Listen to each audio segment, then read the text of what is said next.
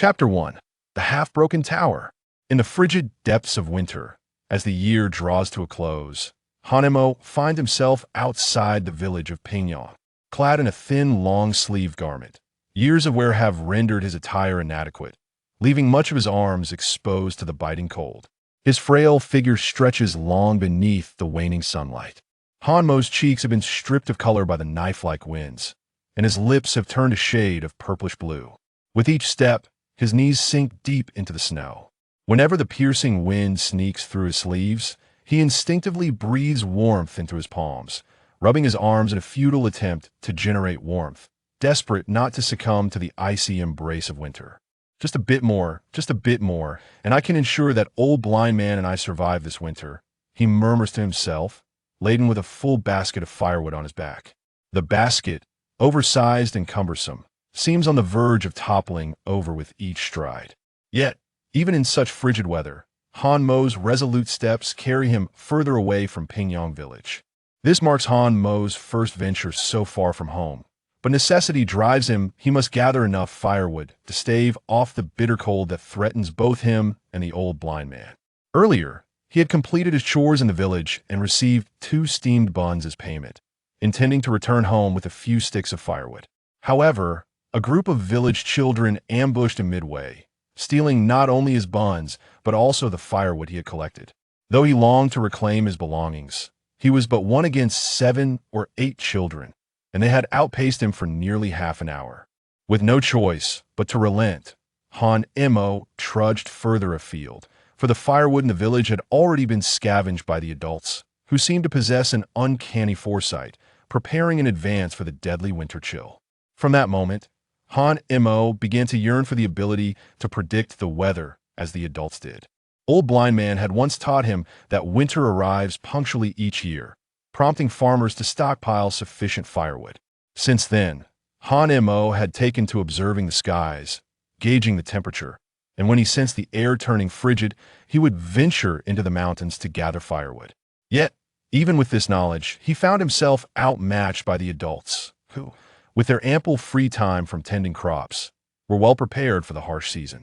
In contrast, Hanemo was perpetually busy with menial tasks to fill his belly, busy watching the adults harvest their crops, busy merely trying to survive. He was so engrossed in his tasks that he often lost track of what exactly he was busy with. When hunger struck, he sought food. When firewood ran low, he trekked farther afield. Following Old Blind Man's teachings, he calculated that 2,000 steps equate to 1 kilometer. He was uncertain how long he had walked, but he distinctly remembered counting over 20,000 steps. Only when the sun had completely set and the moon rose above did he finally arrive at a barren mountain. The ground was littered with firewood, blanketed in snow, yet it filled Hanemo with uncontainable joy, causing the corners of his mouth to lift in a smile. He eagerly pressed forward, sinking knee-deep into the snow. After nearly half an hour, he filled his basket to the brim and secured 2 additional small bundles under his arms for easier transport. Suddenly, his stomach protested with a loud growl, prompting him to pat his belly and smacking his lips in anticipation. Just a little longer. When I return, Old Blind Man will surely have saved a bite for us. Despite his words, Hanemo was reluctant to let his stomach suffer. He scooped up a handful of snow and stuffed it into his mouth, the icy chill causing him to exhale warmth in reflex. After a few desperate mouthfuls that managed to quiet his stomach, he hoisted the basket onto his back and grasped the firewood tightly. However, the moment he stood, whether due to the sudden motion or the weight of the firewood, he lost his balance and tumbled down the slope, basket and all. Hiss! Hanemo inhaled sharply, a cry of pain escaping as he struggled to rise, retreating a few cautious steps. Before him lay a sheer cliff, hundreds of meters high. A misstep could seal his fate, leaving him to rest forever at the bottom. What's this? Hanemo felt something beneath his feet and instinctively stepped aside, only to wince as pain shot through him, forcing him to collapse onto the ground. He lifted his foot to discover a gaping wound. Peering down, he bent low to dig through the snow, his hands fumbling in a desperate search. He encountered something sharp, its edges remarkably smooth, and as he continued to probe, it felt layered, reminiscent of the structures found in taverns within the city. After much effort, he unearthed the peculiar object. It was a small tower, no larger than half his palm. More accurately, it was a half-broken tower, dilapidated and lacking a base. Hanemo noted that the cut at the bottom was unnaturally flat, as if severed by a razor-sharp instrument. Yet, he found it odd the tower felt as if it were made of iron, and even a mountain cutter would struggle to achieve such a smooth incision. He grabbed a piece of cloth to wipe away the residue of blood that clung to the tower, but found no trace of it on his garment. Inspecting the tower from various angles, he discovered it was hollow, and when he lifted it overhead to peer inside, he found only a swirling void, a haze of confusion. A strange sensation enveloped him.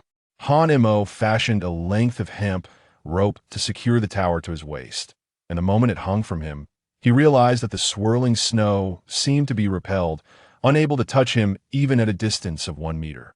He marveled at this phenomenon, attributing it to the tower, and after a brief moment of playful handling, he wrapped it tenderly in his clothing, fearful of being seen with it by others. As he made his way back to Pingyang village, Hanemo was astonished by how swiftly he returned, almost sprinting the distance.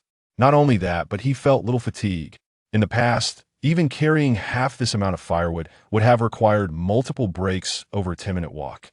Moreover, he noticed that the journey had not chilled him. He felt an inexplicable reservoir of energy. The curiosity of youth tugged at him, and as he pondered the unusual tower at his waist, he examined it closely, yet failed to discern any clarity. Resolute, he continued to attribute his good fortune to the tower and hastened toward Old Blind Man's dilapidated thatch roof hut. As he scanned the villagers' homes lining the path, he noted that despite the moon not yet reaching its zenith, darkness enveloped every household. The villagers of Pingyang were ordinary folk, most barely scraping by, often retiring early after supper to conserve energy and minimize the use of precious oil for their lamps. Perhaps only one exception existed: the Old Blind Man. It was he who would, even before Hanmo's return, kindle a flame at the village's entrance, guiding him back to their meager shelter. Strange, Old Blind Man should be waiting for me at the village entrance with a torch. Where could he be today? There's no scent of his tobacco either, Hanmo mused, unease creeping into his heart as he quickened his pace. At last, he arrived at their home, the abode shared with Old Blind Man. But instead of the familiar flicker of light, he was met with an oppressive darkness and an unusual chill that hung in the air. Old Blind Man, he shouted, abandoning the basket and firewood as he dashed into the house. In the darkness, he adeptly located the fire starter, and after considerable effort, he finally ignited the firewood, illuminating the room with a feeble glow. There, against the wall, sat Old Blind Man, his pipe dangling from his lips, the only visible flicker being a faint spark within the bowl. Hanmo rushed forward, mimicking the Old Blind Man's previous gestures of care, pressing his ear to the old man's chest and placing his palm against his heart. Then, following the old man's teachings, he positioned his fingers beneath Old Blind Man's nostrils. A chilling realization struck him. If there's no breath beneath the nostrils and the heart is colder than the rest of the body, then this person is dead. Old Blind Man was gone. At that moment, Hanmo felt a rush of sorrow welling in his chest. Tears streamed down his face as he collapsed against the lifeless figure. Old Blind Man. For the first time, Hanmo indulged in grief, allowing the fire to burn through the night, dispelling the frost that clung to Old Blind Man's form. At dawn, he awoke to hunger gnawing at him. His gaze fell upon a half-empty pot on the stove, containing a thin gruel of cornmeal. It was exceedingly bland, barely revealing any cornmeal at all, and after a night of freezing temperatures, the soup had solidified into icy clumps. As he stared, tears gathered in Hanmo's eyes. For 2 years, Old Blind Man had ensured there was always something to eat, welcoming him to this dilapidated shelter each night. Especially in winter, fearing Hanmo might freeze to death, Old Blind Man had salvaged a tattered, filthy quilt, allowing him to survive one bitter winter after another. Now, with Old Blind Man gone, Hanmo understood he must forge a new path, determined to avoid the same fate as his mentor dying alone on a winter's night. Senwazi, come out. Return with your aunt. Chapter 2: The World Within the Tower. Aunt San has spotted you. Come out quickly. The acerbic voice instilled a sense of trepidation in Han Mo's eyes, as if he were reminded of some harrowing memory. Han Mo draped the tattered quilt over the old blind man beside him, then stuffed the frozen corn porridge into his pocket, and approached the door, cautiously opening a crack. Aunt San through the narrow opening. Han Mo beheld the face he had always feared, accompanied by 3 men whom he recognized as the laborers from Zhu Silang's household. Alarmed, Han Mo instinctively took 2 steps back. I cannot go back with Aunt San. She would sell me to improve their rations. Resolving in his heart, Han Mo silently made his way to the back door. Rather than a door, it resembled a makeshift windbreak constructed from rice straw. As Han Mo pulled aside the straw, a biting cold wind rushed in, prompting him to instinctively raise his arm for protection. To his surprise, he felt no sensation of the wind's sting against his face. Nor did he feel the chill that moment. Han Mo did not ponder much. He merely glanced back at the immobile old blind man before decisively stepping into the snowy expanse. Crash! Just as Han Mo stepped out of the thatched hut, a wall behind him suddenly collapsed, the thunderous noise startling Aunt San. Following the sound, she spotted the furtive Han Mo. Hey, you little rascal, come back. I won't go. Zhu Silang won't feed me and has beaten many children to death. He will kill me. Han Mo, emboldened by some unknown courage, was defying Aunt San for the first time, which infuriated her. What? You refuse. Zhu Silang offered 4 taels of silver for you to work. You must go. You lot, catch this little beast. The 3 men who followed began to encircle Han Mo with reddened eyes. Han Mo evaded their grasp with his frail body, but stumbled in the snow due to malnutrition. Perhaps it was Zhu Silang's tactics that instilled fear in him, for Han Mo scrambled to his feet and bolted into the snowy wilderness. I cannot go. Zhu Silang is a devil. All the children he buys end up dead. If I go, he will certainly kill me. Han Mo, disoriented, only knew he had to escape. Behind him, the 3 men relentlessly pursued him, determined to drag him back. Tisset, how can this little brat run so fast? Don't let him get away. The master has ordered us to bring this little imp back, or we'll have our rations cut for 2 days. Ahead, Han Mo put all his might into running, falling several times along the way. Yet fear of capture propelled him to rise and continue fleeing. He dared not look back, terrified that if he did, he would be forever trapped in Zhu Silang's grasp. Little brat, come back with us. Suddenly, a voice called from behind. Startling Han Mo, he wished to increase the distance, only to realize he could no longer do so. Ultimately, he was but a child. How could he outrun grown men? He had already dashed out of the village, with only a vast expanse of white snow before him and an unseen path. Starving and attempting to escape 3 middle-aged men in the freezing cold was clearly impossible. Was this to be his fate? Got you. One man, filled with excitement, reached out to grab Han Mo by the collar, but his hand slipped, failing to even graze Han Mo's clothing. What is going on? Why can't I catch him? The man was perplexed. At this distance, he was confident he could seize Han Mo, yet upon reaching him, it felt as if an invisible force repelled his hand. The distance between the 3 grown men and Han Mo was less than a meter, yet no matter how hard they tried, they could not touch him. Soon, Han Mo spotted a narrow path, and just a few hundred meters ahead lay a forest. The forest was devoid of any snowflakes. Even in broad daylight, it appeared dark and ominous from a distance. Little brat, stop! You can't go in there. Suddenly, one of the men shouted nervously, halting and blocking his companions. However, to Han Mo's ears, the words sounded like deceit, an attempt to lure him into stopping so they could capture him and take him back to Zhu Silang's home. He was elated at having evaded the 3 men. I won't have to work for Zhu Silang. I won't be beaten to death by him. Han Mo felt a surge of joy. TSK, this little brat has run into the Shadow Wind Ridge. What should we do? Upon hearing those words, a look of dread appeared in the eyes of the 3 men simultaneously. If we don't go in, we'll only go hungry for 2 days. But at least we can think of another way to survive. However, if we go in there, we might die. Ultimately, due to their cowardice and instinct for self-preservation, the 3 men chose to endure hunger for 2 days rather than risk entering the Shadow Wind Ridge. They had heard tales of creatures more dangerous than wolves and tigers within its depths that in all of Pingyang village. Only Master Li from the east had ventured inside once. When he emerged, he had lost an arm. According to the villagers, Master Li had practiced martial arts. If even he could scarcely escape, what chance did these mere tenants, who only knew farming and hard labor, have of surviving? Thus they dared not enter. The three grown men could only watch helplessly as Han Mo dashed into the Shadow Wind Ridge. This little brat probably won't survive. Let us go back, one of the men remarked with concern. Unable to bear it, but more so lamenting the loss. Han Mo paused at the forest's edge, watching the three men depart, a smile of relief spreading across his face that I am alive. I want to be sold into labor by Aunt San. Yet, as he smiled, a wave of despondency washed over him. The old blind man is gone.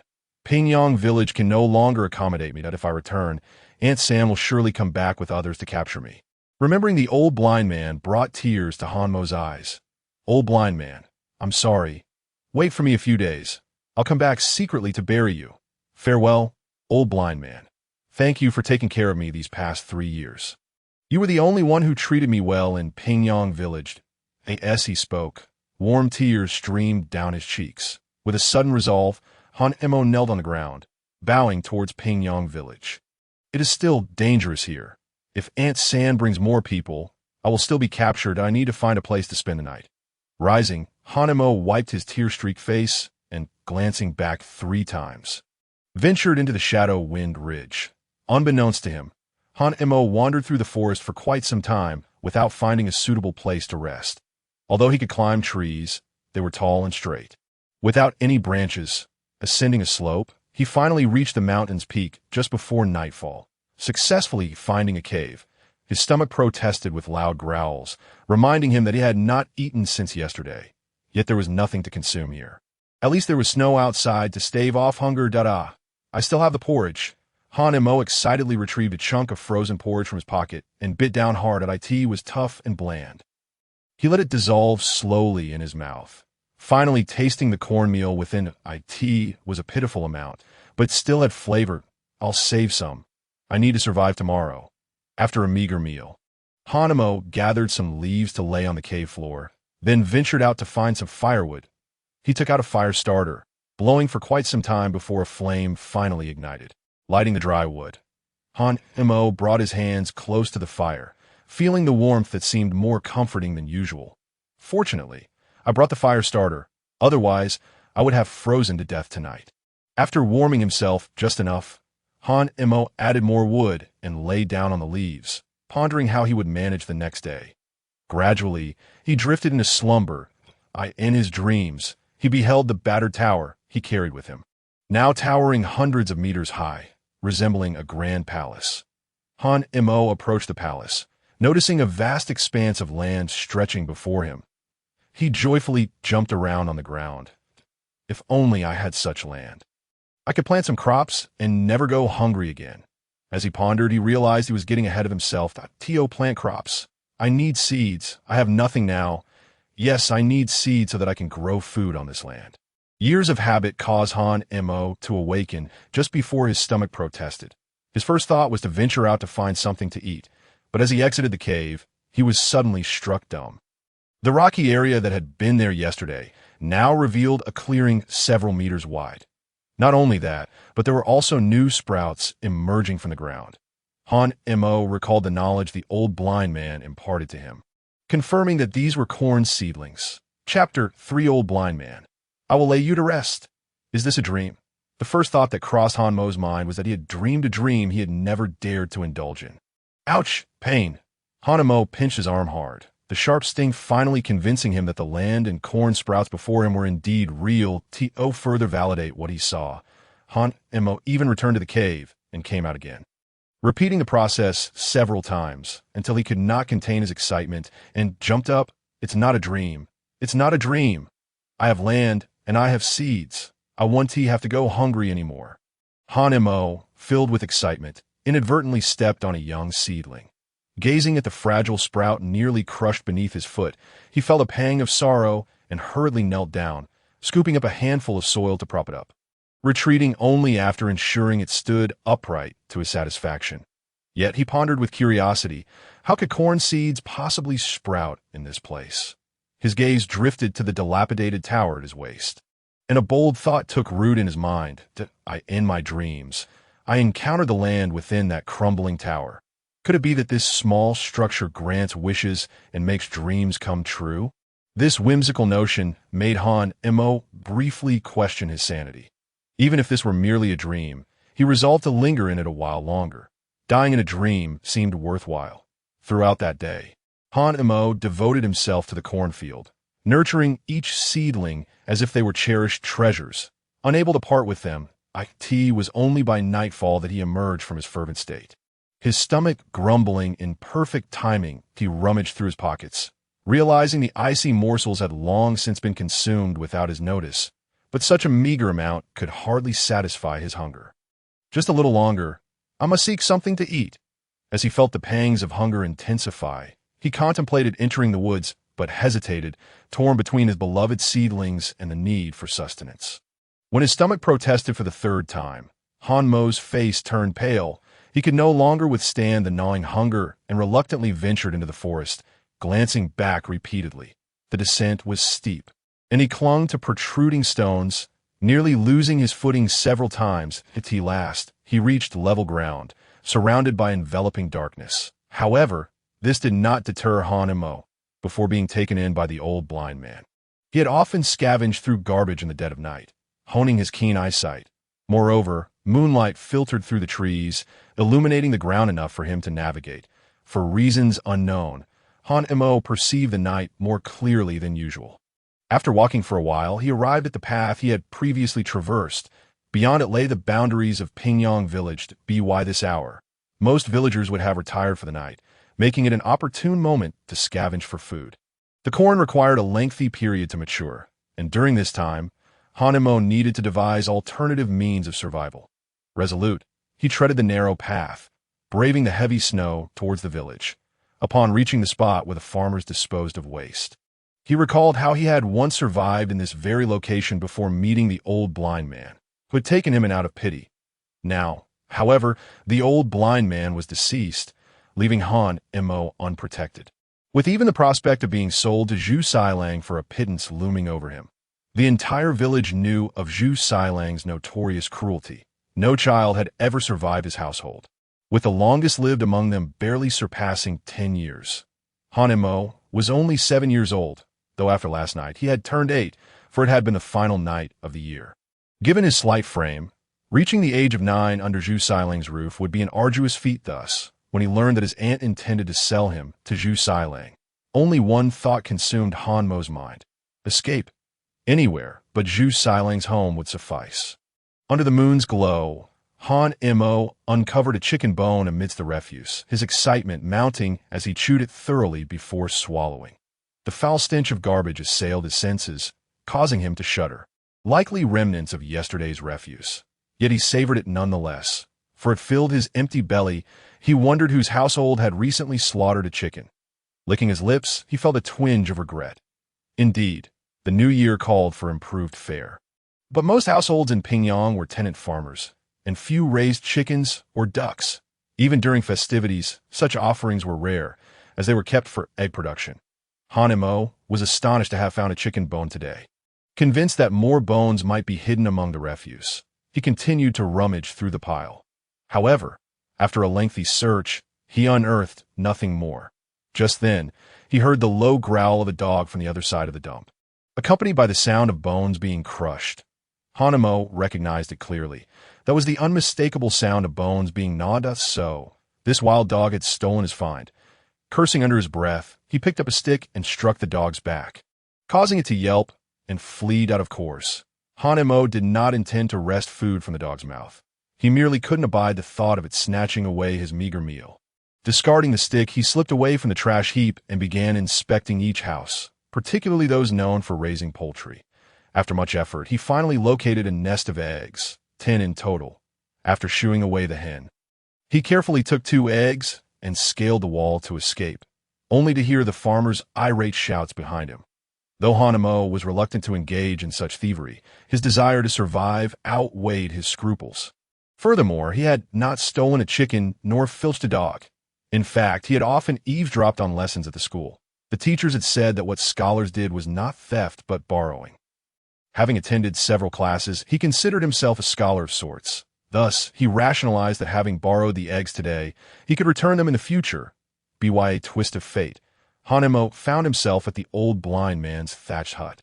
After a moment's hesitation, he stepped inside. A faint odor of decay wafted into his nostrils, and he furrowed his brow, realizing that the old blind man had begun to decompose. Thankfully, it was winter. Had it been the sweltering heat of summer, the stench would have pervaded all of Pingyong village. Approaching the old blind man's side, he found the quilt frozen stiff. "Old man, I will ensure you rest in peace," he declared. After leaving, he quickly returned, this time with a wooden cart parked outside. Though it was called a cart, it had no wheels. Hanemo had fashioned it from 2 long wooden poles and some dry twigs, binding them together with rope to create a makeshift hand-drawn vehicle. He struck a match, lit some dry grass from the quilt, and used it to illuminate the dimly lit room.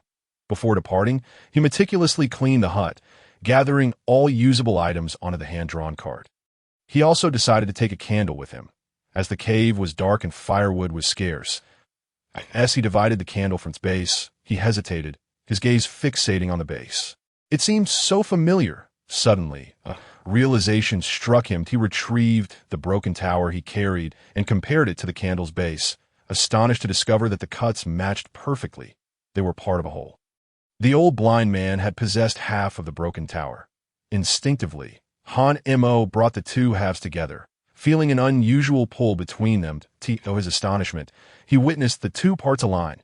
Yet his excitement was short-lived, as the base and tower slipped apart almost instantly.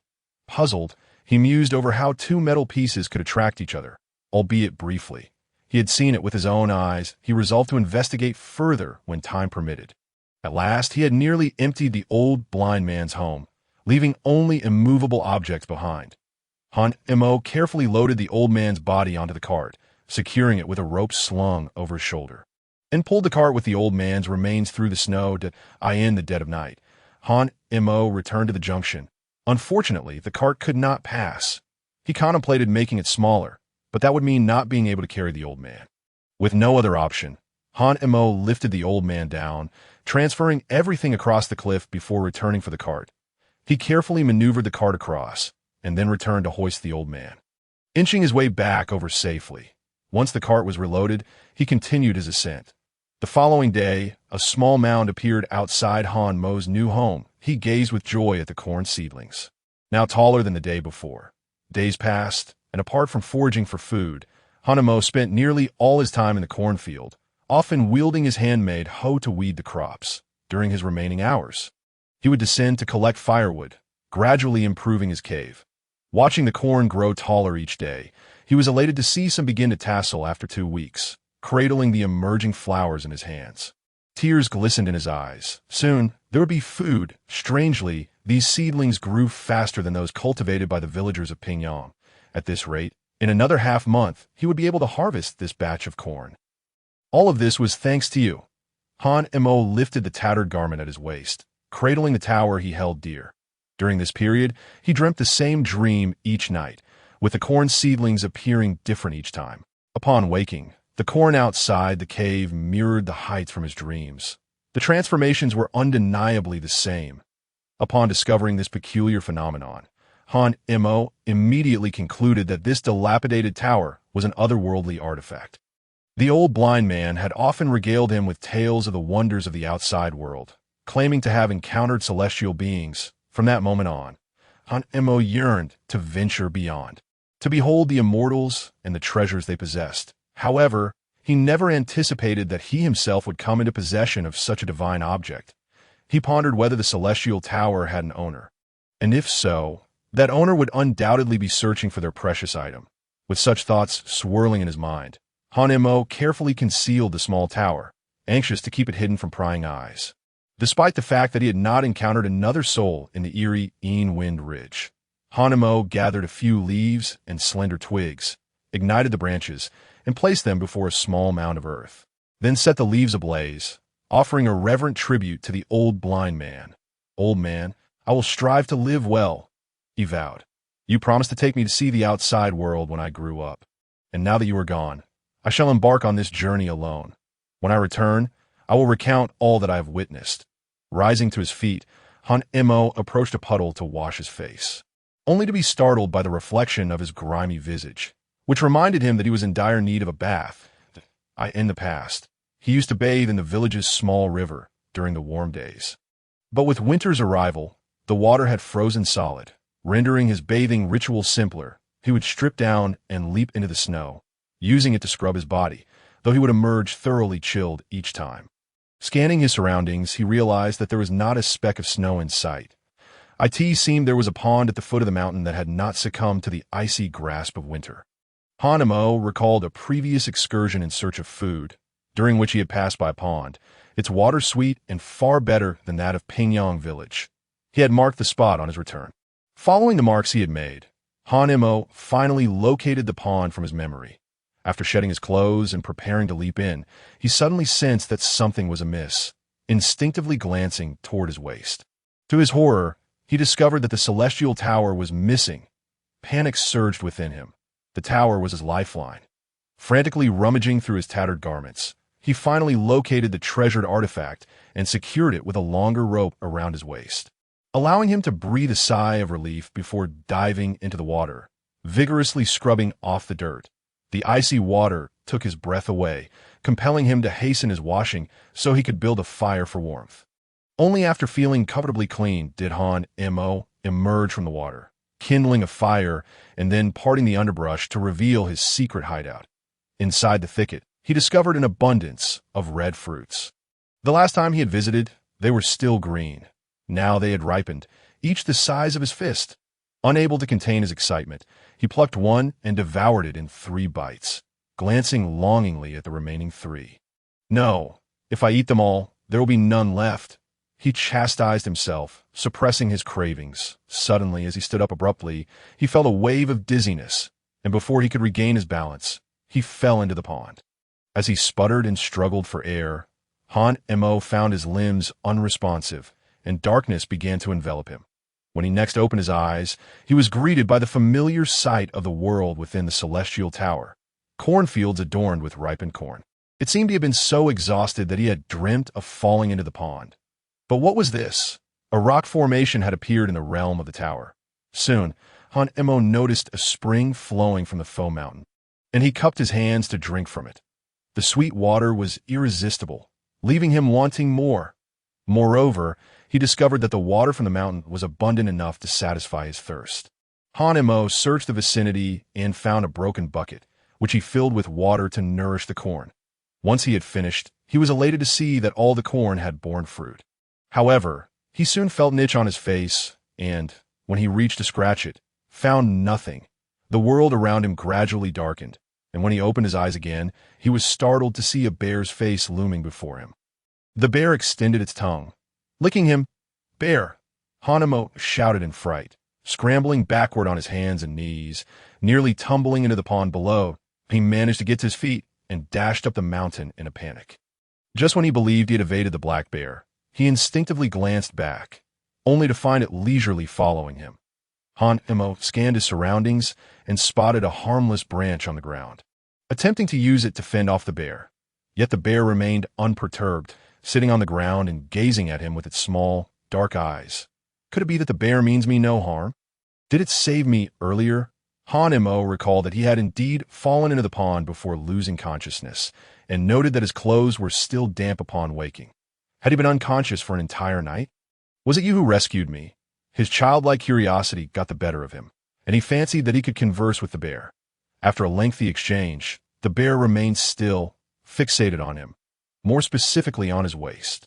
The tower, suddenly realizing that the bear was interested in the celestial tower, Han Mo quickly checked to ensure it was still there, feeling a wave of relief wash over him. The corn in the tower has borne fruit. Han Mo recalled that the progress of the corn outside mirrored that of the tower's realm, prompting him to hasten back toward the mountain's peak, with the bear trailing behind him at last. Hanemo reached the summit and returned to his home. The sight before him left him utterly astonished. Chapter 5. The corn ripens and the harvest doubles. Thanks to Hanmo's diligent care, the corn that had sprouted just days earlier now bore numerous ears of corn. He peeled back the husk to reveal juicy kernels that seemed to burst with moisture. Ecstatic, he yearned to taste them. Han-mo quickly harvested 2 ears, igniting a fire and retrieving the half-broken clay pot that the old blind man had often used to make porridge. As the corn cooked, a delicate aroma wafted through the air, causing Hanmo's mouth to water uncontrollably. Minutes later, unable to resist the hunger gnawing at him, he lifted the steaming corn from the fire, biting into it heartily, husk and all. The husks of this stage of corn were exceptionally tender, and he couldn't bear to discard them. Even after finishing the kernels, Hanemo still felt somewhat hungry. Staring at the cob, he swallowed hard and decided to chew the cob into pieces and swallow them whole. After consuming one, he finally felt a semblance of fullness. With 1 cob remaining, he was reluctant to waste it, devouring it entirely, even drinking the water used to boil the corn. Burp. It was the first time in his life that Hanemo felt so satisfied. Just then, he heard a low growl nearby. Turning to look, he was shocked to see the black bear had followed him to the mountaintop, now staring hungrily at him. Was the bear hungry? No, my corn. Hanemo suddenly realized the danger to his precious corn and picked up a stick from the ground, charging at the bear. But he was far too small compared to the bear. If it retaliated, he would stand no chance. The entire crop could be at risk of being ravaged by the bear. Yet, after enduring hardships to secure food for the coming days, Hanemo found surprising courage to stand his ground. He dared not strike the bear, and the bear showed no signs of aggression.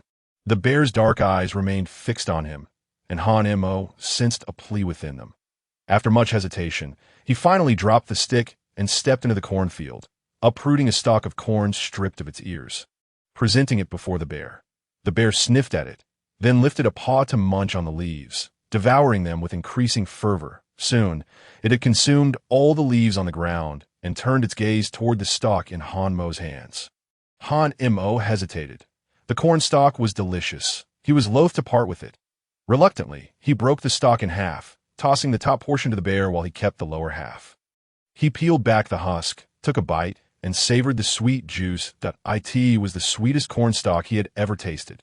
Previously, he had consumed discarded corn stalk from the farmers of Pingyang village, which were dry and tasteless. But he had also encountered some sweet stalks. In comparison, he adored the ones he had cultivated himself. The bear mirrored Hanmo's actions, and after tasting the first bite, it seemed to discover a new delight, gulping down the sweet juice without hesitation. Thus, 1 boy and 1 bear finished off a single corn stalk.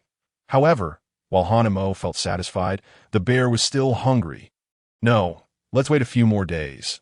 Then they will be even more delicious. Han-mo refused the bear, which appeared to understand his words, standing up and ambling down the mountain. Thus, Hanmo's corn crisis was miraculously resolved. In the ensuing days, Han-mo stationed himself daily in the cornfield, only harvesting a few ears when hunger and temptation became unbearable. To his surprise, he discovered that the black bear did not enter hibernation as he had anticipated. Instead, it visited Han-mo's every day and would descend the mountain after feasting. Thus, an unusual tacit understanding was forged between the solitary man and the bear. Over the following days, Han-mo traversed the mountain, with the bear persistently trailing behind him, which kept him in a state of anxiety, though fortunately, the bear did not harm him. Having been away from Pingyang village for nearly a month, this period marked the happiest time of his life. As he tended to his cornfield, occasionally turning the soil on the mountain and gathering firewood on his descent. Meanwhile, the corn on the mountain gradually ripened. Finally, on the 25th day, Han-mo confirmed that all the corn was ready for harvest and commenced reaping his first batch of grain. After a busy morning, he successfully collected all the corn, yielding 2 large sacks, with a pile still remaining on the ground. However, lacking additional sacks, he could only stack it temporarily. Han-mo selected some older ears, meticulously shucking them one by one, placing on a rock to dry, intending to store them for future planting, that if he consumed 4 ears a day, these would sustain him for a long time, at least a month or 2 without issue.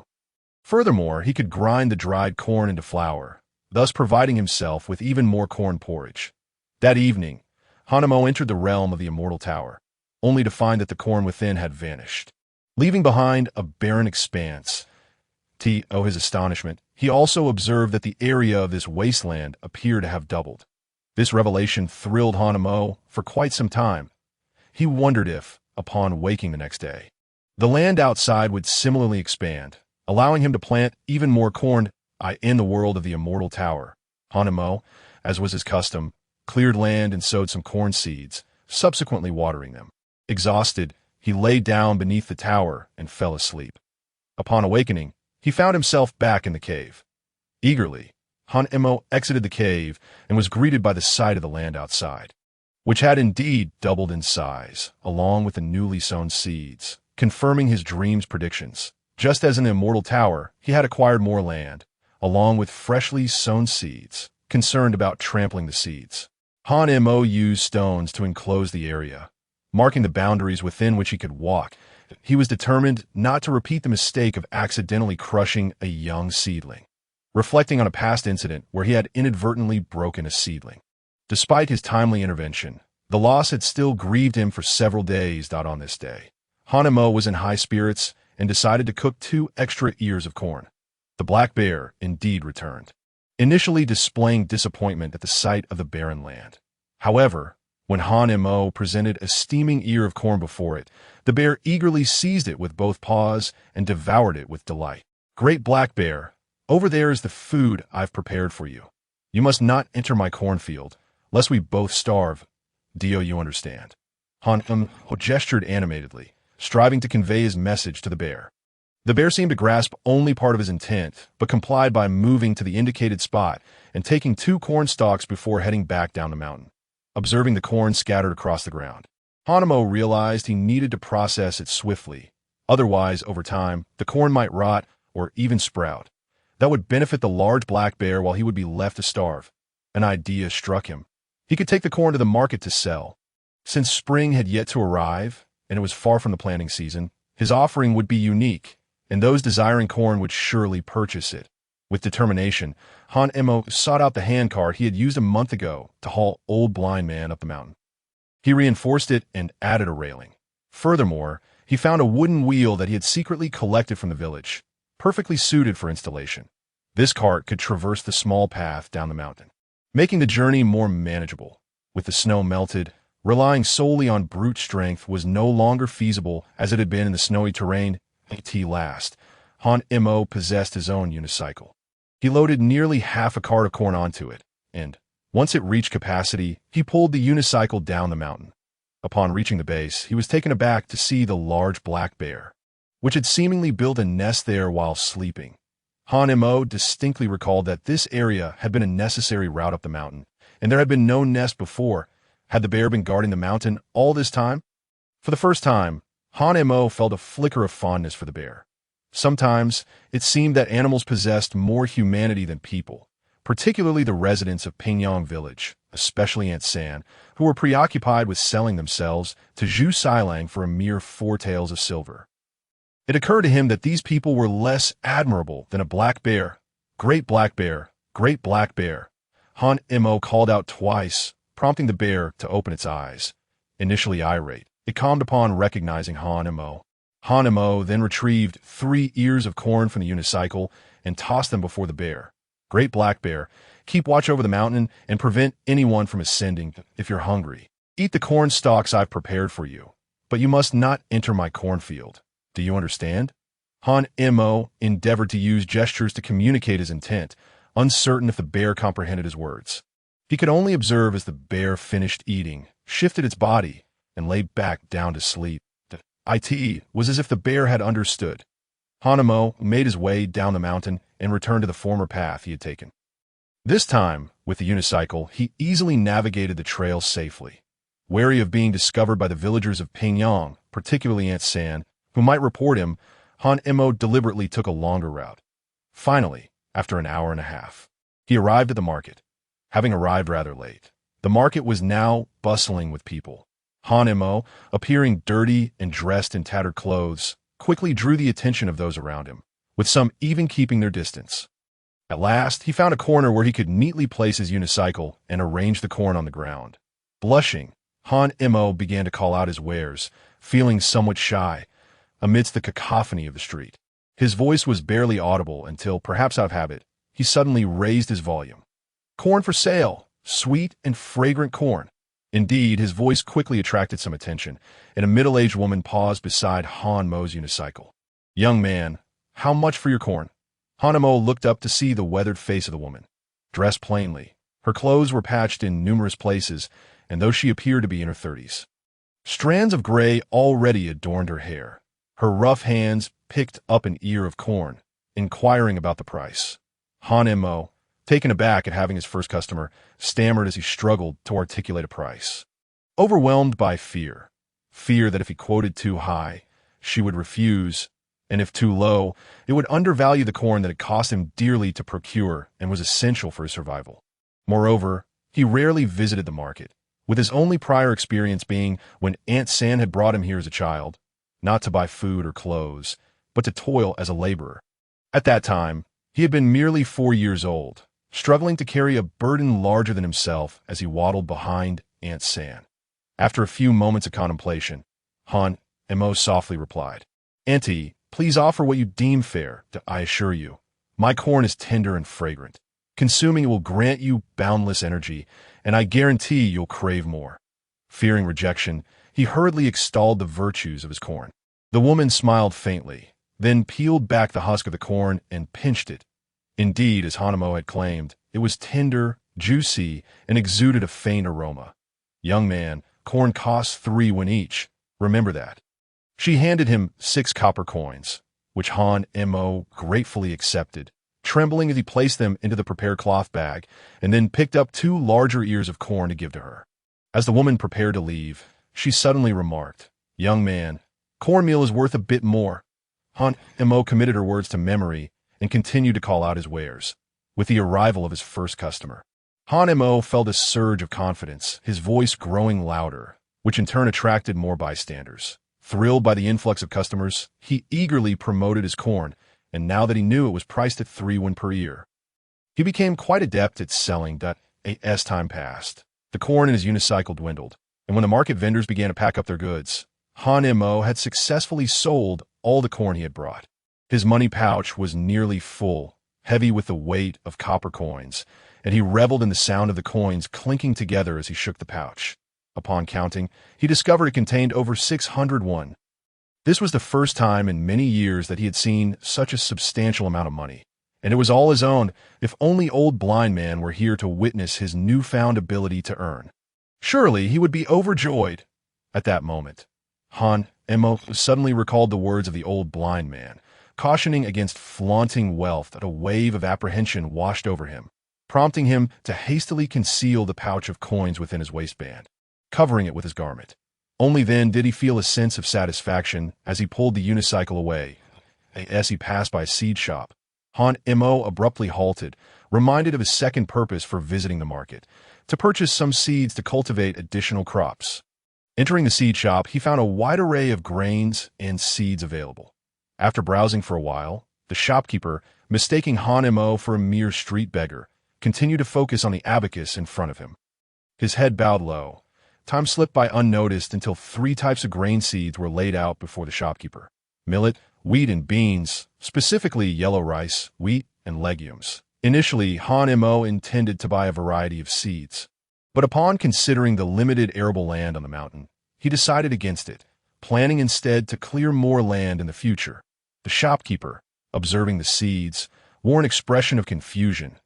He pondered whether this young man was a customer or a beggar. Noting his tattered clothing, yet recognizing that he had neither stolen nor demanded anything. "How much for these seeds?" Han Mo inquired. The shopkeeper hesitated, for his usual clientele consisted of wealthy landowners who purchased in large quantities. He found it difficult to determine a price for such a small request. After a swift calculation on his abacus, he extended 5 fingers. Han Mo was taken aback. 51. "Is that not exorbitant?" he thought to himself. "How many cobs of corn must I sell to recoup that amount?" The shopkeeper chuckled, quickly clarifying, 51. "Young man, Do you possess such wealth? These are at least 6 won each, but I shall give you a discount. Let us settle on 5 won. Upon hearing the price of 5 won, Han-mo exhaled a sigh of relief, though he still felt a pang of regret. Realizing it would cost nearly 2 cobs of corn, he turned away, retrieved 5 won from his pouch, placed it on the table, and swiftly snatched the seeds before making a hasty exit. The shopkeeper was left in a state of astonishment for some time before placing the coins into a nearby wooden box. An hour later, as dusk descended, Han-mo finally returned to Pingyang village, taking care to keep his distance, wary of being spotted by the villagers. Despite having escaped for a month, he remained apprehensive that Aunt San might come searching for him. As he had often seen people lurking at the trailhead, including on this trip to the market, where he had exercised great caution at last, he arrived at the familiar trailhead, feeling a sense of relief wash over him. Thankfully, Aunt Sam was not present. Strangely, in the past fortnight, very few individuals had traversed this path, with visits becoming increasingly infrequent. Yet even so, Han-mo dared not let his guard down, before his life as a drifter. Aunt San had frequently beaten and bullied him. Even after he had begun to wander, she would scold him and give him a few kicks whenever she spotted him, seemingly taking pleasure in her habitual violence against him. Shaking off these thoughts, Han-mo hurried along the path, taking care to erase any footprints he left behind. Upon reaching the mountainside, he found the great black bear still slumbering, merely shifted to a different position. Hearing footsteps, the bear suddenly opened its eyes and bared its teeth. Upon recognizing Han-mo, it relaxed and slowly got to its feet. With each step Han-mo took, the bear followed closely behind. Upon reaching the summit, Han-mo observed that the corn seedlings had grown to over half a foot tall, and with keen attention, he noted that this batch seemed to be growing even faster than the last. Taking out the magical tower, a radiant smile graced Han-mo's face. You truly are my saving grace. Unbeknownst to him, the bear's eyes sparkled with interest as it approached the tower, its nose nearly brushing against it just as Han-mo withdrew it. Gazing at the vacant patch of land, Han-mo felt an overwhelming urge to sow the newly acquired seeds, but soon disappointment clouded his expression. In the past, he had attempted to plant corn seeds outdoors, only to find them rotting when he later dug them up, having never sprouted. Thus, Han-mo realized that only the seeds planted in the dream world of the magical tower would germinate and mature swiftly. It seemed he must wait for nightfall to proceed. Arriving at the pile of corn stalks, he noticed they had not diminished at all. Turning around, he looked at the bear that had approached him. Great black bear, have you not eaten all day? The bear, unable to comprehend, merely nodded slowly in response to Han-mo's gesture towards the pile of bear stalks, with a resigned shake of his head. Han-mo stepped forward and gathered a handful of corn stalks to present to the bear. The two, a boy and a bear, consumed the stalks together, with the bear gazing at Han-mo, who remained oblivious to the fact that the bear was actually eyeing the magical tower concealed beneath his garments. Come now, I must retire for the night. Ultimately, Han-mo could not suppress the desire to plant the newly purchased seeds. The bear stood up and ambled slowly down the mountain. Once back in the cave, Han-mo lit a fire, gathering additional corn stalks to cushion himself against the uneven ground, clutching the seeds he had acquired. A smile lingered on his lips as he closed his eyes, content. Before long, consciousness began to fade. Chapter 7. Zhu Siling enters the Wind Ridge. Upon reopening his eyes, Han-mo was greeted by the sight of the grand magical tower he had been so eager to see. He quickly reached out, feeling once more the sensation that made him believe he possessed magical powers, and his hand soon filled with the 3 types of seeds he had purchased that day. Approaching the entrance of the tower, he removed the hoe that hung there and made his way to the vacant patch of land, beginning to dig holes for the seeds, placing them inside, and covering them with soil, repeating the process diligently at last. After 2 hours of effort, Han-mo had successfully planted all the seeds he had bought. He then took a leaky wooden bucket and headed to the base of the mountain, where the tower had sprouted, to fetch water. This bucket is quite convenient, he thought. With its leak, I can water a row with just a few trips. Han-mo made several back-and-forth journeys, filling the seeds with water until they were thoroughly soaked. Upon returning to the cave, he stripped off his clothes, filled a bucket with water, and began to wash away the fatigue of the day. However, he failed to notice that the mountain before him seemed to have grown considerably taller. After bathing, his stomach rumbled. Time to awaken. Hanemo was well accustomed to this sign. Whenever his stomach began to grumble, it indicated that he was about to wake up. He returned the farming tools to their rightful place and stood at the edge of the cleared land, gazing at the fruits of his labor from the previous night, now sprouting new shoots. Suddenly, his eyelids felt heavy, prompting him to lie down on the ground and close his eyes. Upon awakening again, Hanemo found himself back in the cave, gradually regaining awareness. The fire had burned low, leaving only a few embers still radiating warmth. As was his routine, Hanemo selected 2 tender ears of corn and 1 older one before stepping out of the cave, where he beheld the newly cultivated land sprouting fresh shoots. A naive smile breaking across his face, he fetched a half-baked clay pot, scooped water from a puddle, and placed it on a makeshift earthen stove. Igniting a fire, placing the unpeeled corn inside, Hanemo settled in to wait. Of course, Hanemo would not waste the waiting time. He planned to visit the market again today, hoping to sell more corn and earn a little extra money to improve his living conditions.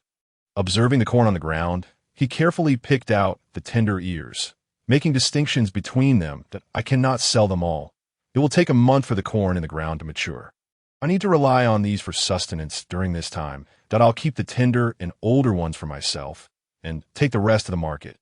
Having made his decision, Hanemo set aside enough to last himself a month, then ventured outside to retrieve his unicycle, beginning to load in less than 15 minutes. He filled the cart with corn once more, and additionally collected some corn for carrying firewood. Today, he hoped to sell a substantial amount, and with the earnings, he could acquire some additional supplies. At that moment, he heard the pot on the fire bubbling, and the aroma of the cooked corn wafted over to him. Hanemo inhaled greedily, rushing to the fire pit outside. The corn was ready. Hanemo eagerly grasped a steaming ear of corn, only to wince as the heat scorched his skin. He fumbled between his left and right hands, puffing and blowing to cool it down. At last, having acclimatized to the temperature, Hanemo devoured the corn as though he had not eaten in days, forgoing the peeling and sinking his teeth directly into it. The sweet juices erupted in his mouth, prompting him to emit a contented moan. With rapid bites, he chewed and swallowed. Even the remaining corn cob was crushed and consumed with relish, though a tad tough. It provided a satisfying fullness. With limited corn at his disposal, he was determined not to waste a single morsel. After finishing the first ear, Hanemo swiftly reached for a second, which was now only mildly hot. He consumed both ears in quick succession, finally satiating his hunger. Patting his belly, he approached the pile of corn husks, selecting one to tear open and savor the sweet water within. After finishing it completely, he belched and drained the remaining water from the clay pot.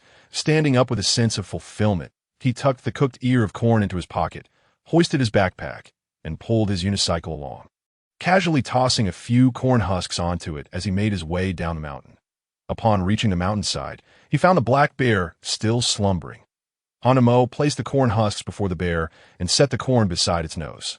The enticing aroma soon roused the creature. Big Black Bear, this is your reward for today.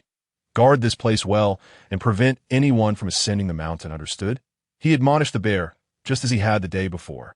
Before continuing on his journey, at last, Hanemo spotted the familiar path and cautiously maneuvered his unicycle across. Suddenly, he halted, noticing several footprints imprinted in the snow beneath him. But oh no, Senani has certainly returned with others to ambush me.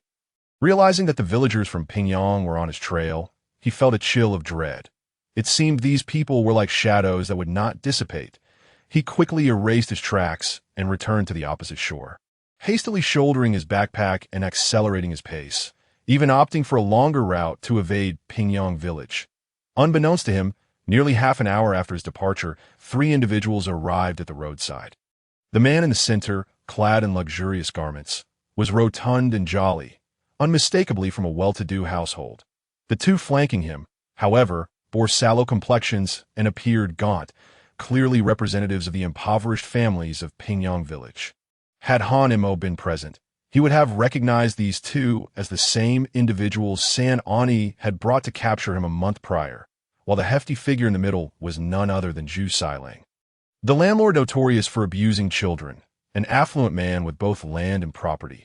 Zhu Leoi, should we venture into Infeng Ridge? One of the men inquired, hesitantly. Indeed, Zhu Leoi, Li Kaiju once entered and lost a hand. He had martial skills. Zhu Silang, arms crossed over his belly, chuckled. Might I be frightened by you two? If danger arises, you must protect me first, but fear not. If you fall, I shall look after your families. I will care for your wives and raise your children. Hearing this, the two tenants trembled and knelt before Zhu Silang, pleading for mercy.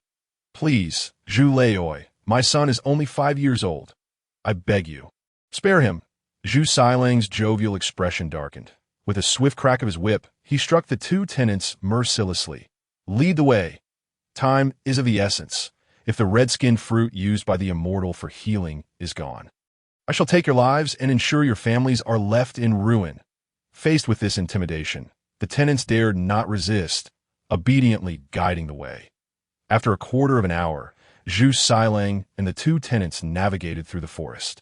Suddenly spotting wheel tracks on the ground, Zhu Silang's expression shifted to one of alarm. This is bad. Someone has discovered the red-skinned fruit before us. Hurry, increase your pace. His voice boomed through the woods.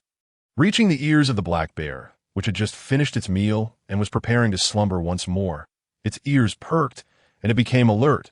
With a mighty roar, the bear pounded its chest and dashed downhill with great speed. Chapter 8. Whose family in Pingyang village has suffered loss? At the marketplace, Han Mo returned to the spot where he had set up his stall the previous day, although he had wasted more time on the road than the day before. He arrived early enough to find ample space for his backpack and unicycle amidst the bustling crowd. Han Mo stood guard between the two, optimistic that the greater quantity of corn he brought today would yield even more profit than before. As he watched the throngs of passers-by, he eagerly anticipated his first customer. Fresh corn for sale, sweet and fragrant young corn. Han Mo's voice grew bolder with each proclamation, shedding the shyness he had displayed the previous day. His calls attracted the attention of nearby vendors, who gazed curiously in his direction. Well done, young man, exclaimed a vendor. Noticing Han Mo's grimy face and tattered clothing, he approached Han Mo with a bowl of porridge. You've come so early. Surely you haven't eaten yet. Drink this while it's hot. Taken aback, Han Mo recognized the kind uncle who stood beside him. Just as he was about to decline, insisting he had already eaten, the bowl was placed firmly in his hands. Drink it, no charge. It's my treat. The words brought a lump to Han Mo's throat, leaving him bewildered at the stark contrast in human kindness. Despite knowing this man for less than a day, the uncle had generously offered him a bowl of porridge, while in Pingyang village, where he had lived for years, he faced disdain and scorn. Even the local children regularly stole his food and firewood, and Sanani was willing to sell him to the unscrupulous landlord Zhu Silang for a mere 4 taels of silver. Han Mo finished the porridge without leaving a drop and carefully approached the porridge vendor. Uncle, I'll wash this bowl and return it to you tomorrow. The vendor smiled kindly, waving his hand dismissively. It's just a bowl. No trouble at all. Dada, look. Someone wants to buy your corn. Startled, Han Mo hurried back to his corn stall, finding an old farmer before him. Young man, how can you grow corn in this frigid winter? The question left Han Mo momentarily speechless, until the porridge vendor came to his rescue. Old man, if you want to eat, just buy it. How he grows corn is his business. Are you trying to cheat a child? The farmer, caught off guard by the vendor's words, sheepishly paid 9 coins and hurried away with 3 large ears of corn. Thank you, uncle. Han Mo expressed his gratitude to the porridge vendor. What is your name? Uncle, my name is Han Mo. The porridge vendor nodded, choosing not to engage further, as Han Mo's stall attracted more customers, bringing in business for him as well. You know, your corn is incredibly fragrant. My family of 3 relished it yesterday, even chewing the cob down to nothing. One customer exclaimed. Indeed, eating your corn gives us so much energy. It feels like we could work all day. The crowd praised Han Mo's corn, eagerly thrusting coins into his hands before hastily gathering their purchases and heading home, some discreetly taking extra ears, fearful of being caught. The porridge vendor, unable to stand idly by, approached Han Mo's stall and seized an old farmer's wrist. Did you pay? Why are your hands so sticky? Do you want me to report you to the authorities and have you locked up for 10 days? You'll learn a lesson. The farmer, terrified, quickly dropped 3 ears of corn, clutching his own two as he fled. Everyone, don't panic. I brought plenty today. There's enough for everyone. With the vendor's presence, no one dared to cheat or sneak away. Thus, by the end of the morning, Hanimo's stall was left entirely bare, his backpack and unicycle empty, while the porridge vendor looked on in envy. Meanwhile, he had consistently returned home with leftovers, which his family would not eat. They craved variety, causing him distress, for he lacked the funds to provide anything else. Just then, Hanimo approached the porridge vendor once more, producing 2 ears of corn the size of a grown man's forearm from his pocket. "Uncle, this is for you, little Hanimo." "Are you serious?" The porridge vendor stared in astonishment at the corn. Hanimo, feeling bashful, scratched his head. "Thank you for the porridge. It was delicious. Uncle, I've sold out of corn, so I'm heading home now." Hanimo loaded his backpack onto the unicycle, slinging the rope over his shoulder, and departed the marketplace. The porridge vendor watched Hanimo's retreating figure, filled with profound reflection. As Hanimo navigated the marketplace streets, pulling his unicycle along, he finally reached the outskirts of the town. Once he secured his unicycle in a safe spot, he took out his money pouch and counted the coins. He had earned 150 coins more than the previous day. Hanimo's face radiated an irrepressible smile as he calculated the earnings from the past 2 days. Yesterday, he made 601. Spending 5 went on seeds. After some time spent counting on his fingers, he concluded that in total, he had earned 1,345 won. How could he have amassed such wealth? "Old blind man, did you see that? I can make money now, and I have so much money." Hanimo gazed at the sky as if the old blind man were up there, sharing in his joy of newfound riches. Today, he resolved to procure some additional items. Having sold seeds yesterday, he decided to purchase a hoe today. The wooden hoe he had used for a month was light and required little effort, but it was ineffective in hard soil and would often break when it struck stones that it was simply not durable enough. Arriving at the blacksmith shop, the owner glanced at Hanimo before returning to hammering the iron on the anvil. "Boss, I would like to buy a hoe," he declared. "Get out of here. What does a little brat like you need a hoe for? You look like you belong with a hoe." Hanimo was shoved aside, falling to the ground with a painful thud to his rear. However, the blacksmith was equally startled, feeling an unusual force that nearly caused him to drop the hammer onto his own vulnerable parts. After checking himself and confirming he was unharmed, he sighed in relief. "You little beggar, scram, or I'll make you regret it." The blacksmith stood up, raising his hammer in a threatening manner. Hanimo had never encountered such a scene. The blacksmith appeared more fearsome than the villagers of Pingyang, though not as terrifying as Aunt San. Summoning his courage, Hanimo stood up, placing a handful of copper coins on the table. "I want to buy a hoe." "How much is it?" The blacksmith's eyes lit up at the sight of a little beggar producing such a significant amount of copper coins, thinking that Hanimo must have more hidden away. Just as the blacksmith's malicious thoughts began to surface, Hanimo suddenly shouted, "Do you believe I will report you to the authorities and have you imprisoned for 10 or 8 days? Enduring some physical suffering?" This outburst attracted the attention of several onlookers, some of whom recognized Hanimo. The blacksmith's heart sank, clearly intimidated by the commotion. Seizing the opportunity, Hanimo felt emboldened. 201. He declared. Observing the expressions of those around him and confirming that the blacksmith was not lying, he handed over the money and carried his hoe away. Passing by a silk shop, Hanimo initially considered having a new garment made, but quickly reconsidered. Realizing that new clothes would undoubtedly be expensive, what if there was not enough corn to eat after buying clothes?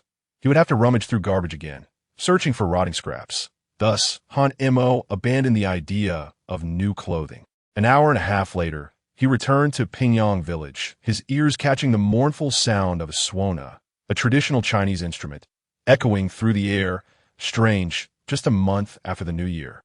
Which family in Pingyang village had lost someone? As he observed the bustling scene from afar, Hanimo dared not linger too long and took a detour to avoid the villager's sight, finally returning to Infeng Ridge. Having walked for less than a quarter of an hour, he suddenly halted upon spotting blood splattered on the ground, his face paling in terror. Someone had ventured into the mountains. The thought raced through his mind, prompting him to hastily haul his car up the hill. His land was up there, along with the newly planted crops, If anyone discovered that someone had managed to plant crops before spring, especially corn, it would spell disaster. Particularly concerning was Aunt San. Could it be that Aunt San had brought people up the mountain? The thought filled him with dread. He feared Aunt San, knowing that if he were caught, he would be dragged back. Yet if he did not go, what would happen if she destroyed the newly sprouted seedlings? If he went, he risked being beaten to death by Zhu Silang. That if he stayed, Aunt San would surely not give up and would continue to watch over the area, leaving him nowhere to escape, and he would eventually starve to death. At that moment, Han Mo experienced a profound sense of helplessness for the first time. His pace quickened as he finally arrived at the tree nest built by the great black bear, who was currently asleep inside. Han Mo chose not to wake the bear and instead hurriedly dashed up the mountain. In any case, whether he lived or perished, if he could drive away Aunt San and her companions, at least he would not starve. Gradually reaching the mountaintop, Han Mo, as heart raced, he set down his cart, removed the hoe, and crept forward on tiptoe. Finally, he spotted the cave, the stacks of corn stalks, the makeshift pit where corn was often boiled, and the intact cornfield. Han Mo let out a sigh of relief. Aunt San had not come, and he had preserved his means of survival. He returned the cart to the cave and, with the hoe in hand, cleared away the weeds sprouting in the cornfield. He then reinforced the pit used for boiling corn, ensuring it was sturdy enough to prevent dirt from falling in during cooking. Having completed these tasks, the sun began to set, casting a gray hue across the sky. Only then did Han Mo remember to reward his stomach and return to the cave to gather 2 ears of corn. One would suffice for dinner, and after eating, he would sleep, lest he grow hungry again and have to consume another. The remaining corn should be enough to sustain him until the next batch matured. After a lengthy wait, the corn in the earthen jar emitted a fragrant aroma.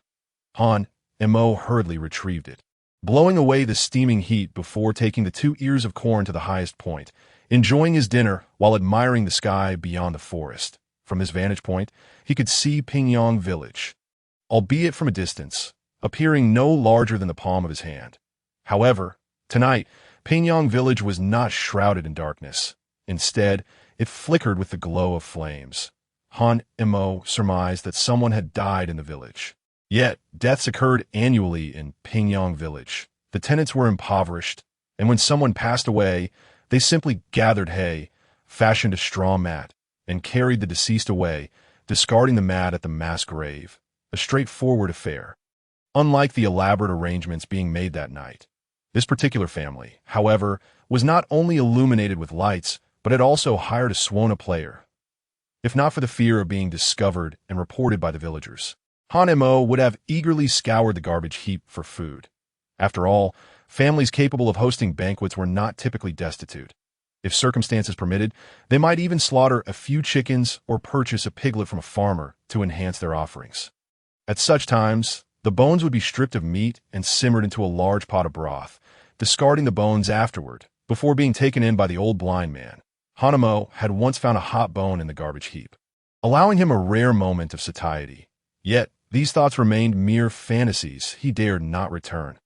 Even at night, should he inadvertently be discovered, Aunt San would undoubtedly bring Zhu Silang's workers to drag him back.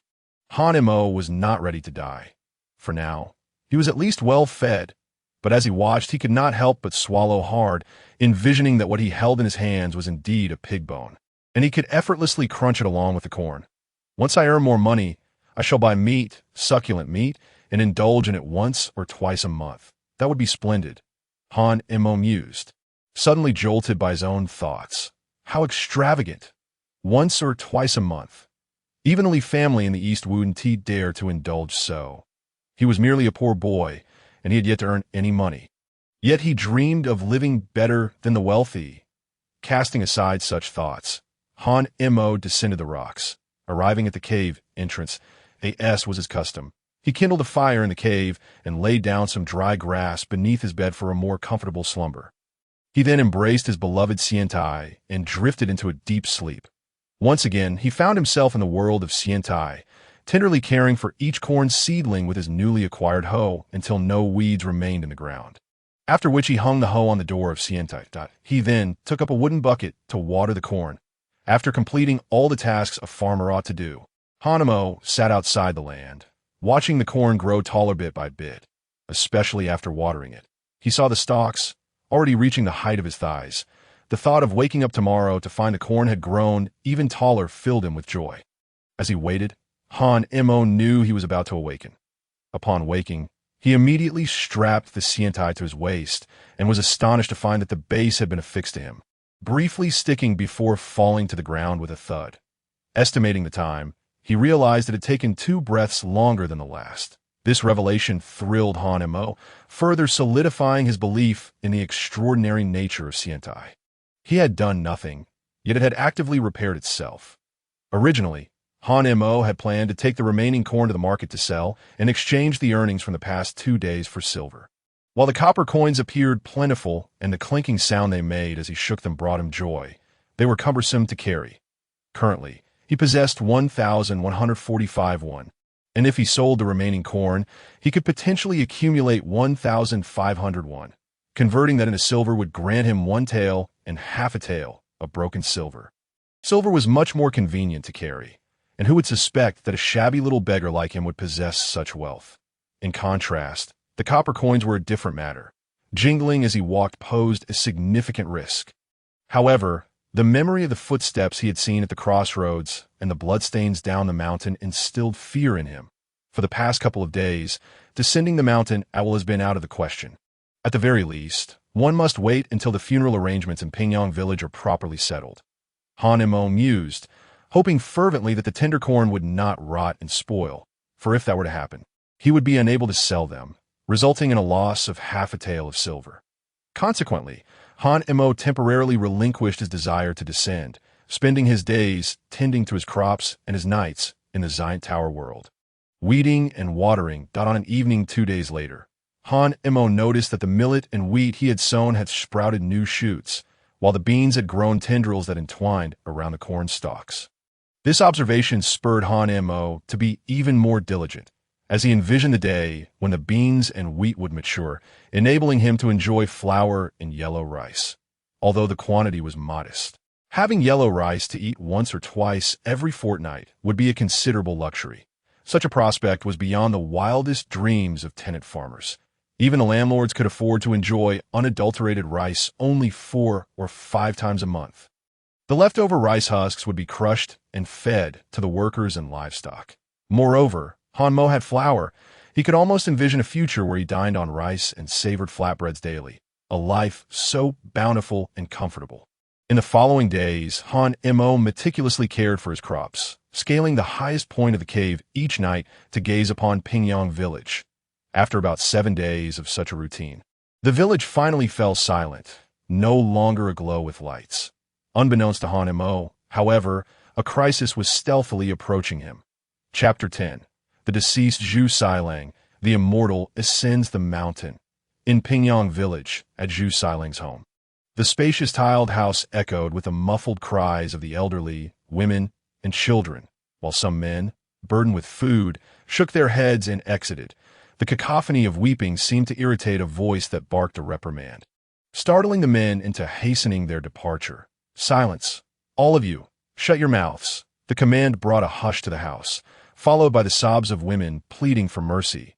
Within the abode, a young man clad in a Taoist robe sat with his eyes half closed, a 3-foot-long green-sheathed sword at his waist, exuding an air of ethereal grace. Before him, an elderly woman and a young woman knelt, while a boy stood atop a table, munching on offerings that, "O Immortal, I beseech you, avenge my husband," cried the elder. "Indeed, Immortal, my son, in the prime of his youth, has met an untimely demise. How shall I, his old wife, survive henceforth? Mother, mother, I want to eat meat. There's meat in the kitchen." A sharp clap resounded as the woman's curses mingled with the child's cries. "Eat, eat, eat. You think of nothing but food while your father lies dead." The Immortal furrowed his brow, and the woman's face turned pale with fear as she hastily carried the boy outside and returned to close the door. With a thud, she fell to her knees again. "O Immortal, my husband Sailang perished in Wind Ridge while searching for the red-skin fruit to heal you. I implore you, in light of Sailang's kind heart, avenge him."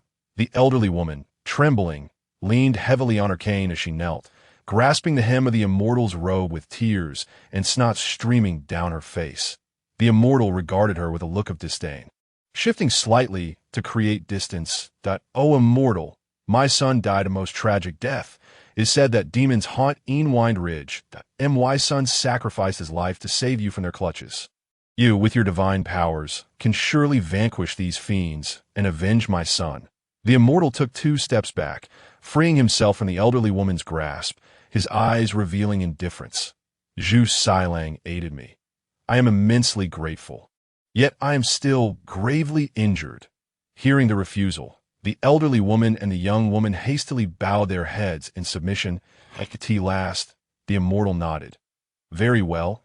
Out of compassion for your yearning hearts, I shall journey to Wind Ridge and personally slay the demons to exact your revenge. Thank you, O Immortal. Thank you." The elderly woman and the young woman expressed their profound gratitude. Just then, a loud splash echoed from outside, and the woman suddenly remembered the water pool in the yard. "Huji, my Huji, Huzier!" The woman shrieked, rushing out the door, only to find the boy struggling in the water. Flailing his arms, desperately, she extended her arm to rescue her son. But alas, she could not swim. The elderly woman, moving slowly with her cane, emerged to see her beloved grandson choking on the water, her face paling in horror as she threw down her cane, slapping her thighs in distress. "Grandson, grandson, O Immortal, save my son, save my boy." The Immortal, with fingers placed upon his chest, spoke slowly. "This mundane water cannot touch my celestial body. Moreover, my descent today serves a purpose. One misstep, and I could be reduced to ashes." These words plunged the elderly woman and the young woman into despair, helplessly watching as the boy drowned in the pool, until a passing rugged man leaped into the water and pulled the boy out. The child's face was pale, his belly swollen. "Mother, do we still have money?" The elderly woman fell silent. The expenses for burying Zhu Silang had depleted their savings. Unless she sold the land, it would take time to arrange. And by then, her precious grandson would be beyond saving. Furthermore, in Pingyang village, there was a rule that children under 10 could not be buried. They could only be wrapped in straw mats and tossed into a mass grave, becoming lonely souls in the mountains. Ultimately, the woman covered her face in profound sorrow, weaving a straw mat to wrap the child, saying, "Just handle the aftermath. I shall head to Wind Ridge." The Immortal exited the tiled house, forming a gesture with one hand, as his 3-foot-long sword soared from his waist, departing the scene on his sword. Atop Wind Ridge, Han Mo, pulling a wheelbarrow, arrived at the place where the corn was piled. Intending to take the remaining tender corn to the market, he had initially feared that the corn would spoil after lying there for so many days. However, to his astonishment, even in the dim, slightly damp cave, the corn remained as fresh as if it were still attached to the stalk. Determined, Han Mo decided to transport the remaining corn to the market in exchange for money, hoping to secure a tael and a half of silver, perhaps even more. With that, he could procure some farming tools and, if fortune favored him, buy himself a new garment. This old outfit had been worn since he was 4 and had become ill-fitting, with many rips and tears, one half of his backside exposed. He could barely hold on. Moreover, Han Mo was quite hungry and intended to buy some fatty meat, though he was uncertain of the price. Having never purchased meat before, and even feeling apprehensive about approaching the butchers, having slaughtered countless pigs, bore fierce expressions that instilled a sense of dread. "Big Black Bear, I am heading down the mountain today to exchange the money for silver. Guard the mountain, and upon my return, I shall prepare you a meal. If you grow thirsty, there are corn stalks and a small water pit outside. Be cautious when drinking and do not step on the grain. Understand?" Han Mo tossed a piece of corn to the bear before loading the remaining corn into the cart, reminding it once more.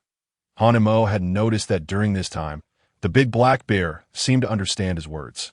He no longer needed to use excessive gestures, for the bear comprehended what to do, never encroaching upon his grain field. This realization brought Han Mo a great sense of relief. Once the cart was loaded, Han Mo approached to touch the black bear. The bear, focused on eating the corn, did not resist, and Han Mo finally managed to stroke its it was coarse, a peculiar sensation. He had assumed that animal fur would be soft and comforting. But the black bear's coat felt as tough as pig bristles. At that moment, the black bear suddenly stood up and Hanemo, caught off guard, was knocked back, nearly losing his balance, just as he was about to express his annoyance. The bear roared in fury and dashed down the mountain. On the ground lay half a corn cob. This is strange. The big black bear would never waste food. He would even chew the corn stalks down to nothing. Yet today he has rebelled and discarded his beloved corn. Something was amiss. Could it be that someone had ascended the mountain? Hanemo knew that animals possess keen senses and immediately grasped that someone might have entered the forest. He carefully picked up the fallen corn and followed the trail. Tracing the footprints, Hanemo realized that the big black bear was heading not down the mountain, but in another direction. He remembered that spot contained a pool of water where he often bathed. Could it be that someone had indeed ventured up? However, the bear's earlier behavior suggested otherwise. It appeared enraged. Roar! At this moment, Hanemo heard the bear's voice again, but this time beyond anger, he detected pain. The big black bear was in distress. What could be happening? It seemed undeniable that someone had entered the mountain with renewed urgency. Hanemo quickened his pace. After approximately half an hour, he arrived at the opposite side of the water pool, spotting the big black bear. Before the bear stood a young man in a long robe. Wielding a sword, confronting the creature, Hanemo observed that the young man was covered in scratches, his robe torn in several places, blood staining the fabric. Beast, today I shall take your life. Chapter 11. Hanemo kills the Immortal. Beast, today I shall take your life. The young man brandished his 3-foot-long sword, leaping several yards into the air, the blade descending like a green peak. Hanemo clearly saw an aura emanating from the young man, coalescing atop the sword. Immortal techniques, Hanemo thought. Could this be the immortal that the old blind man often spoke of? The old blind man spoke of the celestial being's extraordinary abilities, claiming that with but a flick of a finger or a mere glance, one could be struck down. It was wise to avoid provoking such a formidable force.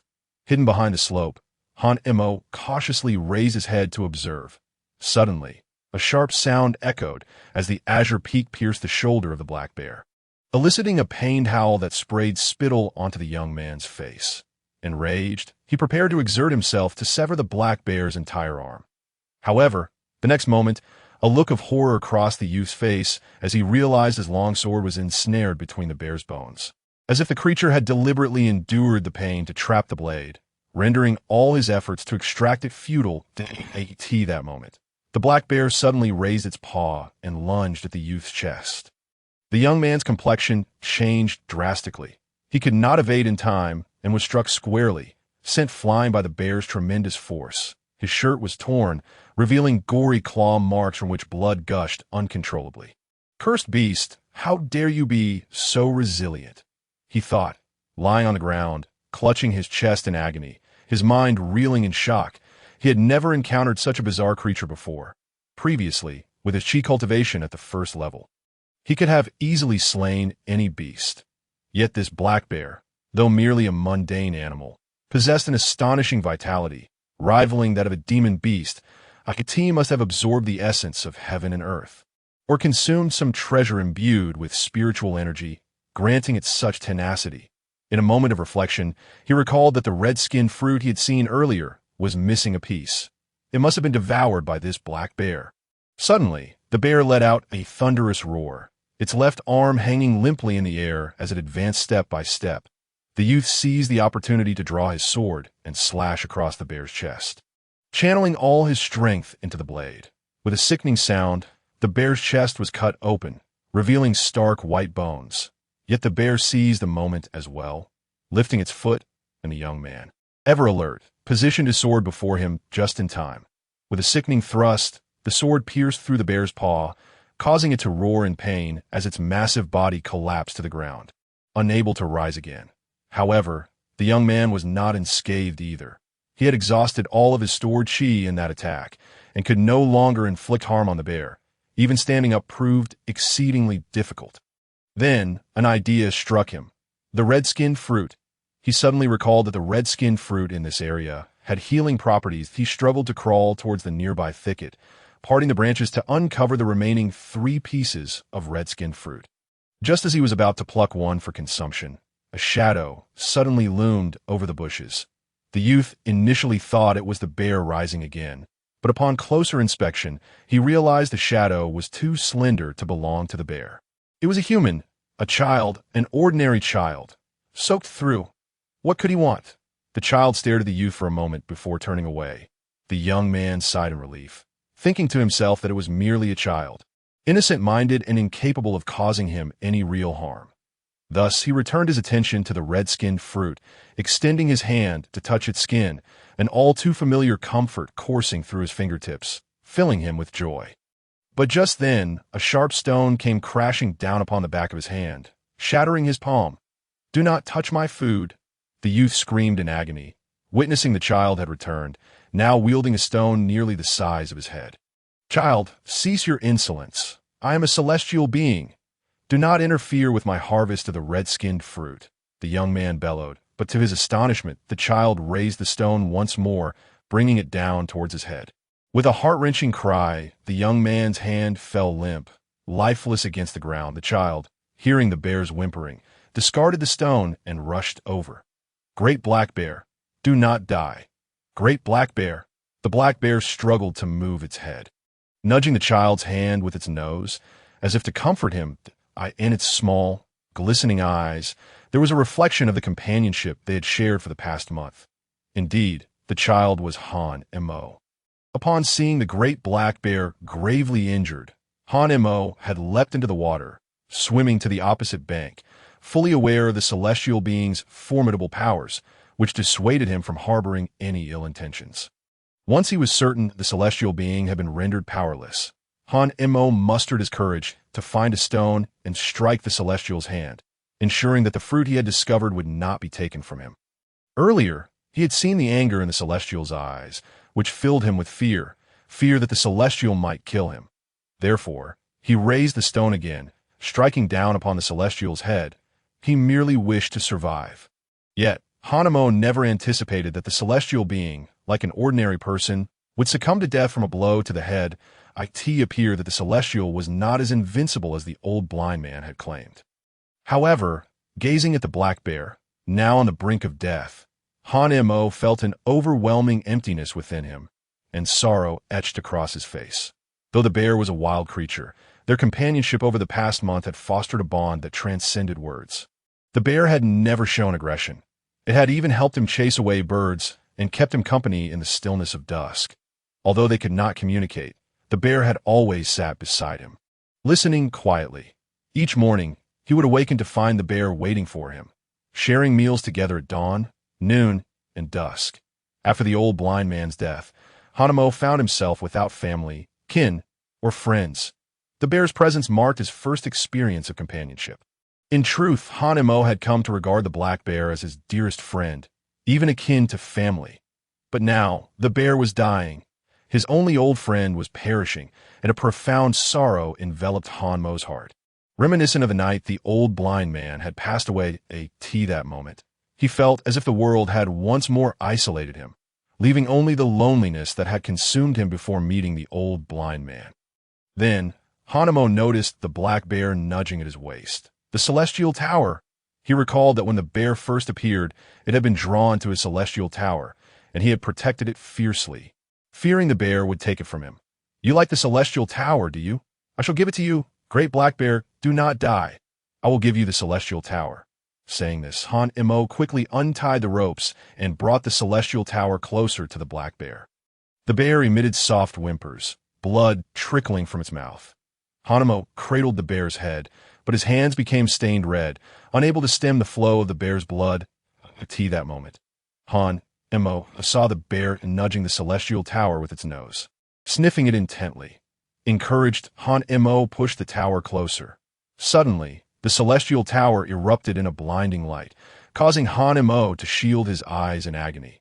Gradually, the searing radiance subsided, and Han-Mo regained his vision, only to find that the black bear had vanished, leaving only the solitary celestial tower. Astonished, Han-Mo searched frantically around him, but the gravely wounded black bear was nowhere to be found. "Great Black Bear? Great Black Bear!" he shouted, but his calls echoed back in silence. Could it be that the celestial tower had taken the bear away? Han-Mo speculated boldly, realizing he could only wait until nightfall to enter the Celestial Tower's realm in his dreams to investigate. Then, the thought of the celestial being surged back into his mind. Hanemo steadied his emotions and approached the lifeless celestial being. Beneath its chest, a corner of a yellowed tome peeked out. Chapter 12. Spirit Summoning Technique. Burial of the Celestial Being. Hanmo's keen eyes caught sight of the book within the celestial's grasp, yet he was wary of the celestial suddenly reviving. He recalled the old blind man's words. It was better to heed warnings than to experience the consequences. The celestial being's might was unparalleled, possessing the miraculous ability to reverse death, a power incomprehensible to mere mortals like him. How could he dare to inflict harm, let alone take its life? Yet, Hanemo considered that the celestial had been injured by the black bear, and his earlier strike had shattered half of its skull, leaving it in a state of disarray. Surely, it must be dead now. As these thoughts raced through his mind, a wave of trepidation washed over him, causing his hands to tremble uncontrollably. I have killed. The first thought that struck Hanemo was that he had taken a life. What if someone discovered this and reported it? The officials would surely come to arrest him and imprison him, subjecting him to torment. Moreover, as he gazed at the white, fibrous substance oozing from the celestial's head, Hanemo felt his insides roiling violently, and he collapsed by the water's edge, retching violently. After a prolonged bout of vomiting, Hanmo's face turned pale, a string of saliva hanging from his lips. Seeing the remnants of the corn he had consumed floating on the water's surface, the nausea gradually abated, only to be replaced by profound regret etched upon his face. Had he known better, he would not have eaten so much. Now, it was all gone. The feeling of wastefulness weighed heavier on his conscience than the act of killing. Hanemo crawled back to the celestial being's side, waiting for what felt like an eternity without any sign of revival. Finally, he summoned his courage and cautiously extracted the book from the celestial's grasp, fearful of waking the being. At long last, he succeeded in retrieving the tome, its pages yellowed, as if it had been preserved for countless years. Then, Hanemo beheld the cover, adorned with 3 captivating characters. Spirit Summoning Technique. Hanemo could not comprehend the meaning of these 3 characters, yet his curiosity compelled him to open the first page of the book. Upon that page, he beheld a human figure, seated cross-legged, with eyes gently closed, hands poised with fingers united, his left hand supporting the right, which rested over his chest. Beneath this figure, an array of text was inscribed. Qin Kun Ding Yuan, Qi Chan Dan Tian, Ba Fong Ji Ju, Inling Ru Ti. Fortunately for Hanemo, his previous clandestine studies at the corner of the classroom had endowed him with the recognition of several characters. And after considerable effort, he finally deciphered the entirety of the text. Each character was familiar to him. However, when strung together, their meaning eluded him. Nevertheless, he mused that the possessions of a celestial being must surely transcend mere ordinary items. Much like the Celestial Tower, which initially appeared unremarkable, yet ultimately bestowed upon him unexpected rewards, the Celestial Tower had granted him land, corn, and promises of rice, wheat, and an abundance of grains in the future. All these blessings stemmed from the Celestial Tower, yet he remained ignorant of the identity of its owner, secretly wishing that the master of the Celestial Tower would not seek him out. Otherwise, he would lose his source of sustenance and face starvation. After perusing the first page, Hanemo continued to delve deeper, but the subsequent content grew increasingly profound and obscure, leaving him struggling to articulate the text. Although uncertain of the book's purpose, he believed it would, like the Celestial Tower, offer him unforeseen benefits. Thus, he tucked the book into his waistband. He then bent low, mirroring the celestial being's posture on the ground, his gaze fixated on the celestial figure's embrace. Filled with anticipation, hoping that more celestial artifacts would manifest within it, Hanemo procured a branch and reached into the celestial being's arms. But his efforts yielded nothing. Disheartened, he rose to depart, yet after taking only a few steps, he abruptly halted and turned back to gaze at the celestial figure. No, if the officials discover a corpse here, I will surely be apprehended. The old blind man had told him that celestial beings belonged to sects, much like how worldly officials were governed by the county office. If the county office of the celestial being discovered its sudden disappearance, the celestial community would undoubtedly mobilize to seek out the truth. leaving no stone unturned. Should they uncover the unfortunate demise of the celestial being, its remains exposed in the wilderness, the ensuing turmoil would surpass the imagination of mere mortals in the realm of heaven and earth. The cycle of cause and effect prevails. Although celestial beings and mortals tread different paths, none can escape the web of fate, and the consequences would be dire. Han Mo's face turned pale with fear as he swiftly fled. Running for half an hour before returning, this time with his unicycle, he positioned the unicycle beside the celestial being and, summoning all his strength, he labored until he had exhausted himself lifting the celestial figure onto the unicycle. He then used his clothing to absorb some water and clean the bloodstains from the ground, finally covering it with dry twigs and leaves to conceal the scene. Time for a rest. After feeling nauseous and expelling his food, Han Mo was overwhelmed by hunger, yet he had no corn or other provisions. Suddenly, he recalled the presence of fruit nearby. He remembered that he had eaten one last time, leaving 3 behind, which he had deliberately saved. Moreover, it seemed that the celestial being had also desired to pluck that fruit. Not wanting his food to be taken, Han Mo felt compelled to intervene. But the celestial being's anger instilled a profound fear within him. Fear that the celestial being might harm him. In a moment of panic, he struck the celestial being's head with a stone, inadvertently causing its demise. I did not mean to. I only wished to survive. Han Mo repeatedly apologized in his heart, then concealed himself behind a bush, discovering the now ripe fruit, which tempted him greatly. He plucked one and devoured it in 3 bites, regaining some strength, then picked another. However, after consuming it, he felt a surge of heat within his body, attributing it to the exertion of moving the celestial being. Yet upon eating the 3rd fruit, he suddenly felt a warmth in his nasal passages, and blood began to flow profusely from his nose. Alarmed, he clamped his hands over his nose, his youthful face contorted in discomfort. Hot! So hot! As the blood continued to pour, his body began to heat up, prompting him to scratch at his skin in distress. With urgency, Han Mo rolled towards the water basin and plunged into it. The blood rapidly stained the water's surface red. He recalled the old blind man's advice that when experiencing a nosebleed, one should breathe through the mouth and avoid tilting the head back to prevent choking. However, applying cold water to the bridge of the nose and behind the ears, it could effectively halt the bleeding, but he promptly followed this guidance, submerging himself entirely in the water. As time passed, the heat gradually dissipated. Yet it remained unbearable, and a drowsy sensation began to envelop him. Han Mo endeavored to stay vigilant, even resorting to biting his tongue, a method that had previously kept him awake in the frigid cold. Finally, the heat vanished, and he emerged from the water's depths, quickly climbing ashore to wring out his drenched clothing before putting it back on. Not wishing to waste any time, he approached the unicycle, slinging the rope over his shoulder like an ox, grasping the handles on either side, and began to pull the celestial figure up the mountain. Indeed, being well-fed provided him with remarkable strength. Han Mo felt an abundance of energy and quickened his pace. Upon reaching the summit, he remained unfazed by fatigue. This perplexed him, for he had often eaten to his fill before, yet never had he felt such boundless vigor as he did today, stronger than any ox or horse. Han Mo reasoned that perhaps it was due to his fear. Without delay, he took up a hoe and began to dig a deep pit beside the old blind man's mound, sufficient to conceal a person. He rolled the celestial being to the edge of the pit, poised to bury it, when he noticed the celestial being's robe and glanced down at his own tattered rags.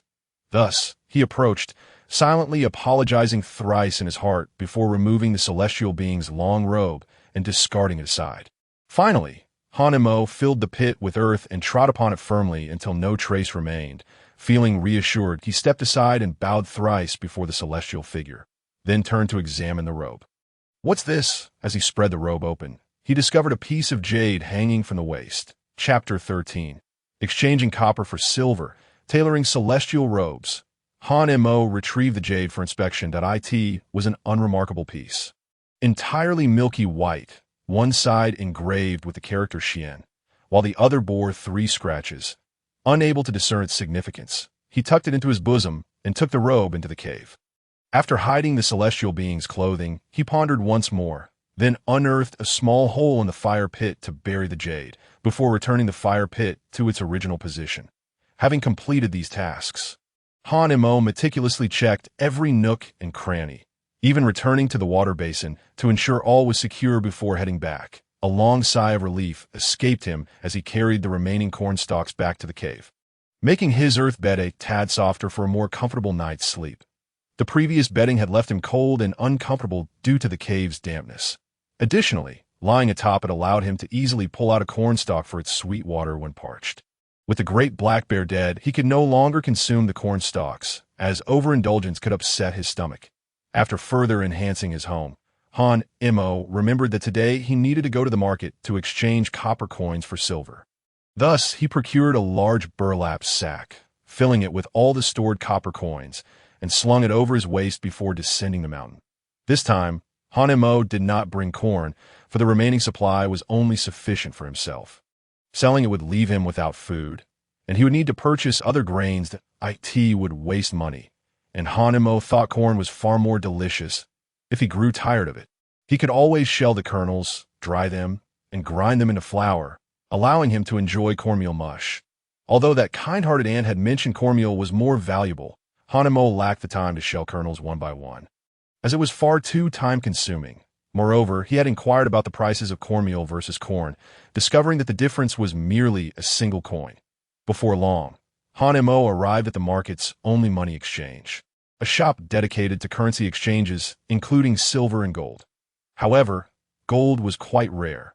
Although the exchange had some, it was scarce. Upon entering the establishment, the shopkeeper, upon seeing the ragged child, instinctively assumed he was a street urchin and offered him a copper coin. "Here, little one, take this, but don't waste my time." The shopkeeper was amiable, yet Han-Imo shook his head vigorously, saying, "I do not seek alms. I've come to exchange for silver." "Exchange for silver?" The shopkeeper burst into laughter upon hearing this. "Child, have you ever seen silver before?"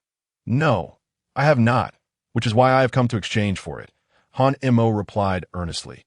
The shopkeeper found the child amusing and engaged him further. "All right then, let me quiz you. How many copper coins could be exchanged for one tael of silver?" Han-Imo raised his fingers, earnestly calculating, which elicited hearty laughter from the shopkeeper. Just as he was about to reveal the answer, Han-Imo suddenly extended all 10 fingers, 10 coins. The proprietor of the money shop was momentarily taken aback for 2 seconds, but he quickly regained his composure. 10 pieces of 100 when amounted to exactly 1,001. The child, though his answer was unexpected, had indeed not erred.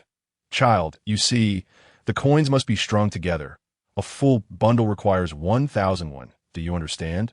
The proprietor elaborated, posing the question once more. "So, do you possess 1,001? "I do," Han-Imo replied with a resounding confidence. The money shop owner, however, suspected that this child was merely jesting at his expense and was about to dismiss him, when Han-Imo suddenly produced a bulging cloth bag from behind.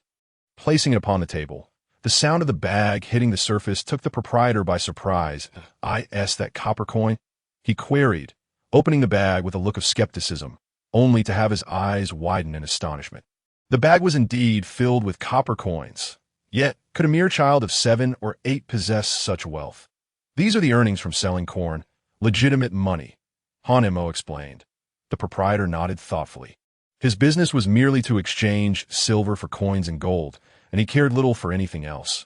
Moreover, the child had claimed these coins were from selling corn. Recently, he had heard of a child selling corn at the market. Perhaps it was this very boy. The proprietor held the child in high esteem. As Han-Imo had not strung the copper coins together, the proprietor began counting them one by 1,145 when. "Is there a problem?"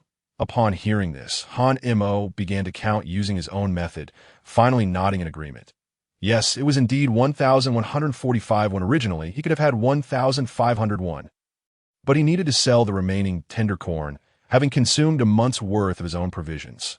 However, upon seeing the footprints down the hill, Han-Imo had felt a surge of fear. Thus, setting aside the 5 for seeds and the 200 for a hoe, he was left with only this amount. He decided to convert it all into silver, but only managed to exchange for a mere 2 taels. Keeping the remaining 145 on him, which was not excessive, especially since he still needed to purchase other items. Child, remember to string the copper coins together in the future. With the proprietor's appreciative gaze upon him, Han Mo exited the money shop. Now, with money in hand, he felt significantly lighter, his posture straightened, and his confidence surged. Han Mo contemplated his purchases. He wanted to acquire some needles and thread, and if possible, a pair of scissors if conditions allowed. He aspired to buy a bed. Though the cornstalk bed in the cave was reasonably comfortable, having been softened with the addition of corn stalks, it was ultimately inadequate.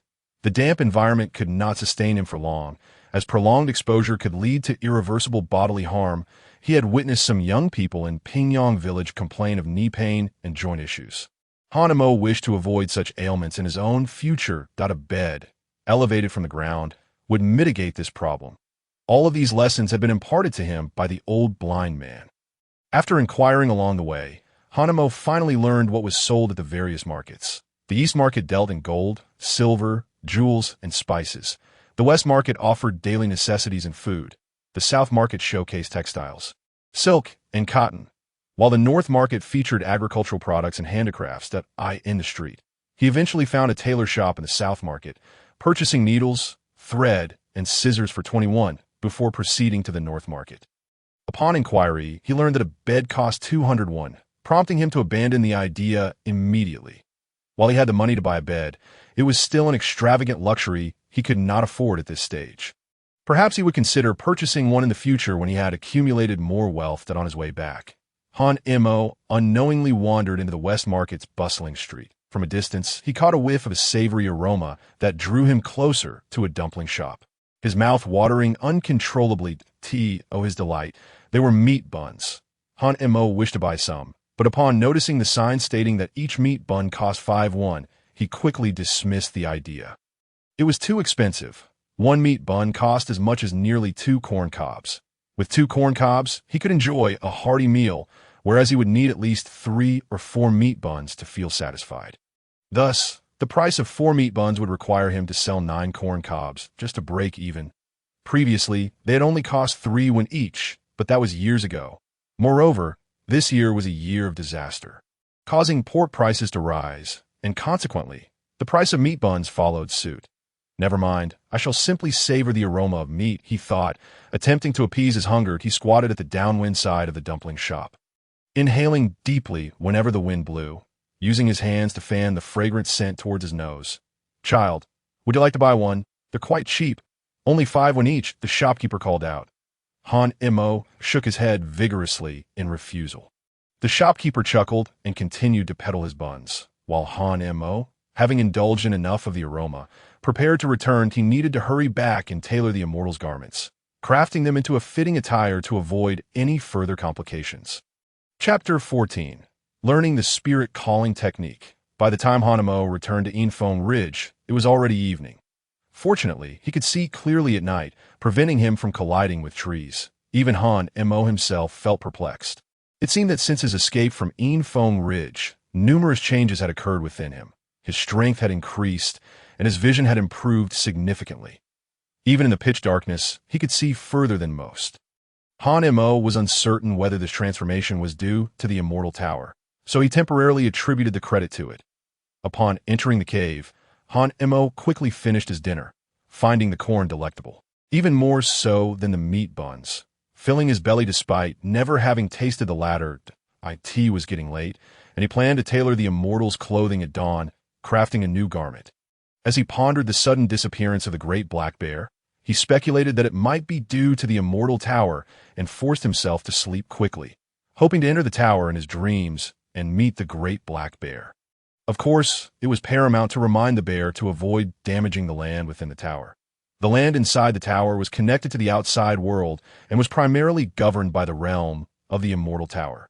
If the interior land were to suffer harm, the outside would inevitably be affected in the same manner. One must not be careless. Yet, the more Han Mo tried to sleep, the more elusive slumber became. The events of the day had been overwhelming, exceeding his comprehension, with each scene replaying vividly in his mind, rendering him unable to drift off. However, he could not resist the quietude of the night. Eventually, he felt a fleeting sense of fatigue and gradually closed his eyes, Upon entering the world of the Immortal Tower, Han Mo immediately sought out the Black Bear. Great Black Bear, Great Black Bear, where are you?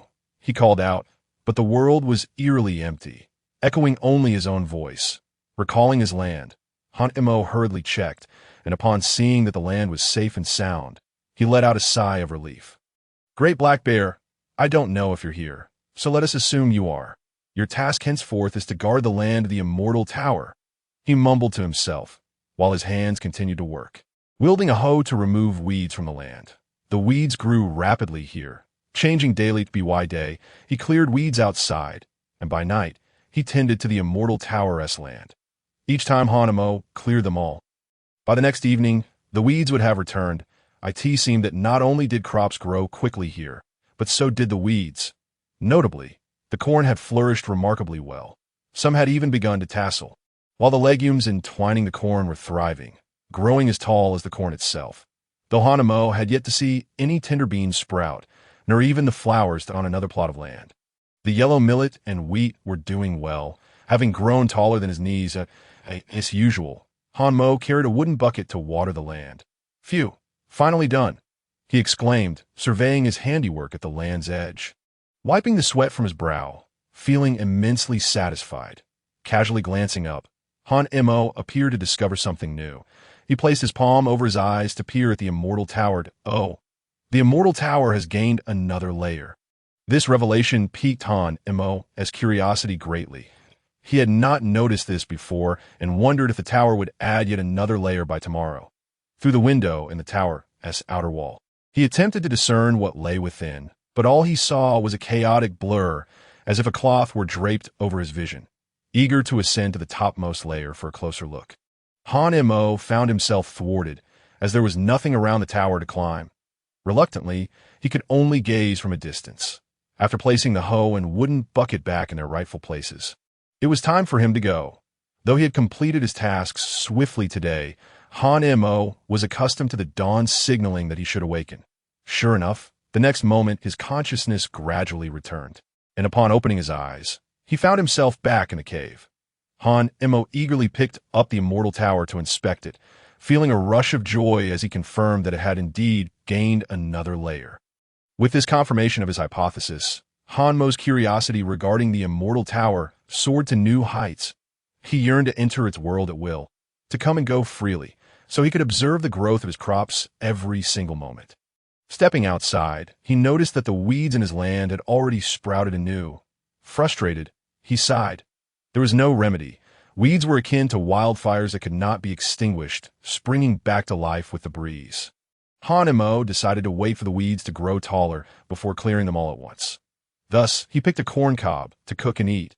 Initially, he intended to cook 2, but recalling how he had nearly vomited after consuming 2 the day before, he resolved to punish himself for the wastefulness by limiting himself to just 1 today. However, after finishing his meal, Han Mo felt an overwhelming sense of boredom that in the days when the Great Bear was around. He could frolic with it, sitting beside the creature and engaging in solitary conversation. Although the Great Bear might not understand or respond, Han Mo persisted in this daily ritual to pass the time. Now that the Great Bear had passed away, leaving him alone, he found himself unable to endure the loneliness even before the first day had officially begun. If only I had a book, I could become a true scholar like my peers in the village, Han Mo mused, suddenly struck by a thought. Did he not possess a book? He drew forth the tome he had discovered on the Immortal, realizing that he had slept with it tucked into his waist all night. Upon opening the book to the first page, he encountered the same humanoid figure and rows of incomprehensible characters. Yet, Han Mo did not feel inclined to give up. Instead, he sought a clean spot to sit cross-legged, imitating the figure in the book. However, he felt no sensation. On the contrary, he found it rather peculiar. Sitting idly, doing nothing, seemed no different from wasting time. But the book contained text, did it not? Abandoning his seated position, he lay on the ground to scrutinize the words above. Qian Kuan Ding Yuan, Qi Chan Dan Tian, Ba Fong Ji Ju, In Ling Ru Ti. Although he could not comprehend the meaning, Han Mo stammeringly read through it once, then flipped to the back, where he discovered even more characters. It was then that he realized that merely sitting was insufficient. He had to follow the instructions provided. Besides silently reciting the incantation in his mind, he also needed to perform some fundamental movements. For instance, he needed to relax his shoulders, slightly close his eyes, place his tongue against the roof of his mouth, breathe naturally through his nose, and allow the inhaled air to circulate lightly within his head before swallowing it into his abdomen, while he could grasp the earlier instructions. The latter part eluded him. How was he to let the air flow within his head? Each breath seemed to travel directly from his mouth to his stomach. Sometimes, when hunger struck, he would inhale deeply, forcing his belly to swell slightly. The sudden demand to breathe naturally while allowing air into his head was exceedingly difficult for Han Mo. He contemplated giving up, but the thought of succumbing to the idleness of merely sitting still spurred him on. Resolutely, he endeavored to practice the methods described in the book. After a full day of effort, Han Mo finally committed the contents of the first and second pages to memory. Occasionally forgetting, he would glance back at the text before promptly shutting the book. Much like the peers he observed in the classroom reciting their lessons. Initially, he needed to vocalize the words, but soon he was able to recite them silently in his mind, word for word. The sense of accomplishment invigorated him, and recalling the seated posture outlined in the book, he considered continuing his studies. Yet upon opening the tome, he was startled to realize that night had fallen, with no choice but to hastily consume his evening meal. He returned to the cave, ignited a fire, and began to observe how the figure in the book sat cross-legged. Time slipped away unnoticed as Han Mo added firewood 5 times, and just before the flames extinguished, he suddenly grasped the concept that, this is how it is. Chapter 15. Han Mo descends the mountain again. The following day, Han Mo awoke early and inspected the corn and yellow millet he had planted. The corn had begun to tassel, yet the kernels were still small, not even fully formed. Nevertheless, Han Mo remained unperturbed, knowing that in 10 days, the corn would be ripe. That he then returned to the cave, where he counted the small pile of corn left on the ground, meticulously planning how many to consume each day, neither too many nor too few, ensuring it would suffice for the remaining days. With the worry of food resolved, Han Mo finally breathed a sigh of relief, swiftly finishing his breakfast before heading up to the cave's summit. The elevated terrain provided him with a vantage point to admire the sky during his leisure moments, often leading him to whimsical thoughts of reaching out to touch the heavens, only to feel the currents of air slip through his fingers. Han Mo pondered, if only I could stretch out my hand and actually touch the sky, to see what it is like. If only I could soar through the air like the immortal spoken of by the old blind man, flying effortlessly on a sword. The innocence of a child's imagination allowed him to envision various scenarios. Yet his curiosity about the old man's tales of sword flight lingered. However, from today onward, Han Mo resolved to set aside these thoughts. He sat cross-legged atop a large rock, took out the spirit drawing technique, and recited the incantation. Confirming he could recite it flawlessly, he then reflected on the insights gained the previous night. This is how the little figure sits, he thought, adopting the figure's posture and closing his eyes while silently reciting the incantation, continuously adjusting his stance. Time passed, and Han Mo finally found some semblance of tranquility, though he still occasionally fidgeted. Ants and insects crawled up his neck and arms, causing an itch that compelled him to swat them away. Interrupting his recitation time, and again, in frustration, he had no choice but to take a break. When he glanced at the sky, he initially believed only a brief moment had passed, only to discover the sun was directly overhead. Time flies so swiftly, he mused, glancing at his tattered clothing, which reminded him that he had intended to tailor a garment from the Immortal's robe. So, he descended from the rock and returned to the cave. Finding the long robe he had stripped from the Immortal, Han Mo held it against himself. Estimating its rough outline, he then took out the scissors he had purchased and began snipping the robe into several pieces. However, as he held the assorted scraps of fabric, he found himself at a loss. He had no knowledge of sewing. Panic set in as he attempted to use a bone needle to thread some hemp, embarking on the arduous task of stitching. Alas, with a moment of inattention, he had not noticed the sharp tip of the bone needle, and it unexpectedly pricked his fingertip, sending a sudden jolt of pain coursing through him. Instinctively, he inhaled sharply and, almost immediately, brought his bloodied finger to his lips, gently sucking and licking away the crimson stain. Resuming his sewing, he continued his somewhat clumsy stitching. Due to his lack of skill, Hanemo inadvertently pricked all 10 of his fingers, and the cave echoed with his cries of discomfort. At last, after persistent effort, he had fashioned himself a garment. Excitedly, he donned it, only to find that it fit poorly, his belly protruding and the sleeves barely covering his arms, with several places left unstitched, creating numerous holes. Removing the garment, Hanemo made adjustments, adding fabric where necessary and mending the gaps until it finally became wearable. The entire outfit was a haphazard assembly of rough stitches. Yet for Hanemo, it was enough. This was his first new garment. Next, he engaged in the tedious tasks of cutting and mending, resulting in a pair of trousers. With newfound experience, he managed to avoid injuring himself too much. Though his fingertips bore traces of blood, even the clothing bore evidence of his struggles. Hanemo stood up and surveyed himself, a satisfied smile gracing his face to avoid suspicion. He shredded his old clothes, stitching many patches onto his new outfit. Thus, he acquired a new set of tattered clothing. Glancing outside, he noted that it was still not dark, prompting him to continue his studies. He retrieved the spirit drawing technique once more. But this time he chose to sit on his bed rather than atop the hard stone. The stone was too unforgiving, causing discomfort, and moreover, the cave was free of insects, allowing him to study uninterrupted.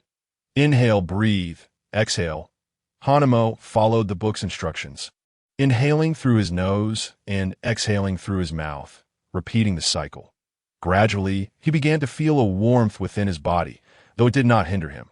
Yet despite his efforts, he could not achieve the book's instruction to let the air flow into his head. It simply followed the usual route from his mouth to his stomach before being expelled. The sensation of air circulating within his head remained elusive. He even began to suspect that the book was mistaken. How could a person allow air to flow into their head without fear of losing their wits? However, Hanmo's stubbornness prevailed, and he was determined to succeed. He sat there until the next day, and when he finally opened his eyes, he initially thought it was still night. Only when the sun rose in the east did he realize it was already the following day. He had sat there the entire night, and aside from some numbness in his legs, he felt no other effects. It took a while for him to adjust before he could stand and walk. Strangely, even after a night without sleep, he felt no overwhelming fatigue. If anything, he felt more invigorated. After completing his daily tasks, Hanemo consumed 2 corn cobs and continued practicing the sitting method from book. This pursuit lasted several days. Hanemo even replaced sleep with sitting in silence. Feeling no fatigue, in fact, after a couple of days of this practice, he sensed his mind becoming increasingly sharp, allowing him to see more clearly at night than before. Sometimes he could even hear the whispers of the wind rustling through the cornfield. It was no wonder that the adults often sat vacantly at the door. It seemed their apparent daydreaming was, in truth, a deliberate act with its own rationale. Hanemo imagined himself as an adult. It wasn't until the 7th day that he hurriedly concluded his silent sitting practice, for the weeds in the cornfield had grown significantly taller, nearly engulfing his calves as he walked through. Hanemo realized he had not entered the world of the Immortal Tower for several days. Weeding outside proved futile. At best, it merely gave him the illusion of a clean plot of land, only for the weeds to rise again the following day. Unchanged, upon entering the Immortal Tower world, the weeds remained. Thus, Hanemo deduced that weeding was only effective within the Immortal Tower realm. That night, he chose to forego further study of the silent sitting technique and retired early to bed. After several days, Hanemo returned to the Immortal Tower world and, without hesitation, grabbed a hoe at the entrance, plunging into the ground to begin his weeding endeavors. This time, the weeds proved more stubborn than before, prompting Hanemo to first pull them by hand before using the hoe to uproot them. After 2 nights of toil, he finally restored the land within the Immortal Tower world to a pristine state. A wave of accomplishment surged within him, gazing at the corn stalks thicker than his own arms. He eagerly peeled back the husk to reveal the plump kernels inside. With a gentle pinch of his nail, juice burst forth, and Hanemo excitedly licked the liquid from his fingertip. The tender beans entwined around the corn stalks had also proliferated. Subsequently, he ventured to the fields where yellow millet and wheat were planted, discovering they had merely begun to sprout. with no grains yet formed. The next day, Hanemo could hardly contain his anticipation as he harvested 2 ears of corn and some tender beans to cook. The corn was sweet and the beans crisp. With each bite, Hanemo felt he was savoring a delicacy of the earthly realm, even more delectable than meat. Though he had never tasted meat, that did not hinder his belief. The corn was not yet fully ripe.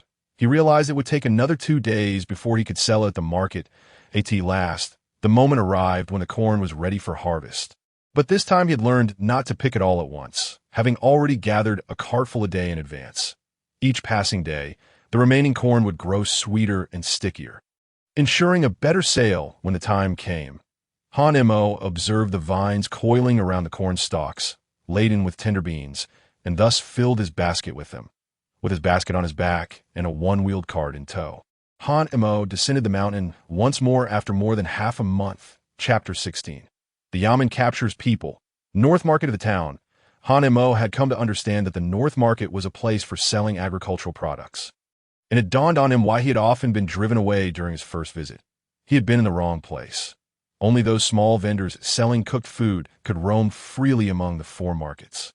Hanmo's slender figure quickly caught the attention of passers-by. Unlike his previous appearance in ragged clothes, which had kept people at bay, he now wore new attire, albeit patched and mended. It was at least clean. The pedestrians, seeing a mere child of 7 or 8 years bearing a basket larger than himself and dragging a cart laden with goods, couldn't help but feel a twinge of sympathy. Yet, in this society, everyone was poor, and no one stepped forward to lend a hand. Heaven had bestowed upon them the compassion for all living beings, yet had not granted them the means to rescue them. They themselves lived in hardship, unable to bear witness to the myriad sufferings of the world, especially in the case of such a child. Women wiped away tears as they watched Hanmo's solitary figure traverse the streets of the North Market. At last, Hanemo arrived at the very spot where he had once set up his stall to sell corn. Little Hanemo, you have finally come. Just as he set down the cart and basket, he heard a familiar voice. Looking up, he was delighted to see the porridge stall owner. Uncle, it's you. The two greeted each other as if they were old friends, with Hanemo eagerly assisting the porridge stall owner in positioning his cart. The porridge stall uncle beamed with warmth and served a bowl of porridge into Hanmo's hands. Hanemo initially intended to refuse, but the stall owner waved his hand, saying, "Drink up. I have plenty that I can't sell. It would be a waste to let it go uneaten." Hearing the word waste, Hanemo immediately protested, tilting his head back to gulp down the entire bowl of porridge. His ravenous display elicited laughter from the onlookers. Yet as they chuckled, they found their eyes misting with tears. How many days had this child gone without food? Yet, didn't he have all that corn? Why was he living in such hardship? Perhaps he was mistreated at home. Forced to sell corn without being fed, it was likely that this honest child had not thought to secretly take a few ears of corn to fill his belly. But everyone knew that his family must have calculated the price meticulously. Even a single coin less would be noticed.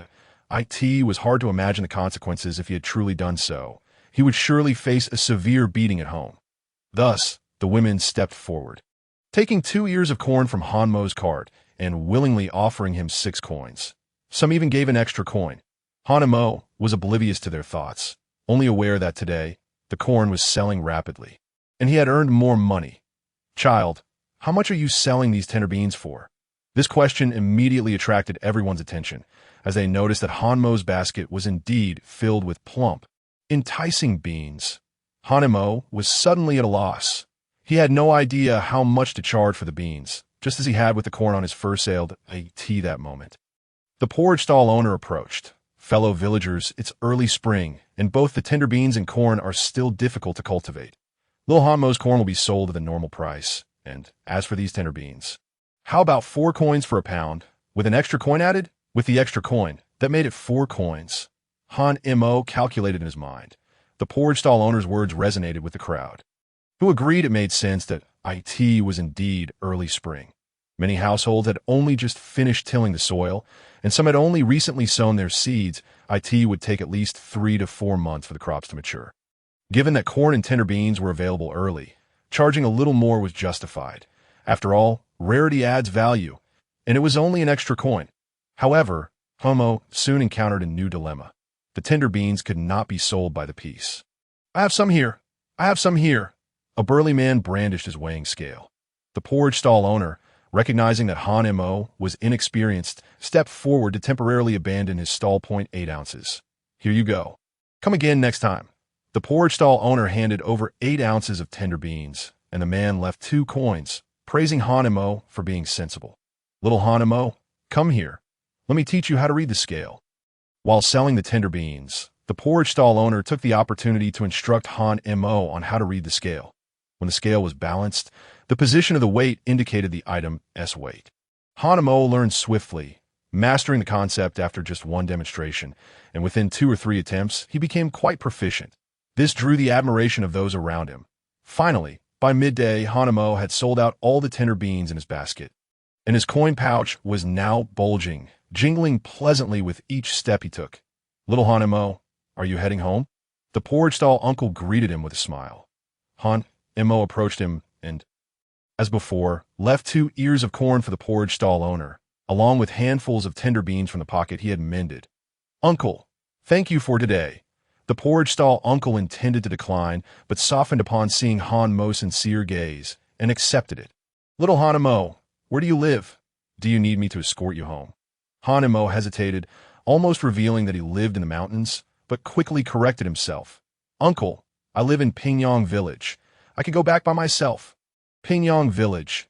The porridge stall uncle was momentarily stunned, secretly astonished. Pingyong Village was over 10 miles away from here. Goodness, how had this child managed to carry and drag all of this? Was he not afraid of encountering bandits? A complex expression flickered in the uncle's eyes, and what he wished to say hung on the tip of his tongue. Yet he swallowed it back. He merely waved goodbye to Han Mo, who then pulled his car weight out on the way. Han Mo contemplated the need for a scale when selling yellow millet and wheat in the future, and thus decided to purchase one. He recalled that there was a shop in the North Market. So he led his cart in search of it, eventually locating it. Setting the cart down at the entrance, Han Mo ventured inside. "Ma'am, I would like to buy a scale," the woman in charge of sales, noticing Han Mo's small stature, teased him about whether he could read the scale, but still brought him 2 different scales. "Which one do you want?" Han Mo noticed the 2 scales were different. One was smaller, and he thought it would be easier to carry. However, the woman said, "This one is for weighing gold and other precious items." "Are you looking to weigh gold?" Han Mo was startled by this and quickly replied, No, I'm weighing beans. I want the other one."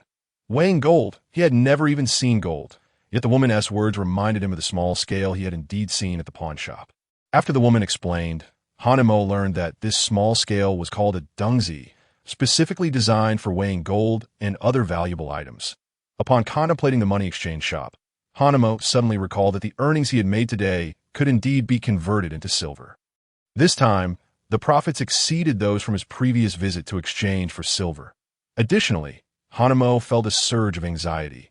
As an 8-year-old child carrying such a significant sum of money while wandering the streets, he could easily fall prey to unscrupulous individuals who might seize the opportunity to rob him.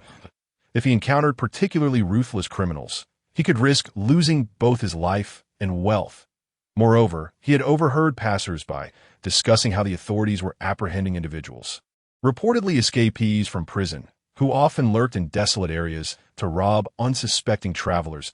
If they found no money, they might resort to murder. It was wiser to remain discreet.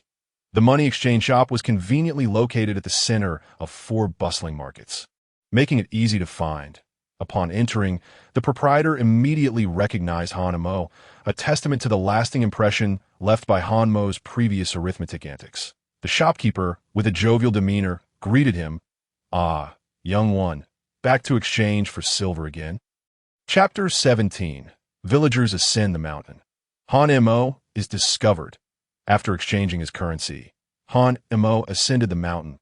He unearthed the earthen jar he had buried in a cave. A gentle shake produced a delightful clinking sound, and with his eyes closed, he pressed his ear against the jar, savoring the melody of silver coins colliding within. Satisfied, he placed the jar down and retrieved his money pouch, extracting a couple of taels of silver and a piece of broken silver to add to his stash, which jingled merrily. Frequently, he had heard the scholar proclaim that money brings joy. Previously, Hanemo had been unable to grasp this notion, yet now he understood. Money indeed had the power to elevate one's spirits, filling him with immense happiness. After burying the jar back in the earth, he tenderly covered it with soil, compacting it gently before repositioning his bed to conceal the hiding spot. Once these tasks were completed, Hanemo made his way to the cornfield. Observing the current state of the crops, he resolved to rise early the next day and take them to the market for sale. Consequently, he climbed to the summit of the cave. This time, Hanemo ascended with remarkable ease. Had it been in the past, he would have emerged breathless.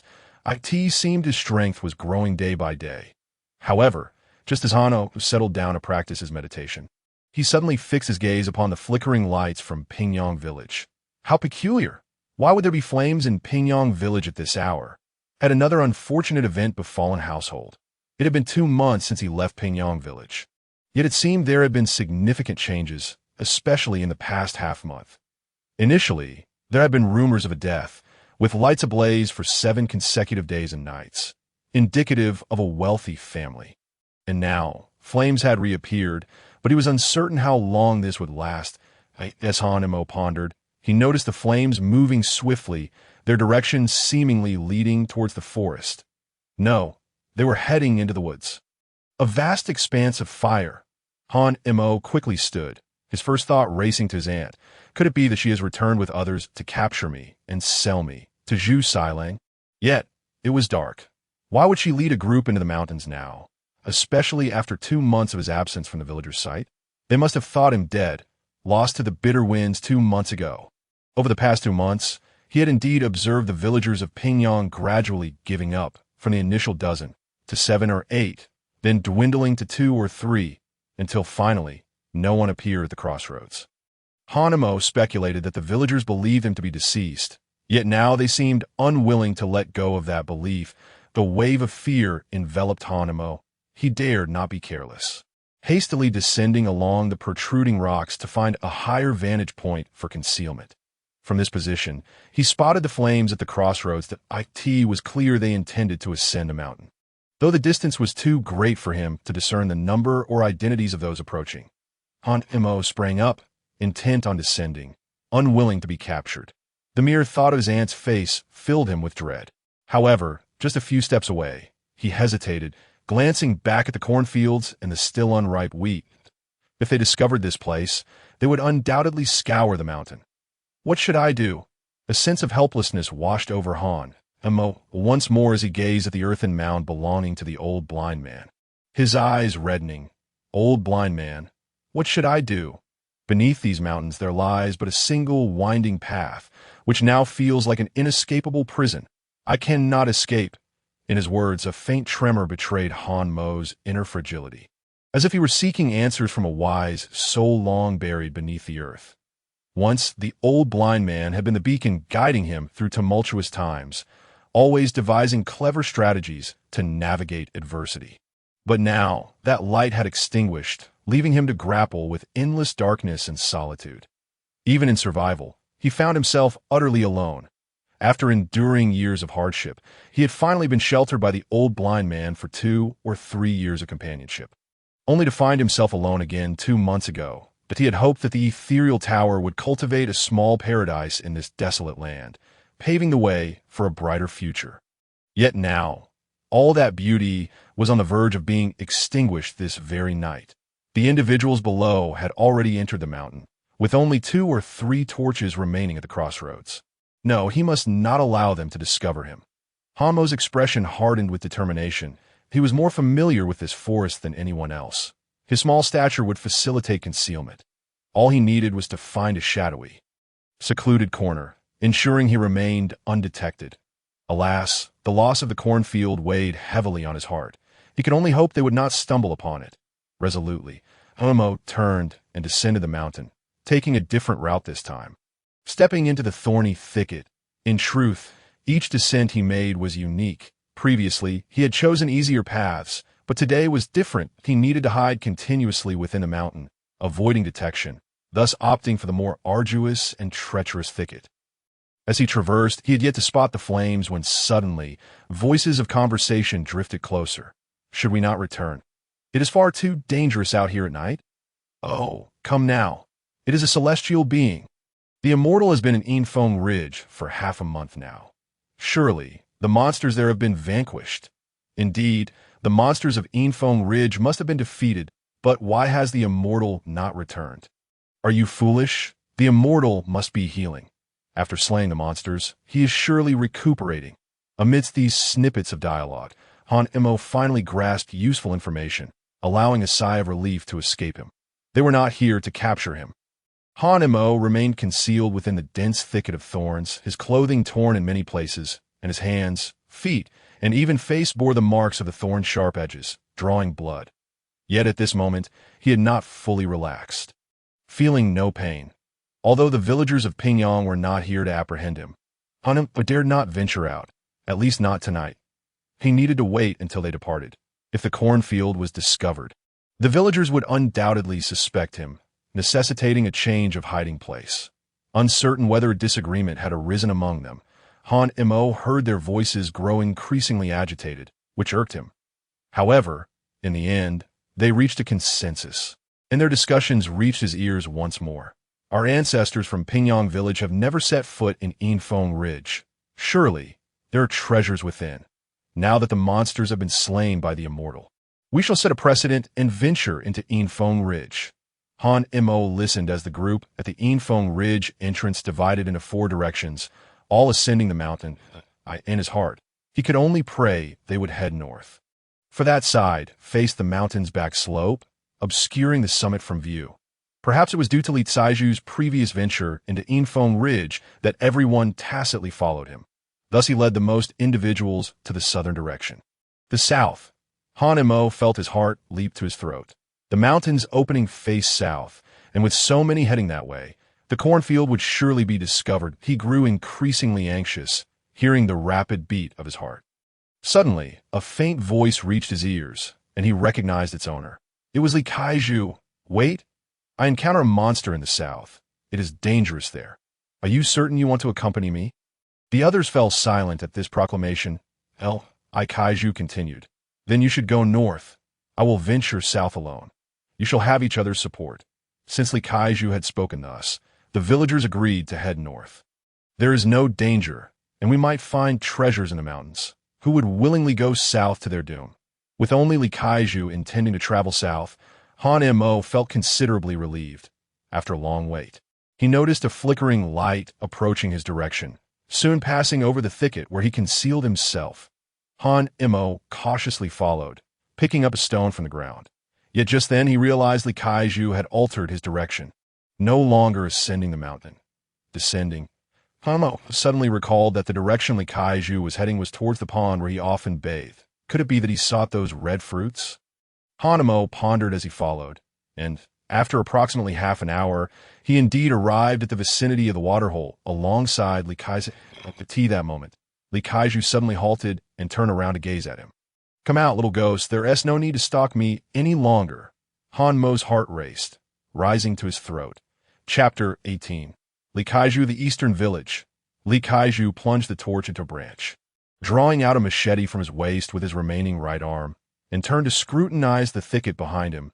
Inching closer, in the underbrush, Han Imo initially believed Li Caiju was merely trying to frighten him.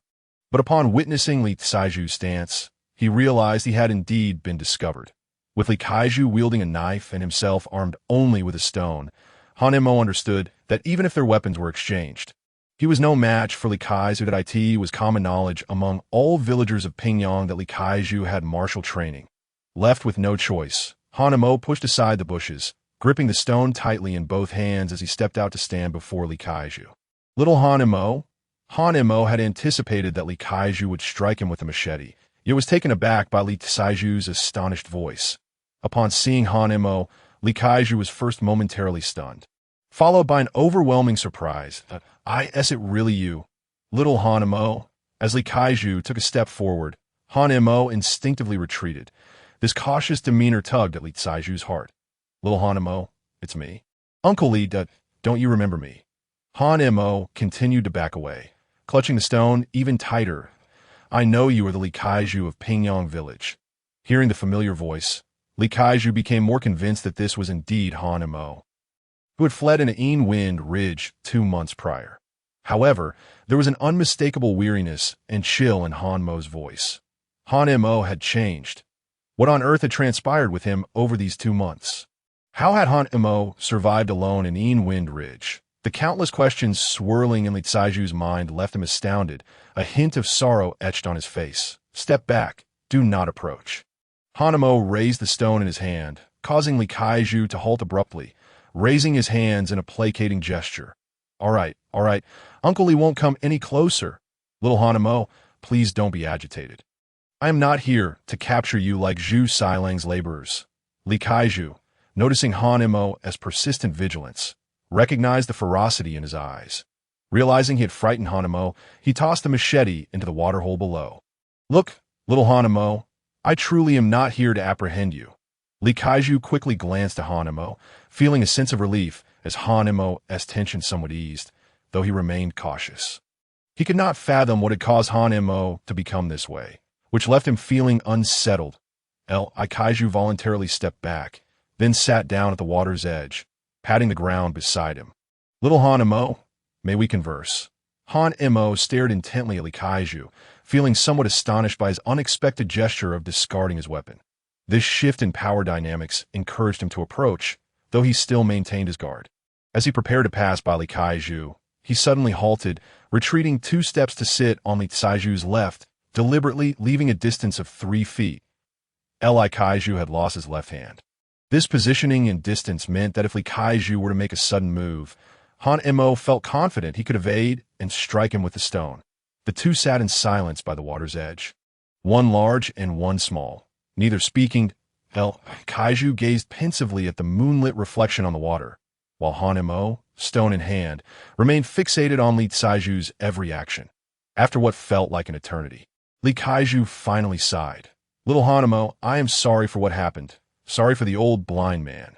The unexpected apology momentarily stunned Han. Li Caiju continued. When I first arrived in Pingyang Village, I could hardly bear to witness the suffering of the world, especially yours.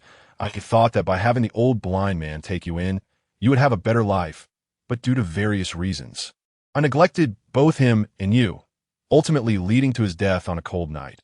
Upon hearing this, Han Mo detected the weight of self-reproach, regret, and sorrow in Li Caiju's voice. It took 2 days for the news to reach the eastern village. Upon learning of the old blind man's demise, my greatest concern was you. I hurried to the old blind man's home, only to find him gone. I heard you had fled into Wind Ridge, and I searched for you there, but found nothing. The dangers of Wind Ridge are notorious. Everyone assumed you perished, and I too gave up. At this point, Li Caiju suddenly looked over, causing Han Mo to become alert and quickly shift back. Maintaining a safe distance, Li Caiju's right hand lingered in the air, before slowly dropping as he lowered his head to gaze at the water surface. But still, little Han Mo, I am sorry for not taking better care of you. The atmosphere fell silent once more, and Li Caiju sat beside Han Mo for what seemed like ages. Just then, Han Mo suddenly heard a cry for help. It was a villager from Pingyang. Simultaneously, Han Mo noticed that Li Caiju had turned to look in the direction of the sea. It is the villagers of Pingyang calling for help. Li Caiju braced himself on his right hand and stood up, preparing to leave. Yet he suddenly turned to Han Mo and said, "Seeing you alive brings me great joy. Rest assured, I shall not let anyone know you are here." He was about to extinguish the torch, but hesitated, glancing at Han Mo, who remained cautious. Instead, Li Caiju placed the torch a short distance in front of Han Mo before turning to depart. Li Caiju, why do you care so much about whether the old blind man and I live or die? Li Caiju paused, turning his back to Han Mo and raising his head.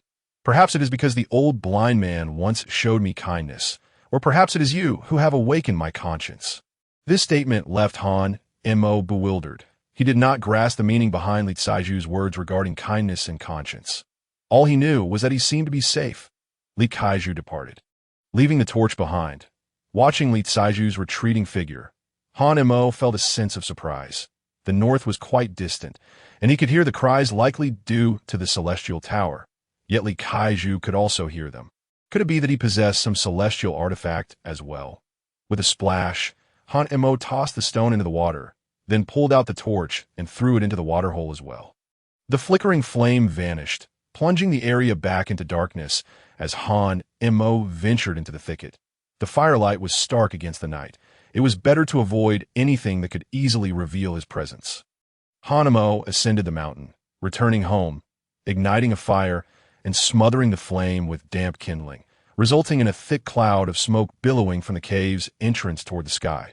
Alarmed, Han-Mo realized that if the smoke were spotted, it would surely lead to his discovery. Although visibility was poor at night, the moonlight was still sufficient to be noticed. In haste, Han-Mo dashed to a small puddle outside, filled a clay jar with water, and extinguished the fire, finally feeling at ease. That night, Han-Mo was beset by a torrent of thoughts, unable to find sleep. He was uncertain why he was contemplating so many issues, only feeling an overwhelming fatigue and agitation. Resolved, he decided to practice sitting meditation instead. In this state, he found himself awakening to a new day, pleasantly surprised by his invigorated spirit. Could it be that this meditation technique truly revitalizes the mind? Without further contemplation, Han-Mo hastily prepared breakfast before climbing to the cave's summit, attentively listening to every sound. It seemed that the villagers of Pingyang had left the previous night. Han-Mo mused. And with this realization, he felt free to descend the mountain and continue to the market to sell corn. As he made his way down, he hurriedly gathered his wheelbarrow and backpack. Just then, he suddenly heard someone calling his name from below. Li Kaiju. Why has he returned? Chapter 19. Yellow corn and wheat ripen, all to be exchanged for money. What are you doing? Have you drawn your knife? Ready to kill me? This remark left Li Kaiju momentarily stunned, as if a heavy stone had lodged itself in his throat, and he nearly succumbed to tears. Over the past 2 months, what on earth had transpired with Xiao Hanmo that he had transformed into this? He recalled how Xiao Hanmo would frequently visit him at San Shenyang's house, often asking for food, relishing every bite. Yet now, Hanmo's gaze bore the weight of enmity, as if he were staring at a sworn enemy. To utter words like ready to kill me, what had he endured? Li Kaiju silently vowed to uncover the truth behind Hanmo's ordeal from 2 months ago. Xiao Hanmo, I placed this steamed bun here. You must remember to eat it. Li Kaiju set the white bun on the ground, then raised his hand in a gesture of retreat, gradually stepping back onto the main road. With each step he took, Hanmo mirrored his movement, his eyes unwaveringly fixed upon him. Eventually, they exchanged positions, with Li Kaiju offering comfort while retreating until he was out of Hanmo's sight. Only after Li Kaiju had truly departed did Hanmo approach. His eyes locked onto the steaming white bun. Gently pressing it with his hand, he found it soft and springy, instantly awakening his taste buds. Hanmo swallowed hard, seizing the white bun to devour it. But just as it neared his lips, he halted himself, a wave of trepidation washing over him as he warily regarded the bun. He placed the white bun back down and left without a backward glance. As he made his way back up the mountain, Hanmo keenly discerned that Li Kaiju had left Yinfeng Ridge, climbing higher to ensure that Li Kaiju had indeed entered Pingyang Village before he finally sighed in relief. Subsequently, Hanmo loaded today as corn and tender beans, inspecting the growth of his wheat and millet. The stalks were laden with grains, and in just a few days, they would be ripe for harvest. Hanmo's mouth watered at the thought of savoring the white buns he could make in a few days. The ones sent by Li Kaiju remained untouched, for he feared they might be poisoned. As per usual, Hanmo returned just past noon. This time, he brought back 1 tael of silver and half a tael of broken silver, depositing it into his jar. Saving money. Hanmo's singular focus was to accumulate wealth. Once his jar was full, he intended to purchase a gravestone for the old blind man. He had inquired today, and a gravestone cost at least 20 taels of silver, though merely an ordinary man. The old blind man had shown him kindness, and Hanmo wished to provide him with the best. In the following days, Hanmo brought back a tael of silver daily, but on the 5th day, instead of hauling corn and tender beans to the market, he returned with a measuring tool. The tool made it easier to measure grain. He recalled the old blind man saying that 1 dough of rice weighed approximately 12 jin, and 10 dough equated to 1 shur, roughly 30 kilograms. With this, he would know the yield of his land, making sales much more convenient. After sending Li Kaiju away as usual, Hanmo began to harvest his millet and wheat. Yet he found it curious that Li Kaiju had been coming to Yinfeng Ridge daily for the past 2 days, each time bearing white buns. This unexpected behavior led Hanmo to ponder whether Li Kaiju might be a good person after all. However, this thought was swiftly cast aside as he immersed himself in the joy of the harvest.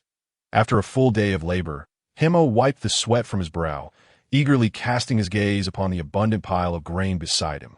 He meticulously noted each dough, totaling 500 dough, or 50 sure, with a little extra to spare.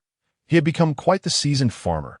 According to market prices, a sure of grain sold for between 300 and 600 won. And given the excellent appearance of his grains, he could at least fetch 500 W and B. Why this calculation? The total sale of his grains would amount to no less than 25 taels of silver. Hanmo could hardly fathom the prospect of amassing such wealth, a notion he had never dared to entertain. At this moment, he recalled the words of the woman who first bought his corn. Cornmeal is worth more. So that was the case. Yet it was unfortunate that he had not understood the market rules back then, that if he ground the corn into cornmeal, he could sell it by the sure, thus earning more profit. However, to produce cornmeal, the corn needed to be very mature and dried before it could be processed at the grain mill, a process fraught with complications. Moreover, the mill would take a cut, charging 10 won per sure. Therefore, from his 50 sure of grain, 500 won would be deducted, equivalent to giving away 1 sure of grain to the mill. Hanmo couldn't help but admire how profitable the mills were. On any given day, at least a dozen to 20 people would visit, ensuring the mill's earnings exceeded 4 to 5 taels daily. Yet he quickly reasoned that since they operated a mill, they must be making money to keep it running. Thus, Hanmo resolved to wait until the remaining corn was very mature before sending it to the mill. As for the interim, he would sell the rice and wheat, accumulating more funds to purchase other grains for sustenance. It was already late, so Hanmo decided to wait until tomorrow to take his goods to the market. Calculating the time, Hanmo anticipated that Li Kaiju would soon arrive, as he visited twice daily, once at noon and again in the evening, each time bearing food. Sure enough, just as Hanmo hoisted his hoe, he heard Li Kaiju calling from below the mountain. Hanmo descended to meet him. Li Kaiju, take it back. I want to eat it. Please don't come again. Li Kaiju placed the buns on the ground beside a small mountain of them, well aware that Hanmo had not consumed a single one. All the buns he had delivered in recent days lay untouched. However, Li Kaiju understood that the changes in Hanmo were not something that could be rectified in just a few days. Xiao Hanmo, I have uncovered what transpired 2 months ago. Chapter 20. Evil begets evil. Xiao Hanmo, I have discovered what transpired 2 months ago. In truth, it was the old blind man who passed away 2 months ago. I escaped, and here I am, alive, for reasons unknown. Upon the mention of the old blind man, Hanmo suddenly lost control of his emotions and shouted loudly. Li Kaiju stood frozen in place, silently gazing at Hanmo. The two, one large and one small, held their ground, while the white bun in Li Kaiju's hand remained unoffered. After a lengthy silence, Li Kaiju walked to the riverbank, placing the bun on the ground, hesitating for a moment before setting it down among the pile of buns, albeit at a distance. Xiao Hanmo, Zhu Sailang is dead, having passed away half a month ago. Your third aunt was apprehended by the authorities for suspected human trafficking and may be imprisoned for 3 to 5 months. These two have certainly received their just desserts. And you used to come to me often for books, right? Li Kaiju chuckled self-deprecatingly. You think a simpleton like me knows anything about books? These were what I requested from the teacher at the academy. Li Kaiju produced a few books from his bosom and placed them on the ground. After speaking, he, as per usual, exchanged positions with Hanmo and subsequently departed. Hanmo stared at the items on the ground, a bun and books. He disregarded the bun and approached the book's .2 volumes, one on arithmetic and the other on the Book of Changes. The bun might be poisoned, but surely books could not be toxic, and he was not so famished that he had to rely on consuming books to survive. Thus, he gingerly picked up the arithmetic and Book of Changes, wary of damaging them. Ever since he began studying the spirit summoning technique, Hanmo had developed an insatiable passion for literature. Unfortunately, he had only the spirit summoning technique to study. Thus had been practicing the sitting method. Now, with these 2 books, he could occupy his time during moments of boredom. Yet now was not the time to revel in the joy of knowledge. He had far more pressing matters at hand. Hamo returned to the mountain, ensuring that Li Kaiju had left Enfeng Ridge before loading 2 of pure grain onto his wheelbarrow and stowing another in his backpack. All were millet and wheat, as corn took up too much space, and Hamo had no intention of hauling it all to the market. Today, he had another task: to find a mill to process his harvest. 1 of grain weighed no less than 30 kilograms, totaling an impressive 90 kilograms. If he relied solely on brute strength, Hamo would find it quite taxing. However, the wheelbarrow alleviated much of the burden. Hamo was astonished by his newfound strength. It seemed that ever since consuming the corn cultivated from the Celestial Tower, his strength had been steadily increasing, especially after gorging on the red fruits by the pond last time. A change he had distinctly felt, merely 8 years of age, possessing such strength. One could only imagine what he would be capable of as he matured. He eagerly anticipated the day he would be able to transport even more grain to market. From morning until noon, Hanmo, weary, set down his heavy load and quickly consumed the prepared corn, resting to regain his strength before departing again. He ventured far from the resting place on the hillside, unaware that a few heads had emerged from the bushes nearby. "Big brother, this little brat is quite the anomaly. I wouldn't know what to do with 3 of grain either." The leader, a bald man with one eye, gripped a butcher's knife, casting a shadowy gaze at Hanmo's retreating figure before turning back toward the direction Hanmo had arrived from. Today is indeed a year of great calamity. If this little brat could procure such a substantial amount of grain, there must be surplus in his village. The one-eyed bald man grinned, asking, "What place lies in that direction?" "It seems to be Pingyang Village. But I'm not entirely sure. Let us head to Pingyang Village. I heard a landlord there has passed away. Let us pay a visit." As fate would have it, after taking 3 much-needed breaks, Hanemo finally arrived at the marketplace, making his way towards the northern market. The sight of a mere child shouldering and carrying an impressive 3 stones of grain left those around him utterly astonished. The men exclaimed in awe at his seemingly innate strength, while the women turned away, dabbing at their tears like a tea-long last. Hanemo reached the northern market, where he encountered numerous familiar faces, those who frequently visited his stall to purchase corn. "Oh dear, little Hanemo, why are you carrying so much?" a well-known voice called out. With great effort, Hanemo turned to see the porridge vendor hastening towards him, ready to relieve him of the burden he carried. The vendor's expression shifted dramatically as he grasped the weight of the grain, his heart swelling with concern for the boy. "This child is far too resilient," he mused. Yes, the grain was unloaded from Hanmo's back. He felt a significant sense of relief and expressed his gratitude profusely to the porridge vendor. Waving his hand dismissively, the vendor replied, "We've known each other for quite some time. It's only right to lend a hand. With this much grain, you must be heading to the workshop. Allow me to accompany you."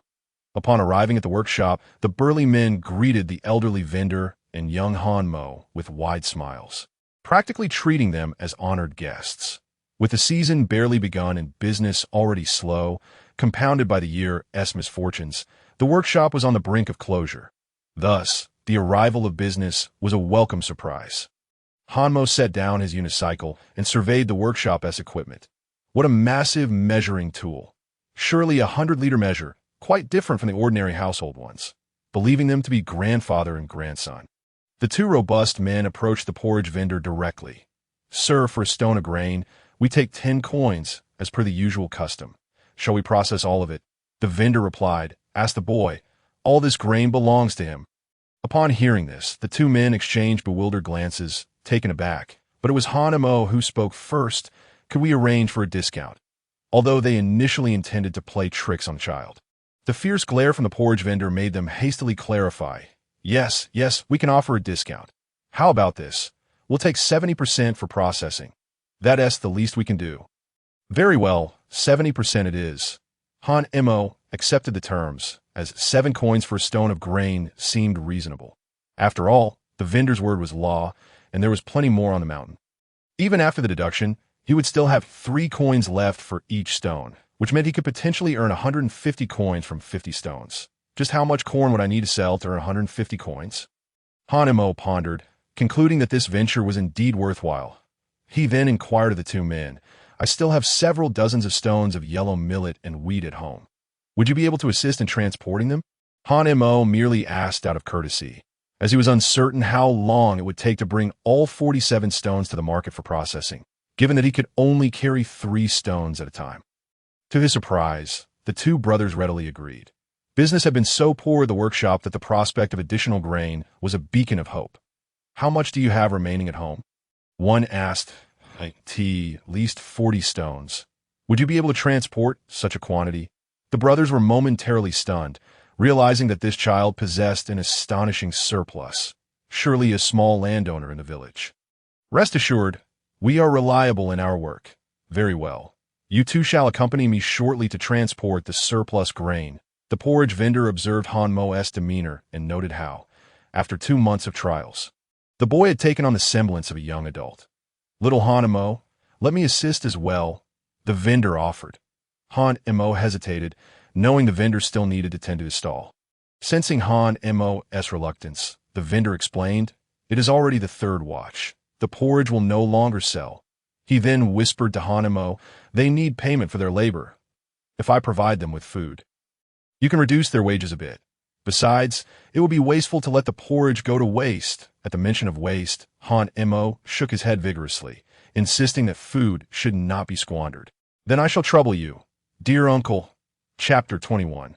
The bandits enter the village. On the desolate mountain path, Han Mo led the way, with the workshop brothers each guiding a cart behind him.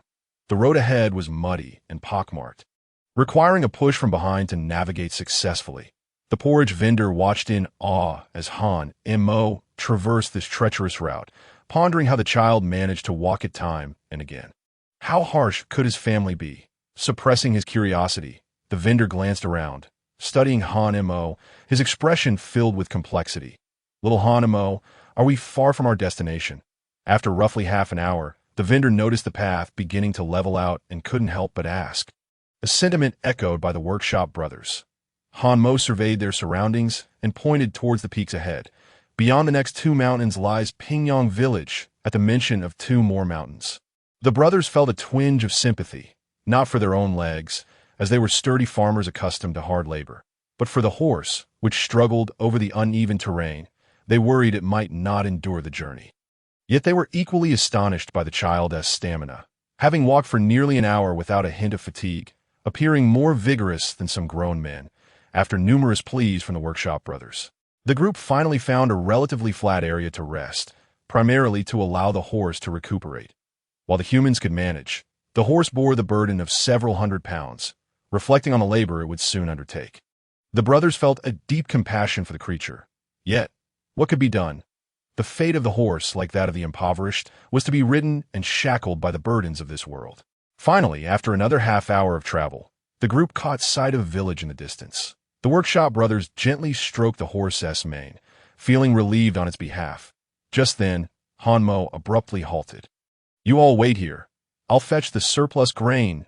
The porridge vendor was taken aback by this declaration, and the workshop brothers paused in their tasks. "Little Han Mo, I sent it just a short distance away. Why not enter the village? We could help you then." Han Mo steadfastly declined the vendor's suggestion. He could not reveal the truth, that he had lied. He must not disclose that he did not reside in Pingyang Village, but rather in the distant Infeng Ridge, merely 2 li away. Furthermore, the cart could not traverse the narrow paths leading up the mountain. Seeing Han Mo unmoved, the 3 men resigned themselves to waiting. Han Mo, meanwhile, pulled his unicycle and backpack towards Pingyang Village. Once out of sight, he veered onto a narrow path leading towards Infeng Ridge. Han Mo noted that the sun was still high, estimating he could complete the transport of the remaining grain by dusk. Approximately 15 minutes later, Han Mo reappeared before the 3 men, pulling 3 stones of grain, with another stone in his backpack. The rope around his neck left his small face flushed red, a sight that tugged at their hearts. The porridge vendor rushed forward, eager to relieve Han Mo of his burden, nearly stumbling as he did so. Quite heavy, not just 1 stone. The other soon noticed that Han Mo's cart also bore a measuring tool, likely for gauging the grain. The workshop had their own measuring instruments, with their bags holding 2 stones each, making calculations straightforward. Han Mo filled the workshop's bags with grain and loaded them onto the cart before swiftly returning. After several trips back and forth, The porridge vendor could no longer bear to watch and insisted on accompanying Han Imo. However, Han Imo once again declined that I can carry nearly 4 stones at a time. It won't take long to transport everything. Though the porridge vendor could not sway Han Mo, he watched with concern as the boy repeatedly made the journey. Even the workshop brothers felt their eyes moisten. Finally, after the 14th trip, Han Mo had transported all the yellow millet and wheat down the mountain, filling both carts to capacity. Young brother, that totals 47 stones. We discussed it and decided to waive the labor costs. We reduce our cut to 6 coins per stone. In total, that amounts to 282 coins, which you can settle with us after you sell it. The porridge vendor was astonished to see Han Mo's actions had prompted the brothers to change their minds. He quickly urged, "Little Hanemo, you should thank them." Hanemo snapped back to reality, expressing his gratitude repeatedly. The porridge vendor, pleased for Hanemo, added, "Gentlemen, I still have some hot porridge left at my stall. If you don't mind, I'd be happy to offer you complimentary meals during the processing period." "Thank you. Thank you." The brothers felt relieved at the thought of their meals being covered for the next few days. Even as they had their own reservations, with the sun setting, they hastened to return, mindful of the potential presence of bandits along the way. Ultimately, they were merely an ordinary family, while those heinous villains, who could kill without a second thought, posed a grave threat. If one were to unwittingly encounter them, not only would they lose their provisions, but their lives could be forfeit as well. It was imperative to return before darkness fell. Hanemo wasted no time and loaded the unicycle onto the cart, choosing to follow along. However, at that moment, he suddenly halted, glancing back toward the direction of Pingyong village, his brow furrowed. Was that the voice of Li the Wealthy? "What is it?" young Hanemo, the uncle at the porridge stall, inquired, noticing the change in Hanmo's expression. Just then, the 3 men heard the urgent sound of hooves striking the ground, accompanied by cries of violence. "This is bad. It's bandits." The 2 brothers immediately recognized the danger. They had heard rumors of prisoners escaping from the nearby jail and turning into bandits, robbing households along their path. They never expected these ruffians would commit such atrocities in broad daylight. "Hurry, hurry! The bandits are here to burn and pillage." With a loud smack, the brothers struck the horse's rear, spurring it to quickly flee with their provisions. The uncle at the porridge stall yanked Han and Mo onto the cart, and they soon spotted 3 riders pursuing a one-armed and a that distance. It was difficult for an ordinary person to see clearly. Only the sound of the frantic hooves was audible. It dawned on Han and Mo that on the very day he chose to leave, the bandits had invaded the village. A flicker of joy surged within him. The bandits coming into the village would be a boon, seizing the food from those villainous villagers and allowing them to experience the same hardships they had inflicted upon others. Yet he also felt a pang of compassion. Pingyong village had many infants, and if their food were stolen, they would surely perish from hunger. That moment, the brothers' voices disrupted Han Mo's thoughts. "No, it's too heavy. We cannot outrun the bandits like this. We must abandon some of the surplus provisions." The brothers quickly made the most prudent decision, but just then, Han Mo suddenly leapt from the cart. "I will distract the bandits. You take the small path ahead." "Uncle, I must trouble you to help me process the remaining provisions." "Young Hanemo, what are you doing? Quickly get back up," the uncle at the porridge stall shouted. The 3 were frantic, but there was no time to hesitate, or else the bandits would catch up. They could only watch as Han Mo's figure grew smaller in the distance. The cart soon reached the fork in the road that Han Mo had mentioned, and the brothers wasted no time entering the narrow path. Meanwhile, Han Mo stood his ground, calling out as he spotted the bandits, "I'm over here. Come chase me." He could not allow the bandits to seize the food. Otherwise, all his efforts over the past month would be in vain. He had fought hard to survive until now, and he must endure as the old blind man had advised him. To live was not merely to exist. It was to protect what one cherished. What he sought to protect was his food. Just then, a frenzied voice echoed through the air. It was Li the Wealthy. "Young Hanemo, flee quickly. I will draw them away." Chapter 22. Escaping the bandits. From a distance, Han Mo saw Li the Wealthy running for his life before 3 bandits, in a state of utter disarray. The bandits pursued relentlessly. Li the Wealthy had initially considered fleeing to the depths of the mountains to escape their clutches. Enfeng Ridge seemed a suitable option, where he could lead them to the southern mountains, the very place where the monster had previously inflicted grave injuries. Yet upon realizing that Han Mo was at Feng Ridge, he feared the bandits would discover Han Mo and thus abandoned his plan to escape there. However, he had not anticipated that Han Mo was no longer at Feng Ridge, but had departed from it. What was he doing out there? Li the Wealthy panicked, experiencing a sense of urgency for the second time since arriving at Pingyang Village. The first was after the death of the old blind man, when he had failed to locate Han Mo. Without time for contemplation, he pivoted direction, determined to divert the three bandits. Otherwise, Han Mo would surely meet his demise at their hands.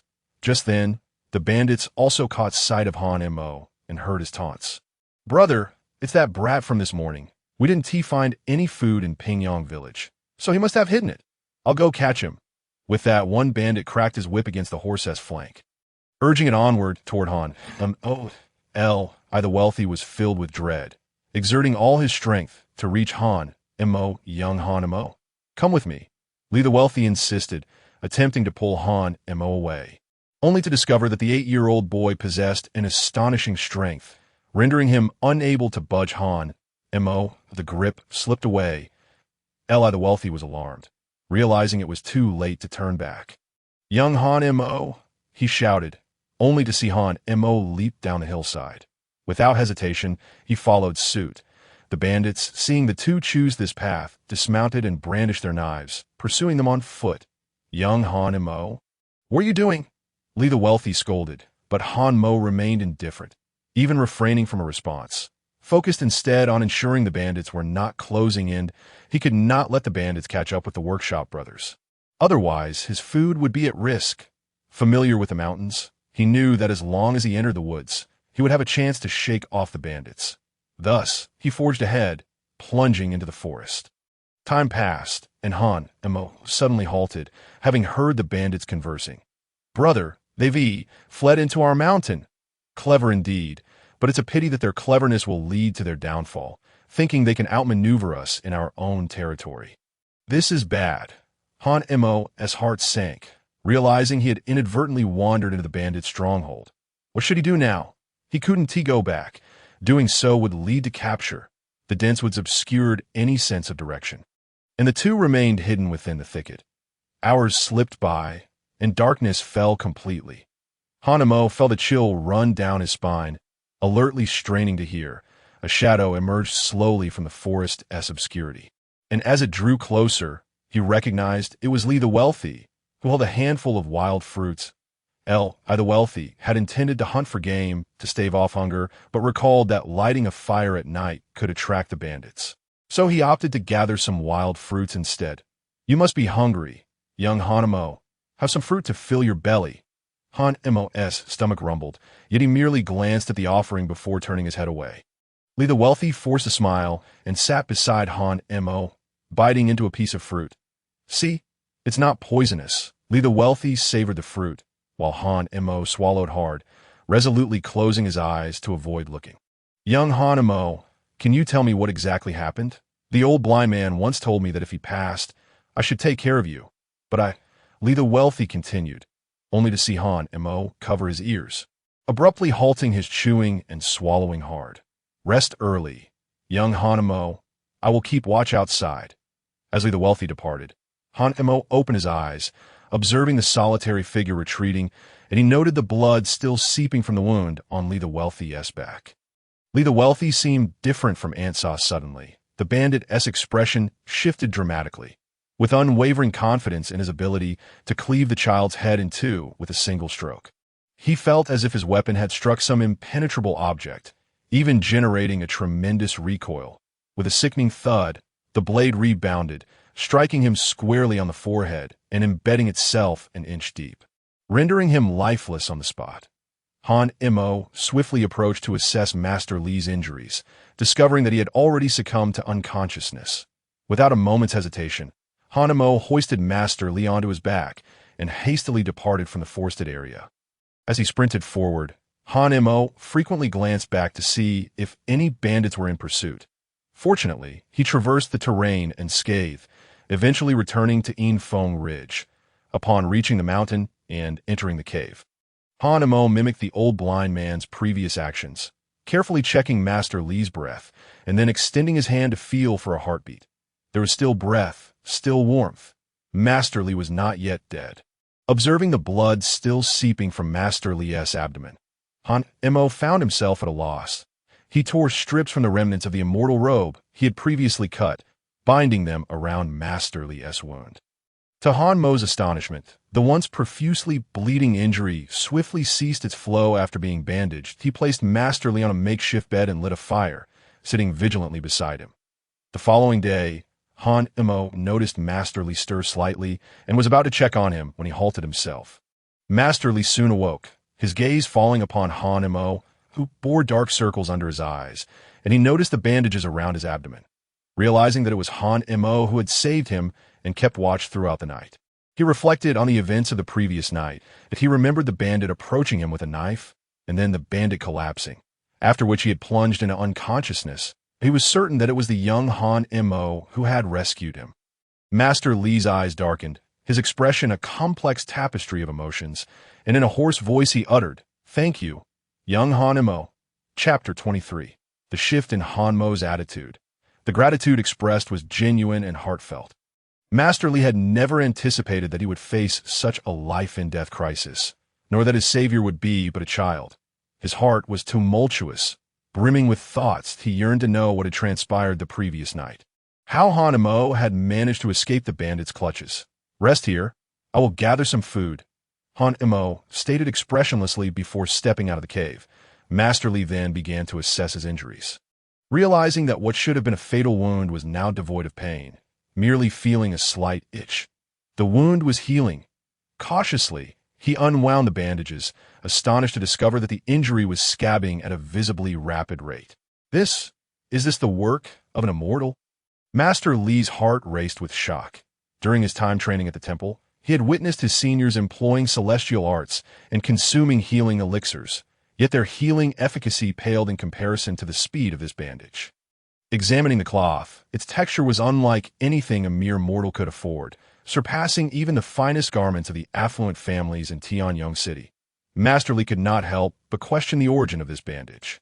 His gaze drifting towards the cave entrance, a sense of foreboding creeping into his heart. Just then, Hanemo returned, bearing 3 ears of corn. "Eat," he commanded, leaving 2 for Master Li before devouring one himself, consuming it with such fervor that he didn't even bother to peel the husk, ingesting the cob as well, an act that tugged at Master Li's heartstrings. Had young Hanemo been living like this for the past 2 months? With a swirl of emotions, Master Li picked up a cob of corn and emulated Hanmo's method of consumption, that it was tough and difficult to swallow. However, to his astonishment, he soon discovered that he was savoring the flavor, chewing more slowly as he relished the taste. This corn contains spiritual energy. Master Li was internally astounded, realizing that he was absorbing spiritual energy from the corn. Since departing the temple, he had not encountered such a rich source of energy. "Young Hanemo, where did you acquire this corn?" Hanemo glanced back at Master Li, swallowed the chewed cob, and turned away. "Mind your own corn." His tone remained cool, yet Master Li detected a hint of concern within it. Causing a smile to surface on his lips, he sensed a change in Hanemo. He was no longer as indifferent as when they first met.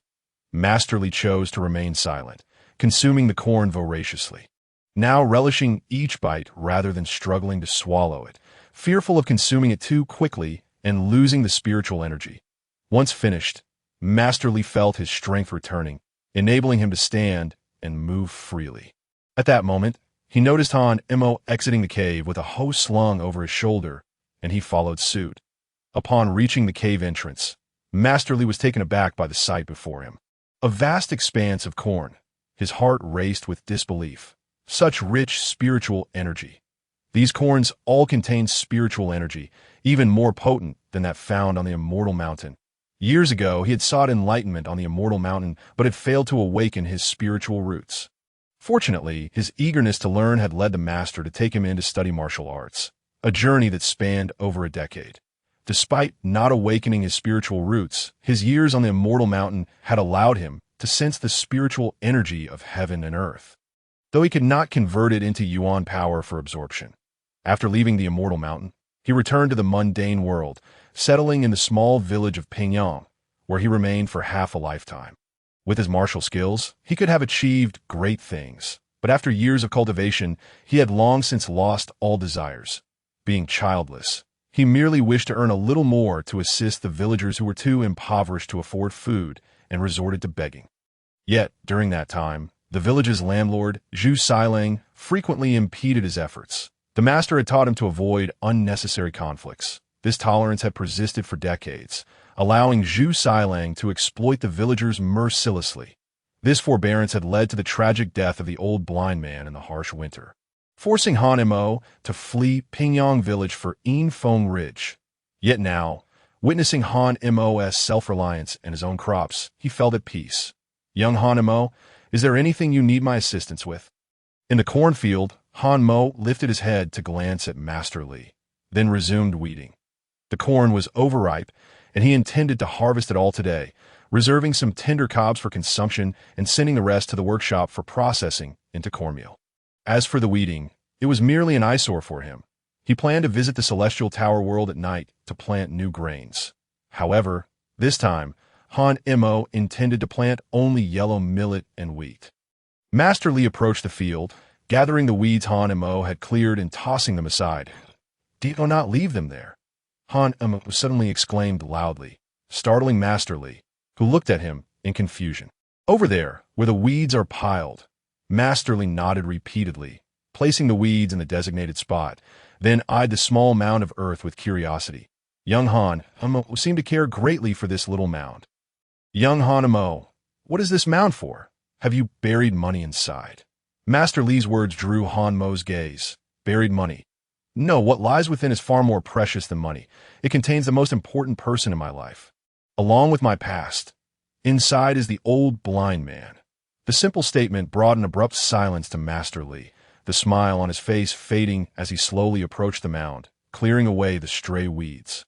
No wonder the mound was so pristine, devoid of any grass. Kneeling beside the mound, Master Li pressed his palm against the earth, letting out a deep sigh. "Old blind man, I, Li Shan, am sorry for not fulfilling the promise I made back then. Had I gone to the Western village that night, you would not have died, and young Han Mo would not have been forced to flee into Yinfeng Ridge. In the cornfield, Han Mo had already cleared all the corn stalks, meticulously removing the roots and stripping the husks, keeping the sweetest parts. Master Li overheard everything said outside the old blind man's home. He did not wish to listen, but even with his ears blocked, he heard it all clearly. Time passed, and beside the mound, Master Li wiped away his tears with his sleeve, attempting to maintain a facade of normalcy as he returned to the field. "I will help you." Master Li had but one hand, yet this posed no challenge for him. Stepping on the roots, he exerted force, then swiftly pulled with his right hand, effortlessly extracting a stalk of corn. He was unaware of Han Mo's purpose for these, but he was determined to assist in whatever Han Mo needed.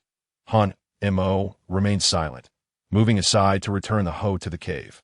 Emerging only after a considerable time, "I am heading to the market. If you are well, you should descend the mountain." Hearing that Han Mo intended to go to the market alone, Master Li's expression shifted dramatically. He hastily cleaned the last corn stalk, immediately following Han Mo. "It is dangerous outside. I will accompany you to protect you." Chapter 24. Han Mo in Master Li's eyes. Han Mo neither agreed nor declined, merely continuing his descent down the mountain, prompting Master Li to hastily keep pace with him. Throughout the journey, Han Mo spoke little, while Master Li chattered incessantly, seemingly eager to recount all that had transpired in recent times. It was from Master Li that Han Mo learned that after the bandits invaded the village, the residents of Pingyang village had scattered in fear. Since there were only 3 bandits, and they solely sought to pillage food, one responsible for transporting the grain, while the other 2 raided house after house. Their haul amounted to merely a dozen stone of surplus grain from one village. Li Kaiju had long concealed the grain and arranged for the nearby villagers to be placed in a safe location. Subsequently, he single-handedly lured the mountain bandits away, only to encounter Han Mo later. The events that followed saw both of them pursued by the bandits. Meanwhile, Zhu Sailing's household being landowners, received a particularly harsh treatment from 3 bandits. All 4 of Zhu Silang's young wives were violated, and that malicious old woman was killed by the bandits. Furthermore, Zhu Silang's illegitimate children faced the bandits' humiliation to their demise. This could be seen as retribution for Zhu Silang, who had often abused the children of common tenants, even to the point of death. Strangely enough, upon learning of this incident, Han Mo felt an inexplicable sense of satisfaction. After traversing for 2 hours, the duo arrived at the market of Tianyong City. Li Kaiju was contemplating how to negotiate with the guards to gain entry when he was surprised to find that the guards recognized Han Mo and allowed them to enter without hesitation. While Li Kaiju was still puzzled, he observed Han Mo greeting various vendors in the market as if they were old acquaintances. "Little Han Mo, how do you know the guards of Tianyong City? And you are familiar with all these vendors?" A passing woman stopped Han Mo, looking around, and remarked, "I don't see any corn today. Little one, aren't you selling corn?" Han Mo smiled and replied, "Not today, I've sold out. I'll bring some for you next month." "Annie, sold out? That's wonderful. Now you can have something nice to eat. How is your family treating you?" the woman asked, genuinely concerned about Han Mo's well-being. Han Mo thought for a moment and said, "Pretty well. I'm living quite comfortably now." After sharing a cheerful farewell with the woman, more people approached Han Mo, all inquiring why he wasn't selling corn today, to which he patiently explained each time. Meanwhile, behind Han Mo, Li Kaiju fell silent, his eyes reddening. He finally understood how Han Mo had survived, realized why he was so familiar with the guards of Tianyong City, and why he knew all the vendors in the market. All this time, Han Mo had been living this way for the past 2 months. That he had thought that the corn Han Mo grew was for personal consumption. But it turned out that Han Mo had been trekking to Tianyong City to sell corn from miles away. Han Mo was merely 7 or 8 years old. What did he know? That cornfield must have at least 4 to 5 acres, and Han Mo had to walk several miles. How much did he need to sell to sustain himself? A journey of over 2 hours would be challenging even for an average man to endure daily. Yet little Han Mo, he carried the burden of life across those miles. Such a small frame, yet bore a weight beyond what a child his age should endure. While other children were in school, living comfortably, Han Mo had to survive in the perilous Infeng Ridge, tirelessly striving for daily sustenance. Li Kaiju stood still, gazing at Han Mo's small figure in the distance, feeling that Han Mo had transformed from a mere 7 or 8-year-old child into a small adult, toiling for survival. Little Han Mo all along. He had called him Little Han Mo, yet he was unaware of when Han Mo had truly matured into an adult. Perhaps it was on the night the old blind man died, or when his third aunt attempted to sell him to Zhu Silang, or during this period of struggle in Infeng Ridge. Finally, upon reaching the northern city, Li Kaiju discovered that even more people recognized Han Mo here. Vendors and passers-by alike were familiar with him. It was evident that this place was where Han Mo truly belonged. A butcher spotted Han Mo and jovially exclaimed, "Ha ha ha, little Han Mo. We've saved a spot for you. Why didn't you bring corn today?" Han Mo greeted him with a smile and provided an explanation. Behind him, Li Kaiju took note of this place, particularly the 3 vacant spaces. The bustling crowd made him envision Han Mo standing there daily, hawking his wares, each shout piercing his heart like a dagger, causing him to clutch at his chest in pain.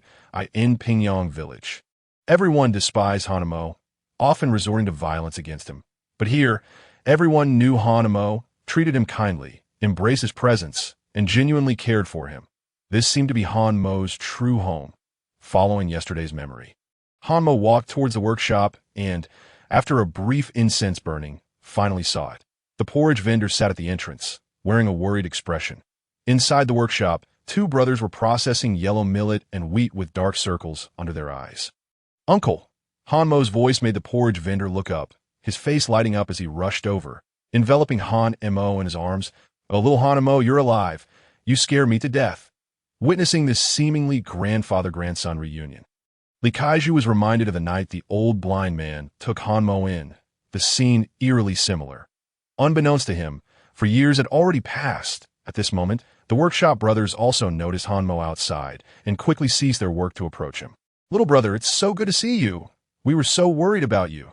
The elder brother gestured inside. "Just wait a moment. We'll finish up quickly." Han Mo nodded and then pulled out a string of copper coins from his pouch.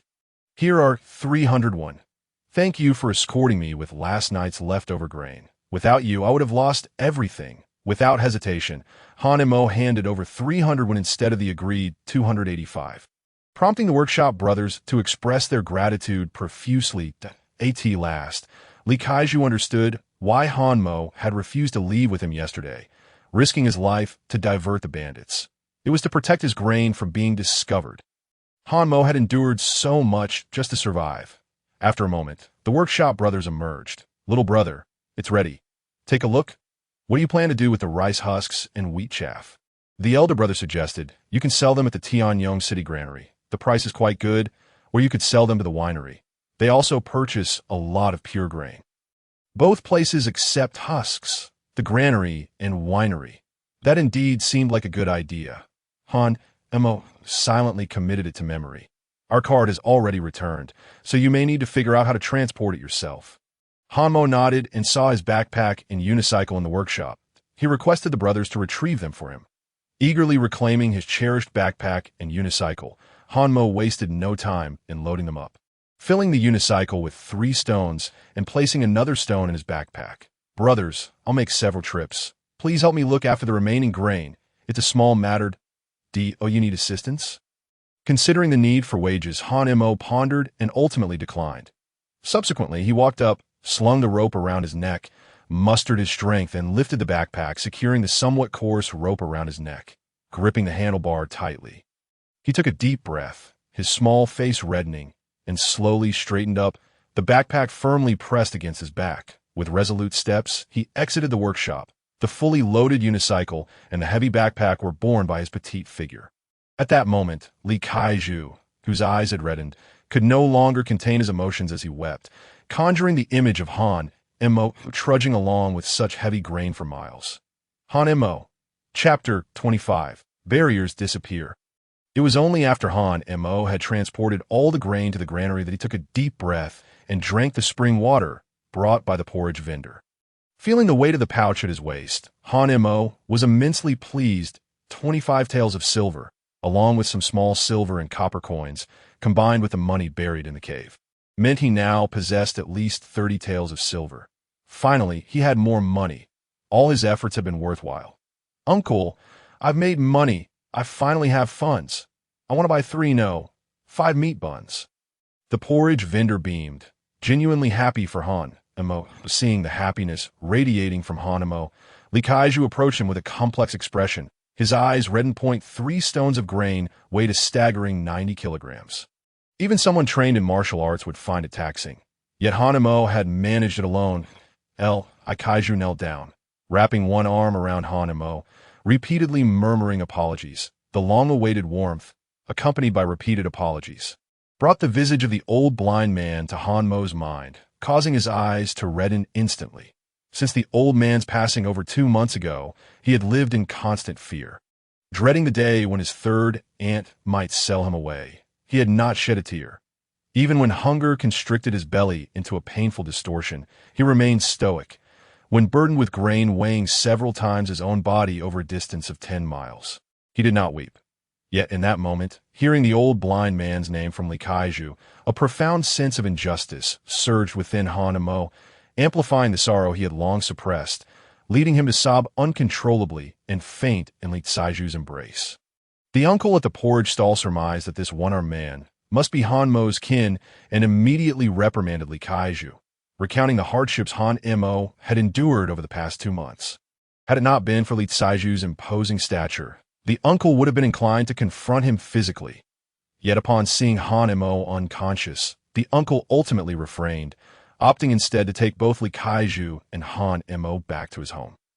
When Han Mo regained consciousness, he found himself in an unfamiliar room, displaying a rare expression of anxiety as he curled up in a corner, hugging his knees.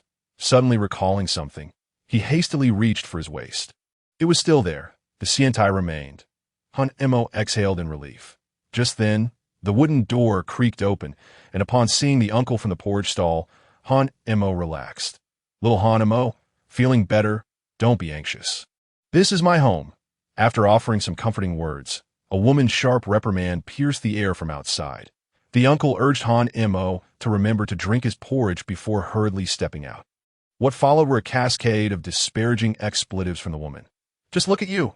What have you accomplished? The family is in such dire straits, barely able to put food on the table. Yet you bring home 2 burdens. Are you trying to bankrupt us? Keep your voice down. Keep my voice down. This is my home. I shall speak as loudly as I wish, and that one-armed man, he's nothing but a mute. For 3 days, he has done nothing but eat. I tell you, you must throw these 2 out today, or I will take our son back to my family, and I will report you to the authorities. After all, the magistrate is out hunting bandits. I shall simply say they are bandits. The door creaked open, and the uncle turned to see Han Mo, urging him to return and rest. We shall leave today. We won't disturb your aunt. Humph, so sweetly spoken. I heard from my husband that you are the one selling corn on the street. If you wish to thank us, bring more corn for my family. I also heard you just sold quite a bit of pure grain. My husband has helped you so much, and you haven't even thought of offering a token of thanks. Why speak such things to a child? The 2 began to bicker in the courtyard, and after a moment of contemplation, Han Mo decided to leave the uncle's home, with Li Kaiju silently trailing behind. Upon returning to the workshop, Han Mo sought out his fellow workers. I left a stone's weight of pure grain here yesterday. Have any of you seen it? The workshop leader laughed heartily. The courtyard was damp the past 2 nights, so I moved it inside the workshop. The second worker emerged carrying a sack of grain.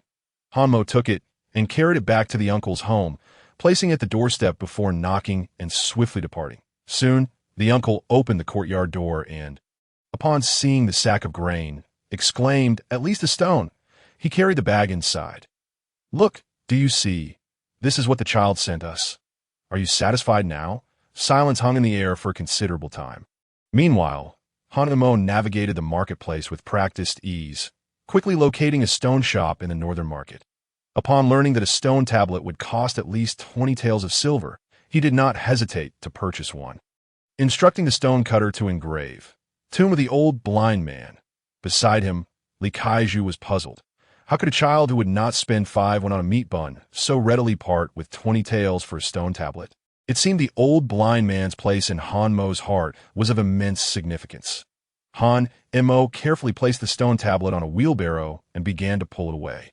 As he passed a bun shop, he swallowed hard but ultimately abandoned the idea of purchasing a meat bun. Li Kaiju, aware of Han Mo's long-standing desire for one, retrieved some coins and bought 5 meat buns. Approaching Han Mo, he remained silent, simply offering the buns to him.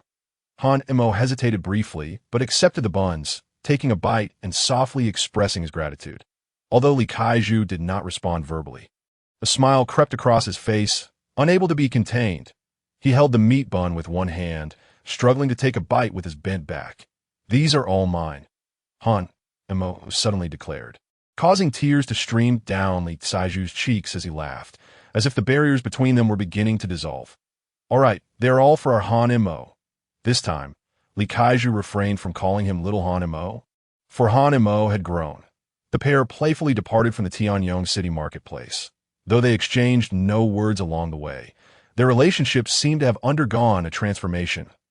Li Kaiju sensed that Han Mo no longer harbored any animosity toward him. As they neared Pingyong village, Li Kaiju suddenly inquired, "Han Mo, now that Zhu Sailang is dead and your third aunt is still imprisoned, do you wish to return to Pingyong village?" To return? Han Mo had contemplated this question. Yet he had never considered going back. The old blind man had perished due to the villagers of Pingyong, and he distinctly remembered each person's face. Pingyong village was no longer his home. His home lay in Infeng Ridge. "Li Kaiju, I shall not return. Wherever the old blind man rests, that is my home. Besides, I live comfortably on the mountain and do not have to bow to anyone's whims." "Very well. As long as it is your wish, I shall support you. For the time being, you should stay on the mountain. Your wounds have yet to heal, and those bandits may return. I am quite familiar with Infeng Ridge. As long as they dare to come, I can ensure they never leave." Li Kaiju noted the unprecedented coldness in Han Mo's eyes as he spoke those words that it was a murderous intent. Li Kaiju was taken aback. How could an 8-year-old child possess such a murderous intent? At that moment, a group of officials appeared in view, 2 of whom were carrying a stretcher covered with a white cloth. Intrigued, Li Kaiju stopped the officials. "Excuse me, what is this?" "Oh, we are from Pingyang Village." Upon learning they hailed from Pingyang, the officials relaxed their guard point. One of them lifted the white cloth, and Li Kaiju's gaze flickered with surprise. The corpse remained in a posture as if clutching a knife, though the weapon was embedded in its forehead. This was not from that night. That Li Kaiju, knowing better, pretended to be oblivious. "This is one of the 3 escaped criminals. We suspect he committed suicide out of guilt." Chapter 26. Li Kaiju's shock. Suicide out of guilt? Li Kaiju did not share that sentiment. A bandit who had slaughtered dozens in Pingyang Village and stolen the remaining provisions from every household. Such a ruthless individual could not possibly take his own life out of remorse. As he pondered this, Li Kaiju's gaze inadvertently fell on Han Mo. His curiosity piqued regarding the events of that night. Esteemed officials, weren't there 3 bandits? What are the other 2? At this, the official suddenly realized. Promptly warning his companions, "You 2 must be cautious. The remaining 2 bandits have disguised themselves and infiltrated Pingyang Village. We cannot capture them immediately, especially with this child in tow." Disguised in Pingyang Village? Li Kaiju's heart raced. It seemed they could not return to Pingyang for the time being. "Thank you, esteemed official." After parting ways with the officials, the 2 headed in the opposite direction of Pingyang Village, entering Enfeng Ridge. Along the way, Li Kaiju made sure to erase any footprints, allowing him to breathe a sigh of relief. Upon reaching the mountain, Hanamo set down the wheelbarrow, then carefully removed the stone tablet. He dug a hole before the old blind man's mound and placed the tablet within, compressing the earth with his hands. "Old blind man, once I earn some money, I shall build you a better home." Hamu declared, bowing 3 times before the old man's grave. Now, the weeds had once again sprouted in the field, a task Han Mo needed to complete daily. The matter of finances was simply an oversight, as he believed it had not been dealt with properly.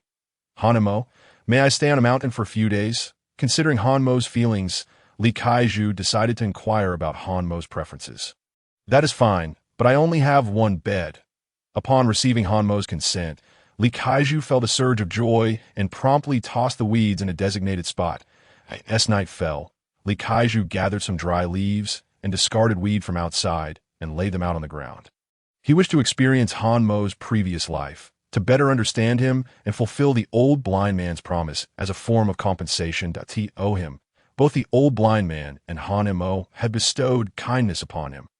When he first arrived in Pingyang Village, it had been the old blind man who had provided him with a plot of land, allowing him to establish himself in the village. Later, meeting Han Mo reminded him of his teacher's teachings, awakening fragmented memories of his time on Xianshan. This time, he intended it as a repayment of gratitude. That night, Li Kaiju noticed Han Mo turn away from him, not thinking much of it. The significant change in Han Mo's demeanor was already sufficient for him. Unbeknownst to Li Kaiju, Han Mo had already entered the world of Xiantai. After a few days of absence, the world of the Immortal Tower had already transformed beyond recognition. Weeds had grown over 3 feet high, causing Han Mo a throbbing headache. Upon entering the fields, he could see no one, only the swathes of weeds lying flat on the ground. By the time Han Mo awoke, everything had yet to be fully cleared, leaving him feeling somewhat despondent. A single day was simply insufficient to accomplish the task at hand, and it appeared he had grown too complacent. If only he could enter the Immortal Tower world at any time. He could tend to the weeds whenever they sprouted. Glancing at the empty straw mat beside him, he realized that Li Kaiju was no longer in the cave. Stepping outside, he was astonished to find Li Kaiju actually tilling the soil. He wanted to inform Li Kaiju that it was a futile endeavor, yet he struggled to articulate his thoughts. As for the matters concerning the Immortal Tower, he had no intention of divulging them to anyone. The old blind man had once stated that wealth should remain concealed. The fewer who knew, the safer he felt. Han Mo decided to squat by the fire pit to cook corn. Before long, he handed 2 ears of corn to Li Kaiju, who, upon noticing that Han Mo only held 1 ear, bluntly declared he never ate breakfast. Han Mo did not respond. After finishing his meal, he climbed up the mountain. Li Kaiju watched in alarm, fearing that a misstep could lead to a fatal fall, and quickly rushed to protect him from below. However, wasn't long before Likaiju saw Hanemo sitting cross-legged atop a stone, his hands forming peculiar seals before his chest. Shock surged within him. He was uncertain, so he hastily climbed up to join him. Upon witnessing Hanmo's perfect posture, Litsaiju's pupils widened in astonishment, and his thoughts drifted back to the time spent on the Immortal Mountain at that time. His senior brothers had all performed similar practices, as instructed by their master, to sense the natural spiritual energy and convert it into primal force for cultivation. Regrettably, he had merely been an ordinary mortal then, unable to perceive the spiritual energy of the world, and his spiritual roots had yet to awaken. Fortunately, his body had been nourished by the natural energy for over a decade, allowing him to sense a faint trace of it, though he could not absorb it. Yet now, Hanmo's actions mirrored those of his senior brothers, and Likaiju could sense the spiritual energy beginning to coalesce around him, albeit not being absorbed. Thus, Hanemo had indeed commenced his cultivation. The only reason he could not absorb it was that his spiritual roots had yet to awaken. Likaiju was utterly astonished. How could one attract such dense spiritual energy without awakened roots? If Hanemo were to awaken his roots, the consequences would be unimaginable. Calculating the time, Hanemo was already 8 years old. The prime age for awakening spiritual roots. He resolved to return to the Immortal Mountain at the first opportunity and ask the master to awaken Hanmo's roots. Likaiju had formulated his plans. But suddenly a thought struck him, and he gazed at Hanemo in alarm. No, Hanemo had been a mere beggar from Pingyang village 2 months ago, an ordinary mortal body. How could he begin to sense the spiritual energy of the world? To attract such energy, one must possess celestial techniques. Where had he acquired such techniques? Litsaiju's shock lingered, and he chose to sit beside Hanemo, waiting. He thought that since Hanemo had only just begun, his meditation should not take too long. Yet this wait stretched on for an entire day. When Likaiju saw no signs of Hanemo awakening, he finally descended the mountain to search for edible wild fruits. As the moon rose, Hanemo awoke to find that night had fallen, and he hurried back to the cave to lie down and sleep, that he needed to clear the weeds as soon as possible. Emptying his mind, Hanmo's consciousness gradually drifted into a haze, and he quickly fell asleep. When Likaiju returned and saw Hanemo already asleep, he concluded that he must be exhausted and did not wake him. Instead, he stepped outside and conversed with the old blind man from the Earth Mound. The next morning, after leaving a note, he descended the mountain. In the following days, Hanemo rose early and retired early, continuing his practice of the dry-sitting method during the day, but he discovered that this technique enhanced his energy and vitality, while at night, he ventured into the Immortal Tower world to clear the weeds. After several days of diligent effort, Hanemo finally cleared the entire Immortal Tower world and, last night, planted millet and wheat across nearly 10 acres of land. Indeed, 10 acres. Hanemo also uncovered a remarkable feature of the Immortal Tower. With each harvest, the land within the tower would double in size. The first time it had only been a little over 2 acres, the second time it had expanded to 5 acres, and now he possessed 10 acres. As for the area outside the cave, due to the terrain, the newly added land encircled the mountain's peak. Such an expanse of land filled Hanemo with immense joy. With so much land, he could cultivate more crops and earn greater profits. Moreover, after his previous observations, he realized that yellow millet and wheat would fully mature in just a month and a half. The home still had 10 taels of silver, a sum sufficient to sustain him for this upcoming month and a half. On the 10th day, Likaiju returned in a state of panic, wielding a machete and an axe. Chapter 27. Mountain Bandits Enter the Mountains. Hanmo's celestial techniques. Likaiju discarded his weapons and hurried to check if Hanemo was injured. Upon confirming that Hanemo was unharmed, he finally felt relieved. Likaiju, what troubles you? The officials sent men into the village to arrest people. Those 2 mountain bandits got wind of it and fled into Wind Ridge. As soon as I heard the news, I rushed back. Mountain bandits entering the mountains? Hanemo was taken aback, finding it rather perplexing. After practicing the dry-sitting method for some time, he had become attuned to the sounds from below the mountain. Normally, if someone entered the mountains, they would surely make noise. Could it be that they had stealthily entered while he was resting at night?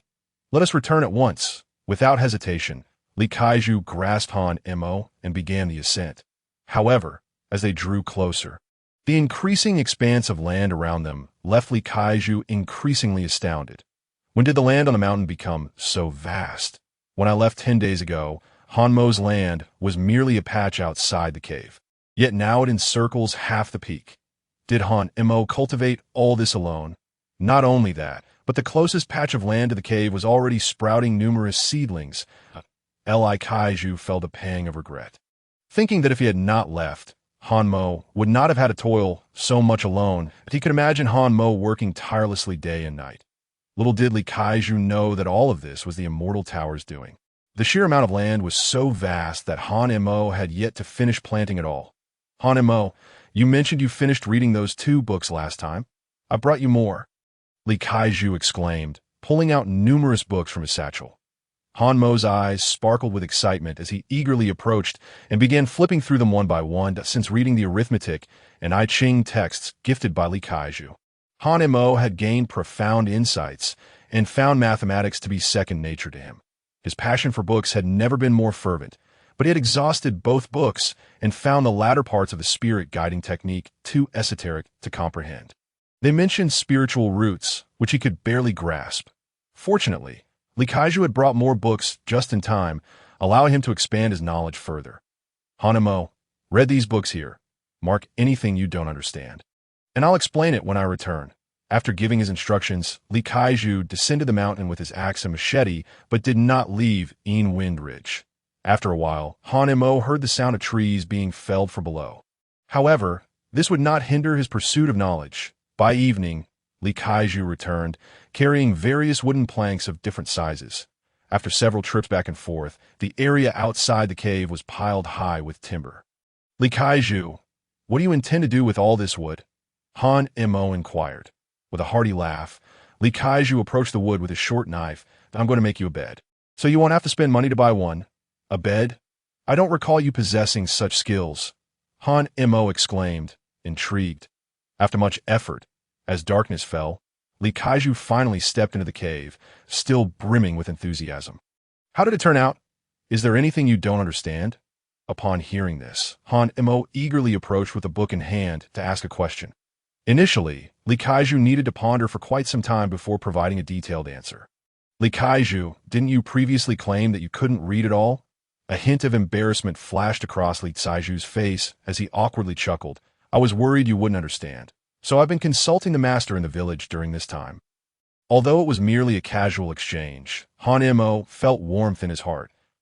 Li Kaiju's demeanor reminded him of the old blind man, who was always hands-on and patiently guided him through any problems he encountered.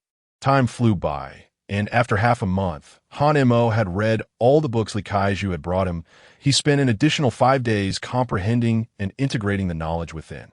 Over the course of 20 days, Han Mo climbed to the top of the cave each morning to practice the dry sitting method, read in the afternoon, and ventured into the Immortal Tower world to water and clear weeds at night. He wasted not a single moment. Moreover, Han Mo discovered that since the last harvest, the time for the 2 parts of the Immortal Tower to fit together seemed to have lengthened. It could now maintain for 5 breaths. Thus, he uncovered a second miraculous feature of the Immortal Tower. As long as he cultivated more crops and acquired more land, the tower would one day be fully restored. Meanwhile, Li Kaiju constructed 2 beds, one large and one small, perfectly fitting within the cave, also leaving ample space for other belongings. That night, as both prepared to sleep, Han Mo suddenly opened his eyes and sat up abruptly. Seeing Han Mo's reaction, Li Kaiju asked, "Are you not accustomed to this bed? I can make you another one tomorrow." "No, someone is whispering in the mountains." Upon hearing these words, Li Kaiju immediately became alert, hastily retrieving his axe from beneath the bed and handing a short knife to Han Mo. Before long, Li Kaiju, too, realized that Han Mo was correct. There were indeed voices emanating from the mountain. The sound seemed to belong to the 2 bandits who had hidden themselves in the hills. It appeared that a peaceful night's sleep was not in the cards, for who could say whether the bandits would discover their whereabouts? If they fell into a deep slumber and were found by the outlaws, it would surely spell doom for them all. You stay hidden here. I will go and investigate, Li Kaiju declared with unwavering confidence.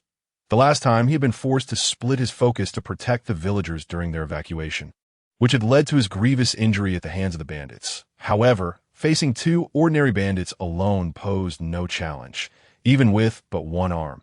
Let's not forget, he had trained in martial arts on the Celestial Mountain.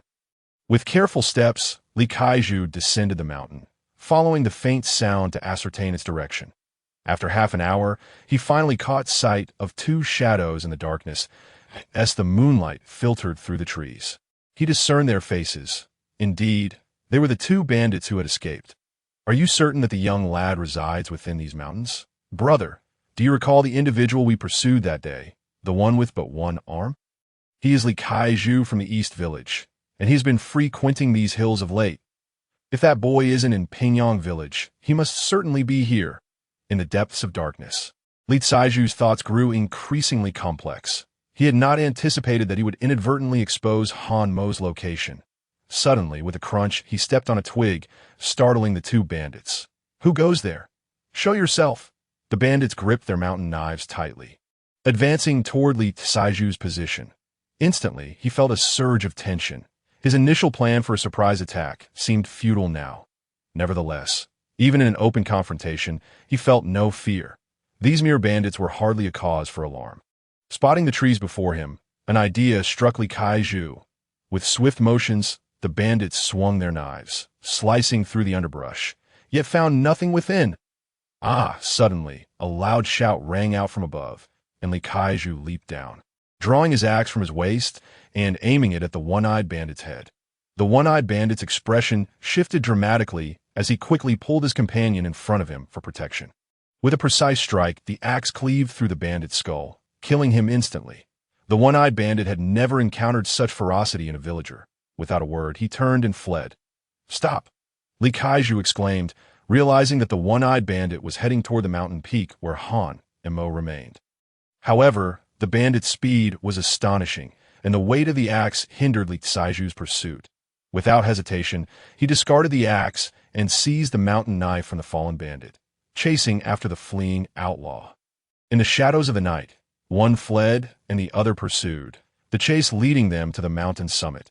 From a distance, the one-eyed bandit spotted the flickering lights ahead and beheld Han and Mo at the mouth of a cave. Surrounded by fields flourishing with grain, his heart soared with joy. At last, he had found the source of the abundant provisions. This must be where all the surplus grain is hidden. The one-eyed bandit, emboldened by this revelation, approached with malicious intent, brandishing his mountain knife, preparing to eliminate the boy and throw the one-armed villager into disarray, thus turning the tide in his favor and claiming the bounty of grain for himself. Prepare to meet your end, child, he snarled, lunging at Han and Mo. Yet, in the very next moment, the one-eyed bandit's expression shifted in shock. His knife ricocheted off an unseen barrier, landing squarely against his own neck. Severing his head from his body, Li Kaiju's eyes widened in astonishment as he witnessed this extraordinary event. A milky white shield had appeared around Han and Mo, deflecting the attack and sending the knife back to its wielder. This is celestial magic. Han and Mo possesses celestial powers. As the one-eyed bandit's body fell backward, his head rolling to rest at Han Mo's feet, Li Kaiju moved forward to offer comfort. However, he was taken aback as Han and Mo nonchalantly kicked the severed head aside and effortlessly lifted the 200-pound corpse, tossing it down the slope. Upon inspection, Li Kaiju discovered a pit below, presumably prepared by Han and Mo beforehand, ample enough to accommodate two bodies. I shall retrieve the corpse from down the mountain for burial. Li Kaiju understood Han Mo's intentions immediately, turning to descend the mountain. Shortly thereafter, he returned with the body of a bandit who had lost half his head, extracting the missing portion from the clothing and tossing it into the pit. Following this, Li Kaiju fetched a hoe to fill the deep hole, then placed logs atop to compress the earth, finally covering it with dried branches and leaves to obscure it from prying eyes. That night, neither party could find rest. Having taken a life, they remained awake, seated by the fire, engaged in conversation. From Li Kaiju, Han and Mo learned of the many deaths in Pingyong Village, where the bandits had hidden the grain deep within the mountains, leaving numerous households bereft of sustenance. It seemed they were destined for a life of begging, much like Han and Mo had once endured. Li Kaiju urged Han Mo to abandon Infeng Ridge, for they had committed a grave act. It was only a matter of time before the authorities would investigate. Yet Han Mo firmly declined, reiterating his resolve. Wherever the old blind man is, that is where my home lies. Thus, the matter remained unresolved.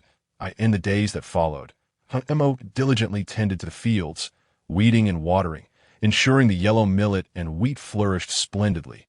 Moreover, he had committed to memory all the knowledge from his books, requesting that Li Kaiju bring him more texts.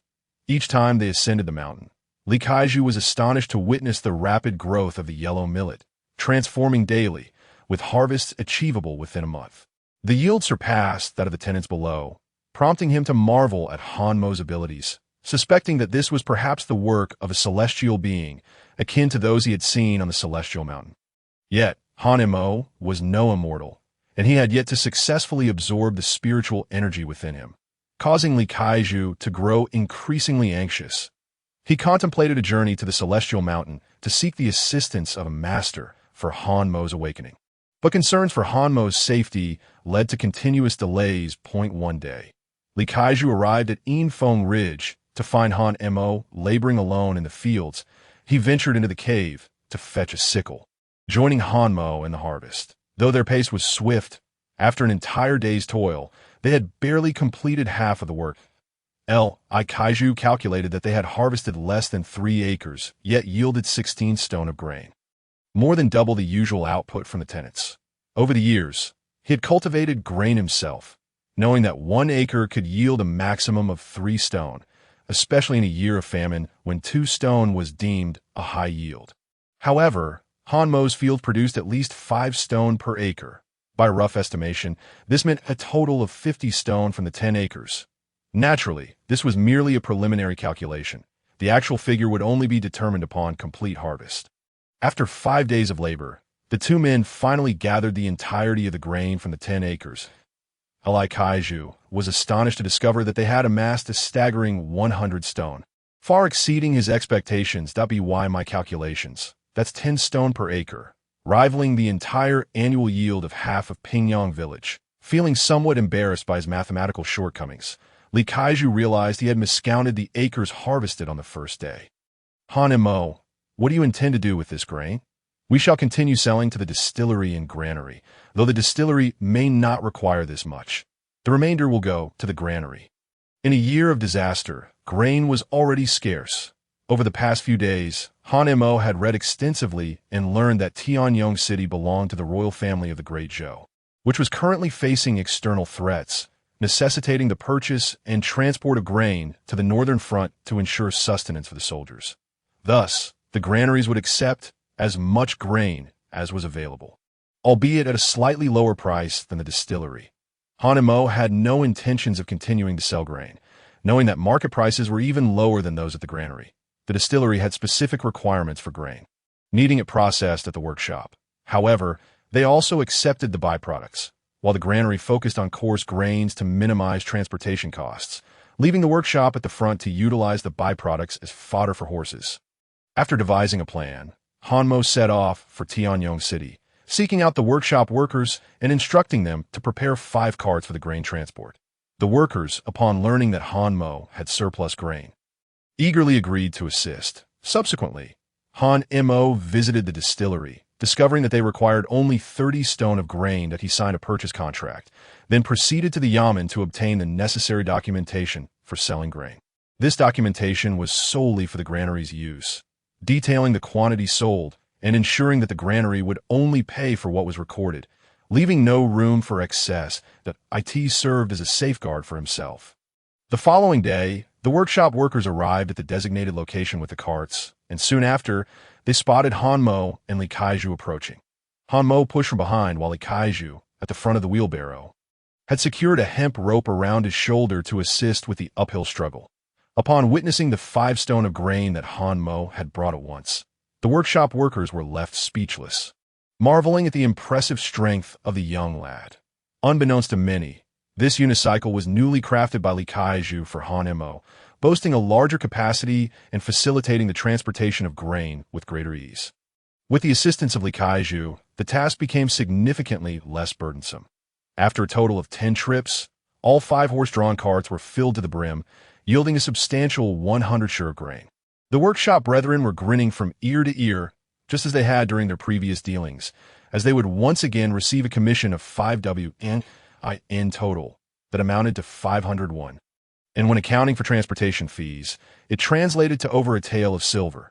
Transporting grain turned out to be slightly more expensive than processing it, given the inherent risks involved, particularly in years of calamity when bandits were rampant, where one misstep could cost them their lives. Furthermore, with the daily sporadic commissions, one could expect an income of 2 or 3 taels of silver each day, which was quite commendable after settling the accounts. The workshop brethren clearly stated that grain could be collected in 3 days. Han Mo paid the fees and, carrying some corn, departed from the workshop. He had not forgotten his promise to Aunt Zhu to deliver some corn separately, having reserved a small plot of land specifically for its cultivation. Upon arriving at Aunt Zhu's home, she initially expressed some confusion, but after understanding the backstory, she candidly admitted that she was merely joking, never anticipating that Han Mo would take her seriously. Accepting the corn, Aunt Zhu invited Han Mo to stay for lunch before sending him on his way. The remaining corn was distributed to those who had previously extended their help to him. The porridge vendor received 10 ears of corn and half a bag of grain, expressing his gratitude profusely. After a day of toil, the duo decided to return. However, upon leaving Tianyong City, Li Kaiju suddenly called out to Han Mo. Han Mo, this place is quite close to Baiyun Temple. Accompany me there, and I shall request the master to awaken your spiritual root. Upon hearing the term awakened spiritual root, Han Mo's eyes sparkled with excitement. Filled with longing that he had come to understand what a spiritual root was. In simple terms, it was a prerequisite for becoming an immortal. Only by awakening one's spiritual root could one ascend to immortality. Li Kaiju had previously informed him that the meditative practice he often engaged in at the mountain's peak was, in fact, a form of meditation, wherein one converted spiritual energy into primordial power for absorption. It was then that Han Mo grasped the reason he could not allow energy to enter his mind. It was not true energy, but primordial force, the transformation of the world's spiritual energy into primordial power, absorbed into the body. This was the true mastery of the spirit-invoking technique. Only by awakening a spiritual root could one allow primordial power to circulate throughout the body and commence genuine cultivation. Old blind man, do you see? I too can become an immortal. Chapter 29. Baiyun Temple. Upon returning to Tianyong City, Han Mo requested the workshop brethren to facilitate the connection between the distillery and the granary, assuring them that he would soon return to settle the payment, to which they gladly acquiesced. Afterward, Han Mo followed Li Kaiju towards the eastern Tianjie. In the twilight glow, their figures were elongated, casting long shadows. Yet this journey would take 4 days and 3 nights, leading them to an unfamiliar city, Fengchuan City. Renowned for its bountiful harvests, Fengchuan City supplied the majority of grain to the Great Zhou Empire each year. However, when the imperial court of Great Zhou began warring with foreign tribes, Fengchuan City quickly became a target for occupation. The imperial court would not allow Fengchuan City to fall, dispatching heavy troops to guard it, rendering it impregnable for over a decade, leading the foreign tribes to relinquish their siege. Yet due to years of conflict, Fengchuan City had become a desolate shell, its populace displaced, given Fengchuan City's unique terrain. It was home not only to the subjects of Great Zhou, but also to numerous foreign inhabitants. Han Mo had already discerned this characteristic during his journey, but he also noticed the land here was exceedingly fertile, indeed ideal for agriculture.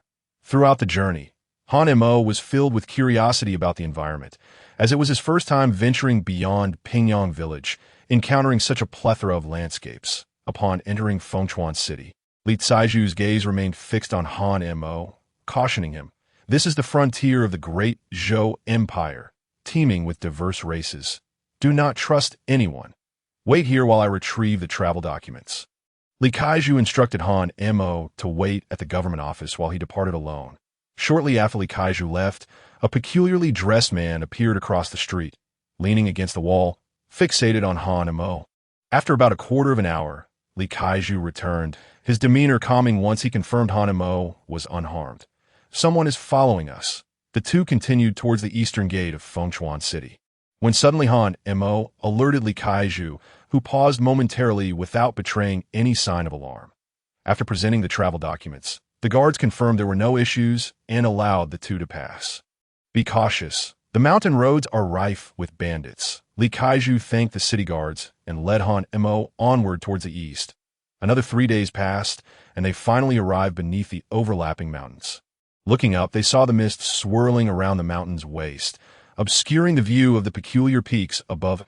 To the foot of the mountain, stone stairs stretched deep into the mist. The two ascended the stone steps, entering the mountainous region, and before long, a strangely dressed youth followed behind them. Not seeing the two, he too ventured into the mountains. As they delved deeper, Han Mo noticed a growing number of travelers pausing to rest. Curiously, these travelers shared a common trait. Each was accompanied by a child, ranging from 6 or 7 to 16 or 17 years of age. Noting Han Mo's confusion, Li Kaiju explained, in recent days, it seems the Celestial Mountain is recruiting, which is why so many have come seeking. We have arrived at an opportune moment. Li Kaiju chuckled, quickening his pace, and Han Mo promptly followed suit, moving with a lightness that astonished the surrounding youths of 16 or 17. They, having climbed to this point, were panting heavily and could hardly believe that a mere child of 7 or 8 was far swifter than that. A sense of rivalry ignited within them, prompting them to disregard their parents' calls and grit their teeth to keep up. While the parents could only follow along helplessly, they ventured deeper into the clouds. Han Mo felt as if he had stepped into a realm of immortals, enveloped by an unparalleled sense of comfort that compelled him to call out towards the empty mountains. In his youthful voice, there was an undertone of wistfulness. Observing Han Mo's demeanor, Li Kaiju mused that Han Mo had been repressed for too long and needed to release his pent-up feelings. Li Kaiju, is this truly the Celestial Mountain? After his exuberance, Han Mo pointed towards the mist within the empty mountain, unable to suppress his curiosity, his eyes gleaming with anticipation for Li Kaiju's response. Li Kaiju smiled faintly, gesturing towards the clouds above. Once you enter the mountain and traverse the clouds, only then will you reach the Celestial Mountain. To Han Mo's ears, this sounded like the mystical capabilities of the immortals, causing him to reveal an expression of longing as he quickened his pace. As evening approached, the sky darkened, and a chill wind swept through, causing Han Mo, clad in light garments, to shiver involuntarily.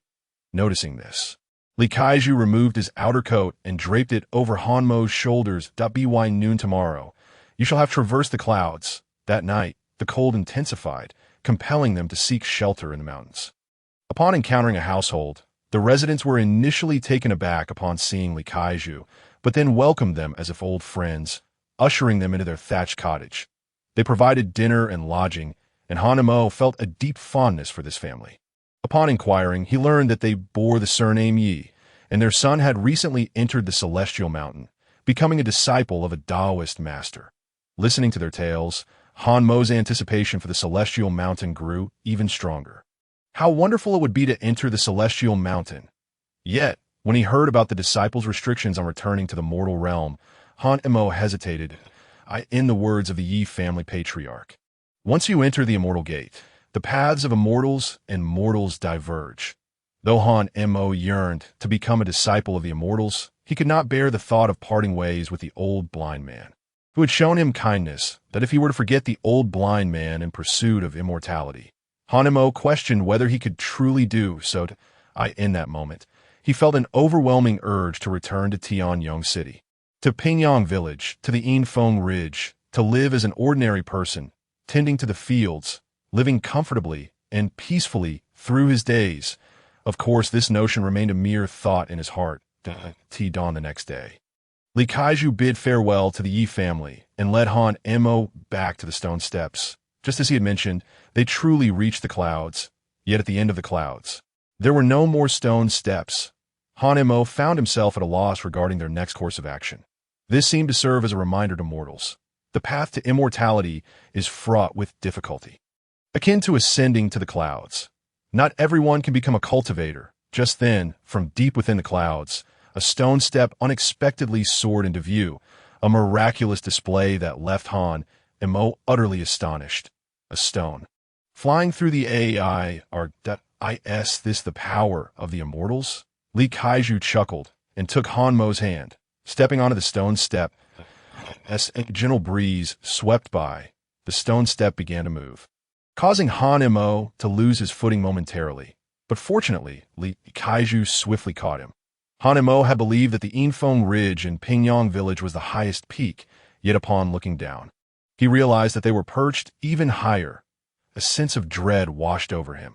Should he fall, he would surely meet his end. The stone step gradually ascended towards the seemingly endless sky, until the surrounding mountains faded from view, leaving Han Mo with an inexplicable sense of emptiness. Entering the Immortal Gate, there would be no turning back. Suddenly, a foreboding voice echoed around him, causing Han Mo to glance around. Yet he saw no one. This is the warning from the ancestors to every seeker of immortality. Han Mo fell silent, and after a moment, he turned to Li Kaiju, asking, "Is it true that once one enters the Celestial Mountain, returning to the mortal realm becomes exceedingly difficult?" Not necessarily. Only those with spiritual roots can truly embark on the path of immortality. Without a spiritual root, one cannot become a disciple of the Immortals. Li Kaiju's eyes flickered with a complex emotion. However, if one's heart is sincere, the Immortal Gate may consider granting permission to remain in the Celestial Mountain for menial tasks, allowing occasional lessons in martial arts. Han Mo nodded, lost in contemplation. After a considerable while, he sensed that the pace of the stone steps had slackened. Upon closer inspection, he beheld a mountain gate ahead, adorned on either side with stone lotuses suspended in mid-air, and a stone plaque inscribed with 3 characters, Bai Yun Guan. The gate swung wide open, and the stone lotuses twirled, revealing gilded words. Clear waters and vivid colors, the years drift leisurely, amidst the eaves of the Celestial Mountain. The Jade Palace stands serene, with a tranquil heart on the path of immortality. Within Bai Yun Guan, the Immortal of White Clouds. Chapter 30. The 5 Elements' Mixed Spiritual Roots. The 4 gilded lines instantly captivated Han Mo's attention, rendering him momentarily spellbound. It was clear that individuals clad in Taoist robes awaited him here. Han Mo understood that these must be the Immortals of the Celestial Mountain, and a profound respect surged within him. Leaving no room for irreverence, he noticed that their garments were exceedingly luxurious. He had seen such opulent robes before. The Immortal he had once struck down with a stone had worn a similar attire. Yet there were significant differences compared to those before him. Han Mo recalled that the Immortal had also carried a piece of jade, the front of which bore the character Xian. The individuals surrounding him likewise wore jade pendants at their waists, but from a distance he could not discern the inscriptions upon them. Returning to the stone platform, Han Mo discerned more clearly.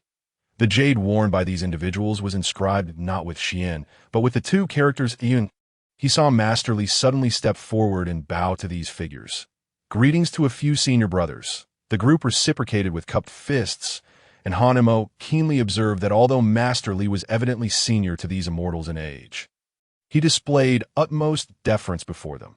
This was in stark contrast to the customs of Pingyang Village, where the younger were expected to show respect to the elders. Junior Li, is this child from the mortal realm? Master Li smiled and explained to the youngest-looking Immortal present, returning to Zhang Shixiao. This child is the descendant of an old acquaintance that I noticed he possesses a foundation for cultivation, so I thought to invite a master to descend the mountain to awaken his spiritual roots. However, due to trivial matters, I brought him personally to the temple, only to encounter the annual selection event.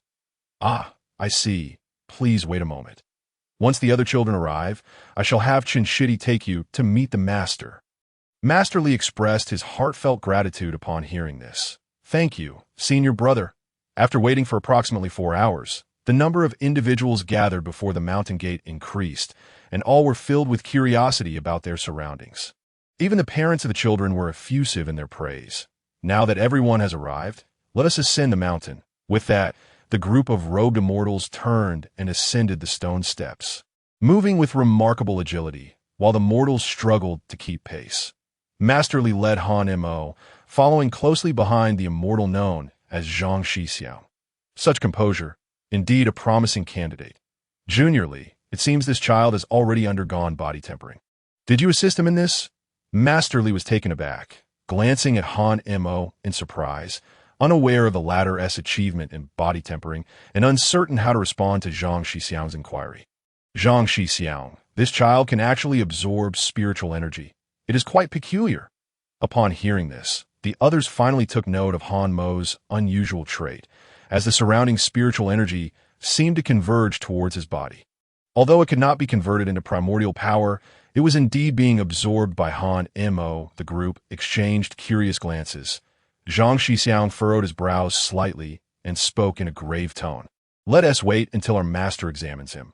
Perhaps he will discern the reason behind this anomaly.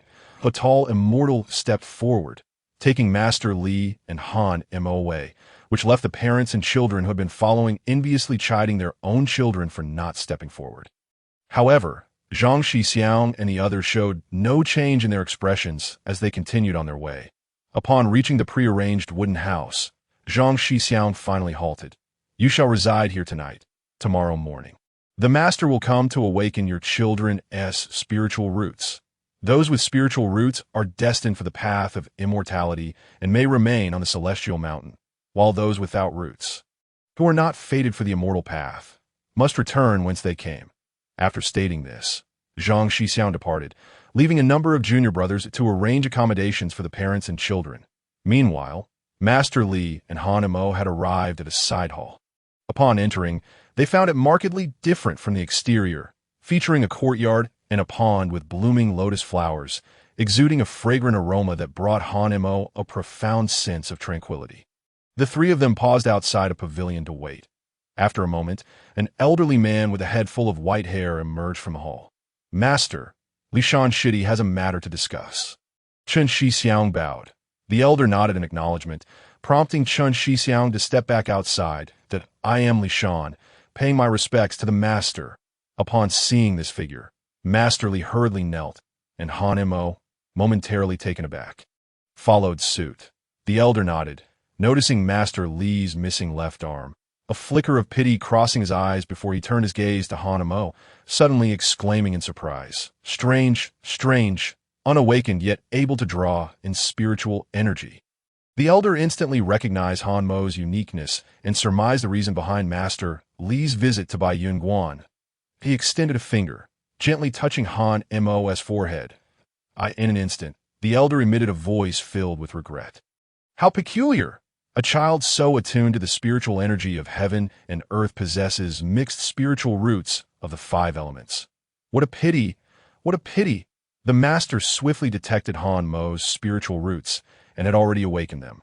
Yet upon hearing this outcome, Master Li appeared exceedingly agitated. Master, if Han Mo has awakened his spiritual roots, can he cultivate? Master Li failed to notice the flicker of concern in Han Mo's eyes upon realizing he truly possessed spiritual roots. However, the master gazed at both of them with a serious demeanor, providing an explanation. The path of cultivation indeed requires one to possess spiritual roots to advance, yet how far one can traverse on this path depends on the quality of those roots.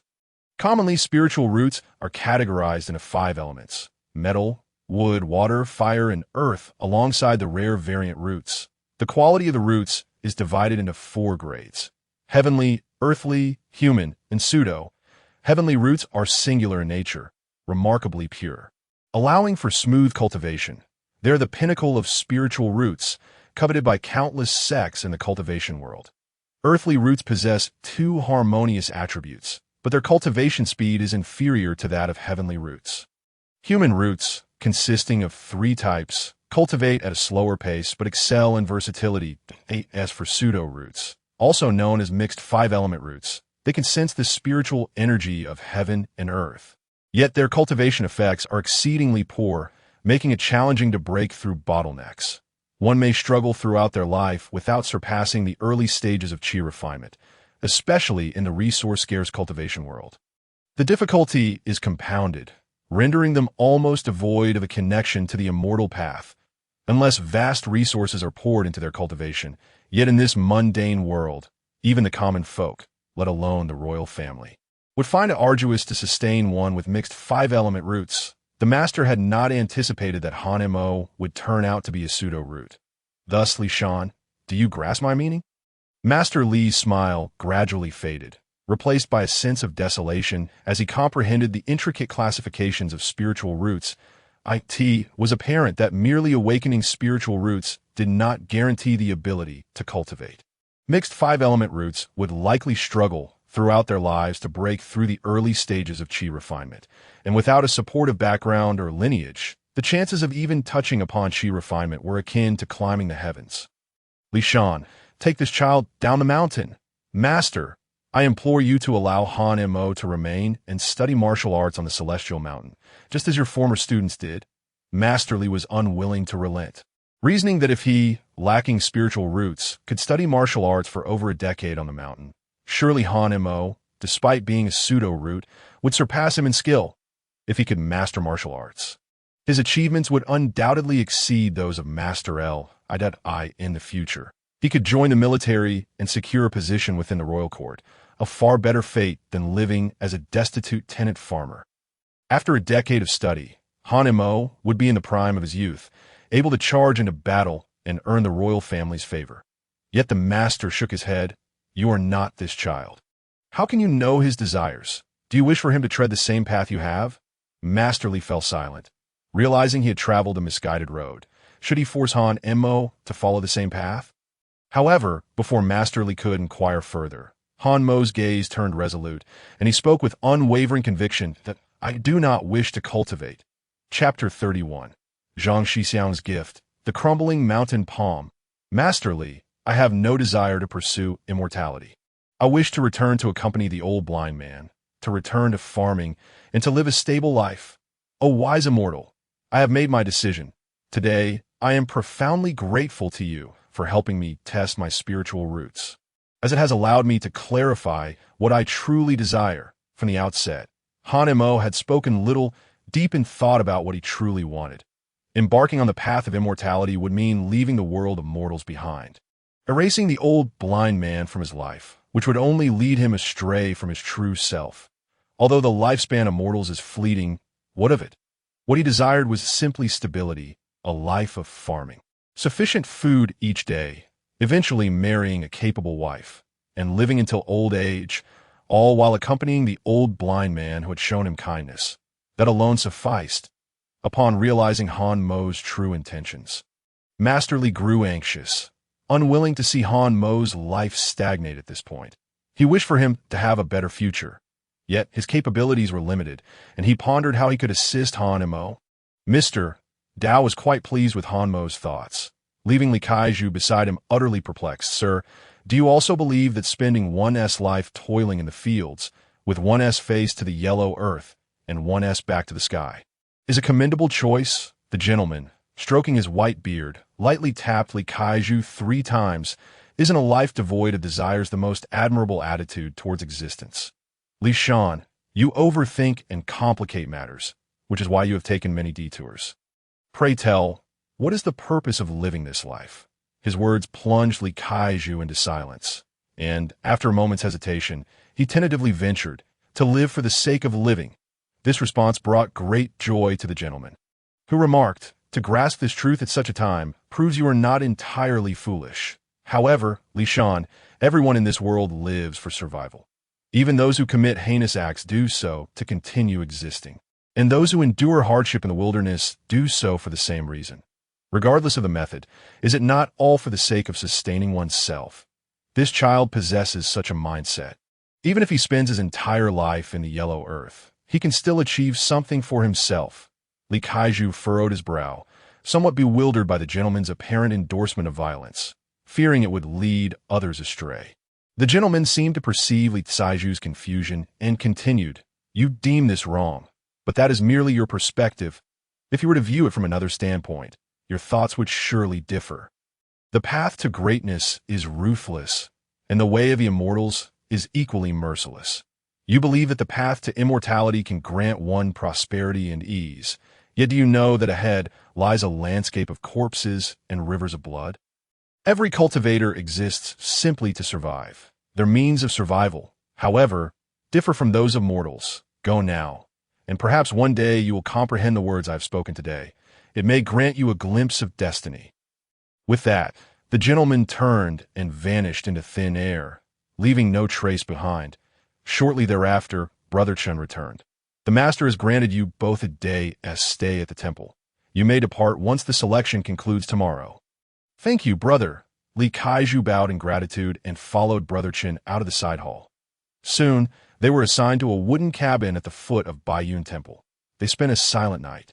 With Li Kaiju retiring early but unable to find sleep, his mind preoccupied with the gentleman's words, T-dawn, the sounds of birds filled the air, and outside the cabin, the voices of parents urged their children to hasten. Eager for the gentleman to test their spiritual roots and determine their futures, on the viewing platform, Li Kaiju gazed at Han Mo with a complex expression, still feeling a twinge of reluctance. Parents stood with their children in the square, awaiting the arrival of the venerable elder. After approximately the time it takes to burn an incense stick, a figure in white descended from the sky, igniting a wave of excitement among the crowd. Han Mo's curiosity from the previous day had vanished. After 3 hours of testing, only 5 out of the 15 families had their children identified with spiritual roots. Notably, one child was found to possess dual earth roots, the highest quality among the 3, dressed in fine silk garments. Clearly from a wealthy family. 2 children exhibited human roots, allowing them to remain at Baiyun Temple and embark on the path of cultivation. The other 2, like Han Mo, were deemed to have false roots, yet their parents seemed determined to keep them at Baiyun Temple. Even if they could not cultivate, they would learn martial arts. Their unwilling children were helpless against their parents' decisions, as the demands of the parents were not something a child could resist. Thus, the 5 children remained at Baiyun Temple. Those who were found to have no spiritual roots were sent down the mountain, destined to become mere tenants for the rest of their lives, toiling without purpose, ultimately buried beneath the earth as they prepared to depart. Li Kaiju grasped Han Mo's arm. "Han Mo, are you certain, if you wish to stay? I can plead with the gentleman once more." "No, Li Kaiju, I wish to accompany the old blind man. Moreover, as the saying goes, one must observe filial piety for 3 years after the passing of an elder. I want to spend more time with him. You need not plead with the old immortal on my behalf. He will not acquiesce." Reluctantly, Li Kaiju respected Han Mo's choice, as the gentleman had said. Each person's life is determined by themselves. Before descending the mountain, Brother Zhang found Li Kaiju and gifted him a handwritten book of immortal techniques for Han Mo, which was a rare permission. As all immortal arts were controlled by sects, and mortals required consent to practice them. Otherwise, calamity would surely follow. Upon descending, Li Kaiju visited the home of the Yi family halfway down the mountain. After exchanging pleasantries, he learned of Han Mo's false roots, which the Yi family found quite regrettable. After bidding farewell to the Yi family, Li Kaiju left with a heavy heart, uncertain of when they might meet again, perhaps in 10 years, or perhaps never again. Upon reaching the foot of the mountain, they discovered a multitude of carriages assembled, as Baiyun Temple sought to send these travelers back home. Naturally, Li Kaiju and Han Mo boarded a carriage. After a day's journey, they arrived in Fengchuan City. After confirming their identities and the accuracy of their documents, the city guards permitted their entry. Han Mo purchased some local specialties in Fengchuan City to carry with him, and then embarked on the journey back to Tianyong City. After 4 days, they finally returned to Tianyong City, which was unlike Fengchuan City, and the city guards recognized Han Mo, allowing him to pass without hindrance. Upon returning to the workshop, the brothers there presented Han Mo with a box. "Little brother, a total of 60 taels of silver. Please count it. It's been nearly half a month since I left. My brothers have waited so long." Han Mo nodded, counted the silver, and after confirming its accuracy, he withdrew 30 as payment. According to market rates, a day's wage was 2 so seeing his brothers well off, he generously provided them with half a month's pay, earning their heartfelt gratitude. As he was leaving, the workshop brothers urged Han Mo to supply their workshop with any surplus grains, promising that prices could be negotiated. Han Mo gladly agreed, returning to Yinfeng Ridge in Pingyang Village. Han Mo was filled with emotion. His recent journey had changed his perspective. He had seen mountains taller than Yinfeng Ridge and landscapes more magnificent than those in Tianyong City. Yet, in the end, It was Enfeng Ridge that gave him a deeper sense of belonging. Upon reaching the mountaintop, they found the weeds had overgrown. Hanemo and Likaiju spent 5 days clearing the 10 acres of land. And crucially, Han Emo entered the world of the Immortal Tower every night. Otherwise, all their efforts would have been in vain. Han Emo, you have awakened your spiritual roots, though they are but false roots. You can still attempt to draw in spiritual energy. One day, Li Kaiju descended the mountain to find more books for Han Emo, while Han Emo took advantage of Li Kaiju's absence to plant yellow millet and wheat across the 10 acres. Overall, yellow millet and wheat proved to be the more profitable choice. After completing everything, Hanemo took out the book of immortal techniques that Brother Zhang had given him. Crushing Mountain Palm. Chapter 32. Cultivating Qi. The method for practicing the crushing mountain palm was quite simple. While it may not be a true immortal technique, it was certainly a cut above martial arts manuals that if fully mastered and integrated. It could easily shatter a 9-foot wide boulder. The average person would be unable to withstand it. After 2 hours, Hanemo finally grasped the key points of the crushing mountain palm's formula. He could now recognize all the characters and comprehend their meanings. And even if unsure, he could make educated guesses. Upon realizing the potency of this martial arts manual, Hanemo was astonished. The book stated that one must strike a stone 1,000 times each day without pause. If interrupted, one must start anew. Initially, one needed to break a 6-inch stone to advance to the next stage. Following the manual's instructions, Hanemo found a boulder the size of a head and began to gather the power within him. Directing it into his hand to strike the stone, with a loud smack, the pain radiating from his palm caused Hanmo's expression to change instantly. How painful! He nearly entertained thoughts of giving up. But recent events had made him aware of the necessity of self-preservation, and the crushing mountain palm was his most suitable means of defense. Thus, he gritted his teeth and endured the pain. Continuing to strike the stone palm after palm, as time flew by, he found himself at the water hole at the third watch, where he plunged his sore hands into the cool water, finding some comfort, though the throbbing pain remained. Once accustomed to the pain, Hanemo proceeded to chase away birds and beasts from the fields, while also pulling up the stray weeds by nightfall. He went to bed early and entered the world of the Immortal Tower. In this manner, Hanmo's life began to take on a fulfilling routine. Morning practice of the spirit drawing technique. Midday focused on the crushing mountain palm. Afternoon spent laboring in the fields. And evenings dedicated to the Immortal Tower, with Li Kaiju occasionally visiting and bringing new books for Hanemo to study during his spare time. This was no challenge for Hanemo.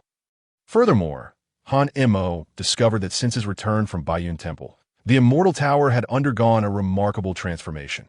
Its surface was no longer marred by rust, but instead glimmered with a hint of brightness, even radiating a faint glow at night. The duration of connection had also improved, extending from the original 5 breaths to at least a quarter of an incense stick's time. Days passed, and before long, 3 months had slipped away. After harvesting all the grain, Hanmo summoned his workshop brothers to handle the processing of the crops, selling them to the granary and the winery. Of course, Hanmo still had to personally manage the necessary procedures. Yet he did not neglect his training in the crumbling mountain palm. After a month of diligent practice, he found himself devoid of pain, though the calluses on his palms had multiplied significantly. One day, after waking, Hanemo ascended the mountain as usual to practice the spirit drawing technique. Suddenly, he opened his eyes wide in shock. During his meditation, he had sensed a stream of energy coursing through his mind. And in that fleeting moment, his spirit became extraordinarily clear and comfortable. This the entrance of spirit into the body. Hanemo was overwhelmed with excitement. The text stated that to allow the energy to flow through the mind, one must transform spiritual energy into primordial force. Now that he had accomplished this, did it mean he could begin to convert spiritual energy into primordial force for further cultivation? With this thought, Hanemo swiftly re-entered his meditative state, striving to sense the spiritual energy of the world around him.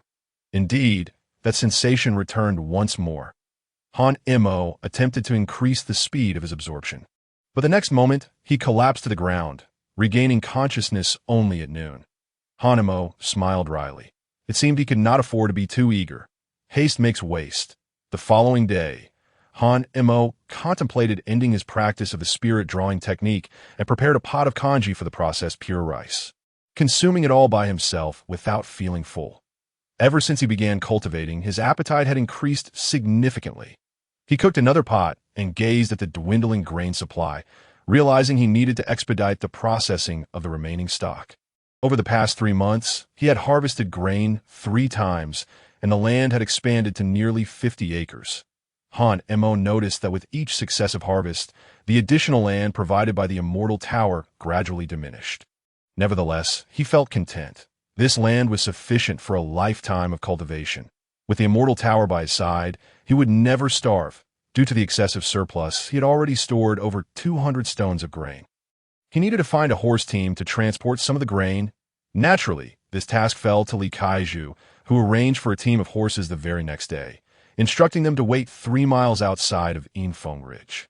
This time, Han Mo sold 200 stones of surplus grain, earning a tidy sum of 100 taels of silver.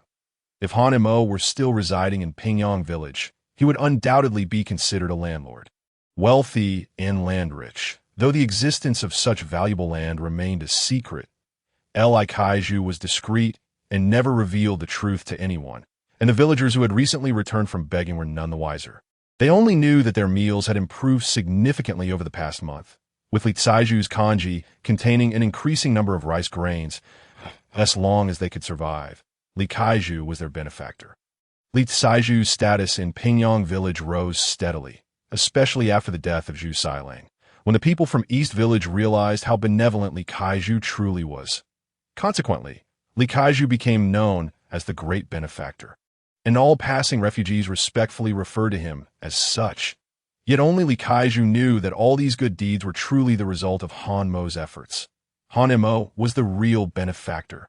Watching the stream of refugees, Li Kaiju felt a mix of emotions and began to understand what the old Immortal had meant by living. One day, Li Kaiju rose early to avoid the crowd's gaze and ventured into Infeng Ridge. Upon reaching the summit, he found Han Mo seated cross-legged, surrounded by swirling spiritual energy, which was gradually being transformed into primordial force. Li Kaiju chose not to disturb Han Mo and sat quietly nearby. However, Han Mo's voice suddenly called out, "Just come if you need something." Li Kaiju was taken aback. He had moved so quietly that he could hardly comprehend how Han Mo had sensed him. Had Han Mo begun to touch upon the chi refinement stage? "Are you now refining chi?" he asked. "Refining chi?" Han Mo chuckled and shook his head. All he had managed to achieve was transforming spiritual energy into primordial force. Yet his body felt like an insatiable abyss, never fully satisfied. The text had clearly stated that once one could absorb primordial force, they would be able to open their dantian and master the application of spiritual techniques. Yet, 4 months had passed, and he had only grasped the basics of these techniques. The crumbling mountain palm was the best testament to his strength. He could now lift stones weighing 400 pounds. Having upgraded from the originally intended 6-inch stones to a full foot, as for the dantian, he had yet to sense it. Ironically, the Immortal Tower's connection time had now extended to half an incense stick.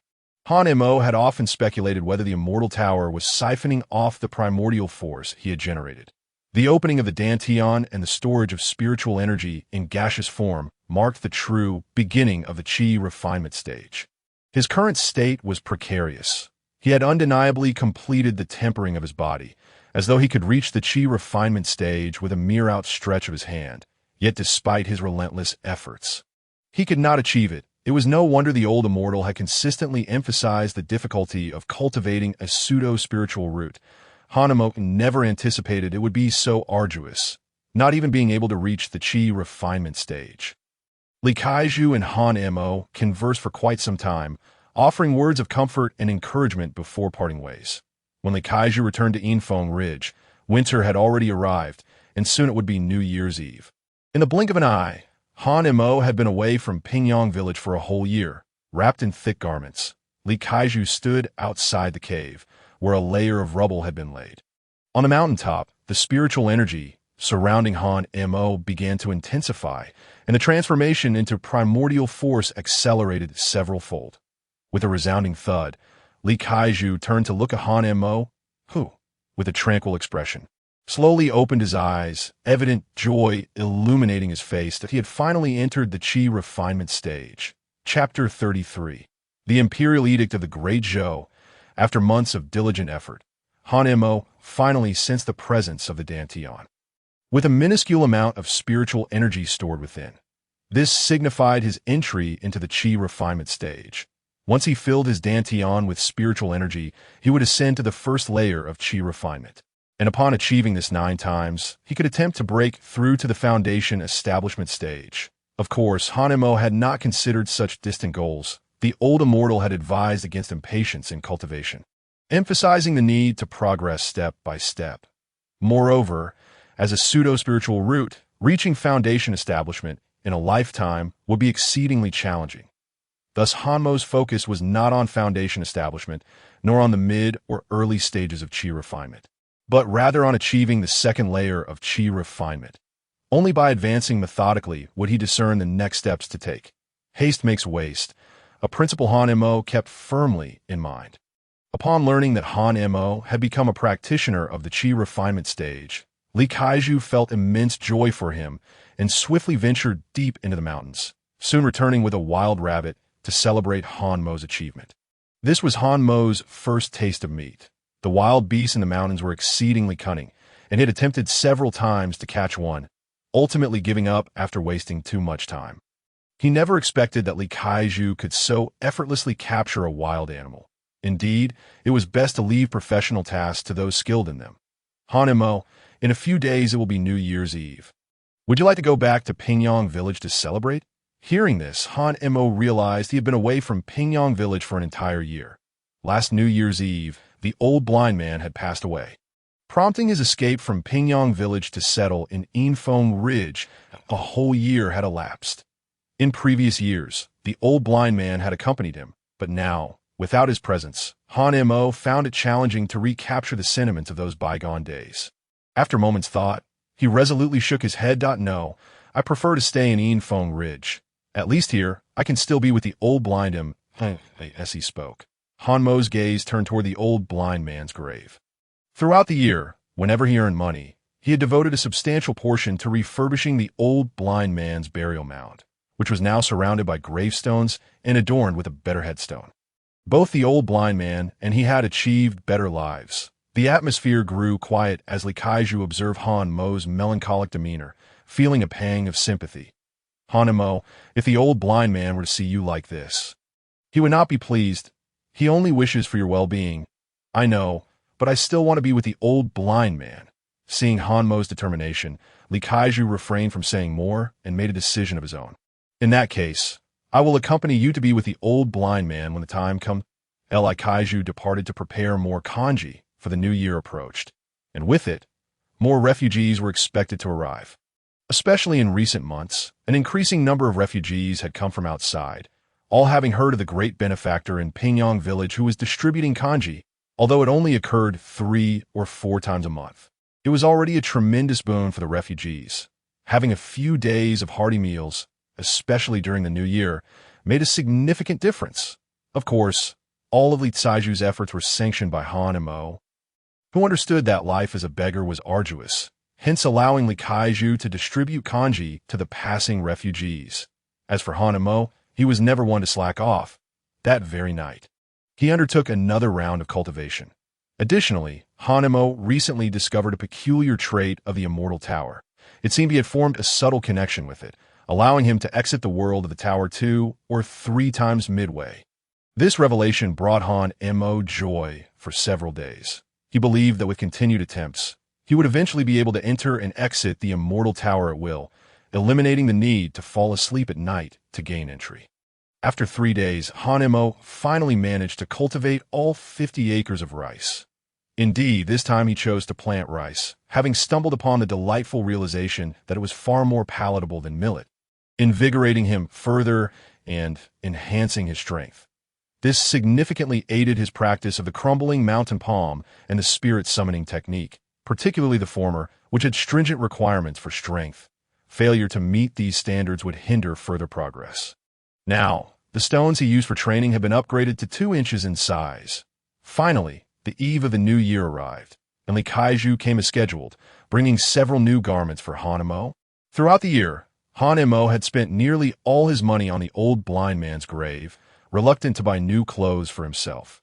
The two sat before the old blind man's grave, conversing through the entire night. Hanemo recounted his experiences over the past year in detail to the grave, explaining how he had survived and shared with the old blind man the assistance he had received from Li Kaiju, including the matters regarding Baiyun Temple. Hanemo spoke most elaborately about Baiyun Temple, as if he had spent the night there himself, especially recalling the gilded four-character inscription at the temple gate, which he had not forgotten to this day.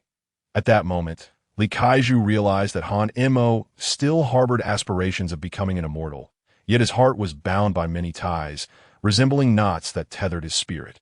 This knot was one of Hanemo's own making. It is often said that to untie a knot, one must be the one who tied it. Thus, it was Hanemo who needed to unravel this binding. Perhaps when that day arrives, it will mark a profound transformation for him. After tonight, Hanemo would be 9 years old, and life returned to a tranquil state. He arose earlier and retired later than before, yearning for more time to practice and cultivate. Consequently, Hanemo often lamented the scarcity of time, even chastising himself for not working hard enough. During this year, the great Zhou royal family achieved a great victory, repelling the northern barbarians and the eastern sea tribes. The year of calamity had passed, and the common folk began to lead stable lives, expressing gratitude to the heavens, unbeknownst to Hanemo within the great Zhou royal court. The frontline general reported the situation, candidly stating that their victories were largely due to the continuous supply of grain. The soldiers and war horses, well-fed and strong, fought fiercely against their enemies. The emperor was perplexed, noting that the previous year had been a year of great disaster, and the grain collected by local officials was insufficient for all citizens to survive the calamity. Why then did the general claim there was an unceasing supply of grain? The general, equally baffled, explained that the monthly grain shipments were dispatched from a place called Tianyong City. Intrigued, the emperor dispatched someone to investigate. This inquiry led to a small place called Pingyang Village, where the officials of Tianyong City dared not neglect the matter, conducting thorough inquiries until they finally located Hanemo, who had been consistently supplying grain to the granary, and learned of another individual named Li Shan, who also had contributed.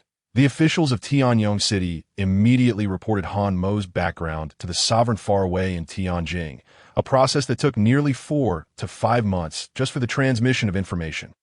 Upon learning of Hanemo's plight, the emperor was greatly moved, particularly astonished to discover that this child, Hanemo, could cultivate grain in the freezing cold and at such a rapid pace. He declared it a feat worthy of an immortal's prowess and insisted that it must not be overlooked.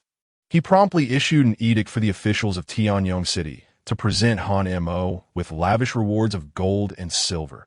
It took nearly a month for the imperial decree to reach the officials of Tianyong City, who immediately sent people to clear a path to Pingyang Village and prepared generous gifts to present to Hanemo on that day. The entire village of Pingyang rejoiced, having learned that the official was coming to bestow honors, with everyone unanimously believing it was Li Kaiju's benevolence that had moved the sovereign in Tianjing.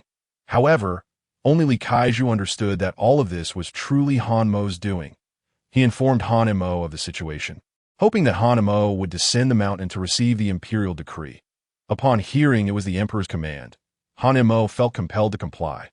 Moreover, he considered the possibility that if he did not go down, the official might bring others up the mountain.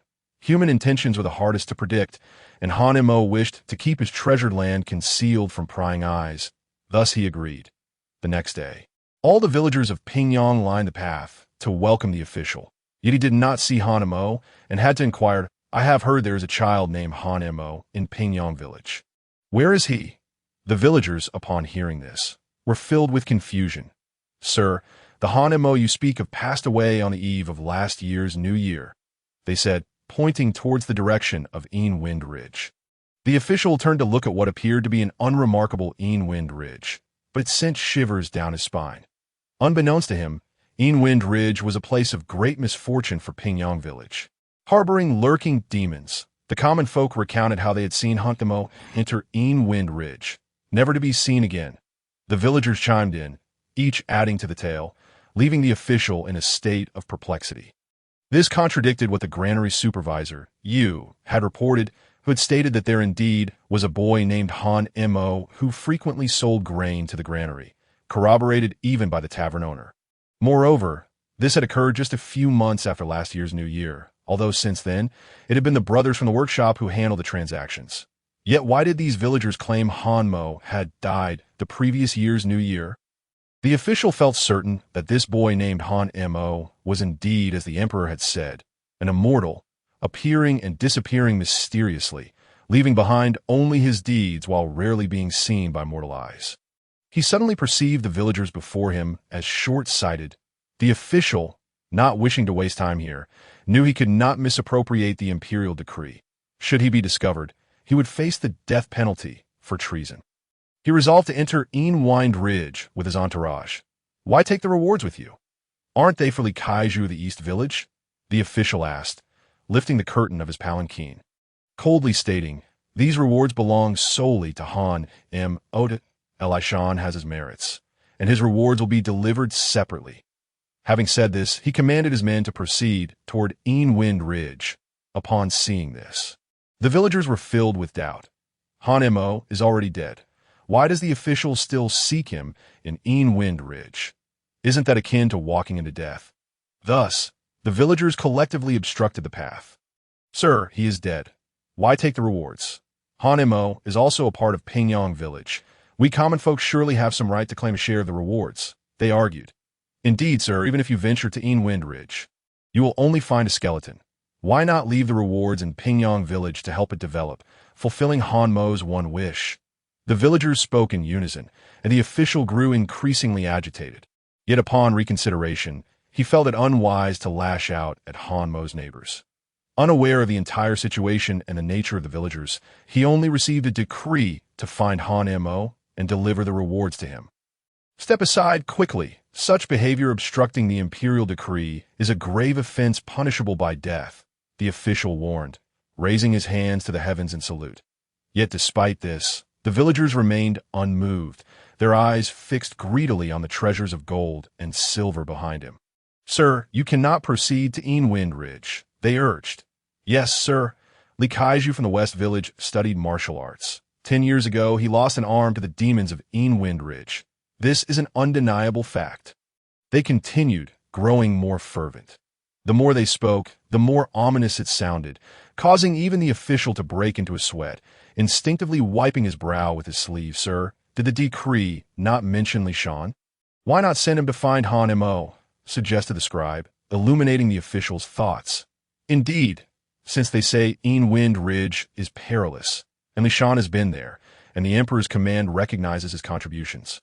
Surely he will know how to locate Han Mo, as the scribe mentioned. If Li Shan were to perish or be harmed, he could simply report that it was the wolves of the mountain that attacked. As for the villagers' claims of Han Mo's demise, I do not believe them. Before his arrival, he had inquired among the citizens of Tianyong City, all affirming they had seen Han Mo, particularly the workshop brothers and the porridge vendor from the North Market, who were utterly convinced. Moreover, the workshop brothers had stated that they met Han Mo once each month. This posed no issue. Where is Li Shan? Let him go to Wind Ridge and summon Han Mo to receive his reward. Soon, an official soldier rushed in to inform the official that Li Kaiju from the West Village was not at home. After some inquiries, it became clear that no one in Pingyang Village knew of Li Kaiju's whereabouts. The official found himself in a dilemma. Neither going nor staying felt right, while the villagers continued to pressure him to distribute the treasures at this moment. The scribe approached and softly suggested, Sir, in that case, let these villagers share in the rewards, that if Pingyang Village flourishes, should the emperor inquire later, you can claim that Han Mo's benevolence led to the distribution of the treasures. The official could also benefit from this arrangement, and the emperor would likely not question it. As the official listened, his eyes darted around, seemingly deep in thought. The clerk analyzed further. My lord, consider this. In other jurisdictions, whenever the treasury sends funds for salaries or rewards, they are invariably subjected to multiple layers of deductions. What actually arrives at the local level is but a fraction of the original sum. The higher-ups are well aware of this. This revelation served as a reassuring balm for the official, who now felt more at ease. Tianyong City, being remote in its geographical positioning, had heard rumors that it might be abandoned, the truth of which remained uncertain. Nevertheless, this was the first time since his appointment that such rewards had been distributed, igniting a thieving ambition in him, though he lacked the courage to act. With the clerk's analysis bolstering his resolve, he decided to proceed with the distribution. When giving the order, the official specifically instructed the clerk to retain half of the gold and silver to return to the office, publicly claiming it was reserved for Hanemo, while in reality, it would line his own pockets. The villagers, having received their share of gold and silver, wore expressions of excitement, their eyes still fixed on the remaining half-cart of jewels. Everyone understood the unspoken truth, yet none dared to voice it that moment. The wealthy merchant approached Han Mo as they made their way down the mountain, spotting the official's carriage stationed at the entrance of Pingyang village. Surrounded by eager townsfolk, each clutching a piece of gold or silver, a sense of foreboding crept into Li's heart. Yet he noted that Hanmo's demeanor remained unfazed. Hastily, he pushed through the throng, bowing deeply to the official. "Civilians Li Shan, at your service, my lord." The official, noticing the bounty clearly intended for Hanemo, questioned, "Why has it been distributed?" "Boldly Shan," the clerk interjected, "the official acts according to imperial decree and has graciously decided to share the rewards with the villagers of Pingyang." "You dare suggest otherwise? Do you not comprehend the gravity of your words?" Taken aback by the clerk's intimidation, Li replied, "My lord, I merely speak the truth. Moreover, I have brought Hanemo here. The rewards rightfully belong to him." The official lifted the curtain of his palanquin, peering at Li. "Hanemo? Where is he? I have yet to lay eyes upon him." Upon hearing this, Li quickly dispersed the crowd, allowing Han Mo to step forward. "So, you are Han Mo furrowed his brow and merely bowed. "I am indeed Han Mo." As the words left his lips, astonishment swept through the villagers. "What? He is Hanemo? I don't believe it. Didn't he die?" The transformation Han Mo underwent over the past year left the villagers unable to recognize him, especially given his disheveled state in years past, leaving them uncertain of his identity. Could a mere child of 7 or 8 survive a year in the treacherous Infong Ridge? This seemed implausible. Before the official could speak, the clerk stepped forward, pointing at Han M. "Why Lord's kindness stems from your youth. He has entrusted the rewards to your elders for safekeeping." Before the clerk could finish, Han Mo interjected, "I have no ties to them. Why should I agree to give them anything?" His declaration left the surrounding villagers in stunned silence, their eyes wide with disbelief. "Hanemo, what do you mean? We are all neighbors. Shouldn't we support one another?" "Indeed," echoed another villager. "Now that times are improving for all, and you have received reward from above, it is only right for you to assist us, ensuring we all thrive together. Your good deeds will be remembered, and should you ever require aid, we will help without hesitation." But a cacophony of voices arose as the villagers attempted to persuade Han Mo to acquiesce. However, as Han Mo listened to their lofty declarations of righteousness, a surge of anger welled up within him, especially when he recalled the death of Old Blind Man. The resentment he felt intensified. Neighbors supporting one another? Their words rang hollow. When I was left alone with Old Blind Man, if not for Li the wealthy merchant dodging Zhu Silang's watchful gaze, bringing us food from the west village to the east, Old Blind Man and I would have perished from starvation. And what of you? The powerful oppressed me, insulted me, beat me, and scolded me, while the weak stole my firewood and food, forcing me to scavenge through your discarded refuse to survive. Where were your neighborly bonds then?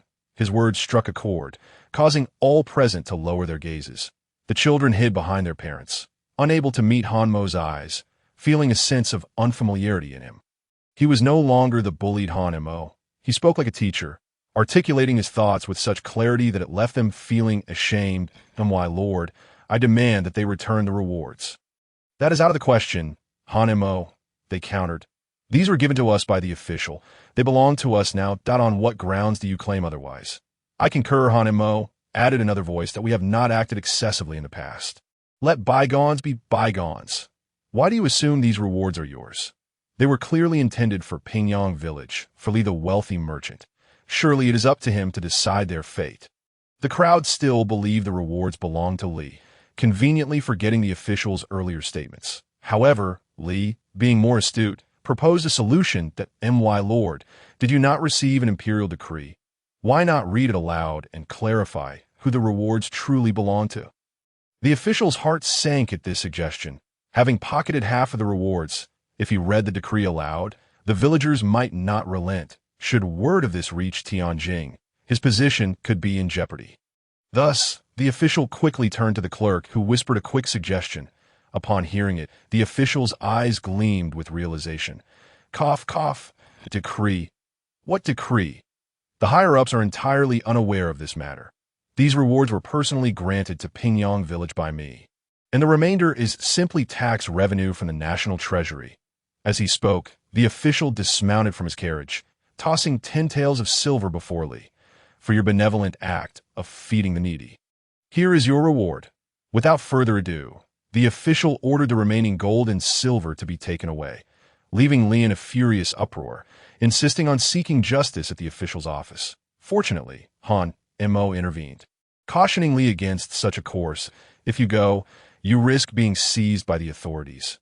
Even if innocent, you could easily be framed.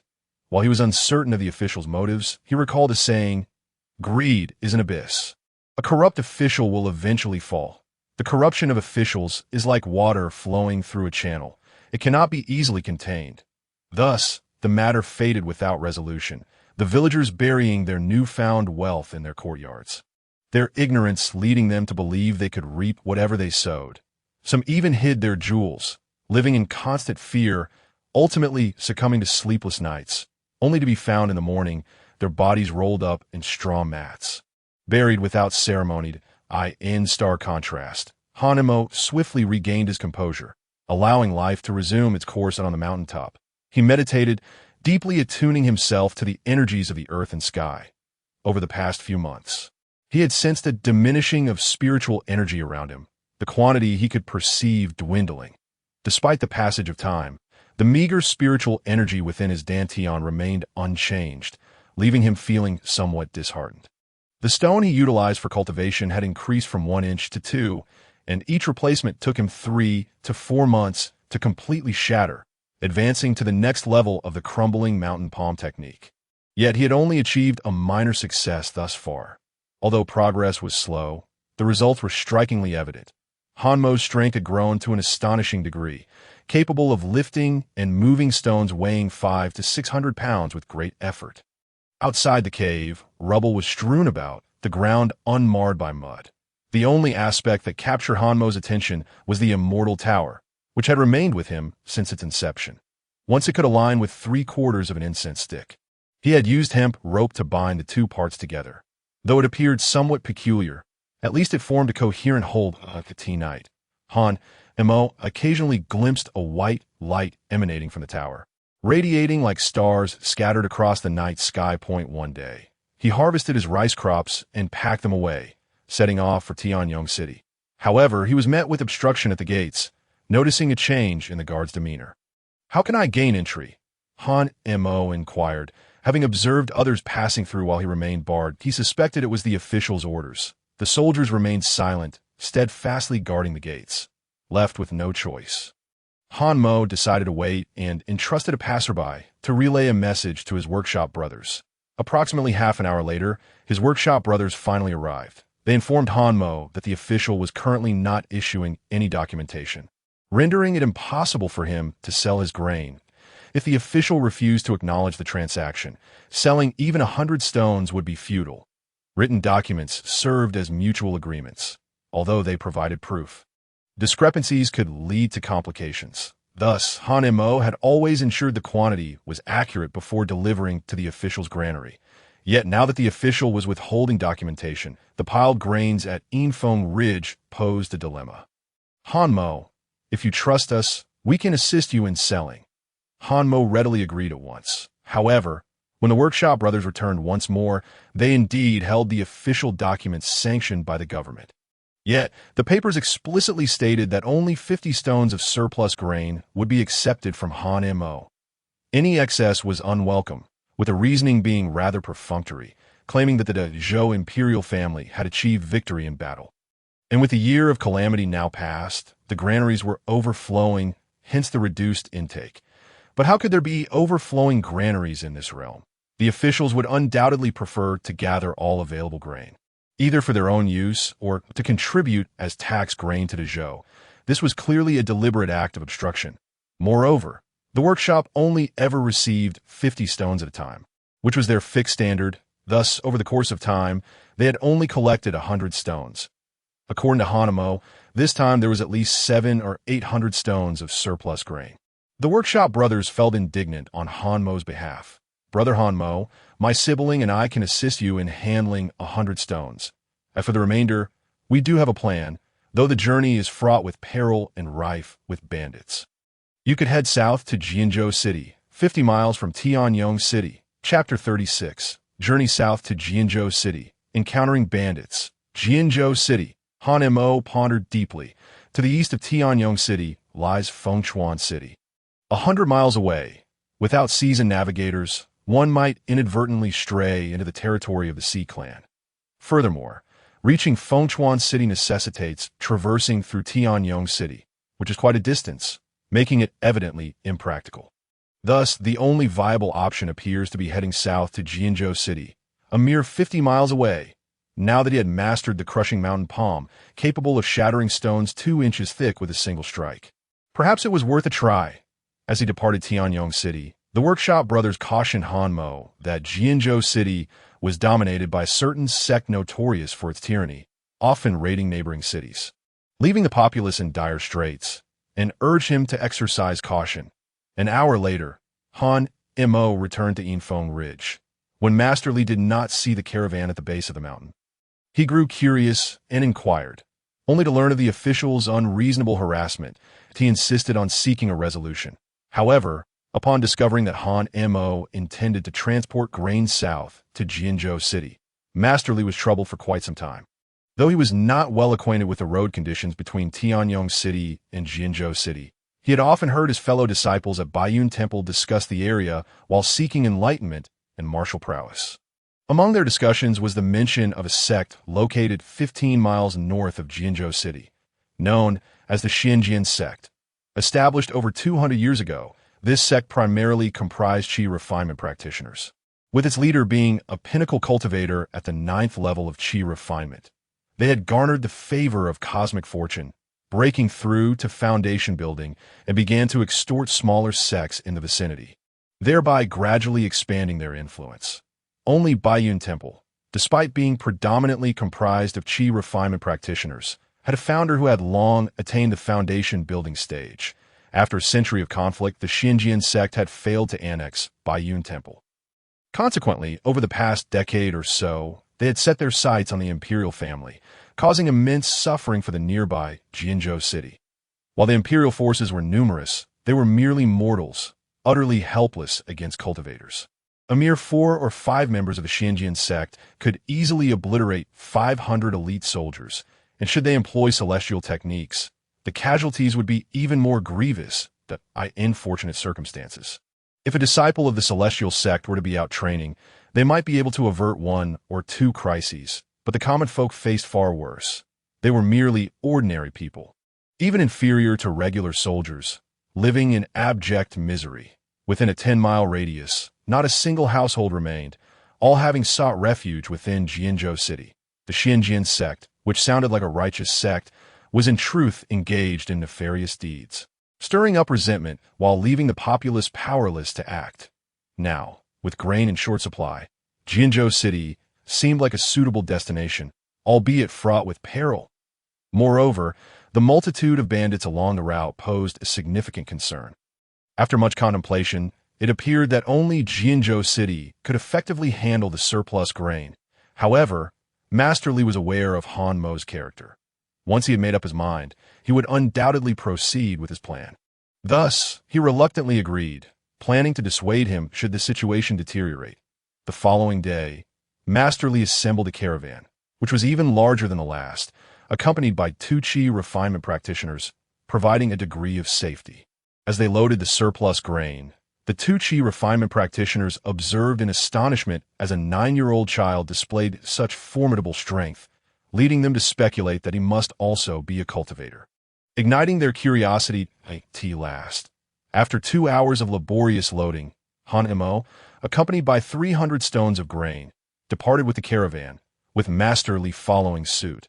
Due to the fading light, after traveling 5 or 6 miles south, they arrived at a desolate expanse. Beyond this wasteland lay the southern border of Tianyong City, a region encircled by mountains where bandits were more prevalent, particularly known to ambush travelers in the wilderness.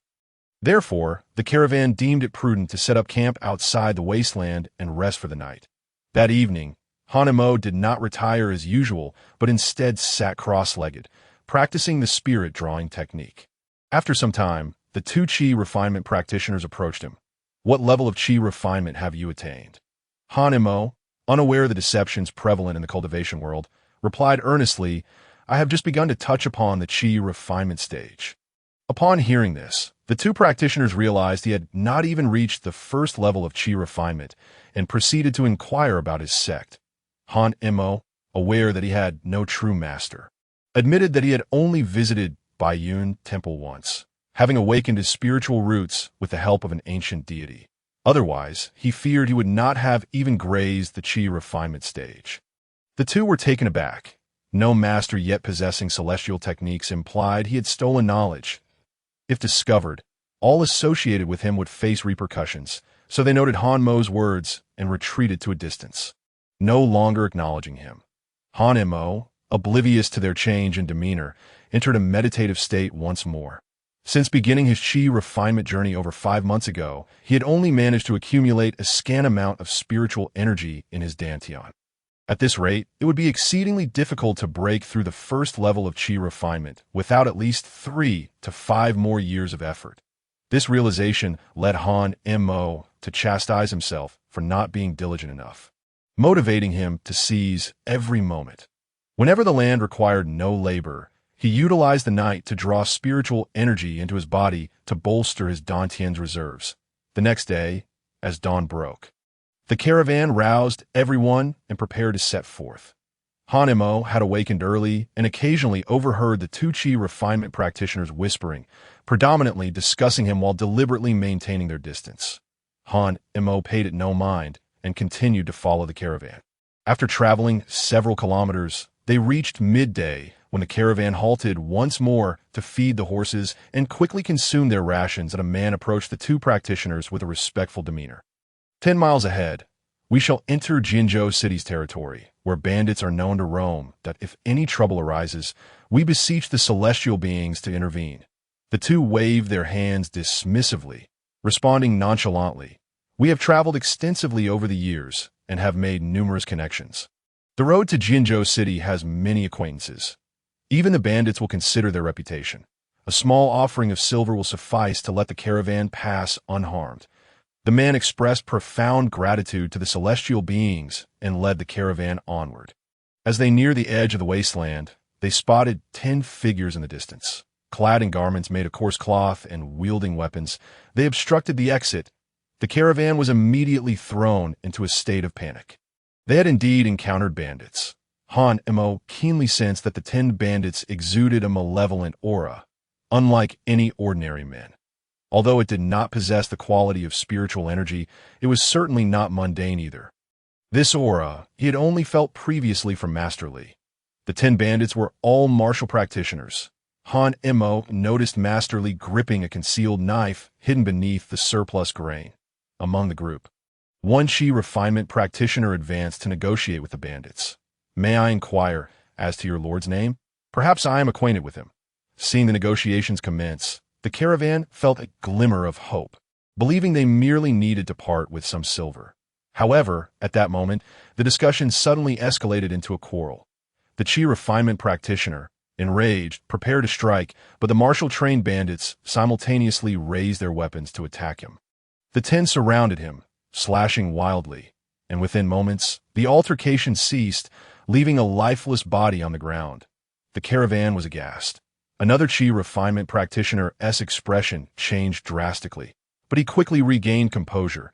realizing that his companion had been caught off guard and had met a tragic end. As a second-layer chi refinement practitioner, he would not be intimidated by a few bandits. Before Hanemo could intervene, Master Li charged forward with his knife drawn. The chi refinement practitioner also engaged.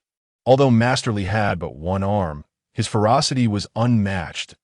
In merely a quarter of an hour, the ground was littered with another 10 corpses.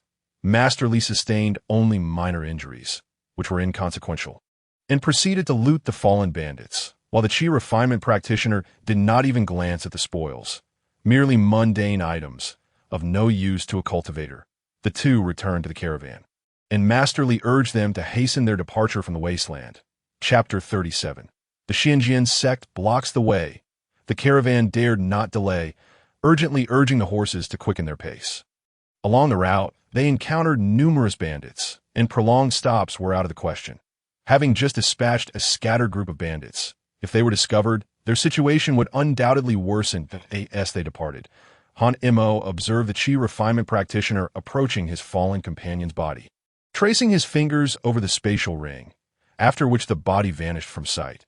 This must be what the books referred to as a spatial ring. Hanemo gazed longingly at the mystical artifact known as the storage ring. Rumored to be an essential possession for any true immortal, but he yearned to possess one himself. For with a storage ring, he could carry a greater abundance of provisions, making transportation far more convenient. However, upon reflection, he realized that such a ring was no ordinary item. Mundane gold and silver held no value in the cultivation world. Even with a vast fortune, he could not afford one.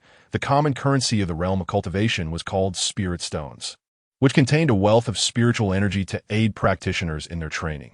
Furthermore, if one desired a specific immortal item, it too could only be procured with spirit stones. Not only that, but spirit stones were classified into 4 grades: inferior, medium, superior, and exceptional. The exchange rate was steep.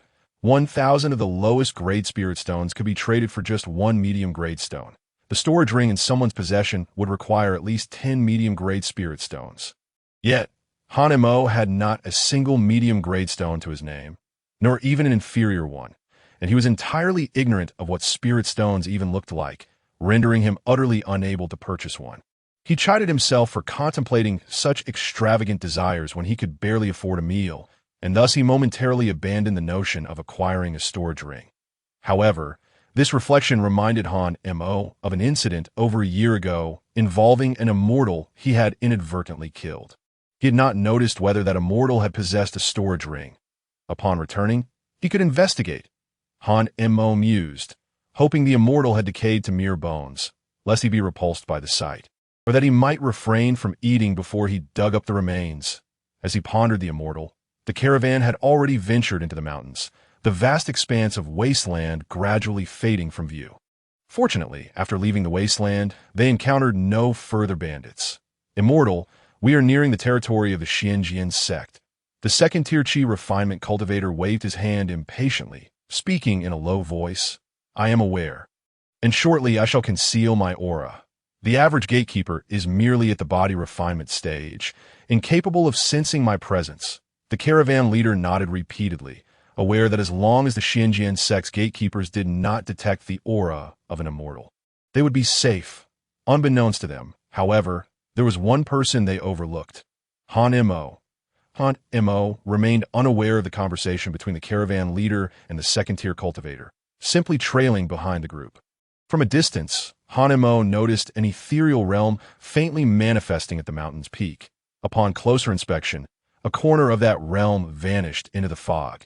It was extraordinarily mystical, akin to the White Cloud Temple. Emerging from within the clouds, the caravan pushed forward, slowing their pace, even going so far as to muffle the horses' mouths with bamboo baskets to avoid any noise. After 5 days of travel, they arrived at a mountainside where a long ladder had been constructed. The caravan leader cast a wary glance at the ladder before leading the group to circumvent it, taking a narrow path instead. Initially, Hanemo noticed nothing amiss, but when he turned to look back at the route they had taken, he found that the narrow path had vanished without a trace. Once everyone had entered the narrow path, the caravan leader finally breathed a sigh of relief. Fortune smiles upon us. We are safe, he declared, turning to the second-tier cultivator with a respectful demeanor. Immortal, please continue to conceal your aura. You mere mortals need only to proceed, as I shall manage my own affairs. The caravan leader dared not say more. Simply informing the group, in 5 days, we shall reach Jianzhou City, before urging the horses to quicken their pace. Behind them, Li, the wealthy landowner, clutched his hatchet tightly, unwilling to relax. Even now, having attained safety, his face was still etched with tension and unease. Hanemo, I cannot shake this ominous feeling. You have taken a life and stolen from another. Guilt must weigh heavily upon your heart, and you now display a fade of regret, making it unlikely that you will ever tread the path of the immortals. In response to the second-tier cultivator's scornful taunts, Li offered no elaborate explanations, that he merely stated that this was the way the impoverished survived, that the money he had taken was stolen by bandits, and retrieving it would save more lives, thus benefiting others. The second-tier cultivator scoffed at this. Just then, his expression suddenly stiffened as he fixed his gaze upon Han Mo, hastily inquiring, "Have you not been concealing your aura?" Han Mo replied, perplexed, "Why should I conceal it? How would I even do so?" His words were sincere, yet the second-tier cultivator was already in a state of panic, realizing, "Oh no, I had forgotten you were also at the Qi refinement stage." However, if Han Mo was indeed at the Qi refinement stage, why had the Xinjiang sect's members not detected him? Was it possible he had not yet reached the first tier? The second-tier cultivator's heart raced with anxiety, fervently hoping that this was the reason the Xinjiang sect had failed to notice him. After all, even if Han Mo had not attained the first tier, he was still a Qi refinement cultivator, superior to those at the body refinement stage. Throughout the journey, the second-tier cultivator had been increasingly concerned, and it was not until 3 days later, upon leaving the Xinjiang sect's territory, that he finally relaxed, though he felt a simmering anger towards Han Mo's ignorance. How could such a reckless individual possibly deserve to become an immortal? To associate with him was to bring shame upon oneself. The surrounding villages became increasingly numerous, yet they appeared dilapidated, inhabited mostly by destitute refugees, each emaciated and starving. Among them was a small child, perhaps 5 or 6 years old, kneeling on the ground with a broken bowl. Begging for scraps, as the caravan advanced, the number of refugees grew, and the scenes of despair grew ever more heartrending. Upon seeing the caravan transporting a full 15 carts of grain, the refugees' eyes widened in awe. Yet when they beheld the armed men, the terror of death ultimately deterred them from approaching. One particularly desperate refugee, perhaps driven mad by hunger, stepped forward, hands outstretched not to grasp at the grain, but to receive it. Seeing this, Han Mo placed a handful of grain into the refugee's hands. At this sight, the other refugees stepped forward, faces pale with fear and trepidation. Whenever a refugee approached to beg, Han Mo would instruct Li to give them a handful of grain. For he had once known the agony of begging, and he understood that a single bowl of hard-earned gruel or a random act of charity was not merely sustenance. It embodied hope, sustaining a person through the depths of despair for 2 or 3 days. He had lived through such trials himself. This act of kindness led the refugees to kneel behind the caravan, offering their gratitude to Han Mo. The throng of refugees seemed endless by the time the grain reached Jianzhou City. It would surely be exhausted, and he could not assist them all. Observing Han Mo's actions, the caravan leader felt the youth's naivety and, with good intentions, cautioned him. Han Mo appeared somewhat at a loss. The caravan leader sighed, silently quickening their pace, while Han Mo held a handful of grain aloft, leaving the refugees unable to keep up with the caravan and abandoning their pleas, after traveling 3 more miles. The caravan suddenly came to a halt, and the second-tier cultivator felt a surge of frustration. "What are you dawdling for? I have a mission to complete, and we must reach Jianzhou City on time. Can you compensate for my losses if we do not?" "Not good. Immortal, we have been stopped." Upon hearing this, the second-tier cultivator erupted in fury, stepping forward to confront 3 individuals, all at the first tier of Qi refinement. "Hardly a threat. How dare you obstruct my path? Do you not know I am a disciple of the Sunset Valley?" He intended to intimidate them, but instead, the 3 merely laughed derisively. "The Sunset Valley was destroyed by our Xinjiang sect 5 days ago. Have you not heard? Upon hearing this, the second-tier cultivator's face fell in disbelief. Impossible. How could the Xianjian sect annihilate the Sunset Valley? Did not the Taoist Xianqing leave the Sunset Valley a year and a half ago?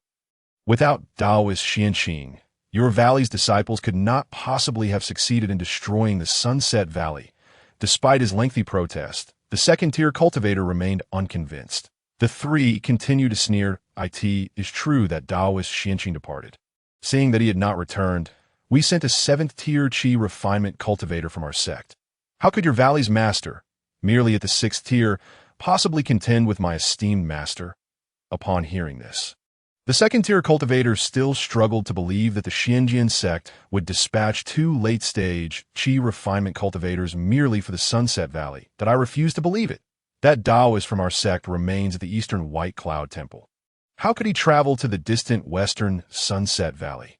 Seeing his disbelief, one of the Xianjian sect members stepped forward, a mocking expression on his face. If that is the case, we shall make you a believer. Suddenly, a golden light shot forth from his hand, and before anyone could comprehend what had transpired, the second-tier cultivator found himself bound in place. Unable to move, his spiritual energy completely restrained, staring at the golden ropes that encircled him. The second-tier cultivator's expression shifted to one of despair. This is the binding spirit rope of the Sunset Valley. You have truly destroyed my Sunset Valley. In that moment, he believed the binding spirit rope was unique, and its presence here confirmed the truth of their claims. He had left the Sunset Valley less than half a month ago, and now his sect was no more. Capture them all and send them to the Xianjian sect for blood elixirs. With the only cultivator under control, the three felt no further concern for the caravan. They were merely a group of powerless mortals, easily dealt with. Hanemo, what should we do? Should we fight? I might be able to delay them long enough for you to escape. Hanemo shook his head, realizing there was no escape. Have you not noticed that we cannot move? Li Kaiju was momentarily taken aback, only then recognizing that, just as Hanemo had said, his feet were inexplicably bound by an unseen force. At that moment, one of the disciples from the Xianjian sect approached Hanemo, detecting an unusual aura emanating from him, and suddenly furrowed his brow. Brother, there is another cultivator here. The young man in the middle paused, walking over to Hanemo for a closer inspection. Upon discovering that Hanemo had yet to reach the first layer of Qi refinement, he let out a sigh of relief. He's merely at the threshold of Qi refinement.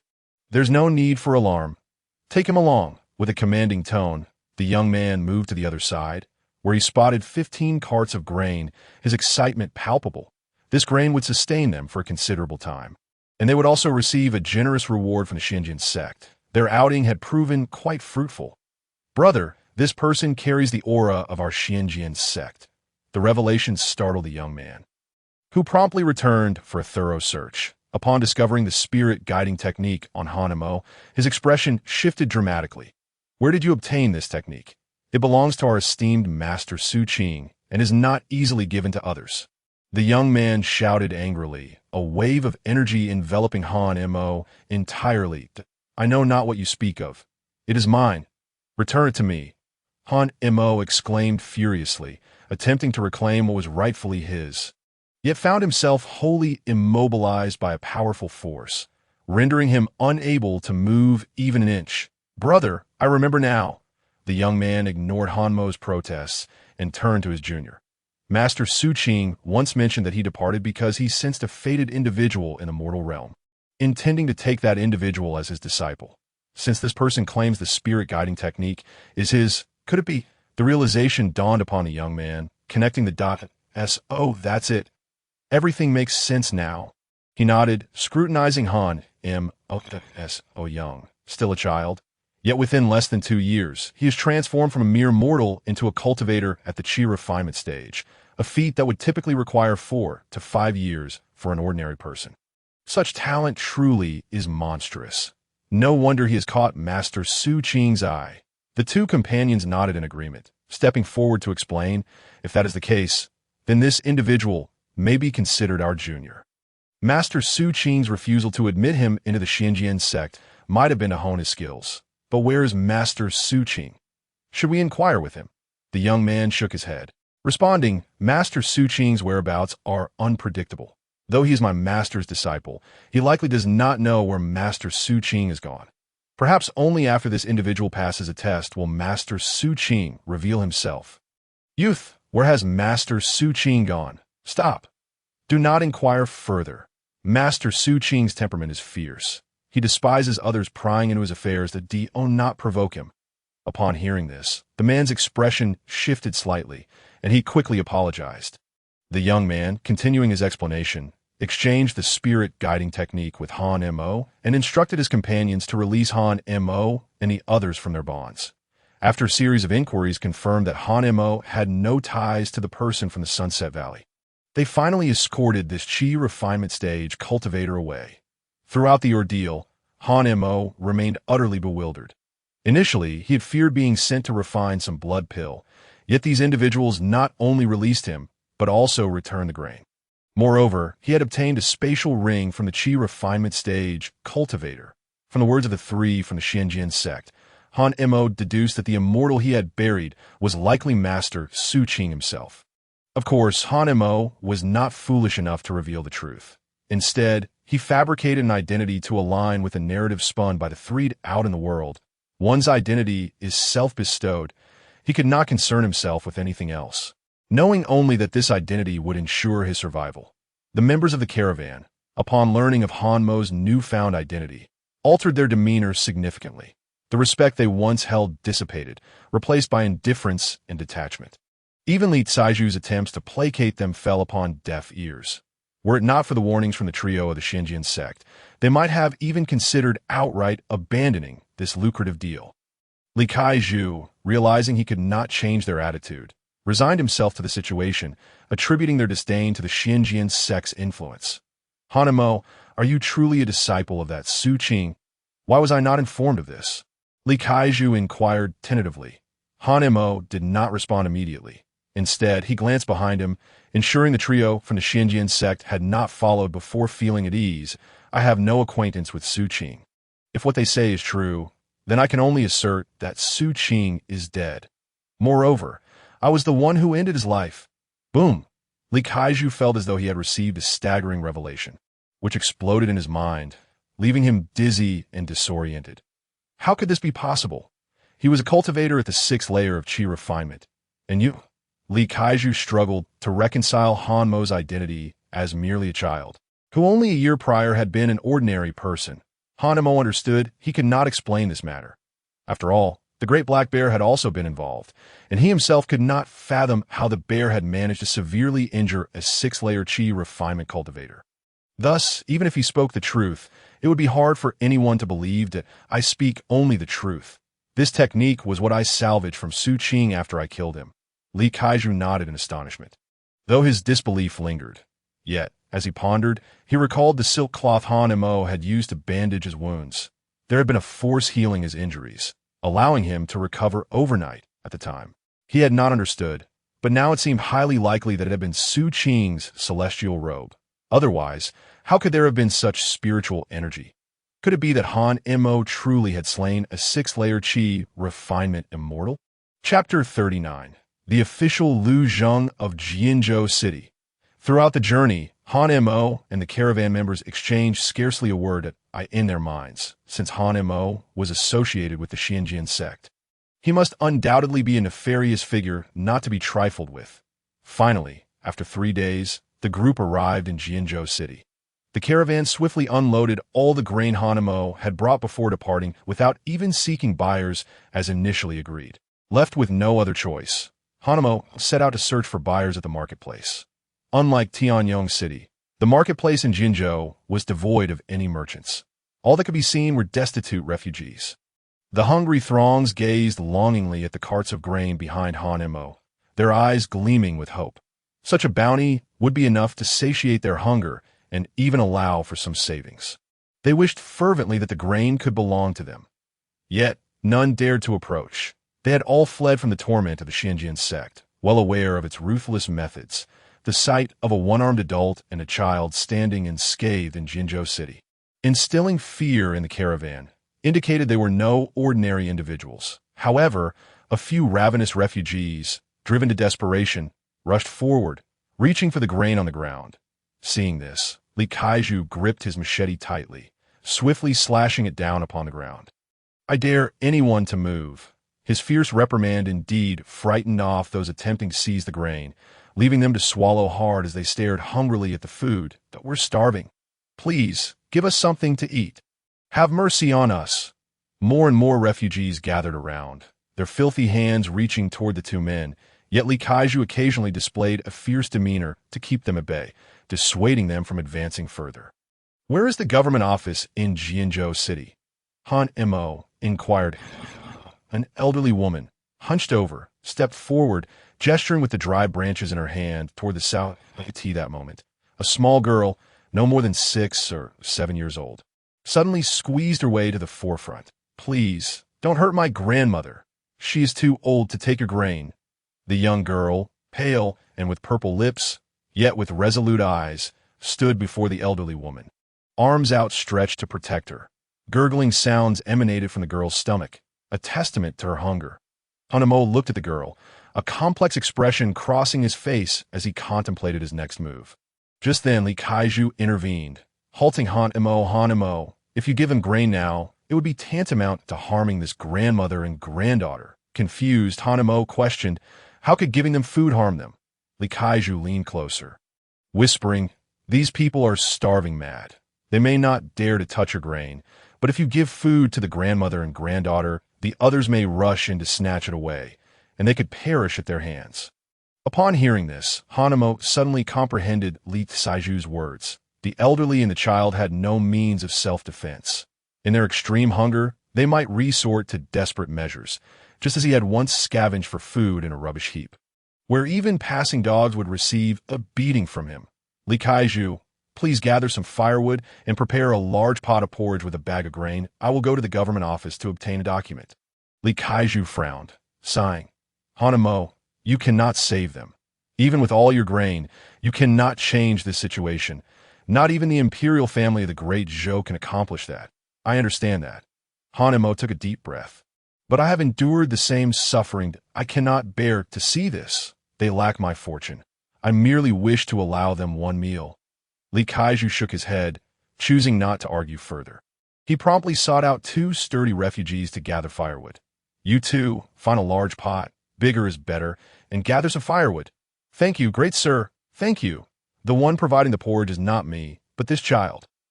If you wish to express gratitude, direct it toward him."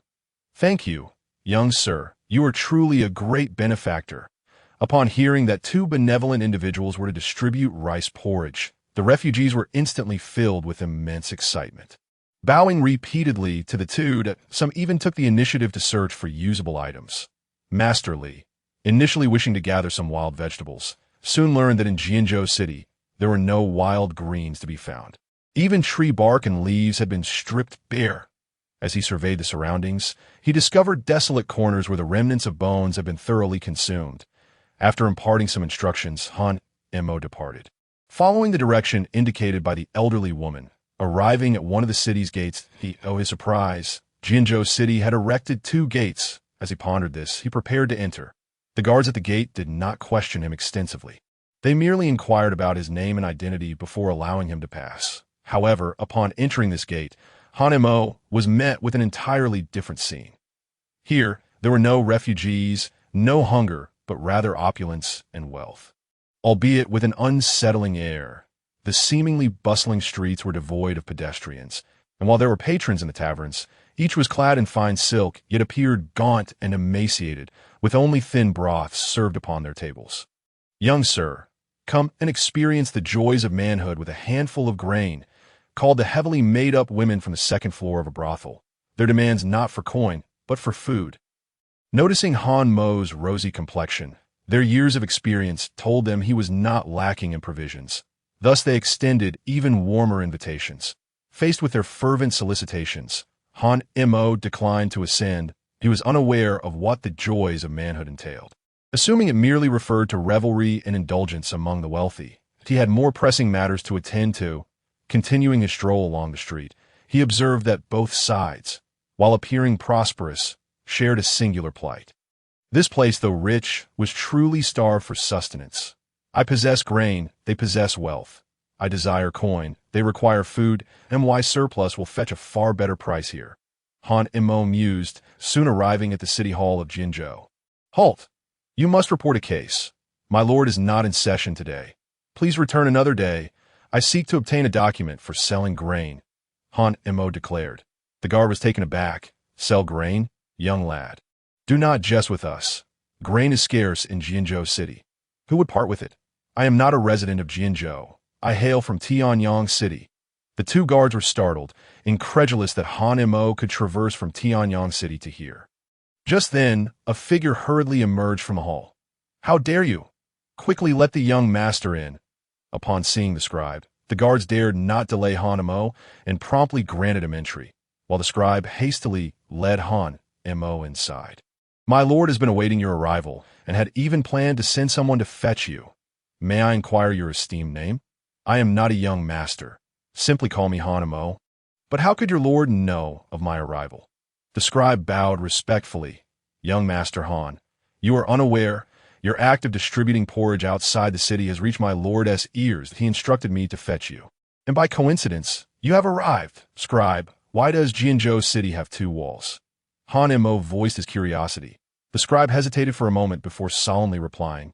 Young Master Han, you must understand, Jinzhou City is besieged on three sides, to the south by the southern barbarians, to the north by the Xinjiang sect, and to the east by the Sea tribe. The west, however, is cut off from the royal court, and for 7 or 8 years, Jinzhou City has barely managed to maintain its existence. Presently, with so many refugees in Jinzhou City, any mismanagement could hasten its downfall. Thus, this makeshift refugee area was established. Han Imo nodded, choosing not to elaborate further, simply following the scribe. Before long, they arrived at a secluded courtyard where a figure sat with a fishing rod, attempting to fish in a pond that was completely devoid of life, even the water lilies having withered away. Upon closer inspection, Han Imo recognized the angler as Lu Zheng, the official of Jinzhou City, whose prominent cheekbones and graying hair indicated the toll of excessive labor. Sir, the young Master Han, who distributes porridge outside, has arrived. Upon hearing this, Lu Zheng opened his eyes and suddenly grasped Han Mo's hands. His gaze filled with hope. Young friend Han, do you truly wish to sell grain? Chapter 40. Selling grain at a high price in Jinzhou City. The corpse of an immortal was unearthed at Yinfeng Ridge. Young friend Han, I have prepared food and drink for you. Let us sit and have a good conversation, Lu Zheng said as he led Han Imo to the courtyard. Here, Han Imo noticed that the table was already set with drinks and 3 plates of dishes consisting solely of wild vegetables and tree roots, accompanied by a scant bowl of rice with an empty bowl set aside. A hint of embarrassment crossed Lu Zheng's face. Young friend Han, please forgive the humble fare in this vast government office. This food is considered surplus. Han Imo sat down, swapping the empty bowl before Lu Zheng with one that was full. I have already dined earlier. There is no need for you to stand on ceremony. Sir Lu Zheng wished to decline, but was taken aback when Han Imo produced 2 flatbreads from his pack, prompting the scribe to swallow hard in astonishment. I guess that young Master Han finds this simple fare unpalatable. Lu Zheng worried, fearing that inadequate hospitality might dissuade Han Imo from selling grain. Han Imo shook his head. How could I possibly disdain it? Until recently, I could only survive by foraging for rotting scraps. Unbeknownst to him, his words sparked a significant realization in Lu Zheng. Without further ado, Lu Zheng dove into the matter at hand. How much grain do you intend to sell this time? I have brought a mere 200 dan. Intending to sell it all. What? How much? 200 dan. The scribe gasped at the figure, mentally calculating 200 dan of grain, if rationed carefully, could sustain the refugee camp outside and even keep Jinzhou City afloat for half a month. Lu Zheng's astonishment mirrored that of the scribe that a child who once barely survived on discarded food possessed 200 dan of surplus grain. Indeed, he was a remarkable individual to have made it safely to Jinzhou City. Young friend Han, I will purchase all your 200 dan. The market price was 500 won per dan. I shall offer you one tael. Jinzhou City may have lacked many things, but it was rich in coin. Though the Xinjiang sect often caused disturbances, they found no use for mundane gold and silver, merely leaving after taking a few lives for amusement. The wealthy elite of Jinzhou City were plentiful in coins yet bereft of food. Thus, it would be possible to sell at a high price to them, for which a profitable transaction could be derived with Han Mo. Upon hearing this price, Han Mo was equally astonished. 1 tael of silver for a dan of grain meant he could earn 200 taels from this venture. He was truly on the brink of fortune. The Yinfeng Ridge had at least 600 to 700 dan of surplus grain. Should he sell it all to Jinzhou City, it would amount to 1,000 taels. A lucrative deal indeed. Very well. I agree to your proposed price, Sir Liu. The two reached an agreement, and Lu Zheng immediately summoned the scribe to prepare ink and paper, drafting a document and affixing the official seal, thereby formalizing the transaction. Sir Liu, please send someone with me to collect the grain. Lu Zheng, overjoyed, insisted on accompanying Han Mo, eager to witness the quantity of the 200 dan himself. It had been ages since he had seen such a substantial amount of grain. Thus, Han Mo led Lu Zheng and others to the refugee camp. With Lu Zheng, the official, present, no one dared to act recklessly, fearing expulsion from Jinzhou City. They were already grateful to live here, enduring hunger, yet relieved from the fear of being ruthlessly slain by the Xinjiang sect. In their eyes, Lu Zheng was the benevolent magistrate of Jinzhou City, devoted to the people. This grain would be distributed by the government, with rice porridge served at the city gate daily. Lu Zheng issued an immediate order.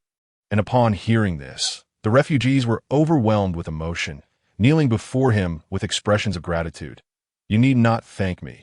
This grain is sold to us by young Master Han. He is your savior. Lu Zheng was keen to avoid taking undue credit.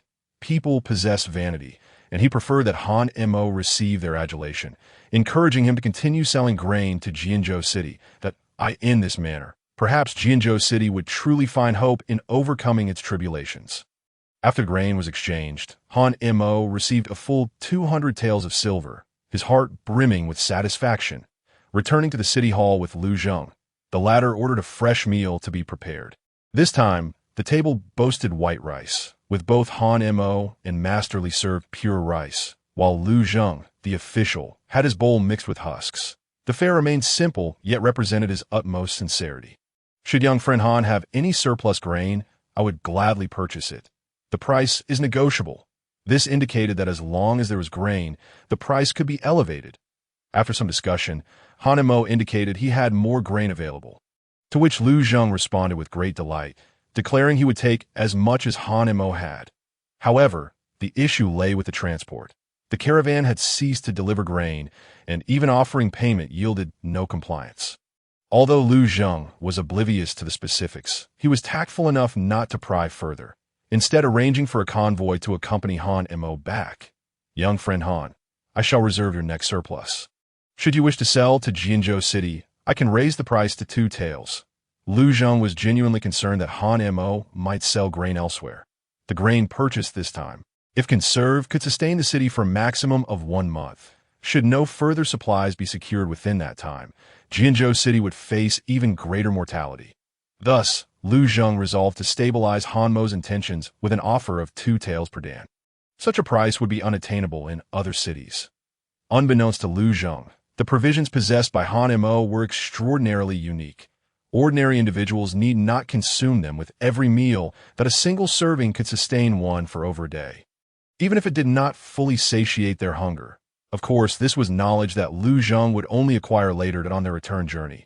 Han Mo and his companions once again encountered members of the Xinjiang sect. Just as the officials were preparing for a confrontation, they witnessed Han Mo stepping forward voluntarily, engaging in negotiations with the Xinjiang sect under the watchful eyes of the crowd. The onlookers were oblivious to the words exchanged between Han Mo and the opposing party. And soon after, they saw Han Mo return unscathed. The officials were astonished, pondering how even the Xinjiang sect would yield to this young lord. What an immense background he must possess! Surely, the imperial family of the Zhou could not compare. Was he perhaps a celestial being? During their return, accompanied by soldiers, they encountered no bandits obstructing their path. Thus their journey was remarkably smooth. After a relentless 10 days, they finally arrived back at Pingyang village in Tianyong City. Disembarking from the carriage, Han Mo took a deep breath, expelling the stagnant energy accumulated within him during days of meditation, feeling invigorated. You all shall wait here for 2 days. Young lord, we can assist in transporting the provisions. The officials, growing anxious, were aware they had already delayed for 10 days and feared that Jianzhou City might not hold out until their return. And no need, I can manage alone. These supplies are sufficient for them to last a month. Han Mo promptly declined. Regardless of who it was, he wished to keep the existence of the Celestial Tower's treasures a secret, and there was a matter of greater importance that must not be disclosed to a third party. Why a third party? Because he trusted Master Li. Ascending the mountain, after confirming no one was following, Han Mo swiftly arrived at the burial site of the celestial being. After several confirmations, he finally lifted the shovel and began to dig. Han Mo, what are you excavating? Han Mo remained silent, continuing to wield the shovel until, after a quarter of an hour, a deep pit emerged. Master Li then spotted a bloodied and mangled hand. Strangely, this hand had only 4 fingers. The index finger appearing as though it had been severely crushed by a blunt object, the bone shattered. Han Mo cleared the earth and unearthed the celestial being's body, remarkably well-preserved, devoid of any putrid odor. Master Li furrowed his brow and inquired, Han Mo, who is this person? It appears he has not been dead long. If the members of the Xianjian sect did not lie, then he must be Xianqing Taoist. Chapter 41. Treasures within the Spatial Ring. He is indeed Xianqing Taoist. The revelation was astonishing, causing Master Li's heart to skip a beat as his gaze shifted back to the corpse in the pit. His confusion deepening. According to what the members of the Xianjian sect had said to Han Mo days prior, Xianqing Taoist had likely perished at least a year and a half ago. Yet this corpse exhibited no signs of decay. Even the skin retained a hint of color. Was this truly the body of a celestial being? Master Li soon found it hard to believe. At that time, Han Mo was merely an ordinary person, facing Xianqing Taoist, who was at the 6th level of Qi refinement. He would have been doomed. How then did Han Mo manage to slay Xianqing Taoist? At that moment, Master Li observed Han Mo jumping into the pit, swiftly rummaging through Xianqing Taoist's corpse. Han Mo, what are you searching for? The spatial ring. Han Mo replied casually, yet after an exhaustive search, he found no ring on Xianqing Taoist. This is odd. Even ordinary disciples possess spatial rings. How could a high-ranking member of the sect not have one? Han Mo pondered, inadvertently glancing at the spatial ring on his own finger. It was a gift from those members of the Xianjian sect, resting on his index finger. Wait, where was Xianqing Taoist's index finger?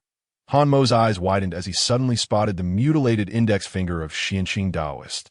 Recalling the moment he had struck it with a stone. Hastily, Han Mo climbed out of the pit and set off down the mountain, heading straight for the pond. Master Li quickly followed suit. Approximately 15 minutes later, Han Mo arrived at the pond's edge, kneeling to clear away the covering of dead branches and leaves, then proceeded to dig through another layer of soil. This was all a precaution Han Mo had taken initially. Now it was being dismantled. Found it! Han Mo exclaimed joyfully. Suddenly, Master Li heard Han Mo shout and hurried over, only to see Han Mo cradling a severed finger, upon which gleamed a spatial ring. Master Li noted that the ring on the severed finger mirrored those worn by the 3 members of the Xianjian sect. That it was evident that this belonged to Xianqing Taoist without a doubt. Simultaneously, Master Li was assured of one thing. Han Mo was neither a member of the Xianjian sect nor the disciple of that so-called Xianqing Taoist. In Han Mo's world, anyone who had shown him even the slightest kindness, no matter how trivial, was treated with utmost respect, much like the old blind man. Han Mo was so frugal that he could hardly bear to buy meat buns, all to save money for a better tombstone for the old blind man. Yet regarding Xianqing Taoist, Han Mo had merely dug a hasty pit and buried him without care. If Xianqing Taoist were truly Han Mo's master, he would not have treated him so carelessly. Han Mo removed the spatial ring from the severed finger and immediately used his spiritual sense to inspect the contents within. A chilling longsword, several roots exuding a faint cold aura. These were likely spiritual herbs from the realm of immortality. As Han Mo had yet to study this aspect, he was unaware of their names. Furthermore, he discovered a tome of immortal techniques, the ice freezing spell, and a glass vial containing 10 tranquil pills. Additionally, he found several translucent, irregular stones. These are spirit stones. Han Mo's heart raced. The spatial ring contained spirit stones, totaling 20, though he was uncertain of their quality. Suppressing his excitement, Han Mo carefully stowed the spatial ring away, then tucked the severed finger into his pocket as he ascended the mountain, arriving at the cave entrance. Han Mo discarded the severed finger into the pit and reburied Xianqing Daoist, feeling a sense of relief upon completing these tasks. Han Mo initially intended to study the treasures within Xianqing Daoist's spatial ring, but upon glancing up, he realized it was late, and he must first transport the remaining provisions down the mountain. Without hesitation, he fetched a commonly used backpack and a wheelbarrow, filling them to the brim, with no less than 5 or 6 stones.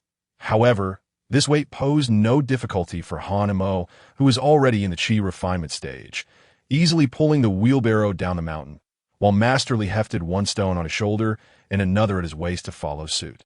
Upon reaching the base of the mountain, the officials were seated on the ground, resting, occasionally glancing towards the direction Han Mo and Masterly had departed. Tea has been 2 hours. Why hasn't young Lord Han returned? Could it be that this young lord is deceiving us, merely to pass the time? That seems unlikely. After all, young Lord Han made a promise to our superior, and there is documentation. He would not dare to breach it. As the officials conversed, they suddenly spotted 2 figures illuminated by the moonlight approaching their direction. The group quickly rose, warily observing the 2 figures. "Wait, that seems to be young Lord Han," an astute official suddenly exclaimed. And upon closer inspection, they recognized it was indeed their beloved young Lord Han, followed closely by the one-armed Master Li. My heavens, this young Lord Han. The officials gasped, for they saw Han Mo had brought an entire cart of provisions in one go, weighing no less than 5 stones altogether. As Han Mo drew near, the crowd's astonishment grew. The first few officials hurried to assist in unloading Han Mo's heavy burden. Young Lord Han truly possesses extraordinary strength, one official exclaimed, struggling to balance a stone of provisions, nearly stumbling, yet managing to place the supplies onto the cart, showering Han Mo with praise. After the loading was complete, the group finally realized that 1 cart could hold 20 stones of provisions, and young Lord Han and Master Li had managed to load half a cart at once. This meant that young Lord Han had singularly brought back 8 stones of provisions. Such strength surpassed even that of seasoned martial artists. Could it be that young Lord Han was a cultivator? Young Lord Han, to fill 10 carts will likely take considerable time. Why don't we brothers lend a hand, and we can finish quickly? Just as Han Mo was about to pull the wheelbarrow again, he suddenly halted and turned to face the officials. I stated earlier that there was no need for your assistance, and moreover, the provisions from Jinzhou City are sufficient to sustain them for over a month. If you are worried, you may leave at once. The documentation stated 800 stones, but did not specify that they must all be transported at once. Do not forget, I am the one selling the grain, and only I can assist you with Jinzhou City. I shall reiterate, without my permission, none of you are to leave this place should anyone defy my words. I will not sell this grain to Jinzhou City. Han Mo's words were starkly realistic, sending the officials exchanging glances, momentarily at a loss for words. Particularly, Han Mo's tone stirred a hint of trepidation within their hearts. The reason Han Mo spoke this way was to prevent any reckless individuals from following him up the mountain. The secrets of Inwind Ridge were numerous, and even the slightest revelation could lead to unnecessary trouble, which Han Mo did not wish to encounter. Young Lord Han, please do not be angry. We shall listen to your orders and will not leave without your consent. We will transport the provisions nightly henceforth. After uttering these words, Han Mo finally took hold of the unicycle and departed, primarily due to the convenience of traveling at night, free from the worry of being discovered by the people of Pingyang Village. The villagers were not to be compared with the officials. They were unreasonable and, moreover, after being ravaged by bandits, every household had very little surplus grain. Should they discover that he possessed such a substantial amount of food, they would dare to break into Inwind Ridge, regardless of the consequences. After 3 round trips, Han Mo finally filled a cart to its brim with surplus grain, concluding his nocturnal transportation. Upon his return to Inwind Ridge, He could hardly contain his eagerness to extract all the items from the storage ring of Xianqing Daoist, spirit stones, the cold iron sword, and the freezing technique. Spirit stones served as the universal currency within the realm of cultivation and were imbued with a considerable amount of spiritual energy. Suitable for training, the cold iron sword could be employed for self-defense in critical moments, while the freezing technique, a form of celestial magic, could temporarily immobilize an adversary's movements, recalling the previous incident where he was incapacitated. Han Mo had intended to employ the mountain-shattering palm technique, but regrettably, he had no opportunity to do so. From that moment on, Han Mo understood the necessity of acquiring greater strength. As for the spiritual herbs and elixirs, he was unaware of their names and dared not use them recklessly. After much contemplation, Han Mo concluded that the freezing technique was currently the most suitable for him. Thus, he opened the first page of the freezing technique, and the first line of text immediately astonished him. To cultivate the freezing technique, one must ensure an abundance of heavenly and earthly spiritual energy. Chapter 42. The Freezing Technique, a place rich in spiritual energy. Han Mo found himself in a quandary. Where could he seek such a place of abundant spiritual energy? At that moment, Han Mo suddenly recalled that he possessed spirit stones, which contained a vast reservoir of spiritual energy. Consequently, he retrieved a spirit stone, roughly the size of a fist, and upon touching it with his palm, he felt an astonishing surge of spiritual energy within that it was several times more formidable than what he typically absorbed during training. Han Mo promptly placed the spirit stone before him and began to cultivate the freezing technique. In the next instant, the spirit stone emitted radiant halos that surged forth, coalescing into droplets of water around Han Mo. Under his control of the spiritual energy, he attempted to converge the droplets. Creak, crack, that as time passed, the droplets completely merged, and before Han Mo appeared a shimmering curtain of water, which began to freeze slowly. Soon, the curtain transformed into a solid ice barrier. Han Mo struck it with a palm, and the ice barrier shattered into a flurry of ice crystals, covering everything they touched in a layer of frost. Success! Han Mo was elated. He hadn't expected the cultivation of the freezing technique to be so straightforward. However, this range could only contain the movements of a single individual, merely a small accomplishment, yet it was sufficient to bring Han Mo satisfaction. Upon inspecting the spirit stone, he discovered it still contained a considerable amount of spiritual energy. Adhering to the principle of not wasting, he immediately began to absorb the spirit stone. Time passed unknowingly, and the spirit stone before him gradually lost its initial radiance, dimming until it became an ordinary stone. With a gust of wind, it dispersed into the air. Han Mo turned his gaze inward to his dantian and was taken aback. The spiritual energy within was now brimming. Reflecting on how, just 5 months prior, he had been unable to accumulate even a trace, he was astonished at having reached this level without realizing it. It seemed that one should never rush in any endeavor. Progress must be made step by step. Now, he merely required an opportunity to break through to the first layer of qi refinement and truly enter the qi refinement stage. Han Mo mused when suddenly his stomach grumbled. During the qi refinement stage, one could not fast. One had to rely on grains to satiate their hunger, although this would lead to the accumulation of impurities in the body. He recalled reading about an elixir that could purge impurities and refine the mortal body. At that time, it would be the optimal moment for foundation establishment. Of course, Han Mo had not considered these matters. He was a pseudo-spiritual root. The old Immortal had said that cultivating such a root was exceedingly difficult, and achieving foundation establishment would be akin to reaching the heavens. Han Mo now wished to take each step as it came. Just as he was on the verge of breaking through the first layer of qi refinement, lost in thought, Han Mo had already placed the flatbreads he had made onto a stone slab to cook, relishing them with great delight, consuming 5 pieces in quick succession. Yet even so, he still felt unsated, hunger gnawing at him. How extravagant! 5 flatbreads were insufficient to satisfy him. Had it been in the past, he would have been content with even a single flatbread or a bowl of porridge. Yet, hunger still clouded his reason, prompting him to retrieve 5 more flatbreads for cooking. Finally, Han Mo felt stuffed. This was the most he had eaten since leaving Pingyang village. Previously, he had refrained from overindulging for the sake of the old blind man's tombstone. But now that the old blind man had found a better home, he had plenty of surplus grain. Han Imo ground wheat into flour and mixed it with wild vegetables to make numerous flatbreads. No longer needing to worry about impoverishing himself. After satisfying his hunger, it was time for Han Imo to rest. Though he had not been at Eanwind Ridge for some time, he made sure to allocate one night every few days to enter the Immortal Tower world to clear weeds. He did not wish to spend several consecutive days amidst the weeds.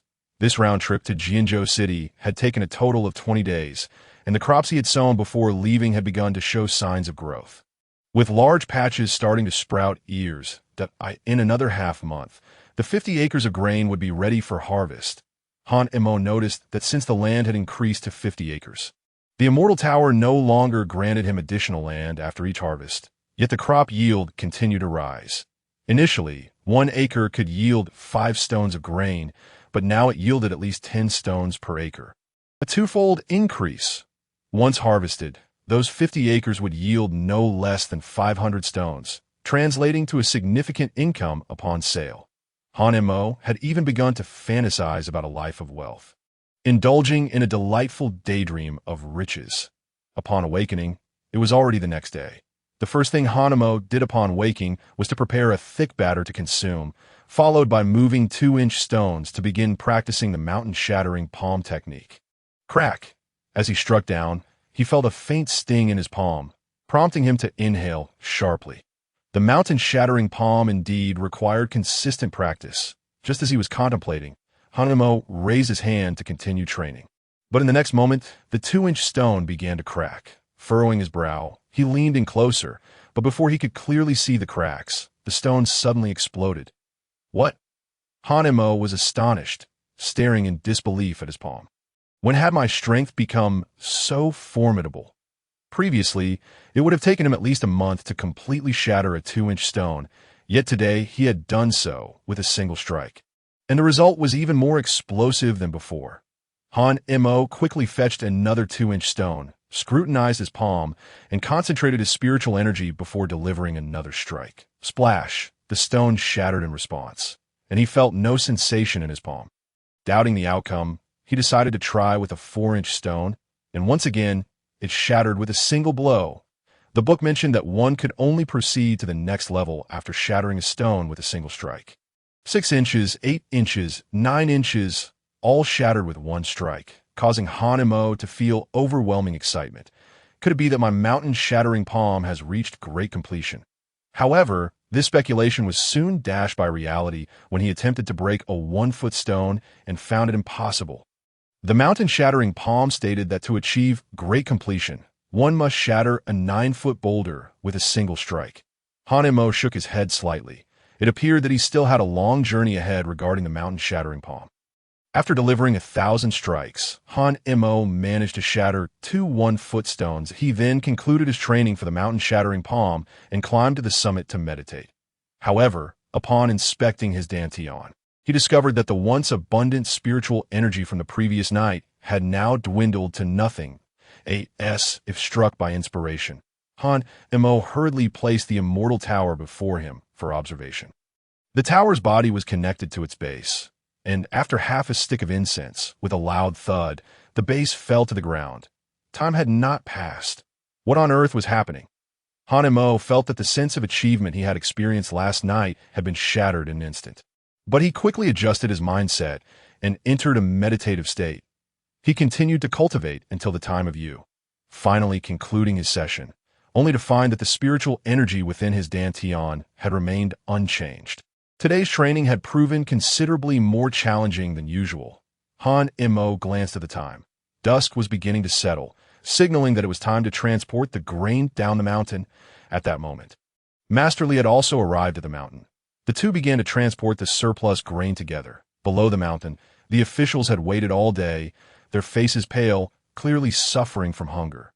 Young Master Han, you have arrived. Upon seeing Han Imo, the officials hastily stood up, but in their eagerness, they became faint and collapsed to the ground. Han Imo frowned and inquired, "Have you not eaten all day?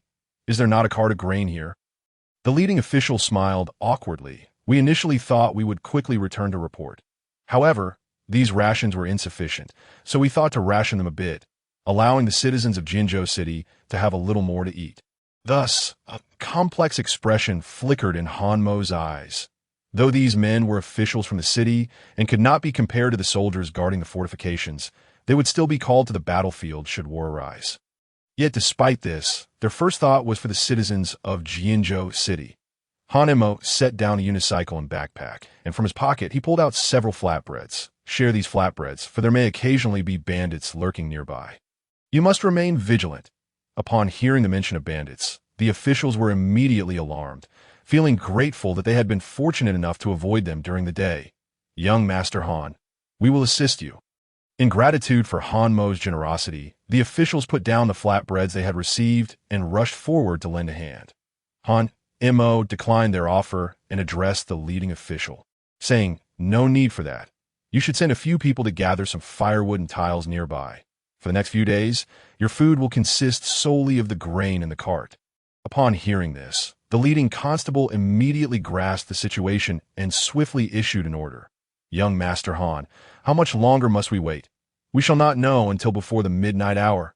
The chief constable, though perplexed, wisely refrained from further inquiries and watched as Han Mo and the wealthy Li departed once more. After the passage of half an hour, the constables hastily roasted some grain, and with the meager crumbs they managed to consume, they barely assuaged their hunger, all the while showing restraint in their eating. Soon enough, Han Mo and the wealthy Li returned again, still bearing 10 stones. The constables, understanding the unspoken etiquette, stepped forward to assist. Knowing that a single cart could accommodate 30 stones at last, the hour Han Mo had previously mentioned arrived. "Young Master Han, it is now midnight, and I am still at a loss regarding your earlier words." Han Mo gazed upon the 5 fully loaded carts and explained, "I have an excess of 400 stones of grain remaining, and I aim to transport it all by tomorrow night, returning to Jinzhou City overnight." "What? 400 stones? Young Master Han, you must be jesting. A mere child possessing such an abundance of grain. What is the nature of his family's enterprise? It exceeds the annual harvest of an entire city." The constable continued, "However, young Master Han, we have only brought 10 carts this time. It seems we cannot transport it all in one go. 10 carts can hold at most 300 stones. Your remaining grain will require at least another 10 carts." Han Mo refrained from elaborating and instead descended the mountain after completing his training the next day. The constables believed they could begin loading the grain, but to their surprise, Han Mo merely offered a few instructions before heading towards Tianyong City. As dusk settled, the constables grew increasingly anxious, having yet to see Han Mo return. Approximately 3 hours later, he finally reappeared, accompanied by a convoy led by 2 burly men with bare torsos. "Young Master Han, who are these individuals?" "They're the brothers from the Tianyong City workshop. I have enlisted their aid in transporting the grain." The constables suddenly understood. Young Master Han had departed to summon a grain transport team. With 10 carts at their disposal, if they all assisted, the loading would be completed in no time. Especially with these workshop brothers, their robust physiques would ensure swift lifting.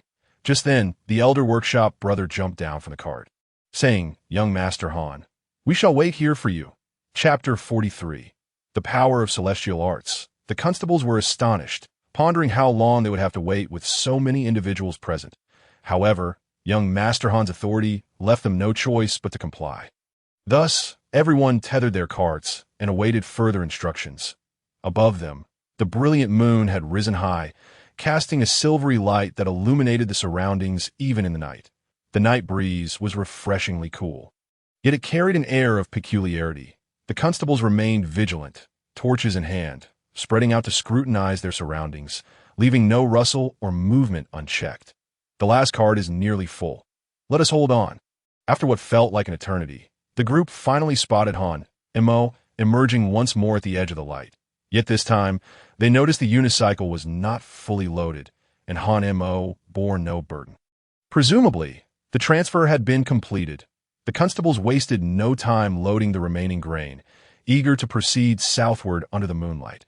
After their departure, a sudden flare of light appeared atop a distant hill, revealing a group of 30 or so individuals, all shackled, their chains clattering as they walked, keep watch over the great wasteland and ensure they do not enter. You, young Master Han, upon delivering this grain to Jinzhou City, shall become its benefactor, a great hero rescuing thousands from peril. Along the way, the constables gazed at the heavily laden carts, excitement coursing through them, yet they prudently refrained from probing deeper. Han, Mo, sat atop the cart, his gaze focused ahead, dismissing the notion of heroism. I seek coin. You seek grain. It is merely a matter of mutual benefit. Haha, young Master Han, Jinzhou City is a splendid place, rich in resources. Have you considered developing your prospects there? The constable's inquiry momentarily caught Han Mo off guard. Developing in Jinzhou City. Does it harbor the likes of Infeng Ridge? I have yet to form a decision. I shall take it one step at a time. The constable smiled, naturally respecting Han Mo's choices, knowing that any such endeavor would also require the approval of Lord Liu. However, if young Master Han were inclined, Lord Liu would likely acquiesce. Young Master Han, you mentioned a lack of funds. Selling all this grain would yield at least over 1,000 taels of silver. Will this wealth facilitate grand ventures? The remark, though casual, struck a chord with Han Mo. He began to contemplate how best to utilize this newfound fortune. First, he aimed to alter the terrain of Infeng Ridge, which currently offered only a narrow path. If feasible, he would sever this path entirely to prevent anyone from traversing it. Moreover, equipped with a spatial ring, transporting grain would no longer require the laborious effort of hauling it cart by cart. The ring's capacity exceeded that of the carts, offering unparalleled convenience. Furthermore, his strength had vastly increased. He could leap 3 feet high and cover distances of 10 zhong effortlessly. Even if the path were to vanish, he could easily navigate across. Consequently, the inhabitants of Pingyang Village would be unable to enter Infeng Ridge, and others would find it similarly inaccessible unless they were martial artists like the wealthy Li, who might devise a means to pass through. Han Mo had anticipated this scenario, but recognized that martial practitioners were a rarity in the current world. He would consider future contingencies as they arose. Additionally, the 50 mu of land atop the mountain required fortification. Previously, he had neglected this due to the increasing yield with each harvest and a lack of funds.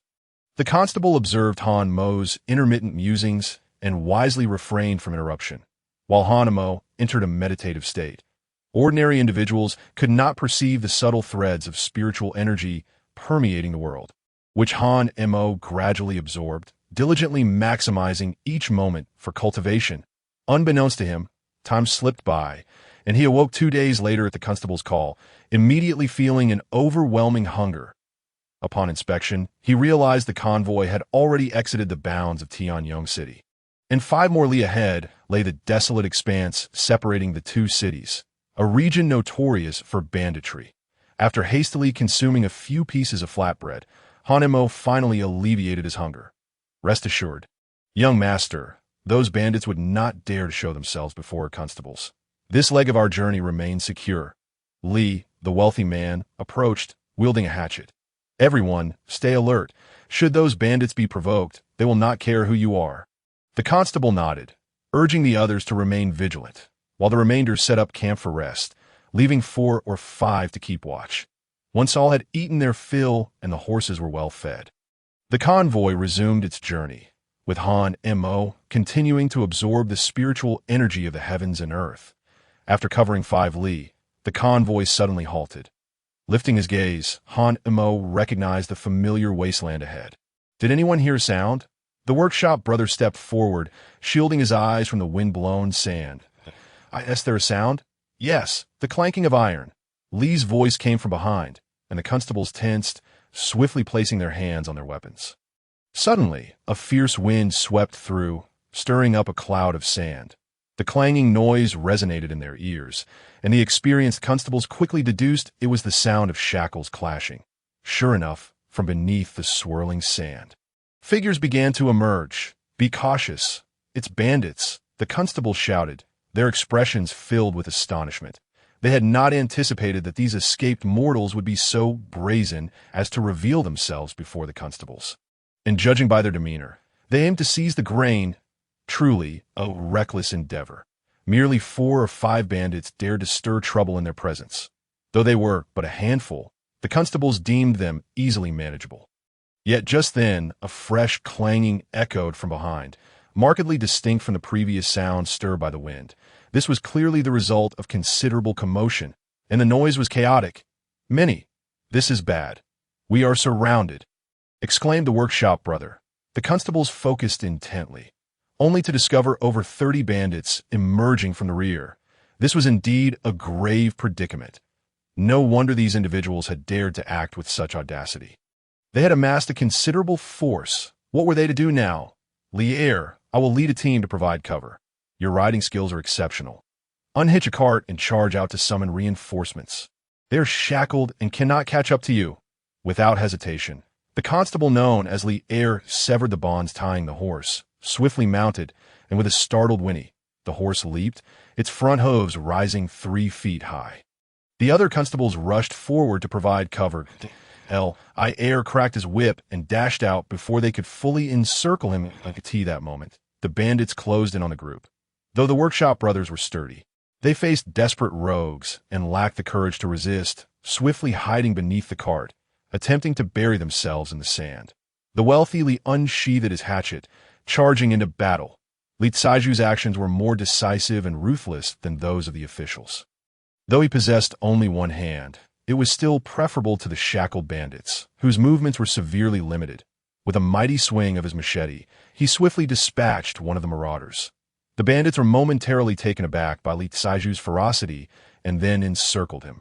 Realizing the precariousness of his situation, Li Kaiju silently lamented that 2 fists could not contend with 4 hands. The bandits raised their weapons and charged at him. But just then, a strange chill swept across the scorching plain. Before anyone could react, the marauders surrounding Li Kaiju found themselves frozen in place. "Li Kaiju, eliminate them," came Hanmo's voice. Upon focusing his gaze, Li Kaiju was astonished to discover that Han-Mo was capable of wielding celestial magic. It must have been Han-Mo who had immobilized the 5 bandits. With swift precision, Li Kaiju brought his machete down, swiftly claiming 5 heads. "That brat, kill that impudent youth first." The leader of the bandits soon spotted Han-Mo and ordered his cohorts to eliminate him. Han-Mo leaped from the cart, striking out with his palm. Chapter 44. First level of Chi refining. Slap. His palm struck one bandit squarely in the face. In an instant, blood gushed from the bandit's forehead, and he collapsed lifelessly to the ground. This display of power immediately intimidated the remaining marauders, their weapons frozen mid-air, their limbs trembling with fear. "A celestial being. He is a celestial being. We are mere mortals. How can we slay a celestial?" The bandits, now thoroughly shaken by Hanmo's prowess, began to retreat. I could see that moment. The bandit leader charged forward on horseback, striking down the retreating man with a fatal blow. "Kill that brat. Anyone who dares to retreat will face the same fate." The bandit leader, his face contorted with rage, incited his men to charge toward Han-Mo, weapons raised. "Han-Mo, be careful," from a distance. Li Kaiju deflected a bandit's weapon and shouted to Han-Mo, but he saw Han-Mo suddenly take a step back, simultaneously unleashing a palm strike that a golden light shot forth from Hanmo's palm. Striking the foremost bandit in the chest, crack, the sound of shattered ribs echoed as the bandit was sent flying, blood spraying from his mouth as he met his demise. Han-Mo, capture the leader first," Li Kaiju urged, witnessing Hanmo's effortless ability to eliminate bandits. Han-Mo surveyed his surroundings and quickly identified the mounted figure as the so-called leader, charging forth with remarkable speed, leaving others unable to follow. However, the bandit leader was clearly no ordinary foe. He spurred his horse forward, slamming its flank, causing the startled steed to rear and kick out at Han-Mo. Yet an extraordinary scene unfolded as an invisible barrier seemed to envelop Han-Mo. Absorbing the impact, though he was forced back, he retaliated with a swift strike. Han-Mo stumbled back 3 steps while the horse collapsed, thrashing on the ground 10 paces away. The bandit leader regained his footing, a weapon gripped tightly in his gnarled hand. Rushing at Han-Mo once more, 1 blow after another fell, and Han-Mo, unaware of his own unique abilities, could only dodge and evade with his petite frame. Having no combat experience, forced into a defensive position. "You wretched cur, perish!" The bandit leader, frustrated by his repeated failures to strike Han-mo, roared in fury, raising his weapon high. "Now, Han-mo!" Li Kaiju shouted, prompting Han-mo to react swiftly, gathering his spiritual energy in his palm. Slap! In the next moment, the bandit leader felt his weapon rebuffed by an unseen force, the blade grazing Han-mo's shoulder and landing with a dull thud in the yellow sand, while Han-mo's palm struck the leader's abdomen, sending him hurtling backward. Thud! The bandit leader lay on the ground, writhing in agony, blood pouring from his mouth, along with shattered internal organs. The remaining dozen bandits, witnessing the spectacle, turned pale with fear and fled like startled birds. Soon, the area was devoid of clashing weapons, replaced only by the howling of the wind. Li Kaiju, gripping his machete, wiped the blood from his face and approached the fallen bandit leader. Discovering that he was still alive, after careful observation, Li Kaiju sensed a surge of true energy emanating from the bandit. Evidently, this bandit was also a martial practitioner, and his prowess far exceeded Li Kaiju's own. As this energy flowed like a current, requiring only a guide to embark upon the path of immortality, the 5 surviving officials rushed forward to bind the bandit. "Save your strength. There's no need to waste it. This man is nearing death," Li Kaiju declared. Indeed, no sooner had he uttered those words than the bandit's breathing weakened, inhaling less and exhaling more, until he soon succumbed. Young Master Han, a miraculous figure, the officials praised without reservation. Having witnessed Han-mo's abilities firsthand, solidifying their belief that this young Master Han was indeed a cultivator. No wonder he had such abundant provisions. It must be the work of celestial beings. Moreover, they had heard that cultivators did not require food, explaining his willingness to sell off so much grain. After some discussion, the officials began to clear the battlefield. In this encounter, they had lost 3 brothers, primarily due to their exhaustion. Had they been well fed beforehand, they could have dealt with these bandits without losing a single man. Meanwhile, the brothers from the workshop crawled out from the yellow sand, trembling at the sight of bodies strewn about. "Young Master Han, this cart is without horses. What shall we do?" The previous address of young Master Han had now transformed into young Master Han. "Let us handle it, as we were responsible for delivering this grain to Jianzhou City. Due to Li Air riding off with 1 horse, the remaining cart of grain could only be dragged by manpower. Thus, 4 of them pulled from the sides, while 1 pushed from the back, laboriously making their way through the desolate expanse. Fortunately, the remainder of the journey was relatively uneventful, though they did need to stop for rest. Finally, on the 7th day, they emerged from the wilderness, arriving at the fearsome territory of Xuanjiamen. The officials exchanged anxious glances, unsure of what to do. Would the disciples of Xuanjiamen allow them to pass as before? With this thought in mind, they looked to Han-mo. Understanding their unspoken concern, Han-mo asserted, "I will go ahead. Wait for Li Kaiju to catch up before proceeding." Thus, Han-mo and Li Kaiju made their way toward the foot of Xuanjiamen's mountain. "Han-mo, do you have confidence?" Li Kaiju inquired. "Wait for me here," Han-mo replied. Upon hearing this, Li Kaiju gazed at Han-mo, hesitating for words. Taking a deep breath, Han-mo strode toward the disciples of Xuanjiamen, blocking their path. "3 senior brothers, it's you again today." Han-mo endeavored to maintain his composure.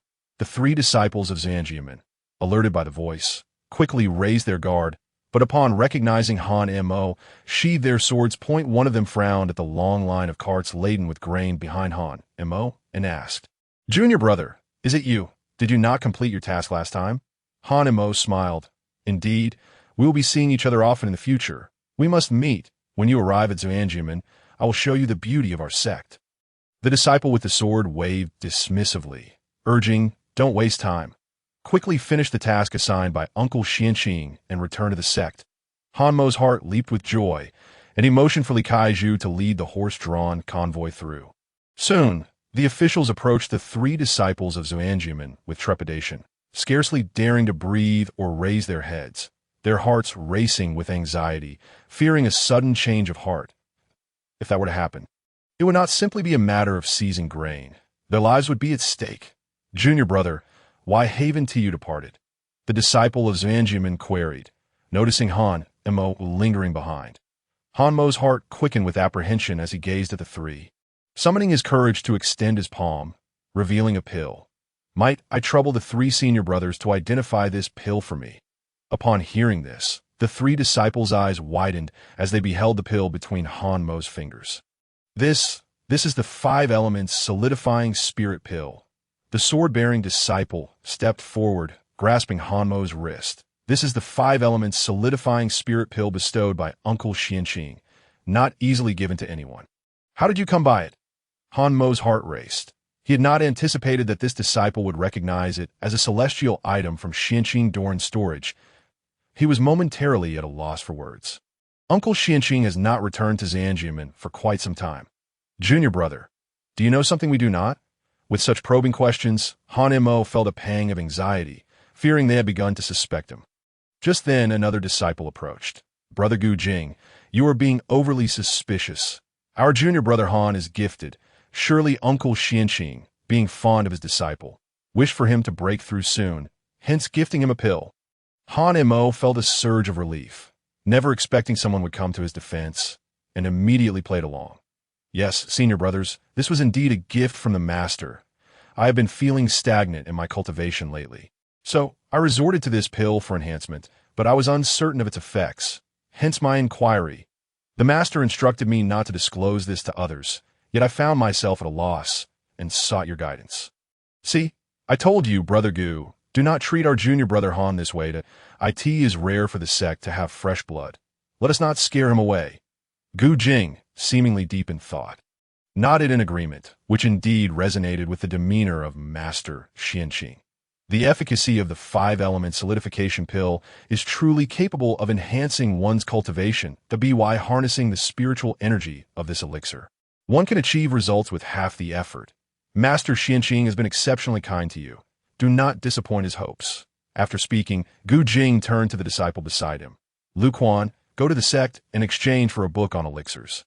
When we next meet, present it to Brother Han as a token of our friendship. Lu Quan, upon being called, promptly turned and ascended the mountain. At that moment, another disciple suddenly exclaimed, Brother Gu, Brother Han has actually reached the first layer of Qi refinement. Chapter 45. They are all dead, and I am left without a name.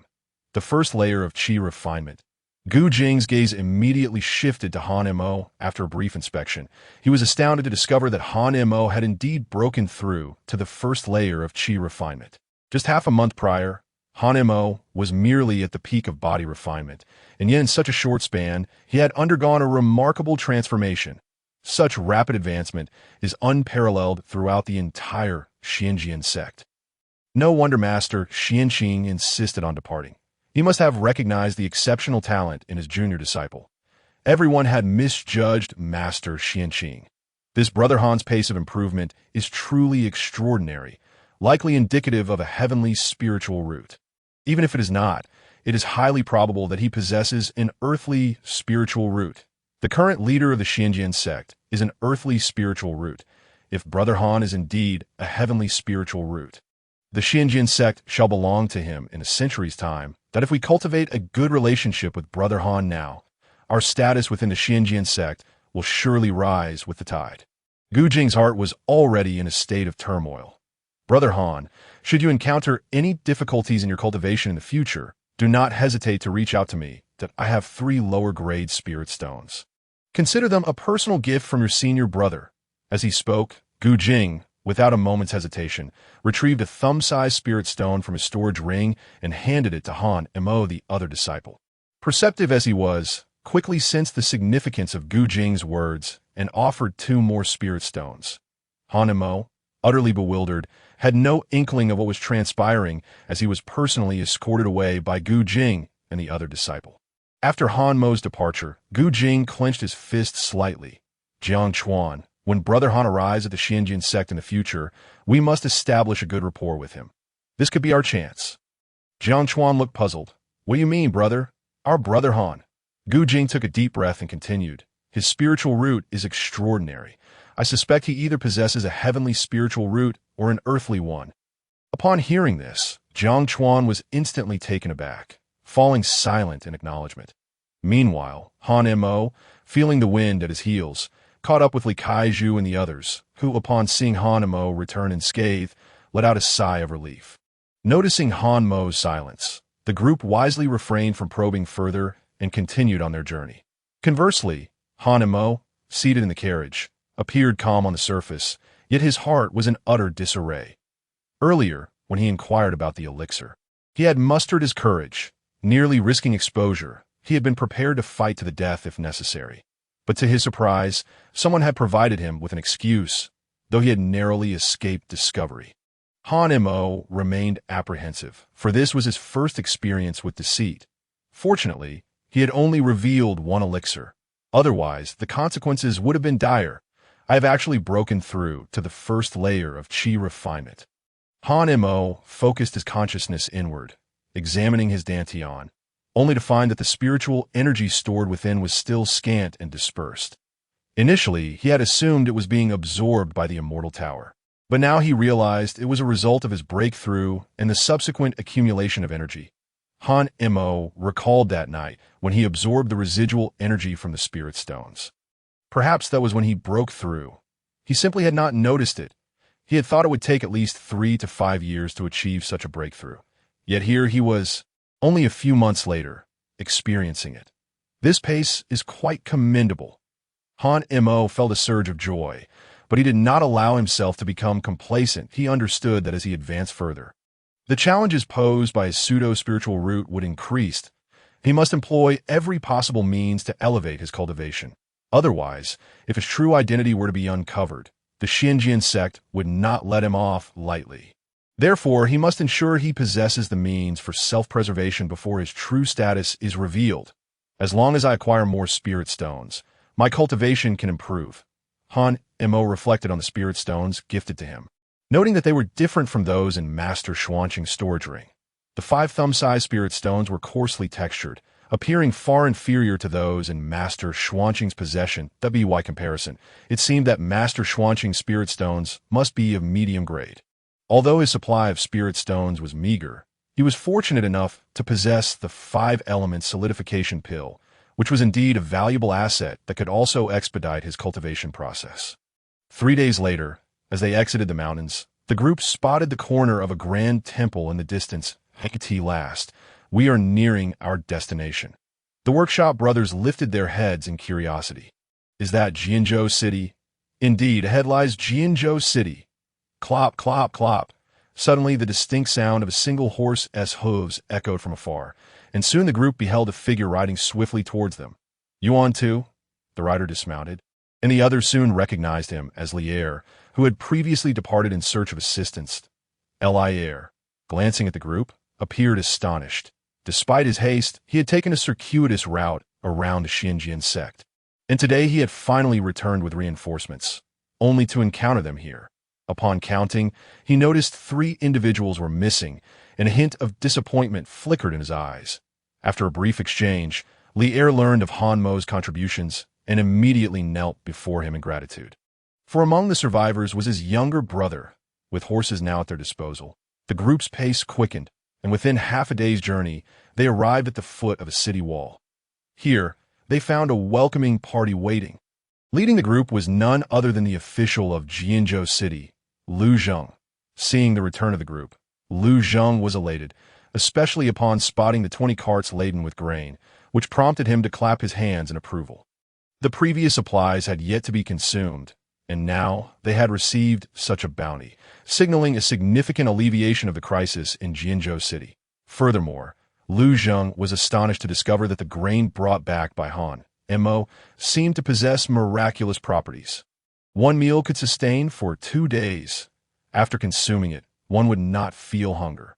Initially, the populace did not exhibit any overt signs of this phenomenon, but as days passed, they began to notice that the refugees were even storing the porridge. The accumulation continued until the unpleasant smell of spoilage wafted through the air, at which point everyone recognized the extraordinary nature of the grain. Consequently, Lu Zheng adjusted the distribution to once every 2 days. Ensuring that no food would go to waste, as the grain convoy entered the city, the refugees no longer stared hungrily at the supplies, but instead their gaze turned towards Hanmo, fully aware that this child was their savior. They instinctively lined the streets, welcoming him with gratitude. At that moment, a small girl dashed out from the crowd. Hanamo recognized her immediately. She was the little girl who had protected her grandmother. "Brother Han, the grain you grew is truly delicious. Thank you for saving me and my grandmother." Hanamo knelt down, caught between standing and squatting. He bent slightly to meet her gaze. "You know me?" The little girl poked Hanmo's nose with her finger and replied in a sweet voice, "Of course I do. The grown-ups say your name is Hanamo, but you don't look like a lord. You look like a brother." A fleeting shadow of melancholy crossed Han Mo's eyes, but he quickly regained his composure and asked, "What is your name?" The little girl tilted her head, pondering for a moment. "Grandmother said my parents didn't have time to name me before they went to battle. Afterward, both my father and mother died, and with them, I lost my name. Grandmother also said I was the only child in the family. So everyone calls me Xiao Miao." For reasons unknown, upon hearing this, Han Mo was transported back to his own past. He too had a family, a father and mother, but they had all perished, leaving him to wander until he arrived at Pingyong village. Later, the old blind man passed away, leading him to Wind Ridge. As Han Mo listened to Xiao Miao's words, he noticed the old woman nearby. Her eyes reddened, her aged face lined with deep creases. Already transformed into a weeping figure, a lump formed in Han Mo's throat, and he found it difficult to meet Xiao Miao as innocent gaze. "Young friend Han, this elderly woman has been wandering for so long that she has become addled. She only remembers having a son and a granddaughter, but she does not know their names. You are their savior. Why not give this child a name?" With reddened eyes, Lu Zheng approached Han Mo, wishing to save everyone from their plight, yet feeling powerless. This responsibility weighed heavily upon him. At times, he even hesitated to meet these people in the refugee area. "Han Mo, the gentleman once told me, in this world, everything is dictated by cause and effect, including the path of immortality. Since Xiao Miao calls you brother, perhaps this is a form of fate, a cause and effect. The cause lies with her, and the effect rests with you." Having recognized the bond, Li Caiju's words caused Han Mo to pause momentarily, as if the chaotic thoughts in his mind suddenly fell into place that he looked at Xiao Miao. For the first time, truly meeting her gaze, that eye in her, he saw a reflection of his younger self. Xiao Miao looked at Han Mo with hopeful eyes. Han Mo smiled gently. "From now on, you shall be called Han Miao Miao." "What does that sound?" Han Miao Miao continuously repeated her name, suddenly joyfully circling around Han Mo, exclaiming, "I have a name now, I have a name now." Han Mo bent down to lift Han Miao Miao, placing her on the horse-drawn carriage. Lu Zheng understood the situation and instructed someone to bring the elderly woman into the city shortly. Thus, he led everyone through the second city gate. "Young friend Han, not long ago, the disciples of the Xianjian sect visited the city." Chapter 46. Entering the game. The Xianjian sect, have they not always been stationed outside Jianzhou City? A look of helplessness appeared on Lu Zheng's face as he recounted the entire sequence of events. It turned out that the Xianjian sect had recently sensed a spiritually infused hill 30 miles south of Jinzhou City and demanded a response within half a month, or they would resort to slaughtering the city. However, Jinzhou City was currently in disarray, beset by formidable foes, truly facing internal and external crises. The south was occupied by the southern barbarians, making it a daunting task to traverse through their territory to locate the so-called spiritual energy.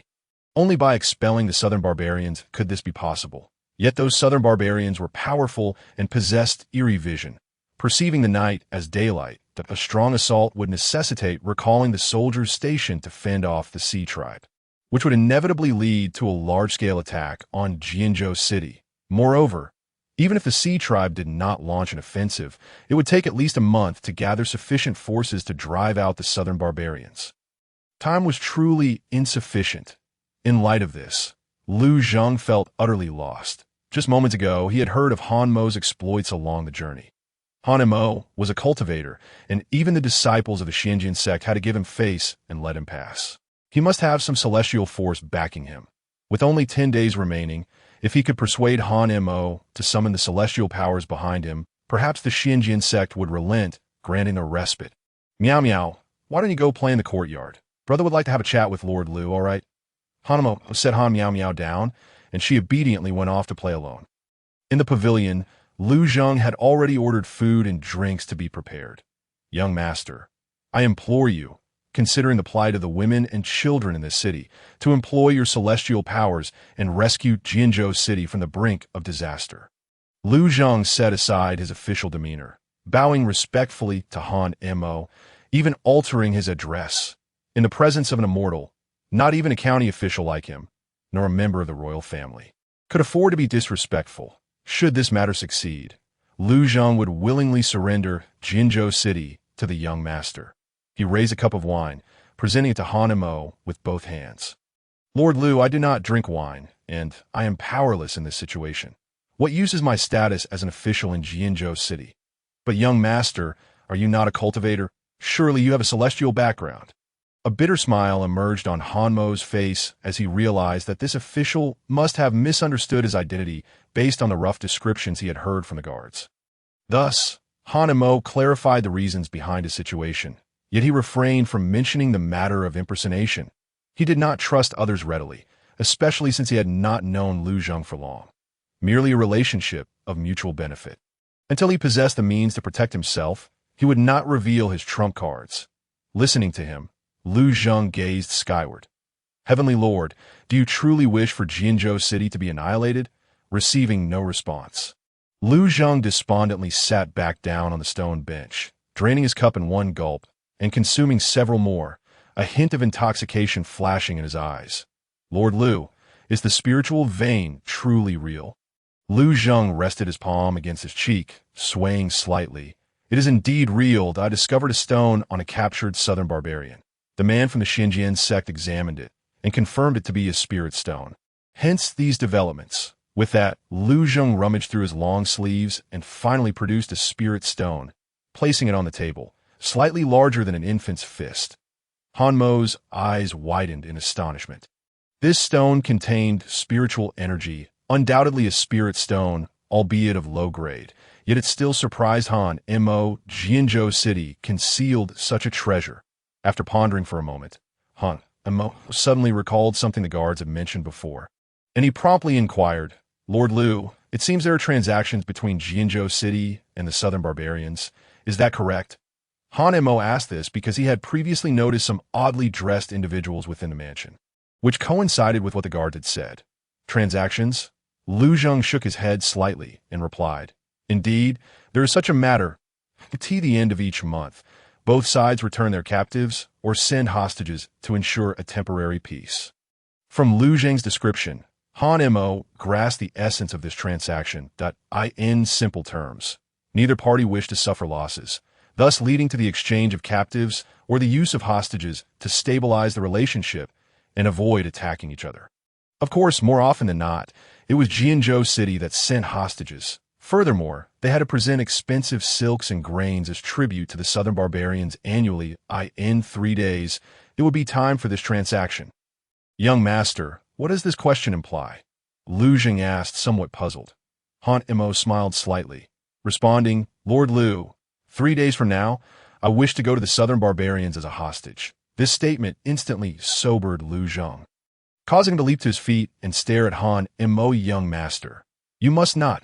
You have already done so much for Jinzhou City. How could you volunteer as a hostage and place yourself in danger? Lord Lu, have you forgotten?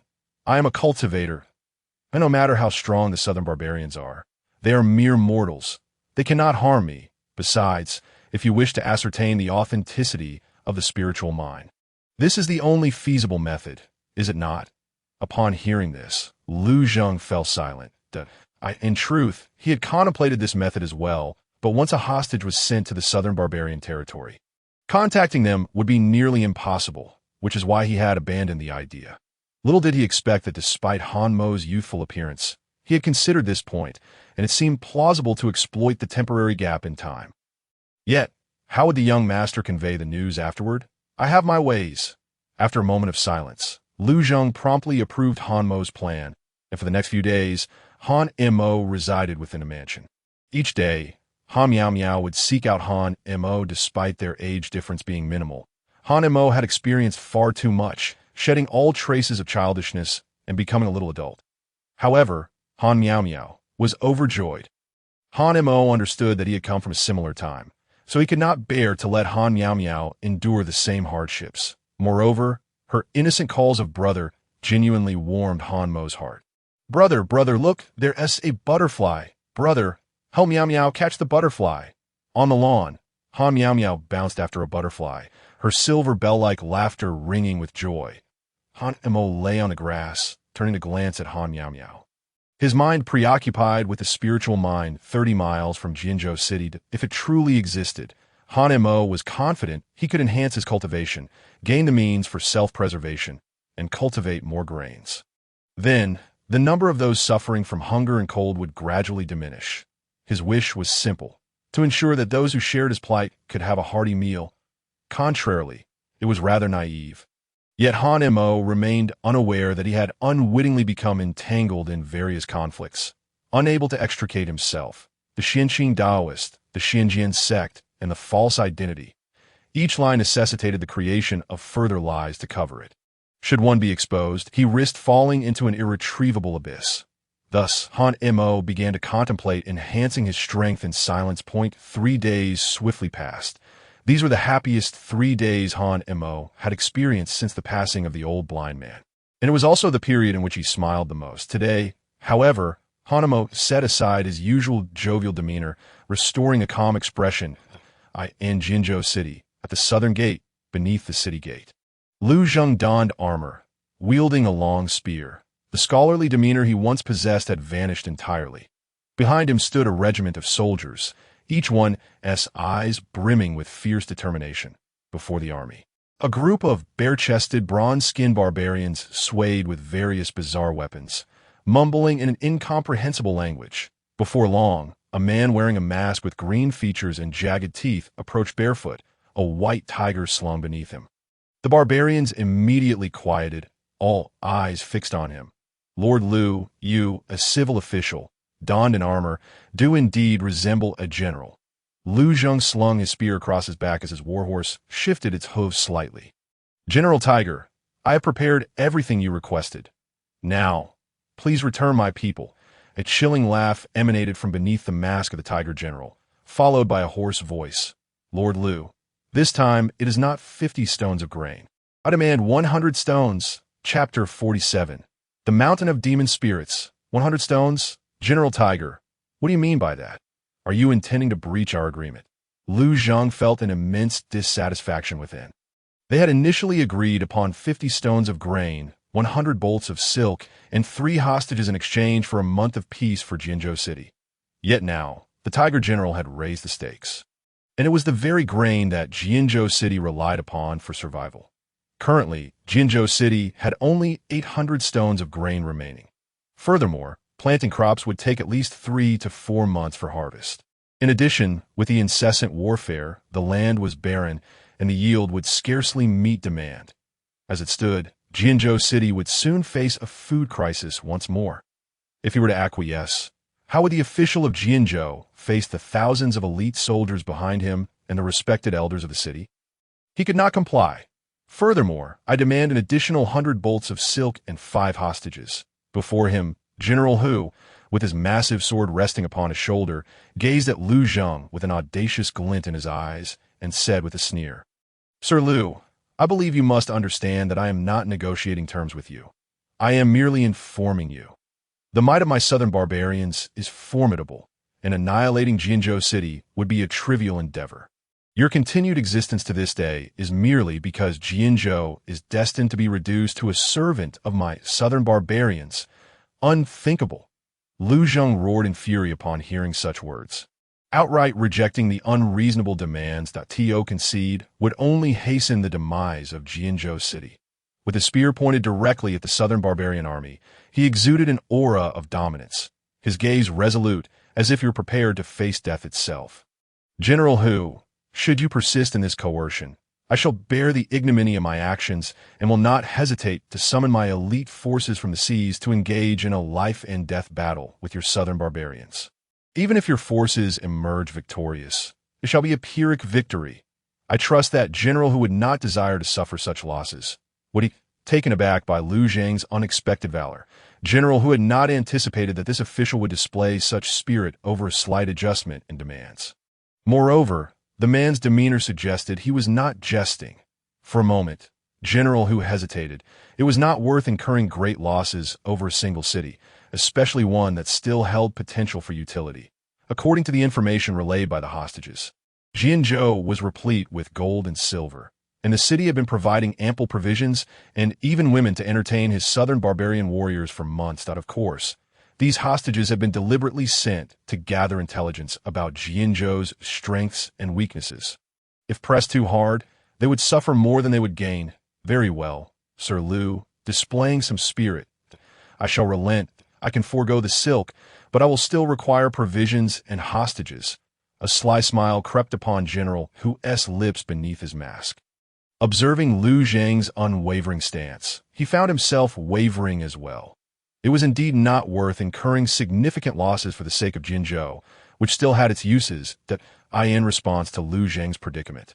Han Mo suddenly approached him and whispered, Sir Liu, agree to their terms. I shall resolve the matter of the provisions, and we can negotiate a better price. Liu Zhang turned sharply to Han Mo, concealing his astonishment. Young Master Han. Han Mo nodded, signaling Liu Zhang to acquiesce. He was eager to discover what the mineral veins might hold.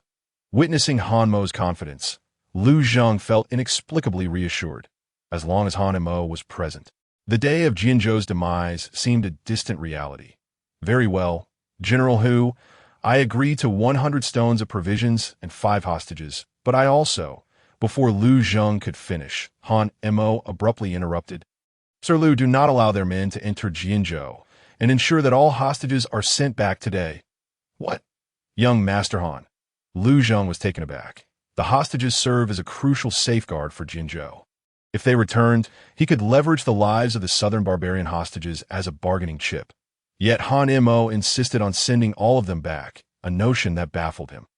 However, trusting Han Mo's judgment, he complied. Despite Han Mo appearing to be merely 7 or 8 years old, he was indeed a cultivator. One could not judge a cultivator by their appearance. Perhaps Han Mo was actually several decades old, for his demeanor and capabilities did not resemble those of a mere child. Thus, Liu Zhang promptly ordered the southern barbarian hostages to be brought forth. This action left everyone perplexed, even General Hu, who assumed Liu Zhang was merely cautious. Sir Liu, what a magnanimous gesture! I, General Hu, shall grant you a reprieve. I will refrain from exerting pressure on Jianzhou for the next 2 months. Liu Zhang remained silent, directing his men to commence the transaction. Soon, the exchange was completed.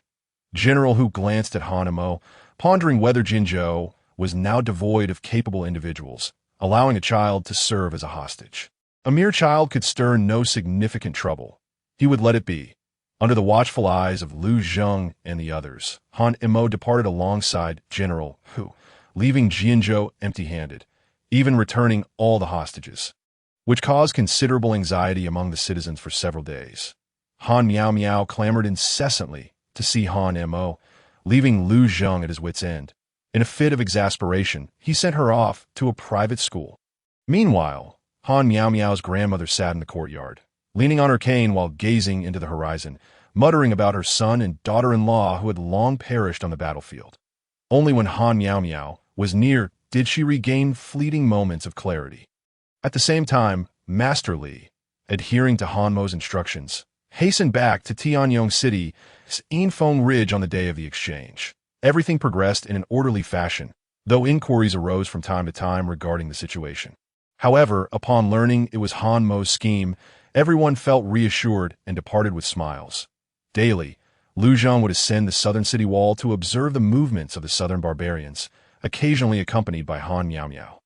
Time passed swiftly, and after 5 days in the realm of the southern barbarians, mountains loomed high, with tents scattered at their base. General Hu sat within his tent, voraciously consuming freshly hunted game. What use is it to sustain you gluttons?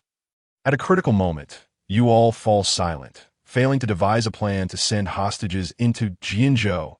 At this moment, General Hu had removed his mask, revealing a face marred by a grotesque scar that traversed his visage, his eyes gleaming with a feral intensity that instilled fear. The atmosphere within the tent was so tense that no one dared to breathe.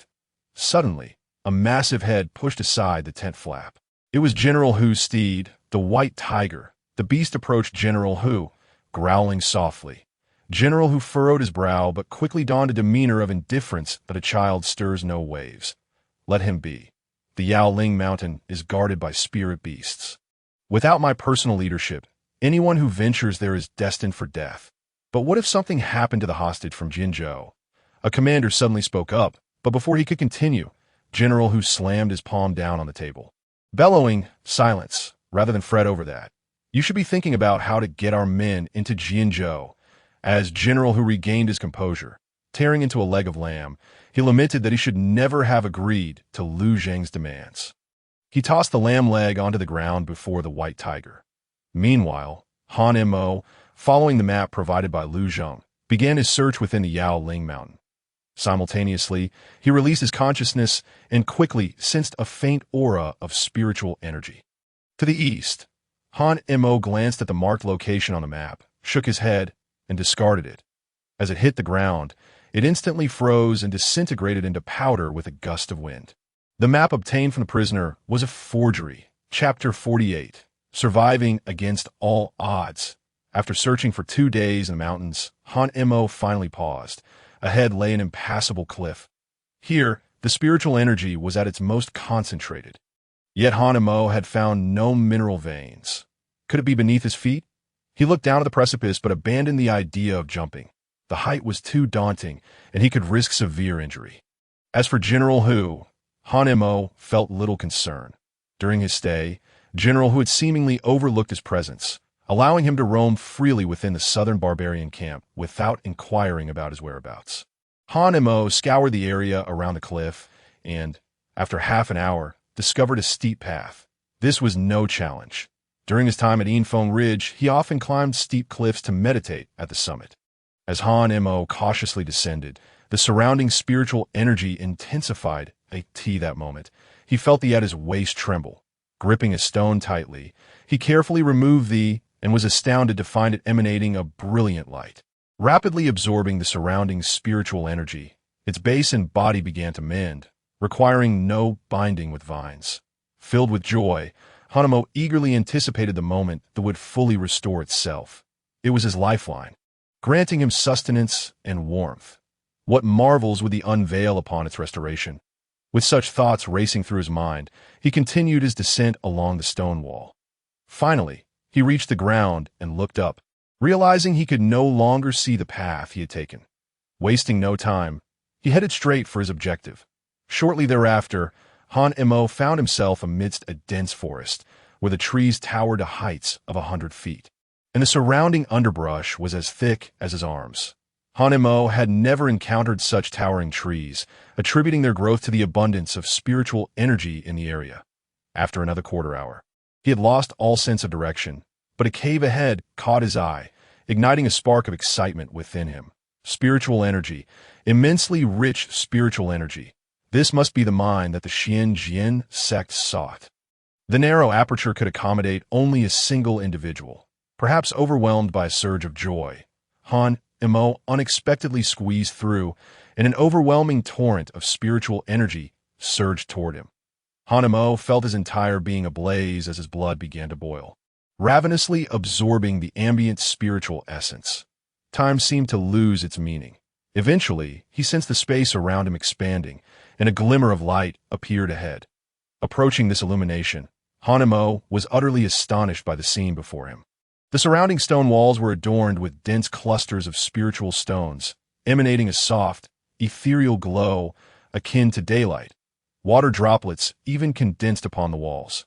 Reaching out to touch them, a refreshing sensation washed over him, prompting an involuntary sigh of pleasure.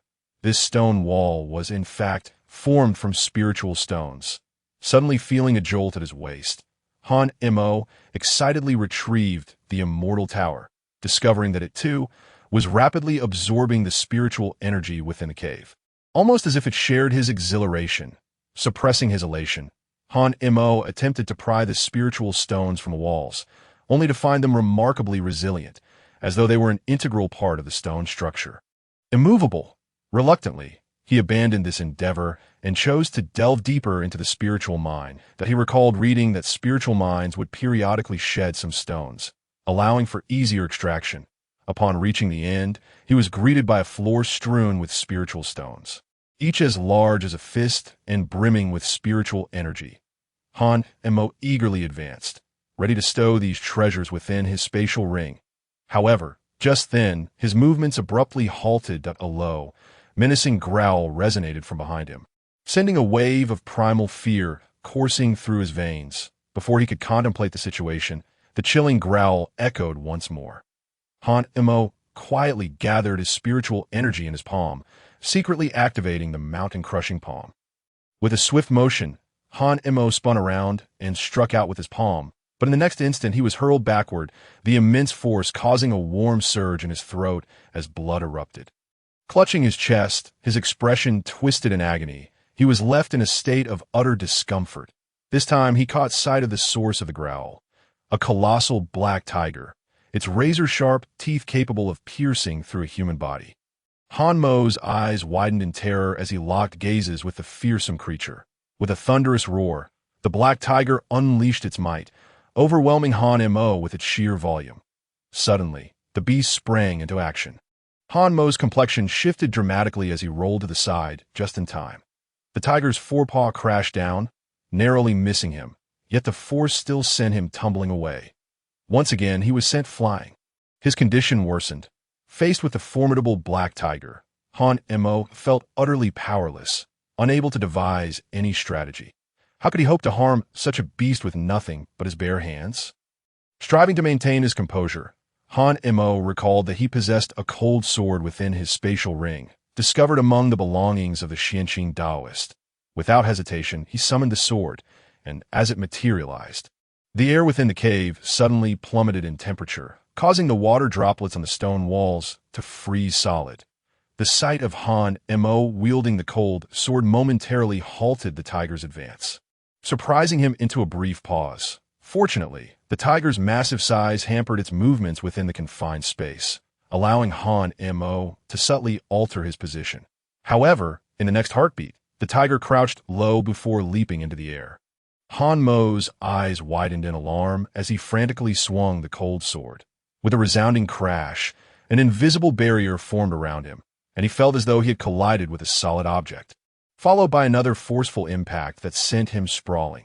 Stifling his discomfort, Han-mo scanned his surroundings and realized the exit lay just behind him. Flee. With no time for contemplation, he sheathed the cold sword and plunged into the darkness. The black tiger hot on his heels, as he fled, he lost count of how many times he had been struck away, but with each impact, he found himself closer to the exit, at last. He glimpsed the light of the opening and leaped forward, bursting out into the open. With a thunderous roar, the immense head of the black tiger emerged, but its bulk rendered it unable to escape, leaving it to roar menacingly at Han-mo, collapsing to the ground, disheveled and exhausted. Han-mo faced the tiger, trembling at the sight of its cavernous maw, capable of devouring him whole. It was a near miss. He had narrowly escaped the tiger's lethal claws. Surviving this ordeal filled Han-mo with a profound appreciation for the beauty of life, while simultaneously reflecting on its fragility, and no longer concerned with the spiritual mind. He feared the tiger might break free and pursue him, prompting him to scramble away from the area. Finally escaping the forest, Han-mo stood at its edge, gazing at the encampment of the southern barbarians, feeling an inexplicable sense of relief at that moment. The southern barbarians seemed less menacing in his eyes. Straightening his attire and composing himself, he endeavored to conceal his disheveled state as he approached the encampment. As he passed the largest tent, he caught sight of the white tiger mount belonging to General Hu, a flicker of trepidation crossing his gaze. The white tiger turned its head, noticing Han-mo, sniffed the air, and emitted a low growl, poised to rise and approach him when General Hu suddenly stepped out. General Hu regarded Han-mo with a smirk. "Well, look who has returned so soon." Taken aback, Han-mo replied calmly, "You knew where I'd gone." At this, General Hu burst into laughter, patting the head of his white tiger. "Consider yourself fortunate to have returned alive." His expression shifted, turning serious as he warned. But let me be clear, this is your one and only warning. Next time, I won't hesitate to send you to the belly of the white tiger. With that, General Hu turned on his heel and departed. Hanemo remained rooted in place, locking eyes with the white tiger, which let out an angry roar. Yet this time, Hanmo's expression remained unchanged, a glimmer of lethal intent flickering in his gaze. Returning to his tent, Han Mo retrieved a spiritual stone, eager to commence absorbing the energy contained within. Things acquired with 1's life are indeed precious. Chapter 49. Sending messages, taking the initiative, Han Mo eagerly absorbed a spiritual stone, continuing until it lost its luster, then held it in his hand to examine thoroughly. Determined not to waste even a trace of the energy, with a gentle squeeze, he reduced the stone to powder, before taking another to absorb. After consuming 5 stones in succession, he turned his attention inward to his dantian, only to find no discernible change in his spiritual energy, causing his brow to furrow slightly. Previously, a single spiritual stone had enabled him to break through to the first layer of chi refinement, bolstered by the residual energy from his ice technique. Yet now, despite having consumed a complete spiritual stone, there was no transformation whatsoever, which left him feeling a twinge of defeat. Unbeknownst to Han Mo, the reason he had managed to break through previously was due to nearly a year of accumulation, coupled with the fact that it had been a mid-grade spiritual stone, providing him with the opportunity for advancement. Less than half a month had passed since his last breakthrough. Achieving another was no simple feat. Moreover, the stones he had obtained at such a cost were merely low-grade, the very lowest quality. Han Mo sighed deeply, his expression one of despair. However, he recalled the wise words of the old immortal from Baiyun Temple, who had advised that cultivation must not be rushed, but rather approached step by step, with patience. This thought eased his mind considerably. I've been too impatient. Han Mo mused, a smile gracing his lips as he exited the tent. The tent where the hostages resided was somewhat secluded, with only a handful of southern barbarians guarding the area, the rest being hostages sent from Jinzhou City. His appearance startled the other hostages, who soon displayed expressions of despondency. Had Jinzhou City fallen into such ruin that a mere child was sent as a hostage? Ignoring their glances, Han Mo seized the opportunity while the southern barbarians were distracted, stealthily slipping away. Once he was certain he was out of sight, he finally breathed a sigh of relief. With a swift rip, Han Mo tore a piece of cloth from his garment, using his spiritual energy to inscribe a message upon it before tossing it aside. In an instant, a gust of wind swept through, carrying the cloth beyond the southern barbarian encampment. Meanwhile, Lu Zheng cradled Han Miao Miao atop the city wall, gazing out at the desolation before him. Everything had been ravaged by the southern barbarians. The sight of such desolation stirred a complex array of emotions within Lu Zheng. All he longed for was to reclaim this lost territory and restore its former vitality. Father, is my brother over there? Han Miao Miao pointed toward the vast wasteland, where tents lay beyond her sight. Liu Zheng gently scratched her nose, his gaze softening. Yes, Miao Miao is very clever. When will brother return? Miao Miao misses him. Soon, very soon. Miao Miao, how have your lessons been? Have you been studying well with your tutor? Upon hearing the mention of her tutor, Han Miao Miao pouted, her voice a childlike whine. Humph, the tutor is so fierce. He hit Miao Miao's palms with a ruler. She extended her small hand, displaying her palm with a look of grievance, which brought immense joy to Lu Zheng. After spending these past few days with her, he found himself increasingly fond of Han Miao Miao. If only she were my own child. Yet, Han Miao Miao was already Han Mo's sister, and Han Mo was an immortal. How could a mere mortal like him dare to vie for her affection? Lu Zheng's gaze drifted toward the southern barbarian territory, his heart growing anxious. It had already been 9 days. Yet still, there was no word from Han Mo. The southern barbarians were known for their brutality. What if something had happened to him? Just then, Han Miao Miao in his arms suddenly erupted with excitement, nearly causing Lu Zheng to lose his grip. Father, father, a little bird is flying over. Lu Zheng furrowed his brow. The city of Jinzhou had long been plagued by famine, its desolation so profound that even birds and beasts shunned it, let alone the hearts of men. Were it not for the lack of escape routes, perhaps many would have fled this barren land. However, Recent events prompted by Han Mo had shifted the situation. Yet, with food scarce even for the inhabitants, how could one spare any for the passing creatures? When Lu Zheng turned his gaze to the bird that Han Miao Miao spoke of, he was taken aback. This was no bird. It was merely a tattered piece of cloth, but the rag fluttered as if it were a bird, unaffected by the strong winds, and flew directly towards them, eventually landing steadily at his feet. Upon closer inspection, Lu Zheng's pupils dilated in shock. "My lord, this is my brother's clothing. It belongs to my brother." He suppressed the astonishment in his heart, recognizing that this rag was a fragment of Han Mo's attire. Realizing that Han Mo was a cultivator, Lu Zheng seemed to grasp something significant and hurriedly picked up the cloth. Upon opening it, he discovered inscriptions. "The mountains harbor spiritual veins. Hasten to the north 10 miles outside the city." This was a message relayed by Han Mo, who had already unearthed the mineral veins.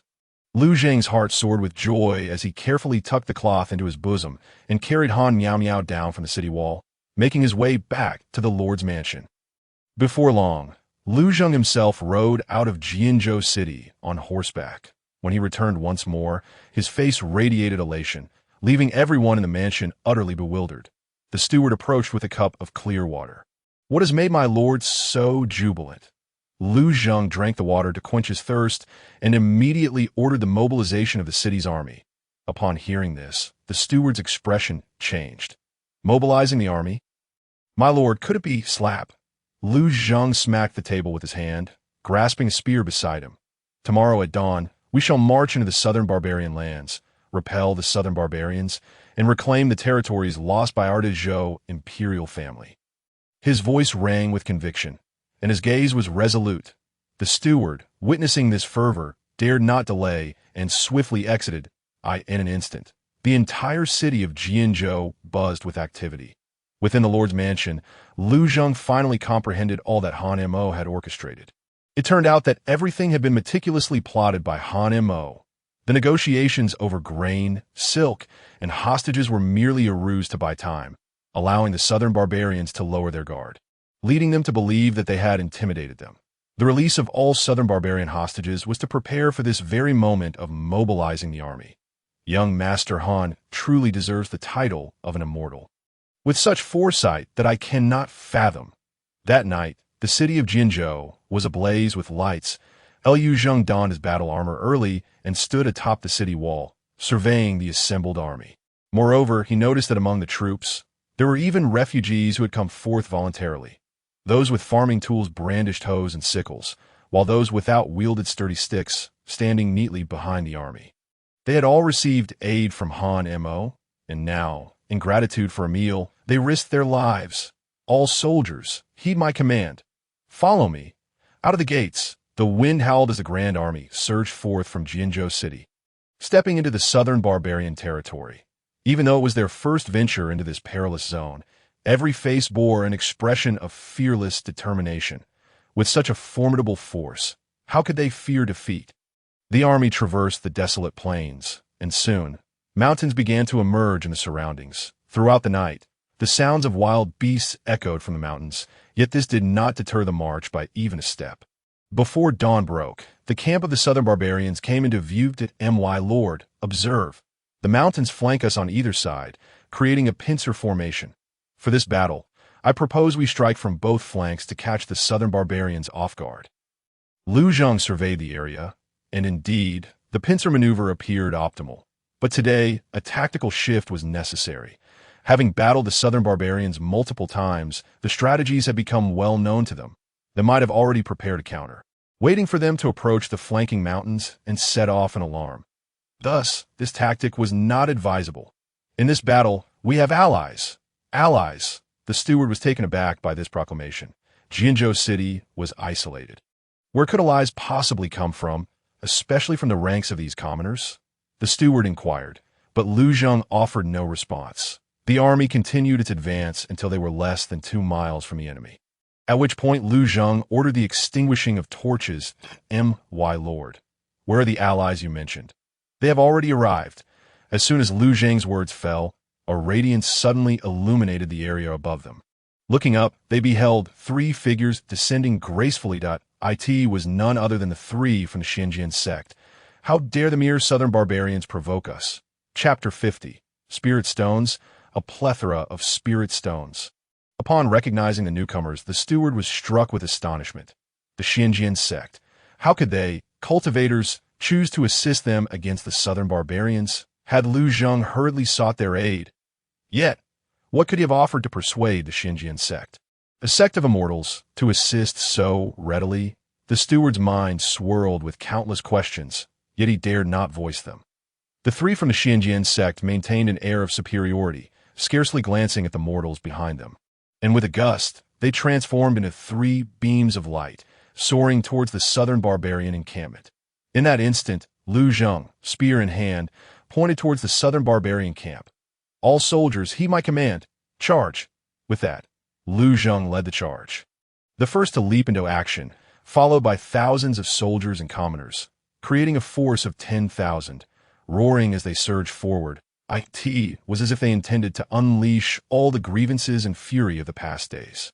A thunderous roar erupted from the encampment, and the white tiger was the first to sense it, emitting a piercing cry that roused the slumbering southern barbarians. The southern forces awoke, glancing around, only to witness the overwhelming army surging towards them.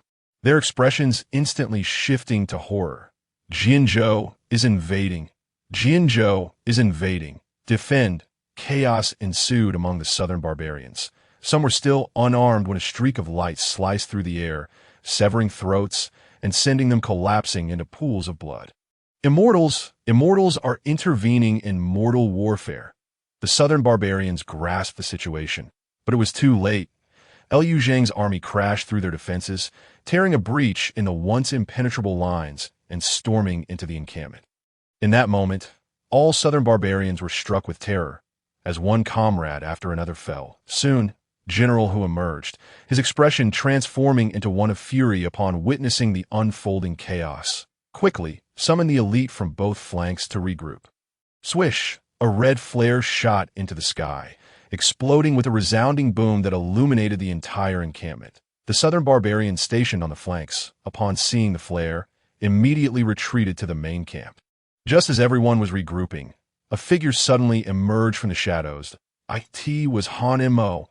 In truth, Han Mo had not been within the camp that night. Instead, he had taken advantage of the darkness to enter the forest, climbing a tree to observe the situation. Once the flanks had departed, he made his appearance. Han Mo continued forward, guided by memory, and finally located the spiritual mind from before. However, this time he did not rashly enter but hid in the shadows. For the Black Tiger had left a psychological scar on him. Yet he surmised that someone would come to divert the Black Tiger's attention. Hadn't the Xinjiang sect always coveted this spiritual mind? They were bound to encounter the Black Tiger, and once they lured it away, he could seize the opportunity to enter the mine and retrieve the spirit stones. He had no need to worry about being discovered. The dense spiritual energy here made it exceedingly difficult to detect his presence. Thus, Han Mo concealed himself among the lush underbrush. Time passed, and Han Mo began to feel drowsy, but at that moment, rustling sounds from the surroundings jolted him awake. Peering through a gap, he spotted 5 figures nearing the cave entrance as the moonlight illuminated the scene. Aided by his extraordinary abilities, Han Mo recognized the attire of the figures. It was indeed the people from the Xinjiang sect, though he did not know any of them. Black Tiger, do not let me down, Han Mo thought to himself, watching as the 5 from the Xinjiang sect entered the cave. However, as seconds ticked by, there was still no sound from within. Yet Han Mo remained unperturbed. The cave entrance was small, and the Black Tiger could not escape, forced to remain inside. They were bound to confront the Black Tiger. Roar!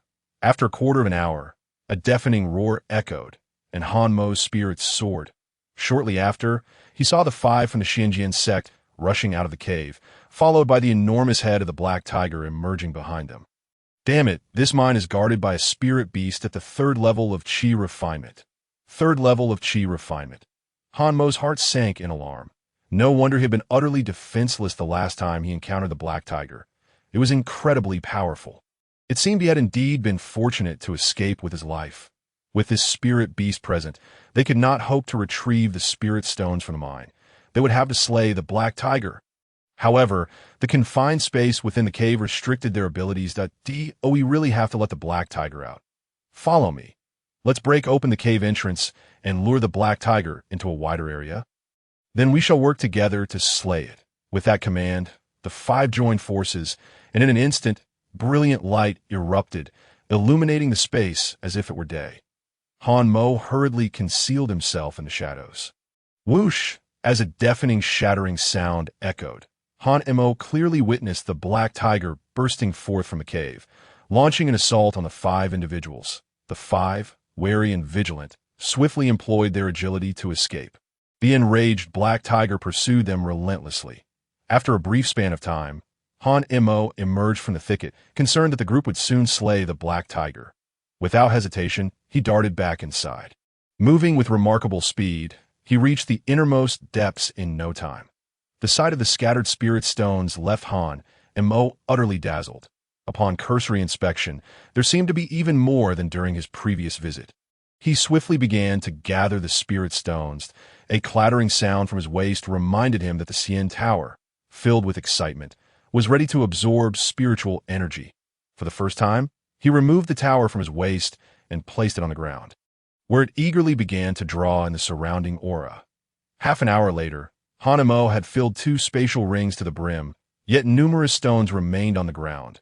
Fearing that the 5 from Xianjian's sect might suddenly change their minds, Han Mo hastily picked up a few of the largest spirit stones and stuffed them into his clothing before seizing the CN Tower and making a swift exit from the cave. Although he could not carry everything away, Han Mo felt a sense of satisfaction. He was also aware of the potential consequences. If he had taken everything, the Xianjian sect would surely discover the cave's emptiness and trace it back to him. He had learned from books that one should always leave a path for retreat. It was a pity that he could not take the stones embedded in the walls.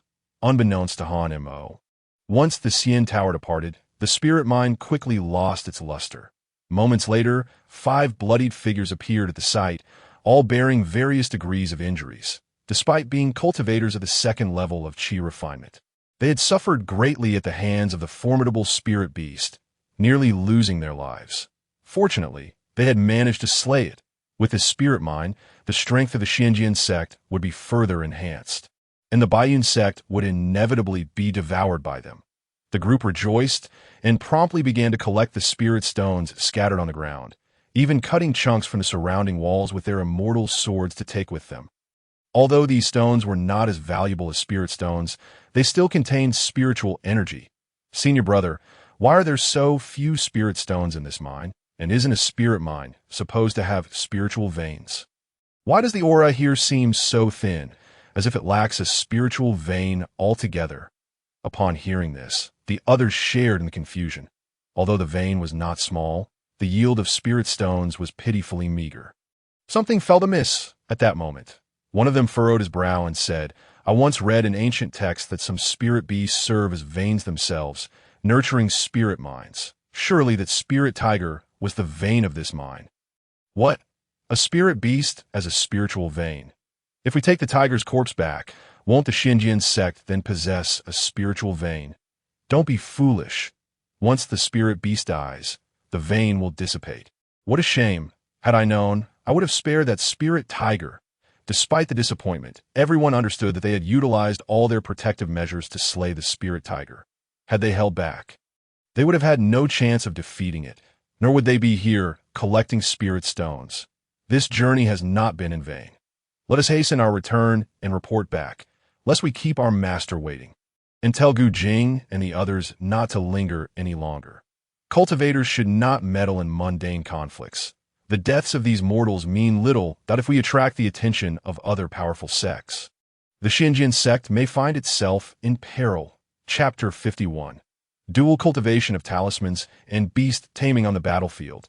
General who found himself surrounded by 4 individuals, with no escape in sight. His body was marred with wounds, and a gaping, bloodied hole pierced his left shoulder, blood gushing forth with each movement of his arm. Beneath him, the mask had been shattered, and the white tiger lay nearby, barely clinging to life. Lord Liu, how disgraceful of you to resort to such underhanded tactics. If you have the courage, let us duel one-on-one. You fight dishonorably. 3 zhang away, Lu Zheng brandished a spear, its tip stained with flesh, blood dripping steadily to the ground. Dishonorably? General Hu, had you treated our imperial prince well, you would not find yourself in such a predicament today. You know that those women return to live in despair, ultimately hanging themselves? Ha ha! General Hu suddenly erupted in maniacal laughter. Lord Liu, you are truly righteous. Is all this not your doing? Their fate is a consequence of your cowardice. You lack the power to protect those women. Here they find comfort under my care as a southern barbarian warrior. They're grateful beyond measure. Clang. Before General Hu could finish, Lu Zheng thrust his spear forward. General Hu swung his blade to block. But his unsteady form caused him to stumble back, his large sword embedding itself in the ground to steady him. Liu Zheng, do you think you have one? You relied on the aid of an immortal to defeat me. Do you believe I have no trump cards? At these words, Lu Zheng's brow furrowed slightly, a sense of foreboding creeping into his heart. Suddenly, General Hu produced a talisman inscribed with beastly script and wrapped it around a spirit stone.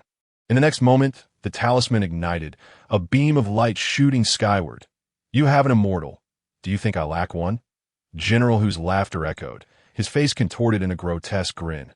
Please, immortal, save me. Suddenly, a fierce wind swept through, and a blazing sun rose in the distance, illuminating the entire battlefield. Has dawn arrived? The combatants paused, their gazes drawn to the radiant orb, which swiftly approached and expanded. At last, they discerned its true form. What they thought was a sun was, in fact, a peacock enveloped in flames. The Ji Yujing focused intently, and his expression shifted dramatically. The Yanyan bird, the dual cultivation sect of talismans, and beast taming. Finally, the Yanyan bird descended onto the battlefield, its size comparable to a pavilion, and upon it stood a young man clad in blue robes. I beg your pardon, immortal. This is a grave sin of mine. The young man surveyed the surroundings, his gaze resting upon the barely conscious white tiger. With a wave of his hand, he tossed a talisman onto the tiger's brow. As the talisman ignited, the tiger slowly rose to its feet, its forelimbs bending as it knelt before the young M.A.N.A.T. That moment, the young man's expression changed abruptly, his countenance turning furious. Who dares to slay my black tiger? It was you. His gaze fixed menacingly on Gu Jing and the others. An overwhelming pressure descended upon them, causing their faces to pale. Such immense pressure.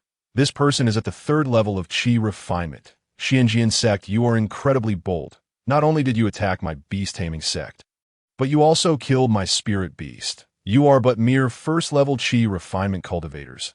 I shall eliminate you. With those words, the young man prepared to strike, but at that moment, 5 streaks of light flew in from the forest. How dare you insult the people of Xianjian sect? Before the words could fully escape, 5 figures landed in the arena that Ji Yujing and the others felt as if they had found a lifeline. The young man's pupils constricted, and his movements halted abruptly. 3 1st-level Qi refinement cultivators were easily dispatched by him. Yet now 5 2nd-level cultivators had arrived. Should a fight ensue, he would be at a disadvantage. And even the Yanyan bird might sustain serious injuries, an unwise trade. Very well, Xianjian sect, you have forced my hand. One day, I will eradicate every last one of you. The young man uttered these threats. Leaping onto the Yanyan bird, he issued a divine command. The bird flapped its massive fiery wings and soared away. General Hu's heart sank, and he immediately fell to his knees. Immortal, please take me with you. The young man turned back, tossing a talisman that incinerated General Hu, leaving nothing but charred remains. His death swift and silent. A mere mortal dares to command me. With that, the young man urged the Yanyan bird to depart the battlefield. While the white tiger swiftly followed suit, Lu Zheng and the others were left in shock, their faces pale, unable to shake the image of the recent events from their minds. With a casual toss of a talisman, General Hu had perished before their eyes. In the presence of an immortal, mortals truly appeared so frail, their lives as insignificant as ants. No, even less than that. Unbeknownst to them, within a nearby tent, Han Mo had witnessed the entire scene unfold. His heart filled with astonishment. The young man's prowess had once again reshaped his understanding of immortals. This was the first time he had seen an immortal act so decisively and with such ferocity. Reflecting on this, Hanemo glanced at his hands that he too had begun to practice immortal techniques. If he could master them, might he not possess such formidable power? A goal took root in Hanmo's heart. He would fully cultivate the crumbling mountain palm and the freezing technique. Once the Xinjiang sect members had departed and Lu Zheng ordered the battlefield to be cleared, Hanmo finally stepped out of the tent. Upon his appearance, Lu Zheng's face lit up with joy. The weight of his earlier concerns finally lifted. Approaching Hanmo, Lu Zheng bowed deeply in gratitude. "Thank you, young Master Han, for your timely intervention, saving the citizens of Jianzhou from calamity." As Lu Zheng bowed, all the soldiers behind him knelt before Hanmo, and even the citizens expressed their profound gratitude. The captured southern barbarians looked on in disdain, their faces twisted with contempt. These people of the Great Zhou are truly pathetic. Kneeling before a mere child. Had it not been for the immortal, we southern barbarians would have been invincible. Despite their thoughts, they were nonetheless imprisoned under Lu Zheng's orders, destined to be sent to Tianjing to face the judgment of the great Zhou emperor. Amidst the crowd's adulation, Han Mo returned to Jianzhou City. As he crossed through the city gates, the citizens approached, kneeling along the road, some even daring to raise their heads to closely observe the young immortal who had saved them from disaster. At long last, Han Mo returned to the Lord's manor, where the exuberant Han Miao rushed towards him, diving into his embrace. "Brother, Miao Miao misses you so much, so very much." As she spoke, tears welled in her eyes. Tugging at Han Mo's heartstrings, he was unsure why, but it felt as if, after naming her, an inexplicable force subtly influenced him. Perhaps this was the karma that the wealthy Li had mentioned earlier. "Brother, Grandma is better now. She wants to see you." Without waiting for Han Mo's response, Han Miao wriggled free from his arms, pulling him towards the old woman's quarters. Before long, Han Miao led Han Mo and Lu Zheng to a side chamber. From a distance, Han Mo spotted the old woman seated beneath a tree, clutching a withered branch, muttering incantations that suggested she was not entirely lucid. Driven by curiosity, Han Mo approached her. "Grandma, Grandma, Miao Miao has brought brother." Han Miao waved her small hand in front of the old woman. After a moment, the old woman snapped back to reality, her murky gaze settling on Han M. In those cloudy eyes, Han Mo perceived an indescribable sensation, one he had encountered many times before, yet could not quite place. "Child, I feel as though I have seen you before." Before Han Mo could utter a word, the old woman continued, "Miao Miao will only suffer if she follows me.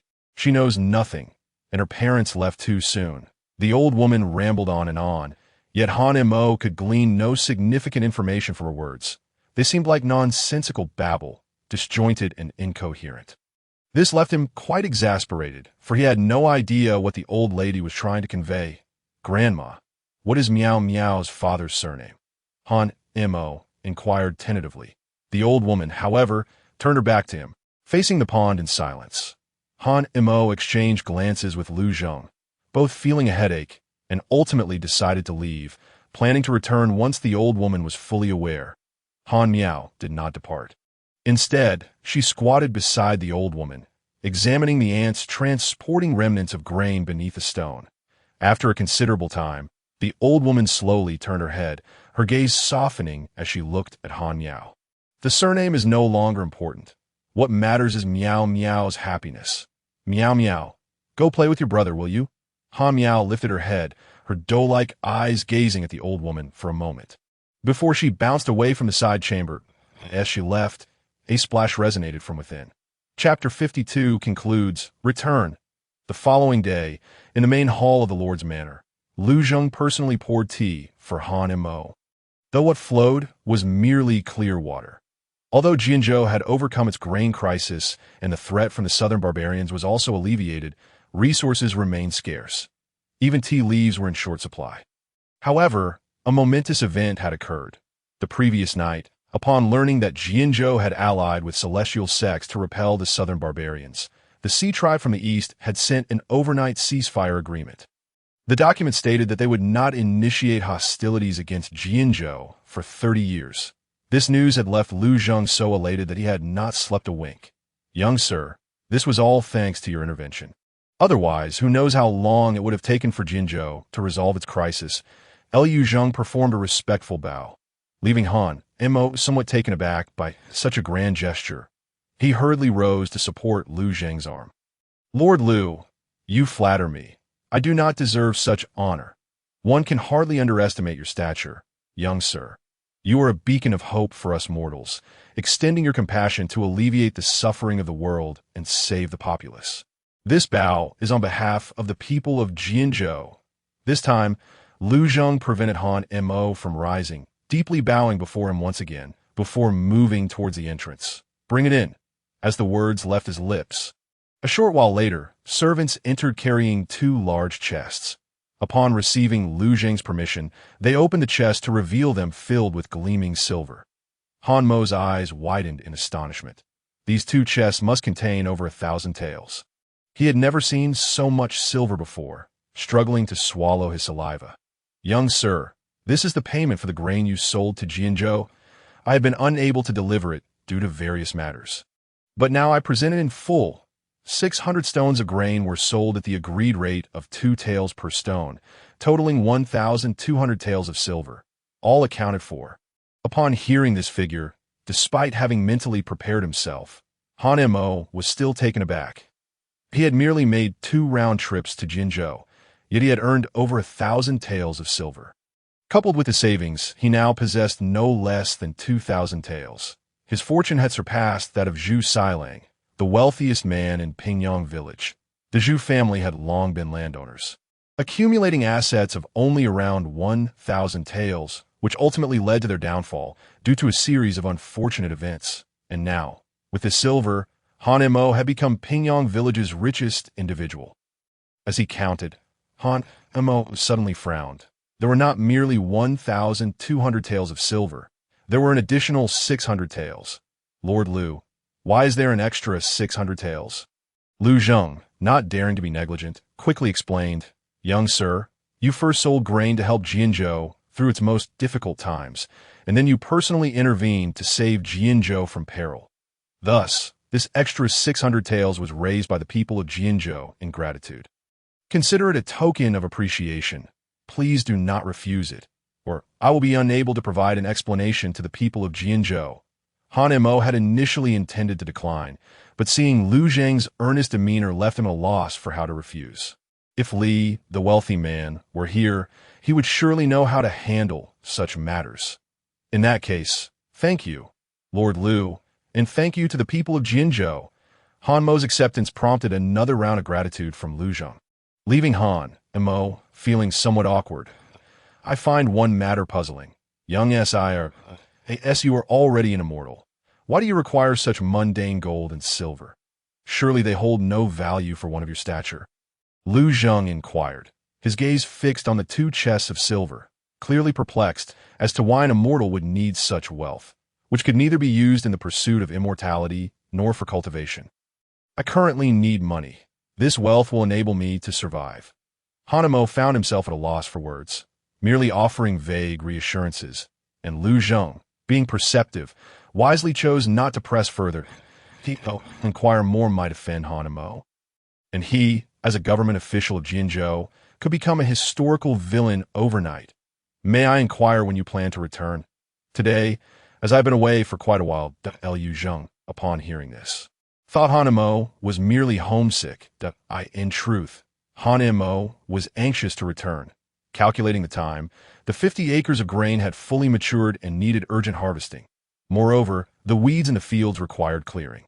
Having delayed far too long, he dared not casually enter the world of the Celestial Tower, thus spending his nights in meditation and cultivation. Upon returning, he would need to toil for several days. By the way, young sir, will you be taking Miao Miao with you? The mention of Miao Miao made Han Mo feel somewhat troubled. It was not that he worried about her seeing his treasures in the Celestial Tower. After all, Miao Miao was blissfully unaware. However, It was precisely because she knew nothing that Han Mo felt the most concerned. He wished for Miao Miao to have a comfortable living environment, to learn to read and write openly in a private school, rather than growing up illiterate as he had. Noticing Han Mo's indecision, Lu Zheng's heart swelled with compassion. That if you trust me, why not allow Miao Miao to remain in Jinzhou? I assure you, I will treat her well and not betray your trust. Hearing these words, Han Mo's eyes lit up.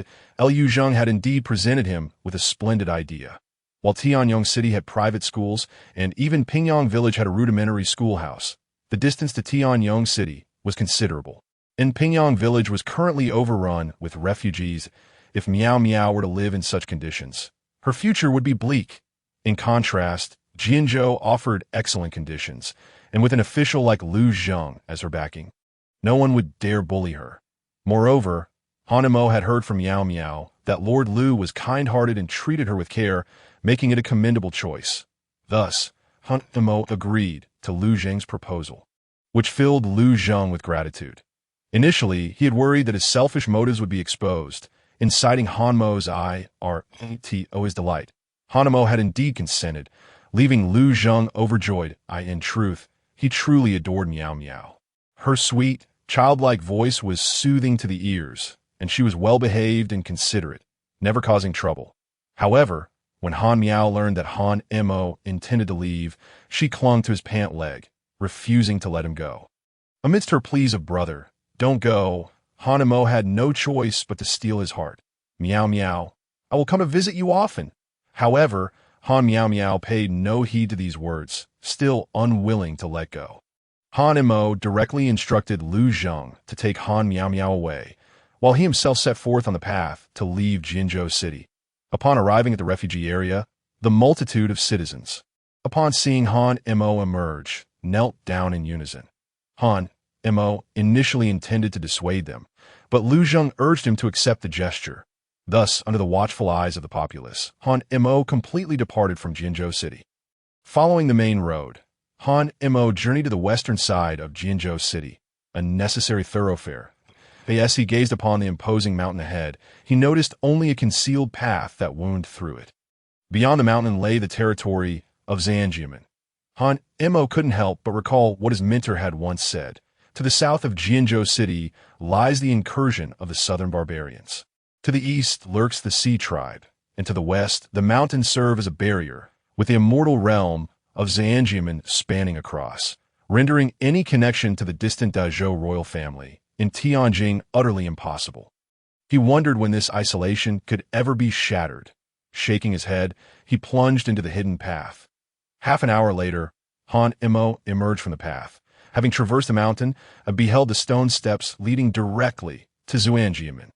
However, Han Mo did not possess the audacity to approach Zhanjiamen directly. Although he had promised Gu Jing and the others that he would hasten to Zhanjiamen, it was merely lip service. Ascending Zhanjiamen would be tantamount to courting death. Following his narrow escape from the Spirit Beast Mountain, Han Mo had grown exceedingly cautious and increasingly cherubic of life. That black tiger, despite being merely at the third level of Qi refinement, was directly slain by 5 disciples of Zhanjiamen. Surely there were even more formidable masters within the sect, if it would inadvertently be discovered as the one who killed Taoist Xinqing. No amount of lives would suffice. Thus, Han Mo chose to remain unseen and circumvent the stone steps altogether. Approximately a quarter of an hour later, Han Mo had exited the mountains and found himself at the desolate expanse of the mountain's end. He was finally about to enter the great wilderness region, beyond which lay the territory of Tianyong City. Just then, a group of individuals suddenly appeared at the mountain's terminus, and upon recognizing their attire, Han Mo's heart sank. There were the 5 from that night, each at the second level of Qi refinement. The leader of the group fixed his gaze intently on Han Mo and spoke to Gu Jing beside him. "Is this the disciple of your often-mentioned Master Xinqing? I feel as though I've seen him somewhere before." Chapter 53. Brother Chio's suspicion. I feel as though I've seen him somewhere before. At these words from the Qi refinement second-level disciple, Han Mo's heart leapt into his throat, and he felt a twinge of guilt in his eyes. Could it be that he had already been recognized as the one hiding in the shadows that night? What was he to do now? If he were to be suspected, it would be impossible to conceal the matter concerning Taoist Xianqing. In the event of a confrontation, Han Mo was acutely aware that he was no match for these individuals. Even one of them, at the second level of qi refinement, could easily suppress him. With these thoughts racing through his mind, Han Mo discreetly summoned his spiritual energy. Even if he could not prevail, he would at least make an attempt. Who knew what might transpire? Just then, Lu Quan unexpectedly stepped forward, positioning himself perfectly between the Qi Refinement's second-level disciple and Han Mo, which bolstered Han Mo's confidence slightly. "Brother Chiu, do you not remember? It was precisely because our junior brother braved the dangers and ventured into the lands of the southern barbarians as a hostage that we were able to locate that mine."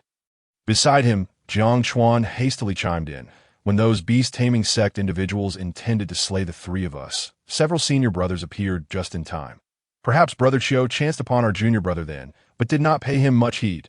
"Is that so? However, I must caution the three of you. One must not be careless while guarding this essential thoroughfare. Do you understand?" Upon hearing the explanations from the two, Brother Chiu finally relaxed, and then promptly warned the trio.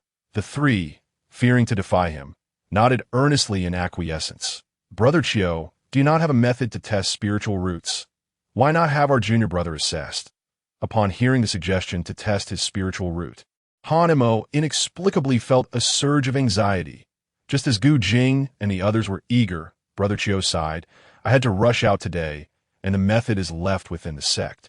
Moreover, this junior brother has already reached the first level of qi refinement. He must have been tested by Master Xianqing, and if we were to test him again, would it not be a slight against Master Xianqing? Let this matter be, for if Master Xianqing returns and finds out, I cannot guarantee your safety."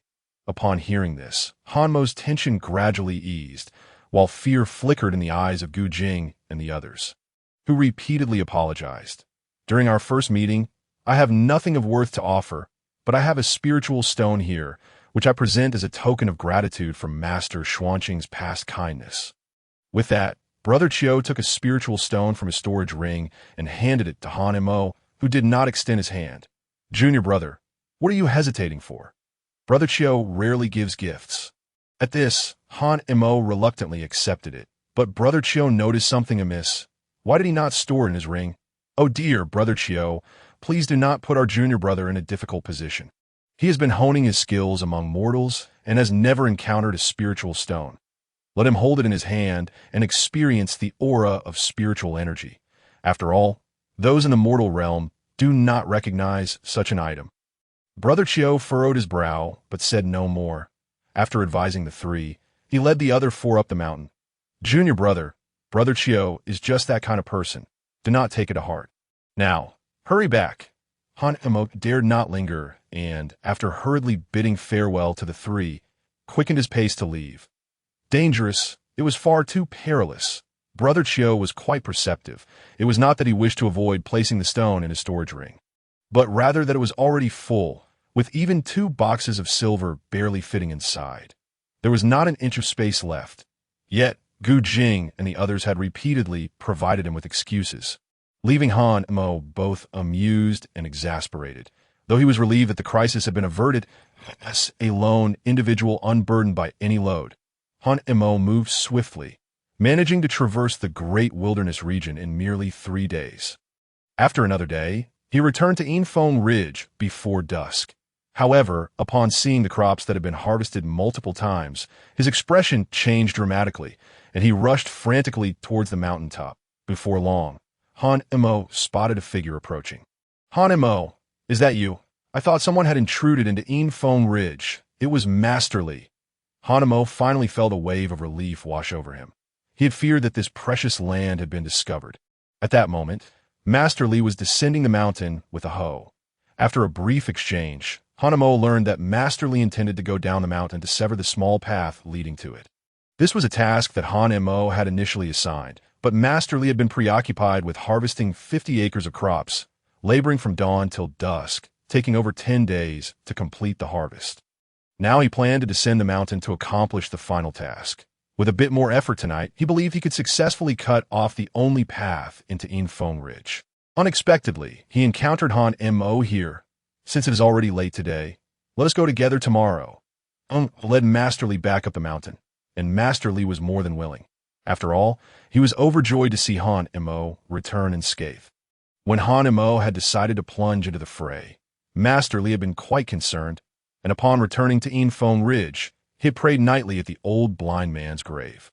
Only upon seeing Han Mo's return today did he finally relax entirely. The two conversed in the cave about the events of the past period, especially when Master Li learned that Han Mo had been attacked by a black bear at the 3rd level of Qi refinement. He was greatly alarmed and hurriedly examined Han Mo's body to ensure he was uninjured before allowing him to continue recounting his tale. When discussing the final battle and the involvement of an immortal, Master Li felt his blood boil with excitement, lamenting that he had not been present to witness the clash between immortals.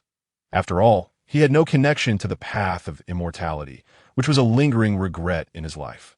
However, Han Mo detailed everything meticulously. The immortal had dispatched that imposing general who with a mere talisman, leaving Master Li astounded and fearful. He had not anticipated that the path of immortality could be so mysterious and perilous. Master Li lamented further, feeling that Han Mo harbored too many secrets, worrying that one day the truth would surface, placing Han Mo in jeopardy. Thus, he earnestly cautioned Han Mo, from now on, do not engage in such perilous endeavors. I shared a close bond with the old blind man, and I promised him I would take care of you. He has departed. You must not come to harm, or else I would have no way to explain to the old blind man after my demise. Han Mo could discern the sincerity in Master Li's words that he genuinely cared for him, and this sincerity surpassed that of the porridge vendor and workshop brothers in Tianyong City's marketplace. In response, Han Mo assured him without hesitation at that time. He was indeed frightened, afraid of dying at the hands of the black bear, afraid of being discovered by Zanjiaman, and afraid he might never return. Following these events, Han Mo became considerably more cautious, even refraining from leaving Infeng Ridge for a long time. Master Li took on virtually all the responsibilities. The next morning, Han Mo and Master Li spent 3 hours finally severing the only path into Infeng Ridge, making it utterly impossible for ordinary individuals to approach that. In the ensuing days, Han Mo's daytime activities consisted solely of eating and cultivating, while at night, he remained within the realm of the Immortal Tower, clearing the weeds inside. Last. After a week of diligent toil, Han Mo reclaimed a patch of clean land and sowed seeds, pondering whether he could utilize the freezing technique to water them. Just as if it were raining, with resolute determination, Han Mo summoned his spiritual energy, and in an instant, the colossal celestial tower erupted with a thunderous roar. Subsequently, the crystalline waters cascading down the mountainside were lifted into the air by Han Mo, quickly transforming into ice. Merely accomplishing this feat left Han Mo feeling utterly drained, more fatigued than if he had toiled day and night for several days. Yes, the ice shattered with a resounding crash. It melted into droplets before touching the ground, nourishing the sown earth below. Han Mo, however, succumbed to unconsciousness, and upon awakening, he found himself unaware of the time, with only Master Li anxiously attending to him. Shaking his still-dazed head, Han Mo inquired, "How many days have I been in this state?" Seeing Han Mo awake, Master Li hastily approached. "It has already been the 7th day. What transpired? How could you suddenly faint like that?" Han Mo shook his head, attributing it merely to excessive cultivation. He had not anticipated that a single ice spell would render him in such a state. It seemed he could not attempt such expansive ice magic again until his strength was significantly enhanced, at least until he mastered the technique. Fortunately, with Master Li's care, he had avoided perishing from hunger in this desolate wilderness during his 7-day slumber. Chapter 54. Breakthrough in Cultivation. After resting for 2 days, Han Mo felt completely rejuvenated. He prepared some porridge from wheat flour and immediately began his daily cultivation regimen. Upon completing his training in the mountain-crushing palm technique, Han Mo ascended to the mountaintop, where he took out a piece of spiritual stone to assist in his practice. He continued in this manner until dusk, at which point he commenced his training in the ice spell. Later, allocating time to study further knowledge from books that, of course, Han Mo had not forgotten the alchemical texts gifted to him by Lu Quan and diligently studied them as well. during the night. Aside from entering the Celestial Tower realm in his dreams, Han Mo devoted nearly all his time to meditation and cultivation. Days turned into weeks, and Han Mo discovered that a single spiritual stone could sustain him in his training for 3 days. While he was reluctant to utilize the 5 elemental solid spirit pills, as he only possessed 10 that each pill consumed was one less available to him, he wished to master the alchemical texts thoroughly before consuming any, thereby minimizing the chance of unforeseen mishaps. Half a month passed in the blink of an eye, and during this time, Han Mo dedicated himself to rest, using every moment apart from mealtime for cultivation.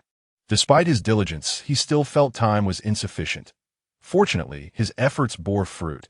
He could now shatter a stone within 3 palm strikes. However, the mountain-crushing palm required a single successful strike, and though he had yet to meet this requirement, it was only a matter of time that as for the ice spell, Han Mo had gained control over a range of 10 zhong, occasionally taking time to imitate the rain summoned by the heavenly elder within the celestial tower.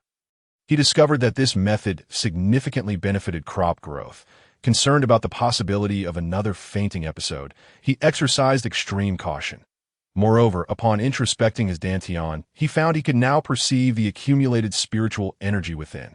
To his surprise, since returning from Jincheng, it seemed the celestial tower no longer siphoned energy from his body, allowing him to cultivate with much greater speed using the spiritual stones. However, after dedicating such an extensive period to the alchemical texts, Han Mo had barely mastered less than 1% of their content. To fully comprehend the material, it would likely take 2 or 3 years. Yet this did not dishearten Han Mo, on the contrary. He felt a surge of excitement, for the celestial tower had begun to heal. Indeed, it had healed, a thin layer, but sufficient to no longer require the binding of hemp ropes. Furthermore, a refreshing mist enveloped the tower, and under its gentle shroud, the crops flourished better than ever before. The grains were plump and round, bursting with the slightest touch. Each time he entered the celestial tower realm, he found it increasingly difficult to depart. Another half-month slipped by, and Han Mo exchanged the stones used for cultivation for 2-inch ones, while the ice curtain expanded to a range of 15 zhong. The spiritual energy stored in his dantian showed only the slightest change, imperceptible without close examination. The only noticeable alteration was an increase in his strength. Yet this was not what thrilled Han Mo. What excited him was the impending harvest of crops. This time, the maturation period appeared to be a full half-month quicker than the last. With thoughts of the harvest in mind, Han Mo seized his sickle and ventured into the fields to reap the wheat and rice. Fortunately, last month's yield of over 500 stones had been completely sold by Masterly within a month. Half of it was sold to Jincheng, while Masterly leveraged his connections to sell the remainder to the granary in Tianyong City. However, the prices in Tianyong City were far from those in Jincheng. Initially, Masterly suggested selling everything to Jincheng, but Han Mo firmly believed this would consume an excessive amount of time, as the back-and-forth journey would take a month, leaving all surplus grain unsold. Moreover, the journey was fraught with danger. A moment's carelessness could result in the entire grain supply being seized by bandits. Thus, only enough grain for a month's supply was sold to Jincheng. Additionally, Han Mo was not in dire need of money. What purpose would there be in amassing wealth? He had no intention of meeting the same fate as Zhu Sailang, buried alongside his riches, but he simply wished to cultivate crops and earn a modest living. Unbeknownst to Han Mo, Jincheng was no longer in need of sustenance and had begun to restore its agricultural practices, perhaps due to the onset of the cold season. The growth was subpar, yet still manageable. As the weather grew colder, Han Mo acquired warm clothing and spent some time gathering firewood. This time, he collected a substantial amount, just as he had the previous year, piling it high outside the cave. Of course, Han Mo did not forget about Han Miao Miao. They frequently exchanged letters. Initially, Han Miao Miao could not write, and her letters were composed by Lu Zheng, filled with innocent words of concern that a few months later. Han Miao Miao had learned to write, albeit her handwriting was crooked, yet legible enough. Consequently, Han Mo commissioned several outfits for her, which Masterly delivered to Jincheng. Upon his return, he brought back a letter revealing that Han Miao Miao was thriving at Lu Zheng's residence. Lacking for nothing, and that the teachers at the school rarely reprimanded her. Having confirmed that Han Miao Miao was content, Han Mo felt a sense of relief, yet he began planning a visit. After all, every letter contained her heartfelt desire for him to come see her. Since departing from Jincheng, he had not left Yinfeng Ridge for 5 months. Han Mo intended to accompany Han Miao Miao to Jincheng on New Year's Eve. Yet due to his promise to keep vigil for the old blind man for 3 years, he refrained from doing so. Once the New Year's Eve passed, Han Mo would turn a year older. He was now 10. Winter came, New Year's Eve passed, and spring arrived. Han Mo commenced a new year of industriousness. One day, Masterly brought him another letter from Han Miao Miao, and this time, the handwriting was much neater. Each letter brought new tidings, but the constant thread was her unyielding longing to see Han Mo just a little longer. Once I finish my current tasks, I will go, Han Mo thought, yet this little longer stretched into 4 years. On this day, Han Mo awoke early, expelling the stagnant air of the night. The passage of 4 years had imbued his gaze with newfound determination. His dantian was nearly full of spiritual energy. Han Mo murmured to himself, glancing at the tattered alchemical text by his side, that in truth he had completed reading the entire book 2 years prior, and he had since spent an additional 2 years reviewing it multiple times. Ultimately, he had memorized every type of elixir and its components that he retrieved the 5 elemental solid spirit pills he had been reluctant to use, and, after careful consideration, sensed the presence of 5 distinct essences of spiritual herbs within them. If given the opportunity, he could seek out the materials for this elixir. With only 20 pills in his possession, each one consumed meant 1 less available. Han Mo planned to replicate some based on the ingredients listed within the texts. After all, cultivating was an extravagant drain on spiritual stones. 5 years ago, he had acquired fewer than 1,000 spiritual stones from the mines in the southern wilderness. And now, 5 years later, he had consumed half. Even so, he had yet to achieve a breakthrough, illustrating the immense consumption involved. The remaining 500 spiritual stones might not suffice for a breakthrough. Thus, Han Mo devised this plan. Fortunately, after 5 years of diligent effort, his dantian was once again brimming with energy, and he could sense that within a month, he would achieve a breakthrough to the 2nd level of qi refinement. However, Han Mo could hardly contain his impatience. He yearned to utilize the elixirs for an immediate breakthrough. Therefore, Han Mo ascended to the mountaintop, seated himself in meditation, and after regulating his breathing, placed a spiritual stone before him, followed by a 5-element solid spirit pill, which he swallowed whole.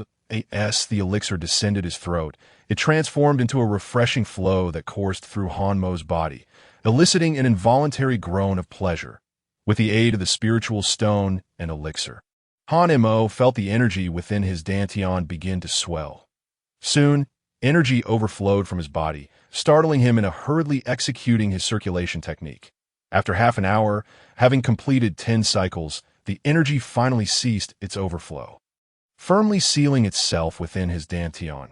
Suddenly, a dull thud resonated, causing Han Mo to grunt softly, immediately followed by an exquisite wave of comfort sweeping through him. Upon introspecting his dantian, he discovered a droplet of liquid had formed within.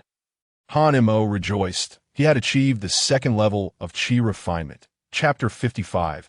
Departure from Yinfeng Ridge. At last he had reached the 2nd level of qi refinement. Han Mo murmured to himself, gazing at his hands. Yet his face betrayed not a trace of J-O-Y. It seemed as though the breakthrough was predestined. Perhaps the exhilaration of such a breakthrough had already been savored through countless expectations over the past 4 years.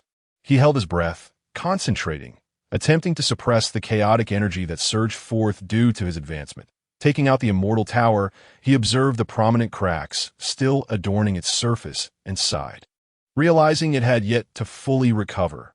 Over the years, Han Mo had cultivated the habit of daily observation, making it a ritual to check on the healing progress of the tower each morning.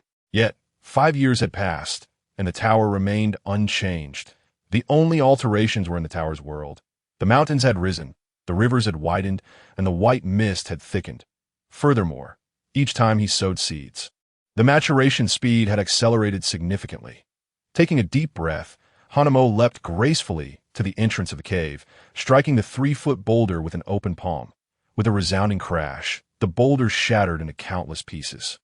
A slight smile played on his lips as he increased his strength, easily breaking a 4-foot stone with a single blow.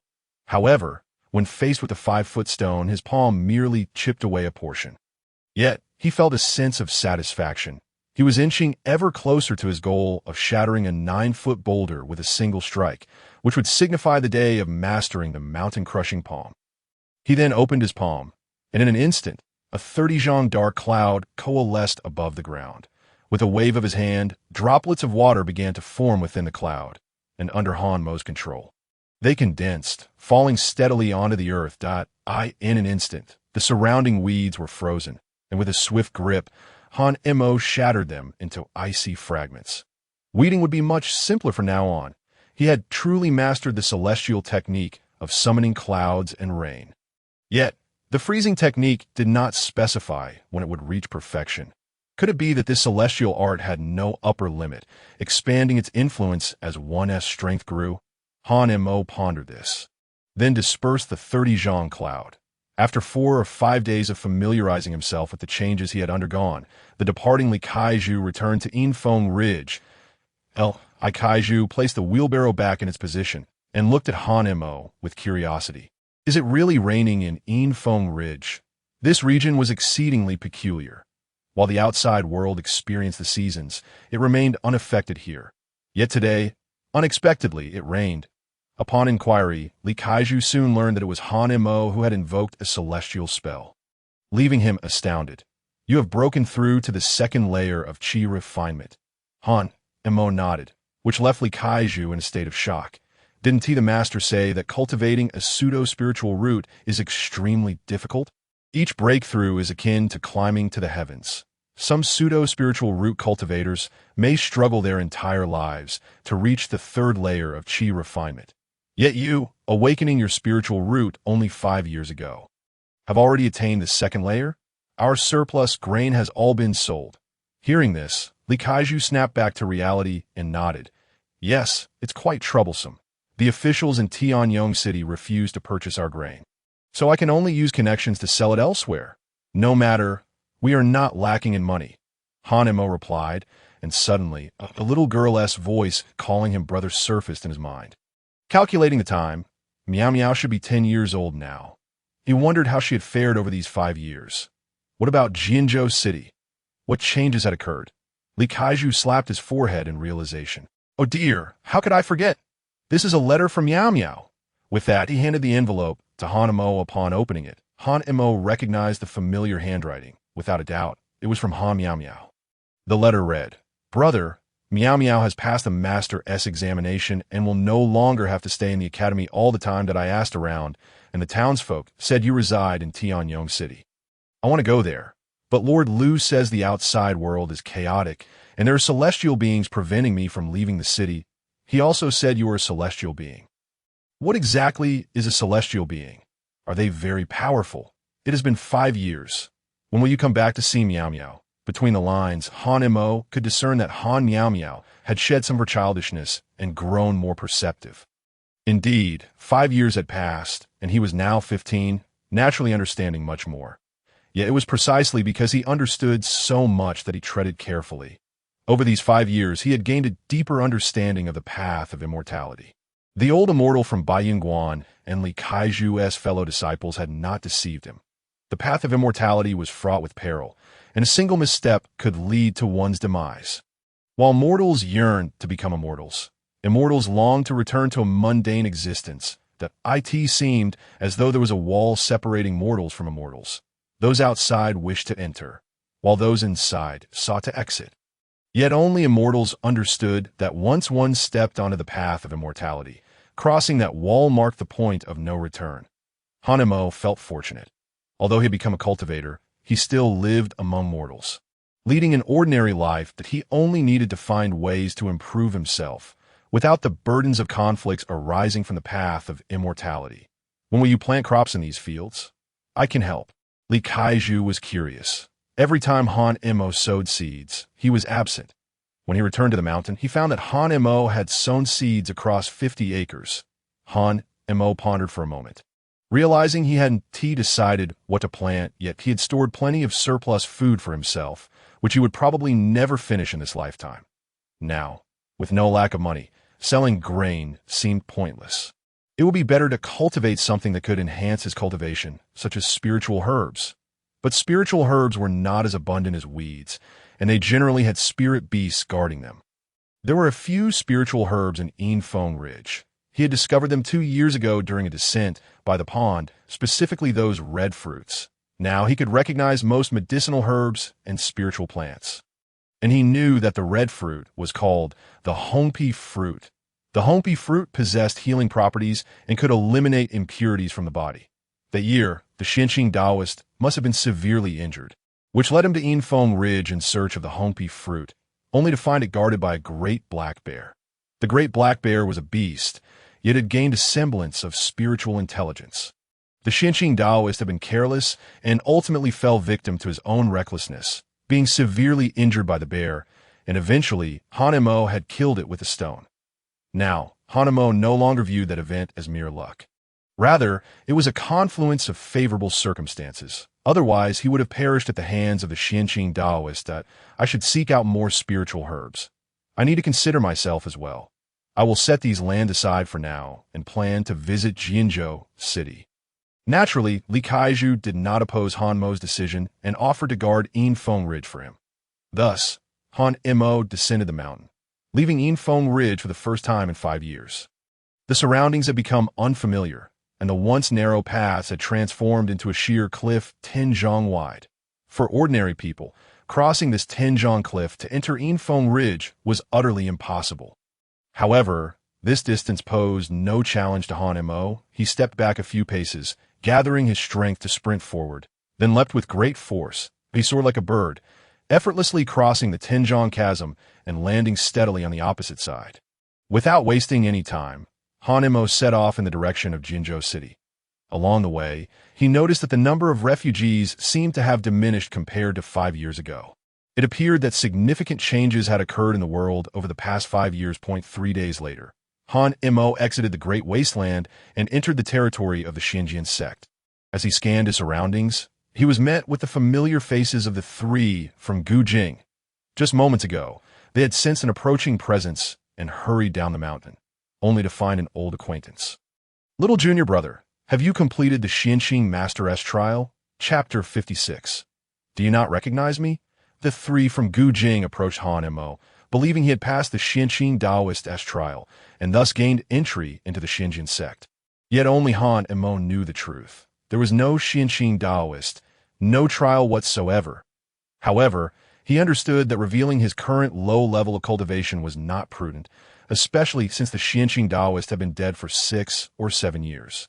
After such a long absence from the Xinjiang sect, if they discovered any discrepancies, he would be in grave danger. It's been 5 years since we last met. Given your character, you must have completed the trial. Right, little junior brother? Oh, you jest, senior brother. The Master S trial is not something that can be completed so easily. A bitter smile appeared on Han Mo's face, and he spoke sincerely, which left the 3 somewhat disappointed. Yet upon reflection, they realized that the Xianqing master was notoriously strict within the Xinjiang sect. His trials were likely the most challenging of all. Little junior brother, you are all alone in this mundane world. It will take quite some time to meet the Master S expectations. What a pity! We had planned to bring you to the sect soon, but it seems we'll have to wait another 4 or 5 years. How has the Xianqing master been in recent years? When he left Sunset Valley, he bore wounds. Han Mo contemplated for a moment, then replied, I haven't seen the master for quite some time. He left after bequeathing the 5 elements, solidifying spirit pill, and spirit summoning technique. As he spoke, Han Mo, his heart remained steady, nearly convincing himself of his own words. Alas, the Xianqing master has his own tasks that it will be decades before he returns from his trials. Ah, speaking of trials. When we reach the 3rd layer of Qi refinement, we will likely have to descend the mountain for our own trials. Upon hearing the words of the 3, Han Mo silently etched this moment into his memory. Han Shidi, what is your current cultivation level? I am at the 2nd layer of Qi refinement. Han Mo replied, perhaps the only truthful statement he had ever shared with them. The trio's eyes immediately widened in shock. 5 years ago, Han Shidi had only just broken through to the first layer of chi refinement. Who would have thought he would achieve another breakthrough in such a short span? Truly, he possessed a top-tier spiritual root. To have reached the second layer of chi refinement, Han Shidi's cultivation had already caught up to ours. Perhaps in 3 years, we shall have to address him as elder brother. The three forced a smile. For in the realm of cultivation, status was determined solely by strength. The thought of having to call the barely teenage Han, Mo, their elder brother felt somewhat difficult to accept, yet they could not deny his exceptional talent. Moreover, Han Mo was destined to rise to the upper echelons of the Xianjian sect, possibly even becoming its leader. The trio felt a sense of relief. It was far better to cultivate a good relationship with the future leader of the Xianjian sect than to toil endlessly in training. Han Shidi, should you prosper in the future, do not forget your 3 brothers. Indeed, Han Shidi will surely attain a high position in the Xianjian sect, at the very least as an elder. The trio showered him with flattery. Eager to curry favor with Han Mo, even offering him the spiritual stones they had saved over 5 years. Han Mo was puzzled by their profound respect, but did not wish to waste any more time. Thus he took his leave as he vanished from their sight. Gu Jing let out a deep sigh. This Han Shidi's talent is truly monstrous. A breakthrough in 5 years. We took 10 years just to advance from body refinement to chi refinement, and another 20 years to progress from the first to the second layer. Now we have been stuck at this layer for 20 years. Will we ever break through to the third layer in our lifetimes? How fortunate is Han Shidi, as he was allowed to cultivate in the mortal realm from the very start under Uncle Xianqing. Gu Jing gently patted the shoulders of the other two, comforting them. Do not rush. Once our brotherhood has spent enough time in the world, we will surely break through to the third layer of chi refinement. The trio consoled one another, their hearts filled with envy for Han Mo's extraordinary gifts. Meanwhile, Han Mo swiftly entered a hidden path, traversing the mountain in half an hour, and soon caught sight of a corner of a palace in the distant sky. At last, I've arrived. Han Mo quickened his pace. Along the way, he noticed significant changes around Jianzhou City. The previously barren tree trunks had sprouted new buds, and tender grass was breaking through the yellow sand by the roadside. Everything was progressing in a positive direction. At this moment in Jianzhou City, a young woman clad in a pale pink dress with a light blue hem stood atop the city wall, her lively eyes gazing northward, filled with anticipation. Outside the city wall, hundreds of clay figurines stood in a row, beneath which lay the refugee zone. The once desolate refugee area was now bustling with life. Everyone had built their own earthen homes, and vendors were conducting business in the streets. Our young master is truly pitiable, standing atop the city wall each day looking north. Surely, she misses young Master Han. It has been 5 years. Although young Master Han has never returned, he has never ceased sending supplies to Jianzhou City. The mention of young Master Han caused all present to become solemn with respect. 5 years prior, the arrival of a child had transformed Jianzhou City, rescuing it from the clutches of the southern barbarians and saving countless lives. Thus, 3 years after Jianzhou City's recovery, a shrine was built at the end of the refugee zone street, featuring a statue of Han Mo. Each day, people would come to pay their respects. After a moment, Han Miao Miao placed the clay figurine she held atop the city wall and then descended. She walked through the long street, traversing the refugee zone. Passers-by respectfully nodded in greeting. She concealed her disappointment with a smile, reciprocating their gestures. You look truly beautiful today, young master. Han Miao Miao's eyes gleamed with pride. This dress was a gift from my brother. Did the young master prepare a gift for young Master Han? Perhaps he will return to Jianzhou City today. Han Miao Miao smiled faintly, wishing her brother would indeed appear, yet she knew it was unlikely. Uncle Li said my brother has important matters to attend to and cannot return. Looking at the exquisite garment, Han Miao Miao suddenly felt guilty. Uncle Li had mentioned how her brother had refrained from purchasing clothes for himself, instead spending many silver taels to have this long dress custom-made for her. Thus, she entered the inner city, searching for a tailor's shop. After a long while, Han Mo had already entered the city, yet no one recognized him. After all, 5 years had brought significant changes to his height and appearance. To the onlookers, he seemed like someone who had come from elsewhere. Standing at the end of the street, Han Mo beheld the once decrepit refugee zone now thriving, a satisfied smile gracing his face. However, upon glancing up, he suddenly furrowed his brow down on the city wall. He saw a row of neatly arranged clay figurines and felt an overwhelming wave of nostalgia wash over him in an instant. A deep sense of loneliness enveloped his heart that moment. A vendor selling steamed buns noticed Han Mo and exclaimed, "These are all left here by our young master every day. If you like one, feel free to take it." She one-tea mind. We all do. The vendor lifted a clay figurine to display. As Han entered the city, the vendor stared at his retreating figure, suddenly frowning. Feeling that this silhouette seemed familiar, instinctively glancing at the clay figurine in his hand. There is a resemblance. Could it be that young Master Han has returned? No, it cannot be. I clearly remember young Master Han's appearance. The vendor murmured, then resumed calling out for customers. Venturing deeper, Han Mo followed the path of his memories toward the Luzhong residence when a melodious voice rang out, akin to a lark.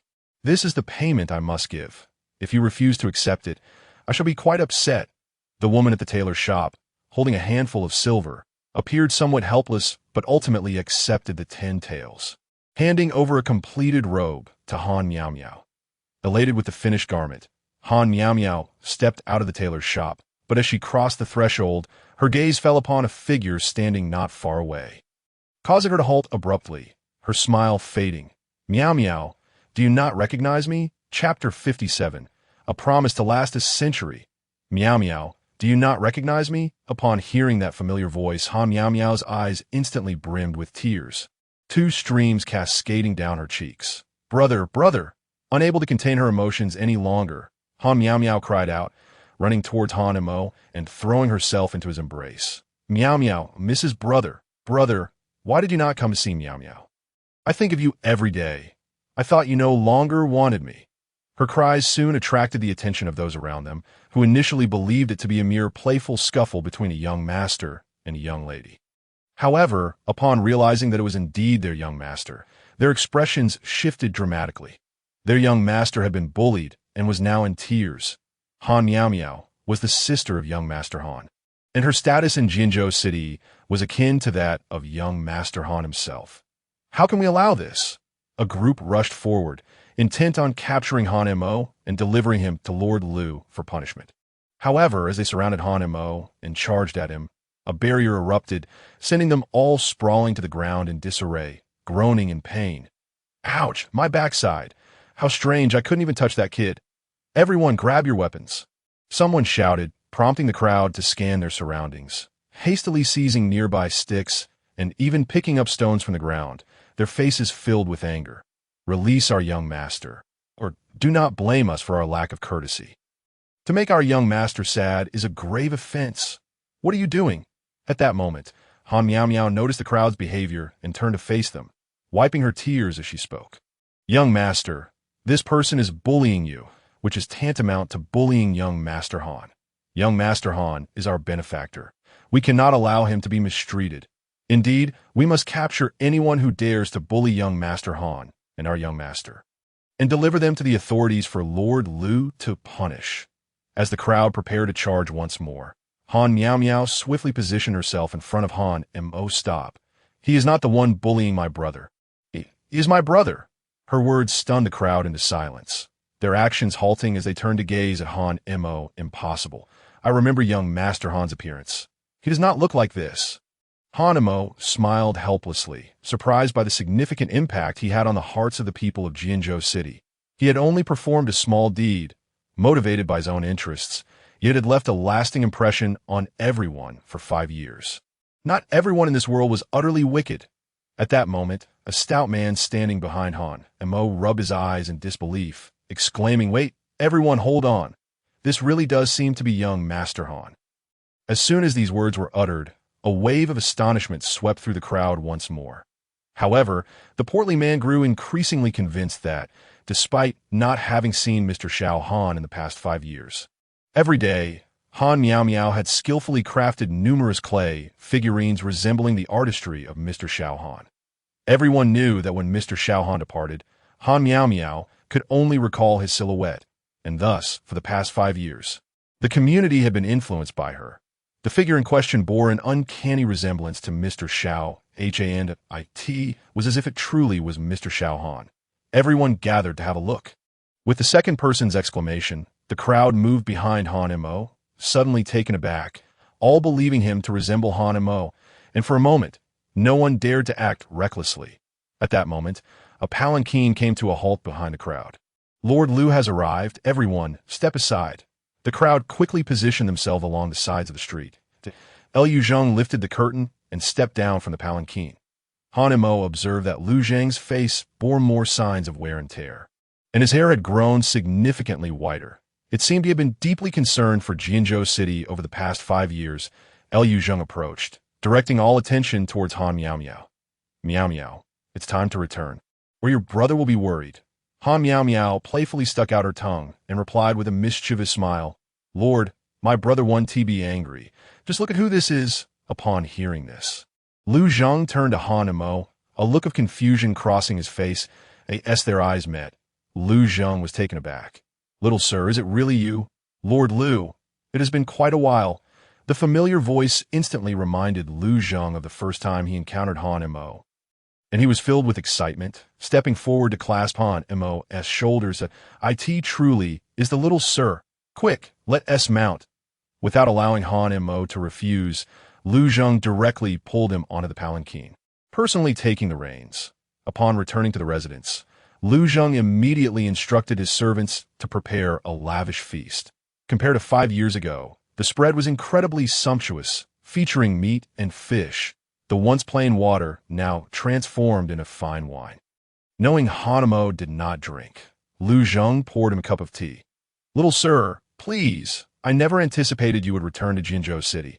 I thought you had long forgotten this place. He had heard it said that once one embarks on the path of immortality, the mortal realm is forever left behind.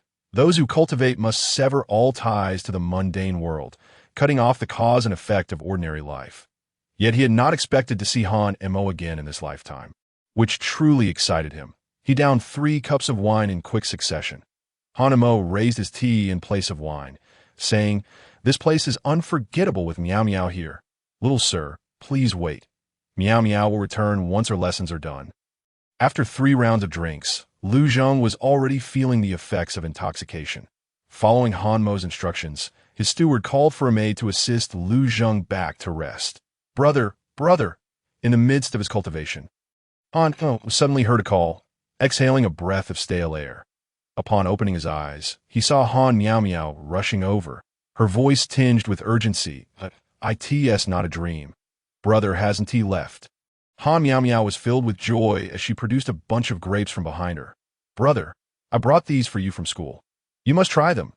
Han Mo popped one in his mouth, finding it exceedingly sweet, a taste he had never experienced before. Is it good? Delicious. Brother, can you stay for a few days this time? Can Miao Miao follow you every day? Han Miao Miao sat beside him, resting her chin on her hands as she gazed at Han Mo. Stay a bit longer and spend more time with Miao Miao. Really, brother, you're not lying? Let us make a pinky promise. Saying this, Han Miao Miao extended her little finger to hook with Han Mo's, declaring, Pinky swear 100 years without changing. Whoever changes is a puppy. Childish. Han Mo's lips curved into a slight smile, yet he indulged her in this innocent ritual. Brother, I want to see the mountains. Lord Lu won't let me leave the city. Will you take me? Lord Lu won't dare be angry with you. All right. Without hesitation, Han Mo agreed. He sensed that Han Miao Miao had undergone significant changes, becoming quite clingy, even somewhat dependent on him over the years.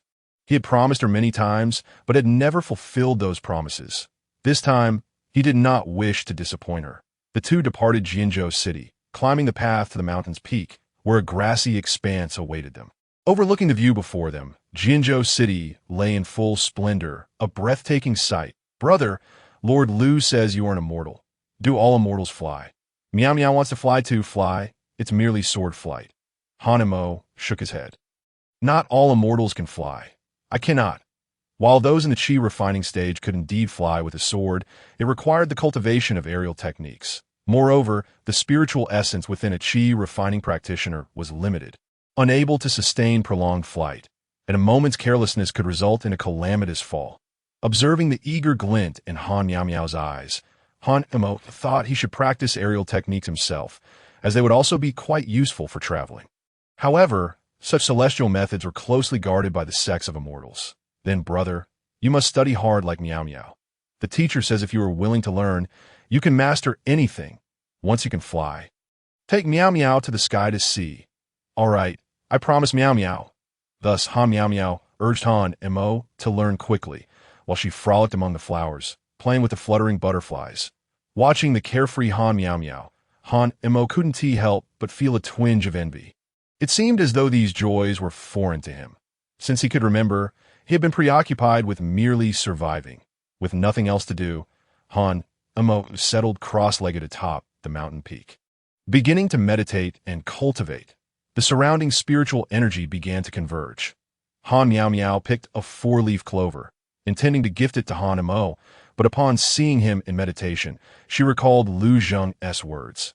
If her brother sat still, she should not disturb him. Han Miao-Miao sat beside Han Emo, her left hand resting on her chin as she watched him.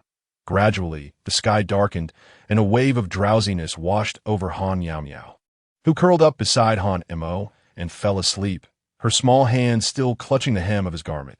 Chapter 58. The Earth Spirit Branch. The following day, Han Emo awoke from his meditation, ready to rise when he noticed his garment being tugged by Han Miao-Miao. He quickly sat back down, concerned not to wake her. In her slumber, Han Miao-Miao began to mutter, calling out brother, before suddenly waking with a start. Tears brimming in her eyes. Upon seeing Han Emo, she immediately wrapped her arms around him, as if fearing he might vanish at any moment. This unexpected display left Han Emo somewhat flustered. His hands hovered awkwardly in the air for a moment before he gently patted her back to soothe her. Once Han Miao-Miao calmed down, she suddenly remembered the 4-leaf clover she had picked, opening her palm to reveal it. Lord Lu said the 4-leaf clover represents luck. Miao-Miao wishes for brother to always be lucky. Han Emo smiled faintly, taking the clover in his hand, only to frown suddenly. The wave of spiritual energy emanated from the 4-leaf clover. No, this isn't a 4-leaf clover. This is an Earth Spirit Branch. Han Emo recalled the information regarding the Earth Spirit Branch from his memory. The Earth Spirit Branch thrives in the shade, relying on withered trees for sustenance, and is one of the main ingredients for the cultivation elixir. This elixir is essentially a 5-element solid spirit elixir, but since it is made using ancient methods, it does not match the true cultivation elixir. Hence it is referred to as the 5-element solid spirit elixir. Only elixir masters can produce it while retaining all its spiritual essence, thus deeming it a cultivation elixir. Han Emo felt a jolt in his heart. To find an Earth Spirit Branch in this desolate mountain was astonishing. If he could gather all the necessary materials, he could use ancient methods to concoct the 5-element solid spirit elixir. Brother likes 4-leaf clovers, and there are more over there. Let Miao-Miao take you. Han Miao-Miao, unaware of her brother's joy, knew only that he seemed fond of the 4-leaf clover, and thus led him to a nearby shaded area. Soon enough, Han Emo spotted 3 Earth Spirit Branches. There was no doubt they were Earth Spirit Branches. Their survival conditions are exceptionally stringent, requiring 4 to appear simultaneously to thrive. Han Mo's heart raced with excitement, nearly bursting as he longed to collect every last branch. Yet if the Earth Spirit Branches were to touch sunlight, they would wither instantly. Fortunately, the past few days had been overcast, allowing them to grow. The gnarled shapes of the trunks perfectly provided the conditions for the Earth Spirit Branch's survival. In the distance, the first rays of sunlight began to break, and if they were exposed, the Earth Spirit Branches would wither away, losing all their spiritual essence. Han Emo swiftly uprooted all the Earth Spirit Branches and placed them into his storage ring. The first type of spiritual herb, secured. Miao-Miao, let us go home. Seeing Han Mo's delight, Han Miao-Miao mirrored his joy, grasping his garment as they descended the mountain. Upon returning to Jianzhou City, they saw Lu Zheng leading the household servants in a frantic search throughout the streets. The little master has returned. Lord, Mr. Han and the little master have returned together. The servants, spotting the two, quickly called for Lu Zheng. Upon confirming their safety, Lu Zheng felt a wave of relief wash over him. He hurriedly approached, wrapping Han Miao-Miao in his arms, filled with concern. Lord Liu, I was with my brother. As long as you're safe, that's all that matters. I was so worried. Lu Zheng placed Han Miao Miao onto the palanquin before escorting the two back. Once they reached the residence, Han Miao Miao promptly headed to her lessons, while Han Imo and Lu Zheng made their way to the courtyard. Little sir, next time you take Miao Miao out, please inform us. We searched all night for you in Jianzhou City, and everyone was dreadfully worried. Han Imo felt a twinge of embarrassment, nodding in acknowledgement. If anything were to happen to Miao Miao, how would I explain it to her grandmother? Lu Zheng spoke with a hint of trepidation. Lord Liu, how has Grandma Miao been these past years? Has she ever mentioned Miao Miao's biological father? Upon hearing Han Mo's words, Lu Zheng's expression darkened considerably. Despite Lu Zheng's attempts to conceal his emotions, Han Imo perceptibly noticed the shift. For reasons unknown, a sense of foreboding lingered in Han Mo's heart. Under Han Mo's intense gaze, Lu Zheng felt a wave of guilt wash over him. Even hesitating to meet Han Mo's eyes, something has happened to Miao Miao's grandmother, hasn't it? Young sir, in fact, Miao Miao's grandmother passed away 5 years ago. Lu Zheng sighed heavily, his countenance grave. Over the years, Miao Miao has felt quite alone. Ever since her grandmother's passing, she has gone to the city wall each day, gazing towards the direction of Tianyong City. Han Mo's heart sank upon hearing this. Miao Miao's grandmother had died 5 years prior. Why had Miao Miao never mentioned this in her letters? At this moment, Lu Zheng recounted the events that transpired 5 years ago when Han Imo had departed. After their meeting that day, Miao Miao's grandmother had jumped into a pond, and by the time they discovered her, she had already lost her life. They had concealed the truth from Miao Miao and buried the elderly woman in silence. Yet for several days, Miao Miao, not having seen her grandmother, grew frantic, searching the streets in desperation. Liu Zheng, filled with compassion, embraced Han Miao Miao, sorrowfully revealing the truth. Upon learning the reality, Han Miao Miao mourned for several days. And from that point on, she climbed the city wall daily, crafting 2 clay figures, one representing her grandmother and the other Han Imo. But when Han Imo had initially departed, he had left behind only a solitary silhouette. This continued for 5 long years.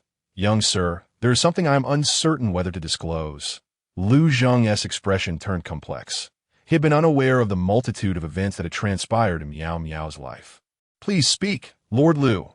Suddenly, Lu Zheng knelt before him, startling Han Imo, who rushed forward to assist him. Lord Liu, what is the meaning of this? Young sir, I dare to implore you to remain in Jianzhou City. Upon hearing this, Han Imo fell silent for a moment before asking, is it solely for Miao Miao? Only for Miao Miao. Is that truly the case? Han Mo's gaze bore into Lu Zheng's, and sensing he had been seen through, Lu Zheng had no choice but to concede. There is one more matter. The Sea Tribe. Is that correct? Han Imo stated calmly. Liu Zheng's eyes widened in astonishment.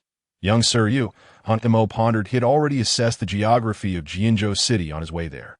To the east lay an expansive sea, and during his first visit, the advisor had warned that the Sea Tribe was eyeing them with malicious intent. It seemed Lu Zheng was concerned about this matter. To be frank, after repelling the southern barbarians, the Sea Tribe, having heard of a celestial being's presence, sent a ceasefire decree, promising not to attack Jianzhou City for 30 years. However, they are ultimately the Sea Tribe, not of our kin, and their hearts must be treacherous. We must remain vigilant. Should the Sea Tribe breach Jianzhou City, they could directly threaten Tianjing and the royal family of the Great Zhou. Upon hearing this, Han Imo questioned, if that is the case, the royal family of the Great Zhou must surely be aware of Jianzhou City's significance. Why have they never dispatched troops to provide support, leaving Jianzhou City to face the Sea Tribe alone? In response, Lu Zheng revealed the difficulty that had plagued him for years. Jianzhou City and Tianjing are separated by formidable mountains, and with the celestial sect stationed there, external threats have hindered communication. For many years, we have lost contact with Tianjing, only recently managing to establish minimal communication through Tianyong City due to the release by Xianyuan Sword Sect. Yet the situation in Tianjing is also dire. With limited military strength, every region must fend for itself. The Great Zhou is on the brink of collapse. However, If you remain in Jinzhou City, the situation would differ, although the Sea Tribe is formidable. They cannot rival the celestial sects, and they would surely be wary. Han Mo did not respond immediately, but fell into contemplation. Lord Liu, allow me some time to consider this. By the way, has there been any change at the Demon Spirit Mountain? With the prospect of negotiation, a glimmer of hope arose in Lu Zheng's heart. Young sir, you truly overestimate us mere mortals. The Demon Spirit Mountain is a place of great peril, and how could common folk dare to tread there? Even now, we have no idea how the southern barbarians managed to traverse the Demon Spirit Mountain to enter the territories of the Great Zhou. Are you planning to enter the Demon Spirit Mountain? Han Mo nodded. Indeed, the Demon Spirit Mountain may hold what I require. Chapter 59. The Dilemma. Upon reaching the southern city gate, Han Mo was about to exit when he spotted Han Miao waiting at the gate. Arms outstretched, tears glistening in her eyes. With unwavering determination, Han Miao fixed her gaze on Han Mo. Brother, you promised to stay a few more days. Why do you intend to leave Miao without her knowing? Lu Zheng, upon seeing her, grew flustered and rushed forward to lift Miao. But she struggled fiercely, leaving him at a loss. Miao, I'm not leaving for good. I have something very important to attend to. But I will return to accompany you in a few days. You're lying. You said the same thing 5 years ago. If I hadn't overheard you and the Lord talking after school, I would still be in the dark. Lu Zheng opened his mouth but found himself at a loss for words, casting a pleading glance at Han Mo. Miao. Do you remember the promise with your brother? Han Mo knelt before Han Miao, extending his pinky finger. For a moment, she was taken aback, but then she hooked her pinky with his in return. Pinky swear 100 years, no changing. Han Mo spoke softly. With tear-filled eyes, Han Miao sobbed, You're really not deceiving me. Indeed, this time, your brother means what he says. I will not leave without telling Miao, all right. Han Miao wiped her tears and said sweetly. Then, brother, be careful. Han Mo smiled gently, brushing away the tears at the corner of Han Miao's eyes, before rising to exit the southern city gate. Han Miao stood beside Lu Zheng, her tearful gaze following Han Mo until he vanished from sight. Stepping once more into the land of the southern barbarians, Han Mo beheld a desolate landscape, devoid of life, the ground littered with the bones of birds, beasts, and even the remnants of barbarians who had perished upon this land. A gust of hot wind swept through, emphasizing the endless desolation. 5 years had passed, and perhaps the only constant was this land of the southern barbarians, traversing the land of the southern barbarians. Han Mo swiftly arrived at the Demon Spirit Mountain. Guided by memory, he finally located the entrance, took a deep breath, and plunged into the depths of the mountain. Releasing his spiritual awareness, he ensured that a 30 zhang radius around him was under his perception. Han Mo confirmed his direction, continuously searching for usable spirit herbs within the Demon Spirit Mountain. Though he still possessed 9 5-element solid spirit pills, he believed in the necessity of precaution. Moreover, he did not wish to squander such precious elixirs. Given the quality of his spiritual roots, the further he progressed, the more difficult it would become to enhance his abilities, making the elixirs he required increasingly rare. Thus, he intended to consume some alternative pills in the early stages, which must be capable of being refined using ancient methods.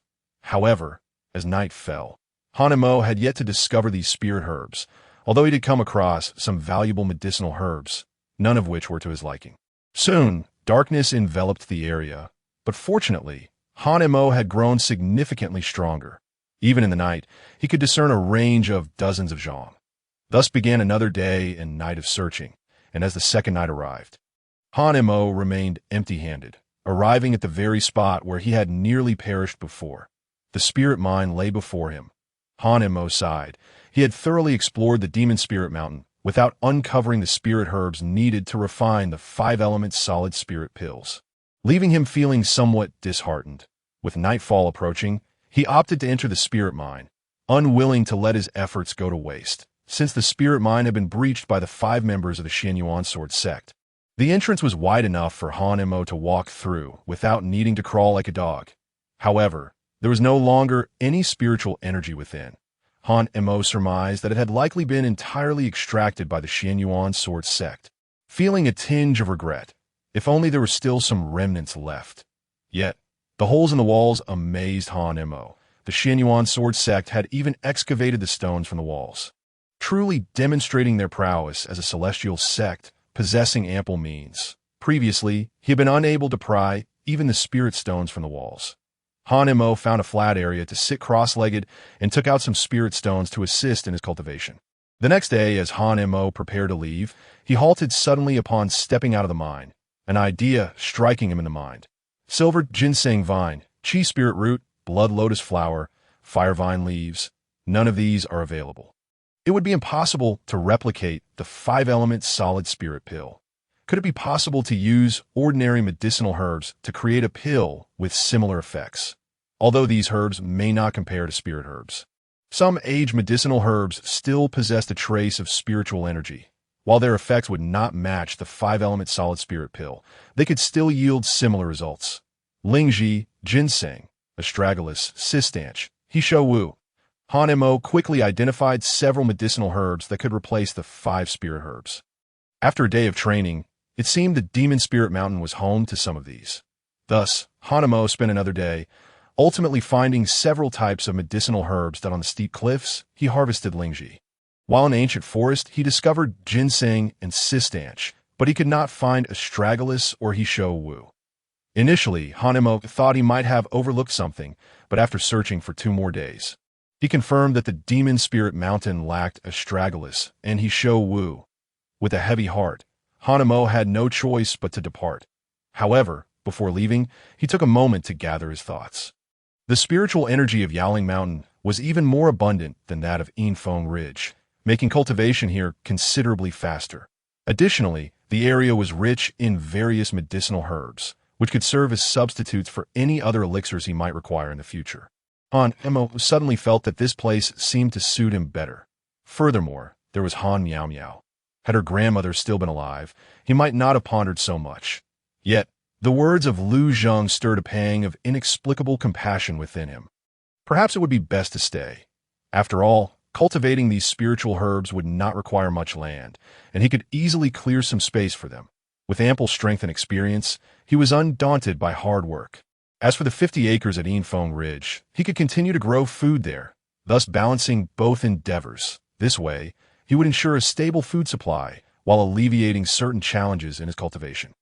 Having made up his mind, Han Mo retraced his steps. That it had been 5 days since he left Jinzhou City, and Miao Miao would surely be anxious. Finally, after half an hour, he returned to the city, only to be greeted by Han Miao Miao, who ran towards him with reddened eyes, clutching him tightly, fearful that he might vanish again. This little girl was indeed far too dependent on others. On the way back, Miao Miao fell asleep on Han Mo's back. To avoid waking her from the bumps of the palanquin, he decided to carry her himself, walking with utmost caution. Previously, he could easily carry 10 stones of grain. But today, with Miao Miao's petite frame on his back, it felt somewhat laborious. Upon reaching his residence, Han Mo gently placed Miao Miao on the bed before tiptoeing to close the door in the main hall. Lu Zheng had already prepared tea and snacks to welcome him. "Young master, have you made any discoveries?" Lu Zheng, aware of Han Mo's purpose for visiting Yaoling Mountain, looked at him with eager anticipation. Curious to see what the spiritual herbs looked like through the eyes of an immortal, "I didn't find what I was seeking, but I did come across some alternative medicinal herbs," Han Mo replied, suddenly recalling something. "Lord Lu, is there a herbal shop in Jinzhou City?" "A herbal shop? Does the young master need to adjust his constitution?" Lu Zheng inquired. "No, I simply need some Hisho Wu and Huang Qi. I wish to purchase them from the herbal shop, but I have a requirement. I need them to be complete." Hisho Wu and Huang Qi. Lu Zheng regarded Han Mo with a strange expression. For these herbs were known for their nourishing properties. Does even an immortal face such earthly concerns? Or perhaps immortals too possess mortal desires? Acquiring them in their entirety may prove challenging, but rest assured, I shall send someone to procure them at once. Lu Zheng was not one to procrastinate. After confirming all of Han Mo's requirements, he dispatched a steward accompanied by the household servants to fulfill the task. "Lord Lu, I have another matter I would like to request your assistance with. Speak freely, young master. As long as it is within my capacity, I shall not hesitate. even if it means traversing mountains of knives or seas of fire. Han Mo smiled wryly. It was not that serious. I merely wished to ask Lord Liu to help me construct a thatched cottage at the foot of Yowling Mountain, where I shall reside henceforth. Chapter 60. Han Mo's responsibility: build a thatched cottage, live at the foot of Yowling Mountain. Upon hearing this, Lu Zheng immediately stood upright. Young master, do you mean to say, indeed, I will remain in Jianzhou City from now on, leaving only when Miao Miao grows up? At 15, Han Mo was no longer the naive boy he had been 5 years ago. He had developed a sense of responsibility, having promised Miao Miao and given her the same surname as himself. He was prepared to shoulder that responsibility. Once Miao Miao matured and found a suitable partner, becoming self-reliant, Han Mo would have fulfilled his duty. After all, Miao Miao was already 10 years old. Merely 6 or 7 years would pass. And by that time, he should possess the ability to protect himself and consider his own well-being. Han Mo had never aspired to become exceedingly powerful. He simply wished to survive in this mundane world, marry a wife, lead a life of farming and weaving, and perhaps raise a healthy son. That would suffice for him, leaving no regrets in this lifetime. These were the true aspirations that Han Mo yearned to pursue. Upon learning of Han Mo's decision to stay, Lu Zheng was elated for several days. During this time, he personally ventured outside Jianzhou City daily to select materials, bringing carpenters to the foot of Yowling Mountain. Initially, when the carpenters heard the location was Yowling Mountain, they all declined. However, upon discovering that it was for the esteemed young Master Han, they eagerly volunteered, and those who did not know carpentry hastily learned the trade, fearing they would not be chosen. Recalling the past, when the southern barbarians had yet to invade, that land had belonged to Jianzhou City. The territory beyond Yowling Mountain was the domain of the barbarians. With Yowling Mountain as a barrier after reclaiming the southern lands, everyone had been preoccupied with farming. Liu Zheng even had soldiers who had fought in battles wielding hoes. As a result, no efforts were made to reconstruct the reclaimed city lands. Now, with young Master Han's needs, the southern city gate was relocated, and the city walls were extended closer to Yowling Mountain, effectively expanding Jianzhou City fivefold. Not only that, but Lu Zheng also planned to allocate the newly expanded areas for the use of the displaced citizens, constructing homes and roads along the way. In just 5 months, the city walls rose dramatically, and one could even glimpse the face of Yowling Mountain from the southern wall. After 5 months, the once barren land now thrived with life, and the sounds of merchants hawking there were filled the streets. The changes in Jianzhou City filled the common folk with immense gratitude towards Lu Zheng. That it was due to such a capable official as Lu Zheng and a noble immortal like Han Mo that they could lead happy lives. In the hearts of the people, Han Mo held equal stature to Lu Zheng. Meanwhile, 3 miles outside Jianzhou City, a wooden cottage was erected at the foot of Yowling Mountain, surrounded by a fence. Over the past few months, passers-by had heard thunderous booms emanating from the cottage and occasionally witnessed tumultuous weather above it. This moment, Han Mo was practicing his crumbling mountain palm in the yard. What was once a ground of sand was now covered in rubble. Before him, 6-foot boulders crumbled piece by piece. That I can now shatter 6-foot boulders with a single palm strike, perhaps in 3 more years. My crumbling mountain palm will reach perfection, Han Mo murmured, then spread the debris across the ground anew. He stepped into the small workshop adjacent to the cottage, which Lu Zheng had specially arranged to shield him from the elements. Inside, Han Mo had set up a moderately sized grinding trough that he moved the grinding wheels back and forth to mill the fully dried Diling Ji. Due to the rarity of Diling Ji, it had taken him several months to achieve proper drying. During this time, he had lost one plant due to carelessness, which had saddened him for quite some time. Fortunately, he could finally begin to replicate the 5 elements solid spirit pill. He had found Isho Wu and Huang Qi in Jianzhou City, and 5 months ago, when he obtained these 2 herbs, he was pleasantly surprised to discover that the Immortal Tower had begun to emanate vitality from the herbs, even sprouting. Moreover, these 2 herbs had also begun to grow within the Immortal Tower. Initially, Han Mo worried that these herbs might sprout in the soil of Yinfeng Ridge. However, after corresponding with Li Kaiju, he dismissed that concern. This meant that only he knew where these herbs were growing, and they could only be used by him alone. Delighted, Han Mo immediately planted all the collected herbs, and they all sprouted, including the Dilingji. Thus, he was certain that the world of the Immortal Tower was not merely a dream, but a tangible reality, carried with him each day. The reason it had not grown larger might be that it had yet to fully heal. One thing, however, vexed Han Mo greatly. He could only enter the Immortal Tower during his dreams at night. Perhaps once the Immortal Tower fully heals, I will be able to enter and exit at will through my consciousness. Han Mo thought to himself, continuing the task of grinding the remaining herbs until they were reduced to powder. Once completed, he labeled the powders, organized them, and stored them all in his storage ring. It was not yet the time for traditional alchemical processes.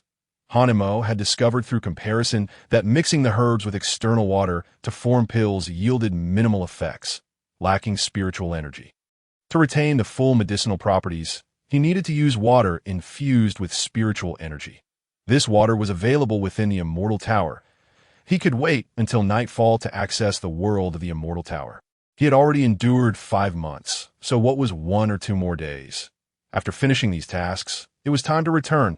Previously, Li Kaiju had written to inform him that Infeng Ridge had stored a considerable amount of surplus grain, mentioning that the harvest was increasing monthly, and he was somewhat overwhelmed. Particularly at the foot of Infeng Ridge, where there were no roads, it required significant effort to transport the goods. Fortunately, Han Mo had left a storage ring behind when he departed and had instructed Li Kaiju on how to use it. Although Li Kaiju was not a cultivator, his years of experience made him somewhat adept, and since he had studied at Baiyun Temple, he understood how to wield spiritual energy. Nevertheless, the space in the storage ring was limited, and Li Kaiju had not had a single idle day. However, this was not something that could be disclosed to others, so Han Mo planned to return and assist Li Kaiju in managing the situation. Upon entering Jinzhou City, Han Mo sought out Lu Zheng and specifically called for Han Miao Miao to the northern city gate. Miao Miao grasped Han Mo's rough hand, looking up at him with eyes full of reluctance. "Young master, when will you return from this trip?" "I shall return after selling all the surplus grain. It shouldn't take too long." Han Miao Miao gently tugged at Han Mo's sleeve, her voice tinged with a hint of grievance. "Brother, how long will it take to sell everything?" Miao Miao wished to spare her brother from such exhaustion. "I'll give you money. Will you stay with me, brother?" Han Mo crouched down, his height now level with Miao Miao's. He tenderly stroked her head, then opened his palm to reveal a small stone that seemed to materialize from thin air, leaving Miao Miao utterly astonished. "Miao Miao, when this stone sprouts, your brother will return." "Brother, you're teasing. How can a stone sprout?" Han Mo smiled faintly. "When have I ever deceived you? It will surely sprout. Have you forgotten? Your brother is a celestial being." Miao Miao cradled the stone in her palm, placing it against her heart. "Let's make a pact." Their pinky fingers entwined, and Han Mo listened as Miao Miao recited the ritual in her clear, melodic voice before rising to depart. Soon, Han Mo emerged from the dense forest path to stand beneath the Xianjian gate, only to find no sign of Gu Jing and the others. Suddenly, it struck him that 5 months prior, Gu Jing had mentioned they were about to embark on their mortal trials. They must have already begun. Otherwise, given their nature, they would undoubtedly have lingered at the foot of the mountain all day. Their absence was a relief, as it alleviated his concern about revealing his secrets through frequent communication. Han Mo quickened his pace, venturing into the vast wilderness stretching 30 miles ahead. That night, he returned to Infeng Ridge, spotting the struggling figure of Master Li from a distance. Master Li had secured a rope around his neck, gripping the handle of a wheelbarrow with one hand, his body swaying precariously as he feared the cart would topple. Just then, the wheel rolled over a stone, causing the cart's balance to falter. Master Li gasped, realizing it was too late to regain control. Suddenly, a pair of rough hands steadied the wheelbarrow, and Master Li, about to express his gratitude, was taken aback to see it was Han Mo. "You've returned." "Yes, I have. Did I not teach you how to use the spatial ring?" Master Li's face flushed with embarrassment, as though caught in wrongdoing. "I just wanted to experience what you went through back then." Chapter 61. Settling the Karmic Debt. "Master Li, why did you do this?" Master Li sat down, letting out a deep sigh. "To speak frankly, initially, I was merely fulfilling the promise I made to the old blind man. However, as the years have passed, I have come to regard you as my own child, I know I lack the right to say this, but I worry that one day, when you leave, you may never return." Hearing this, Han Mo felt a twinge of helplessness. Yet, reflecting on Master Li's behavior over the years, he realized that each time, Master Li had catered to his wishes, as if in fear of losing him. However, Han Mo had been acutely aware of Master Li's actions and had recognized them long ago. Nevertheless, Master Li remained cautious. I could see that moment. They had an abundance of food and wealth. Yet Master Li still bore the burden of hardship. Han Mo gathered all the grain from the cart into the spatial ring and then walked ahead. "Master Li, the departed are also returning souls. We are but travelers in this world. This includes the old blind man. Though he has passed, the cycle of life and death is an unalterable aspect of human existence. That do not dwell in the past with guilt and regret. Look forward instead. Let the past remain in the past. The road ahead is where you must tread." Upon hearing these words, Master Li trembled, a phrase suddenly surfacing in his mind. Once one enters the path of immortality, the mortal realm is left behind. Has Han Mo begun to sever his ties to the mundane world? Unaware of Master Li's transformation, Han Mo continued his journey into Pingyang village, and no longer did he fear the villagers, for those who had once bullied him had now become mere shadows of their former selves, reduced to beggars along the roadside. Years ago, when bandits invaded the village, they wreaked havoc, slaughtering strong men and violating young women, leaving them mad and incapable of work.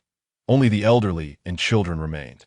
And although the years had passed, the children had learned to fend for themselves. They had unwittingly confined themselves within invisible shackles, begging for alms daily to owe them.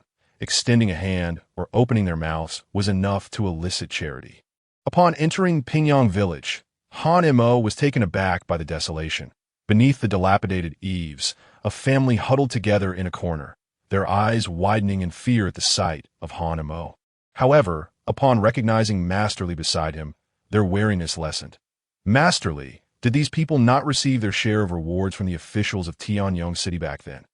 Why are they still in such dire straits?" Master Li sighed and shook his head. "You wouldn't know, having been away from Pingyang village.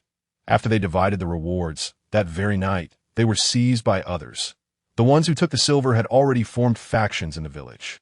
Moreover, the land belonging to these tenants was also taken, and those few became the new landlords of Pingyang village overnight. Tenants rely on their land for sustenance. Without it, they were left destitute, reduced to the beggars they had once scorned." Initially, those few attempted to target Master Li, but he had studied martial arts and, despite having only one arm, was remarkably fierce, forcing them to abandon their plans that be by the way. 3 months ago, Chindasan suddenly led a group towards Yinfeng Ridge, but returned empty-handed each time. Perhaps thwarted by the cliffs, Chindasan, one of the principal culprits behind the theft of gold and silver. Hearing this, Han Mo furrowed his brow. When the officials from Tianyong City had visited, everyone in Pingyang village knew that Han Mo had lived in Yinfeng Ridge for 2 years. Raising suspicions, were they after the land atop the mountain? If so, Han Mo would not hesitate to administer some punishment. "Master Li, please show some compassion and grant us some porridge. My precious grandson is on the brink of collapse." At that moment, an elderly woman emerged, cradling a chipped bowl, her face filled with pleading hope. Han Mo turned to the corner, where a boy of similar age to himself clutched his stomach, crying out for food. Han Mo had expected Master Li to readily agree, for he was renowned as a benefactor in Pingyang village. However, Master Li stepped forward, snatched the bowl from the woman's hands, and smashed it to the ground with a resounding crash. "Isn't your family related to Chindasan? Your land wasn't taken by him. Moreover, your grandson is capable of working. He is merely lazy. I provided you with seeds, yet your family did not cultivate them.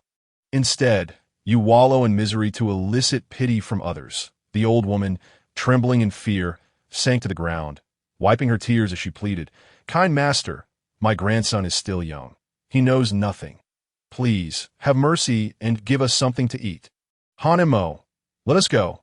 Master Li had no intention of wasting words on this family, and promptly turned to leave with Han Mo. Yet, as Han Mo approached a nearby tent, he suddenly halted. "Is this also your home?" he inquired, casting a glance back at the despairing woman. The woman, taken aback for a moment, nodded. It used to be my home. Bandits killed my husband and stole our laying hens, leaving us destitute and abandoned. Hanemo stepped forward, retrieved a small bag of grain from a spatial ring, and placed it before the woman. Masterly mentioned you own land. Consider this your seed grain. Your ox is strong. Plant it and cultivate it well. The woman was momentarily stunned, her heart racing at Han Mo's extraordinary ability. Could he be an immortal? When she looked up again, Han Mo had already walked away. The woman knelt in gratitude, clutching the grain as she rushed to her precious grandson. We have food. We have food. My dear grandson, eat quickly. It will fill your belly. From a distance, Han Mo shook his head and sighed. He had given this family a glimmer of hope, yet some remained obstinate, personally burying that hope. Han Mo, why would you give food to this family? They do not deserve it. Han Mo's expression remained calm. The reason he extended a helping hand to this family was that years ago, he had stealthily entered Pingyang village and taken 2 eggs from their chicken coop. He considered it a way to repay his debt of gratitude. Though it was an unintentional act, Han Mo was unaware that this gesture inadvertently settled a karmic debt that would play a significant role in his future cultivation journey. Neither Han Mo nor Masterly understood the deeper implications of these actions, and so they continued on their way. Before long, the two arrived at the West Village.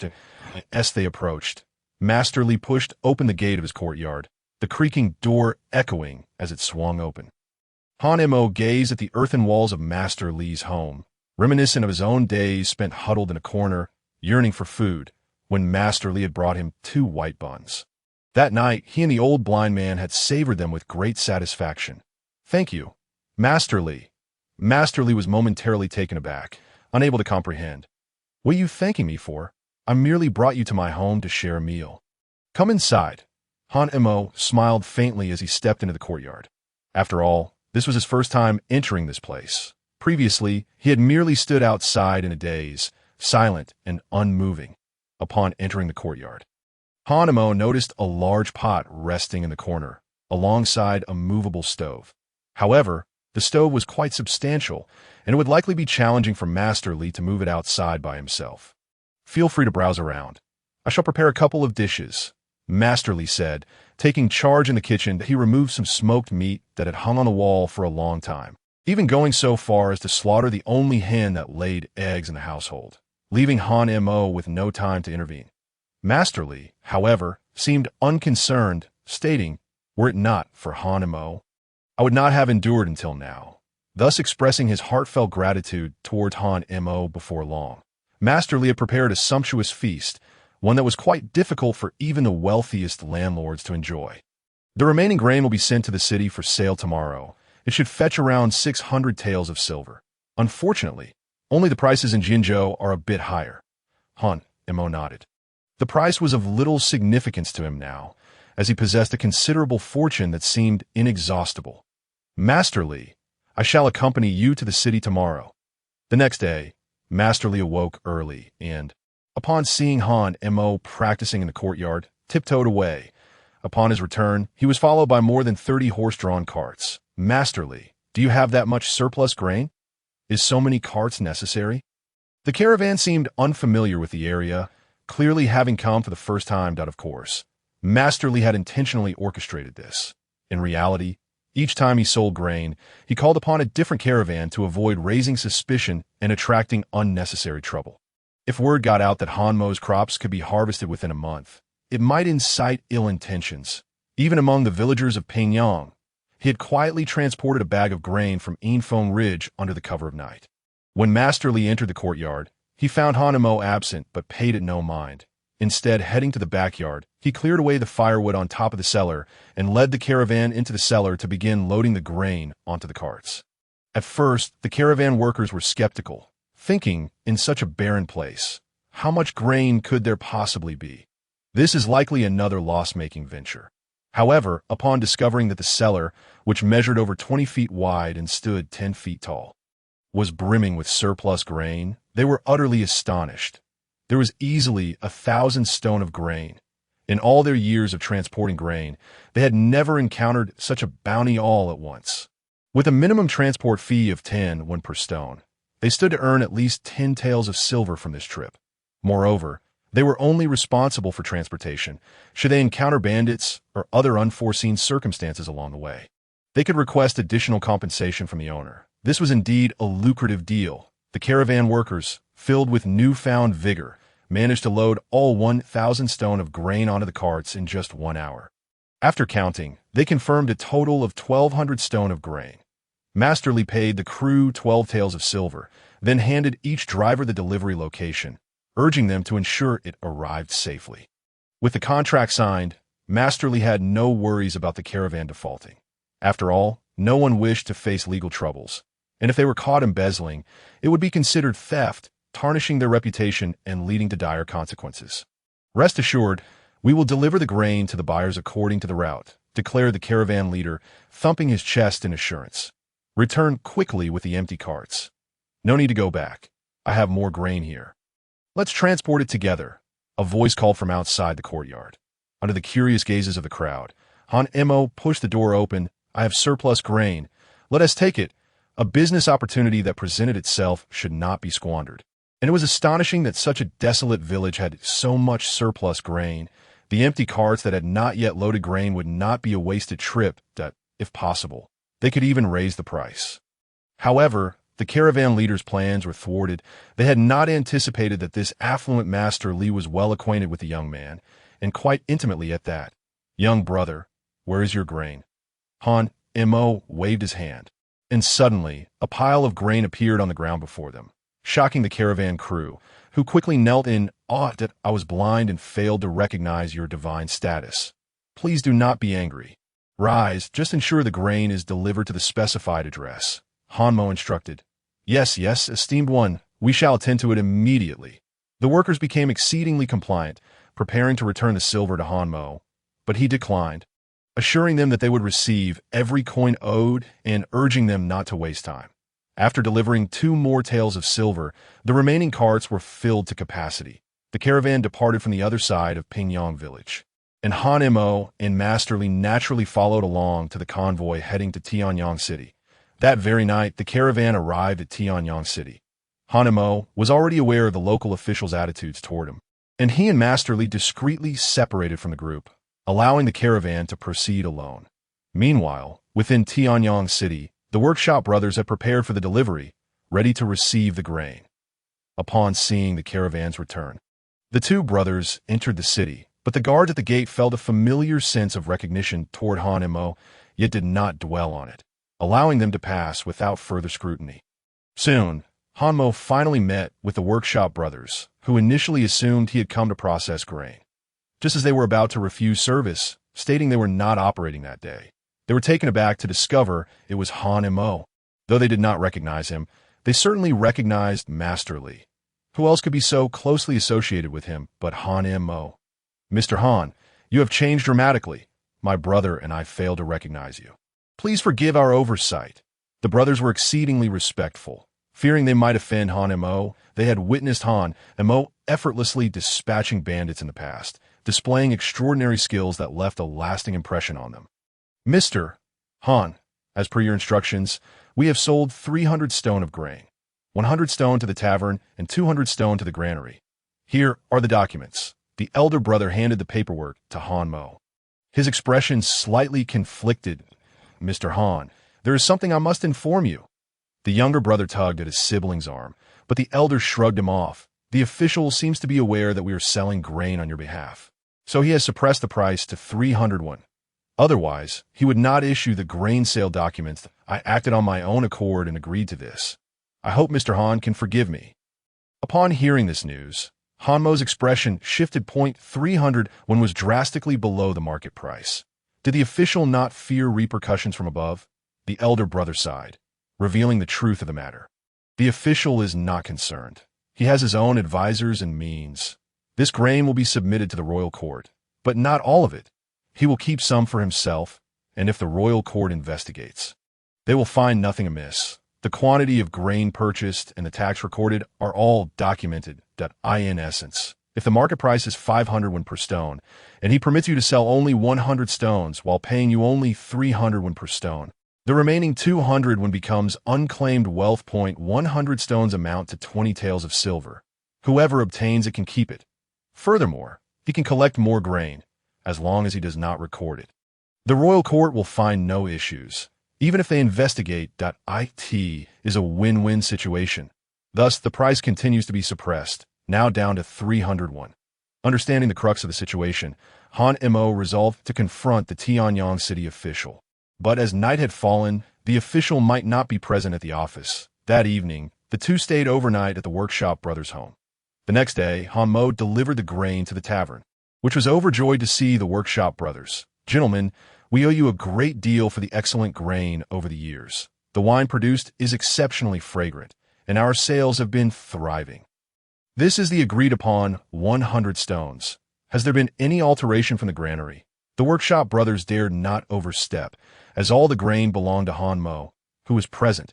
Any negotiations had to be conducted with the owner of the grain. The elder brother glanced at Han Mo, then spoke. "Boss Zhang, this grain has indeed been entrusted to us by Mr. Han for sale. Please discuss matters with him. My brother and I have other urgent matters to attend to." With that, the brothers hurriedly departed.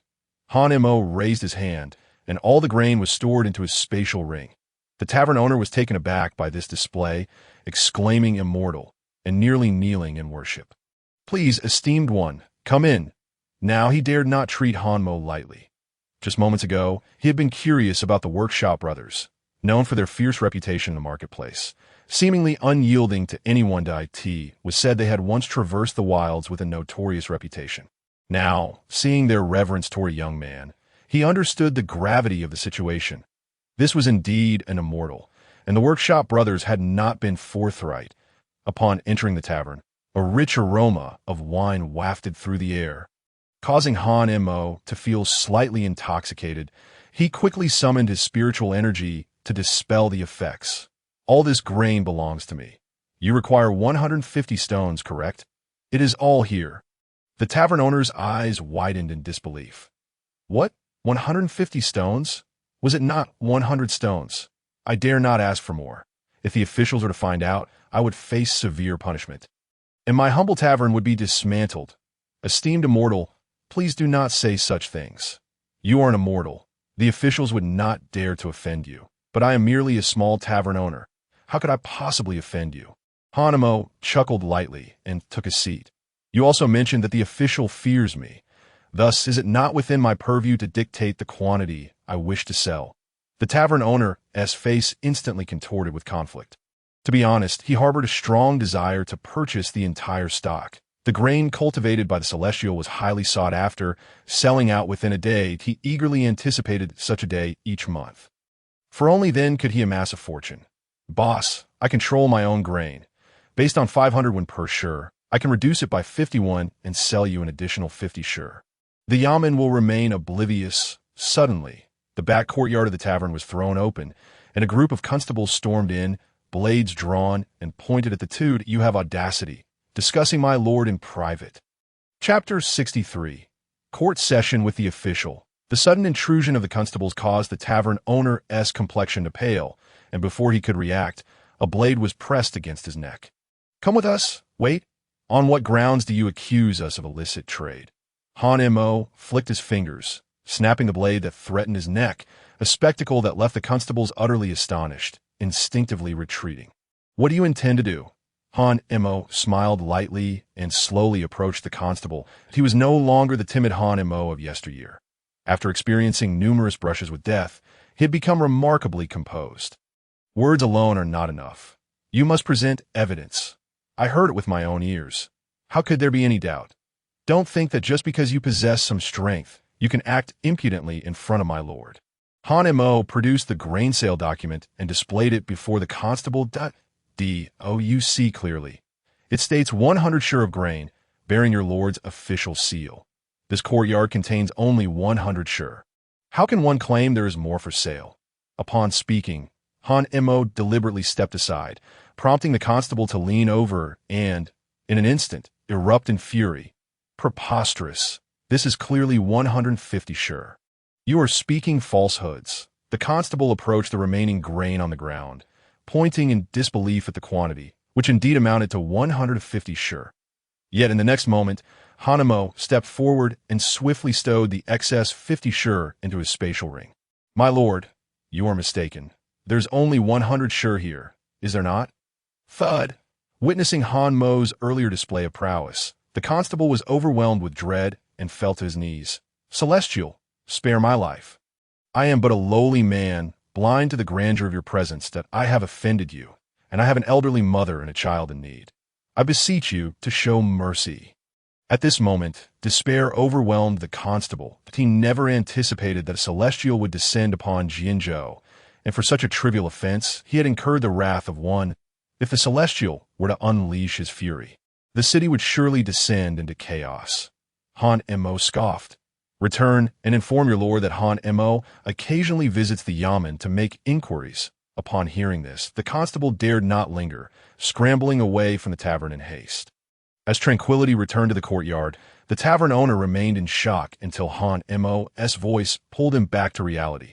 Boss Zhang, shall we continue? Thank you, Celestial, for saving my family. Han Mo waved his hand. 150 sure of grain. Shall we proceed with the sale? Yes, I will fetch the silver for you at once. The tavern owner hastily departed, returning shortly with a large chest. Upon opening it, he revealed it to be filled with gleaming silver, dazzling to the eye. Celestial, these are the savings I have accumulated over the years. I had no knowledge of your abilities and foolishly sought to claim your wealth. I implore you to forgive me. Han Mo stepped forward, retrieving the 45 taels that rightfully belonged to him, stating firmly that 400 was merely 400. He would not take a single coin more. Take it back. This money is yours, Boss Zhang. Will you continue to do business with me? The tavern owner, momentarily flabbergasted, nodded vigorously, not daring to show any reluctance. Of course, I would not dare refuse the business of Celestial. To serve you is a privilege of a lifetime. By the time the tavern owner lifted his head, Han Mo had already departed, taking the remaining grain with him as he headed toward the yamen. Meanwhile, within the yamen, the official of Tianyong City was meticulously counting the accounts, delighting in placing the silver into a chest. The constables, having rushed back in a disarray, disrupted the official's revelry. What is the cause for such frantic behavior? Can you not see that I am busy? The constable collapsed to the ground, trembling with fear, pointing toward the door. My lord, it is terrible. There's a celestial. A celestial? What celestial? Look at you all. You disgrace me. Speak plainly. What has occurred? My lord, a celestial has arrived in Jianzhou, possessing extraordinary powers, capable of conjuring grain from thin air. He has declared his intention to personally interrogate you. The official's heart sank at these words, his complexion draining of color. Could it be that his actions had incited the celestial's ire? Was the celestial coming to Jianzhou to exact punishment? The official found himself in a state of utter disarray, urgently summoning his clerk. Yet the clerk, upon hearing the news, was already in a panic. He might dare to contend with others, but not even 1,000 lies would embolden him to act recklessly before a celestial. In a frenzy, the two paced back and forth in the grand hall. My lord, the celestial is here. Right at the door, the official, apprehensively raising his head, dared not delay. Quickly, invite the celestial in. The two hastened to the main hall, where they beheld Han Mo standing in the center. The official felt a sense of familiarity, as though he had seen this person before. The clerk, visibly uncomfortable, was already sweating profusely and wiping his brow. My lord, this man appears to be Han Mo from Pingyang village. Han Mo? Who is Han Mo? The clerk trembled, cautiously approaching the official and whispering, my lord, do you not recall 6 years ago when the emperor conferred honors? The recipient was a boy named Han Mo. Is that not a good thing? Receiving royal favor should be met with gratitude. Upon hearing this, the clerk felt a surge of dread, overwhelmed by an impulse to resign and return home. My lord, have you forgotten? The rewards were divided among the villagers of Pingyang, and you also took your share. Over the years, you have continuously targeted Han Mo, denying him the grain sale document. The official turned pale, fainting to the ground. Fortunately, the clerk, well versed in reviving methods, quickly pressed on the official's acupoints, awakening him that I am deserving of death. Deserving of death. I should not have coveted the celestial's favor, nor should I have defied him. The official trembled, kneeling on the ground. "What is Zhu Darren doing? I merely came to sell grain. This is the document you issued. Let us verify." Having said that, Han Mo produced the document, which the official accepted with reverence. The document is in order. How much grain does the Celestial wish to sell? Does it not state 1,000 sure? Is your vision impaired, or shall I assist you with a remedy? 1,000 sure. The official gasped in horror, his complexion turning ashen as he sank to the ground, his hands trembling uncontrollably as he clutched the document. It clearly stated 100 sure. How could he account for the additional 900 sure? Han Xianren, 1,000 sure is far too much. I simply cannot purchase that much. Han Mo smiled faintly, settling into a chair to listen. Most officials tend to bully the weak and fear the strong. When one lacks power, they're subject to their whims. Yet, when one possesses strength, they become wary. Just like now, years ago, the official had flaunted his authority, disregarding all others, even the imperial edict, merely because he had viewed Han Mo as an inconsequential commoner. But now, the once mighty official knelt before him, trembling in fear, rendering Han somewhat disinterested. "Zhu Darren, over the years, the grain you have procured for me should exceed 1,000 shurno." The official inhaled sharply, uncertain of the exact amount, but his home was filled with several warehouses worth of grain. Just as he was about to speak, the clerk hastily intervened. "My lord, do not hesitate. Han Mo is now a Celestial. Even the Emperor of Tianjing would not dare provoke him. If you anger the Celestial, the consequences could be unimaginable." At that moment, the official lacked resolve. He took the clerk's words as gospel, promptly approving the document and ordering that all the gold and silver he had embezzled over the years be delivered to Han Mo. Naturally, Han Mo left nothing behind. It was time to address the official of Tianyong City that if he were allowed to continue unchecked, it would only be the common people who suffered the consequences. After Han Mo departed, the official finally exhaled, but his hands and feet continued to tremble. "Clerk, could he report this to Tianjing? If the emperor learns of this, it would be treason, punishable by death, that I have offended a Celestial, and the emperor may very well exterminate my entire family. What shall I do?" The clerk, regaining composure despite his earlier fears, replied, "Perhaps not. If the Celestial had intended to take your life, he would have done so earlier. It is imperative that you never provoke the Celestial again." The official waved his hands repeatedly, his eyes filled with terror. No, I dare not. I dare not." Chapter 64. Ancient Methods of Refining Pills. Returning to the workshop. Upon hearing the events transpiring within the government office, the brothers of the workshop exclaimed in exhilaration. Over the years, the officials had relentlessly exploited these impoverished commoners, extracting every bit of their hard-earned sustenance, leaving the populace in profound despair. Now, with Han Mo's rectification, it was indeed a source of great satisfaction. In addition to the workshop, Han Mo discovered a herbal medicine shop in the northern city, where he sought to procure greater quantities of traditional Chinese medicine. After all, the 5-element solidifying pill was far from an ordinary handmade pill, and its ingredients were exceedingly difficult to obtain. Thus, prior to concocting the 5-element solidifying pill, he dared not guarantee success on the first attempt, and thus opted to practice with other herbs first. Han Mo purchased a considerable amount of precious Chinese medicinal herbs, all of which were aimed at enhancing physical strength, leaving the shopkeeper in profound astonishment, pondering how such a young individual could be so depleted. However, in business, such matters are of no consequence, as long as the payment is made. Anything can be sold. Upon his departure, the shopkeeper even specifically mentioned that should Han Mo find himself in need again, he would ensure the herbs were readily available. Returning to Infeng Ridge, Han Mo gazed upon the land that had accompanied him for many years, feeling a twinge of reluctance in his heart. Yet now, he could fill his belly and possessed an abundance of wealth. What he required was no longer grain, but rather more spiritual herbs. What were his future plans? Li Kai Master discerned Han Mo's sentiments, realizing that Han Mo intended to leave this place. Yet how would he handle this fertile land? Han Mo pondered for a moment and replied solemnly, "I shall remain in Jinzhou City for a period of time, perhaps a year or two, or perhaps even longer for this place. I will plant less grain." "How can you cultivate grain if you're gone?" Li Kai Master chuckled. This departure will last for years. There will be no time for back-and-forth toil, that I have my ways. You need only come here when the grain is ready for harvest.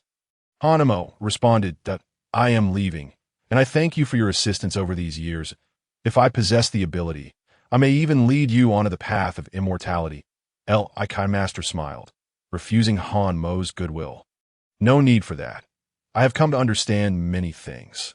Whether one cultivates immortality or not is of little importance. It is indeed wonderful to extend one's lifespan, but what significance does life hold when lived for so long?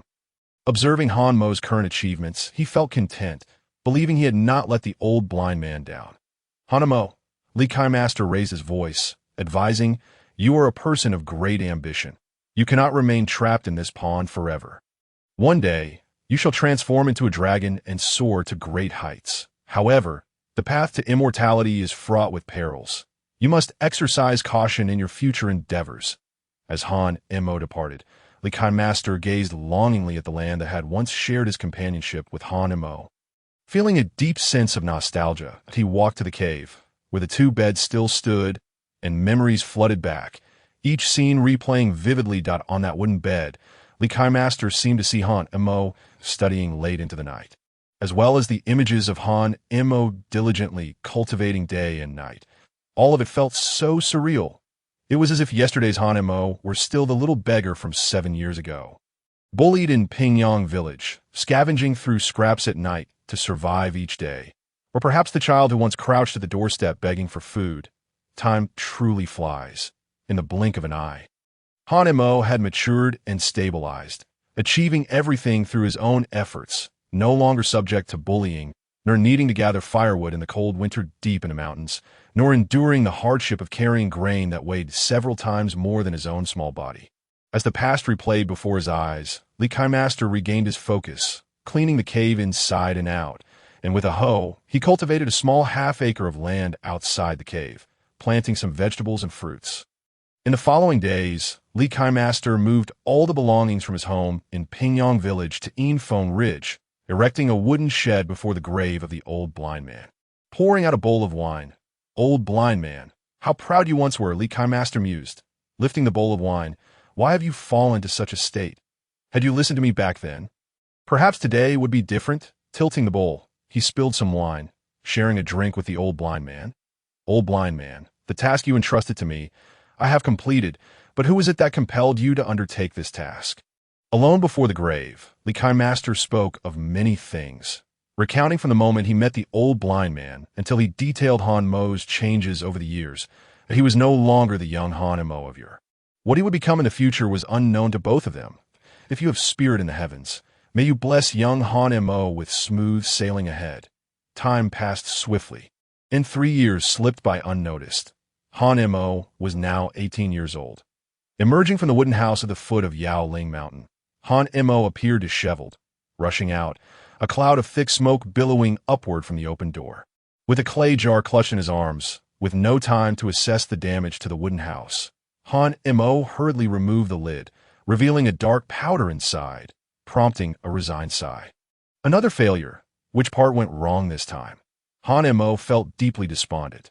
Over these 3 years, he had made countless attempts, adhering to the ancient method, yet each time ended in failure, failing to achieve the desired effect. Fortunately, Han Mo had the foresight not to touch the herbs for the 5-element solidifying pill until he had succeeded. However, the waste incurred weighed heavily on him. After all, this was money, costing over a tael of silver each day. No matter how wealthy, he could not sustain such expenditure. Han Mo felt utterly helpless. Could it be that the fault lay not with him, but with the ancient method? The mere thought startled him, for he had spent months searching for it and had paid dozens of taels of silver to acquire it from a master. That master was a well-renowned itinerant Taoist, exuding an aura of immortality, claiming to have achieved the 9th level of qi refinement solely through this ancient method of hand-rolled pills like the tea that moment. He thought such an impressive peer would not deceive him. Thus he had purchased it without hesitation and immersed himself in arduous study, immediately commencing alchemical practices upon completion. That if this truly were an issue with the ancient method, then all his time and money would have been squandered. Moreover, he dared not confront the itinerant Taoist. Not only could Han Mo not match the itinerant Taoist, who had left Jianzhou City 2 years prior for other ventures, but finding him would also prove impossible. "Brother, are you all right? What happened?" At that moment, Han Miao Miao rushed over, examining Han Mo with concern, while behind her were dozens of people, each carrying wooden buckets. "What are you all doing?" "Mr. Han, you frightened us from afar. We saw black smoke rising from your abode, and we thought it was on fire. The young mistress brought us all here." Hearing this, Han Mo could only smile wryly. This was no fire. The clay jar had nearly exploded, and it was fortunate he had contained it with his power. Otherwise, the wooden house would have been lost. Even if it were a fire, distant water could not quench nearby flames. Besides, even if it were ablaze, he could extinguish it alone. Han Mo did not speak boastfully. His freezing technique was now capable of covering an area of 50 zhang, and the wooden house was not large. He could easily summon a rainstorm with a mere gesture.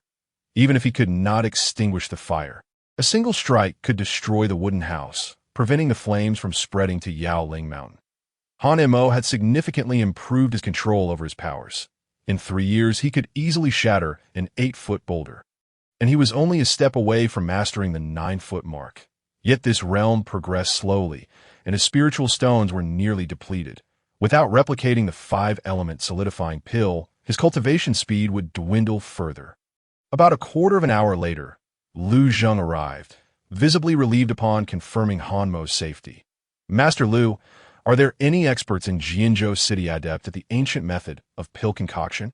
Han Mo, unwilling to continue his solitary endeavors, realizing that ongoing failures were not a viable strategy, needed to replicate the 5-element solidifying pill swiftly to resolve his resource scarcity for cultivation. Upon learning of Han Mo's request, Lu Zheng plastered the city with notices, offering a monthly salary of 10 taels of silver to anyone knowledgeable in the ancient method of pill formulation. The reward garnered countless onlookers, yet upon reading the requirements, they all shook their heads in disappointment.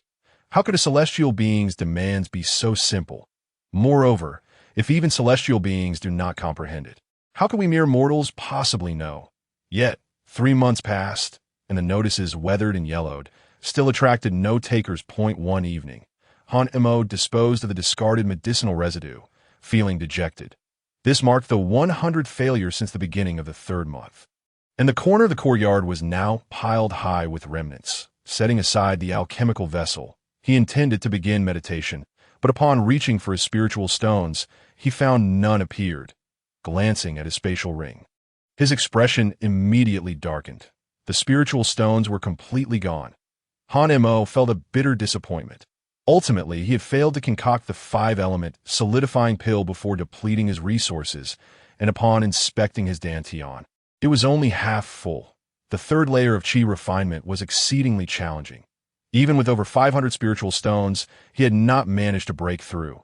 With no other choice, Han Mo temporarily relinquished the aid of spiritual stones and resorted to the most primal method of meditation, harnessing the thin spiritual energy of the world to cultivate. The wind rustled, the grass swayed, and the sounds of insects burrowing beneath the earth echoed. Uncertain how much time had passed, Han Mo felt his senses magnified manifold. Clearly hearing the sounds of all things around him. It was a peculiar sensation. Though the noise was overwhelming, it brought a calmness to his heart in that moment. Who? Suddenly, a deep, resonant sound of breathing pierced the silence, causing Han Mo's nerves to tense instantaneously. His eyes flew open, and at that moment, his consciousness was fully unleashed. Yet upon discerning the scene before him, Han Mo was taken aback. Towering before him was a celestial tower. Soaring 100 feet into the sky, in front of the tower lay a stretch of fertile land, abundant with crops of millet, while encircling the fields were undulating mountains, with clear springs cascading down their slopes. This was indeed the realm of the celestial tower. Han Mo was astonished. Could it be that he had fallen asleep while cultivating? No, his perception of the outside world remained intact. He was not in a slumber. Soon, Han Mo confirmed that this was not merely a dream, but rather a reconnection with the world of the celestial tower. Years ago, he had entered the tower during daylight, but at that time, He had to focus intently, free from any distractions. Even the faintest sound would disrupt his concentration. Moreover, he had succeeded only once out of thousands of attempts. Yet now he had entered the world of the Celestial Tower without any hindrance. This revelation filled Han Mo with exhilaration as he hurried to the base of the tower. He noticed the prominent crack at a height of 10 feet still remained, though it had significantly lessened compared to years prior. Han Mo reached out to touch the icy exterior of the Celestial Tower, feeling a surge of rich spiritual energy enveloping him. He attempted to draw this energy from within the tower, but after much effort, he was unable to extract even a trace, reluctantly conceding defeat. The deep breathing sound persisted, emanating from within the tower. Han Mo stepped back, gazing up at the uppermost level of the tower, an additional layer that had appeared during his transformation. The snoring sounds originated from within that uppermost chamber. Could there be living beings inside the Celestial Tower? A flicker of apprehension crossed Han Mo's mind. Yet he quickly reasoned that since even spiritual energy could not penetrate the tower, any such beings were likely imprisoned within. With these thoughts, Han Mo's courage grew slightly, and he boldly circled the tower before beginning his ascent. He sought to peer through the windows to glimpse the contents of each level, yet the tower remained as obscured as when he first discovered it, shrouded in chaos, rendering everything indistinguishable. As he considered climbing higher, a glance downward startled him, nearly causing him to lose his grip and plummet. Should he fall, it would surely spell his demise. Han Mo, now wary of recklessness, carefully returned to the ground, but in an unfortunate misstep. He stumbled over a solid object and collapsed onto the earth. Looking at the item that had tripped him, he discovered a glowing stone. His pupils constricted suddenly as he hurriedly grasped the stone, sensing a bounty of spiritual energy contained within a spiritual stone. How delightful! Han Mo was overjoyed and swiftly approached the Celestial Tower for closer inspection. Why had this realm of the Celestial Tower suddenly yielded a spiritual stone, when none had been present moments before? His curiosity piqued, he completed another circuit around the tower, but found nothing more. Finally, his gaze settled upon the tower's copper door. The door had only a narrow crack, from which light seeped, yet Han Mo did not dwell on it. This crack had existed long before. He had leaned in to examine it during his first encounter, but had seen nothing. After a thorough inspection, finding no peculiarities, he reluctantly moved on to the fields. The medicinal herbs planted 3 years ago had flourished, now exuding a faint aura of spiritual energy. However, Han Mo refrained from immediately uprooting them, for the value of medicinal herbs increased with their age. The older they were, the more potent their effects, particularly for rare varieties such as ginseng and reishi mushrooms. Furthermore, Han Mo made an unexpected discovery. He could effortlessly control the Celestial Tower, such as planting directly within its realm without needing to cultivate land externally. It was merely a matter of thought. If he wished, he could revert the 50 acres of fertile land in Immortal Ridge back to Bear Mountains. However, since Master Li had recently relocated to Immortal Ridge to accompany the old blind man, losing the land would deprive him of a food source, complicating his return to Pingyang Village. Over the years, Han Mo noted that the crops cultivated in the Celestial Tower matured at an increasingly rapid pace, from once a month to every 2 weeks, and now, harvest could be reaped in just 3 to 5 days, with yields steadily increasing. Each acre could produce at least 20 stones of grain.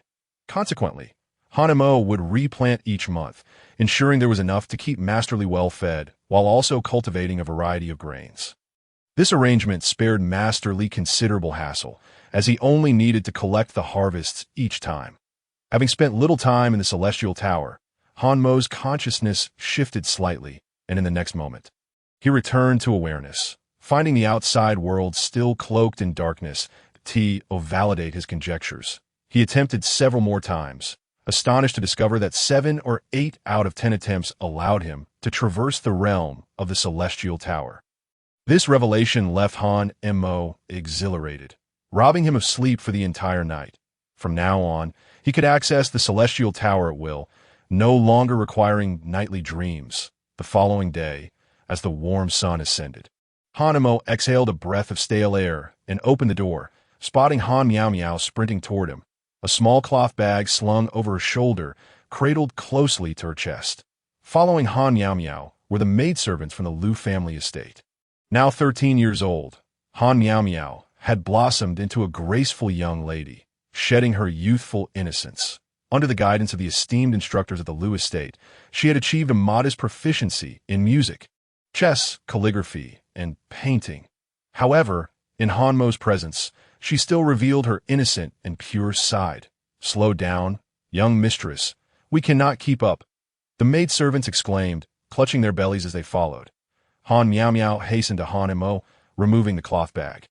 "Greetings, master." The maidservants bowed respectfully before the wooden house, recognizing Han Mo as the benefactor of Jianzhou City. Even the family's own elders treated him with utmost reverence. As Han Mo aged, the townsfolk gradually transitioned from referring to him as young master to Mr.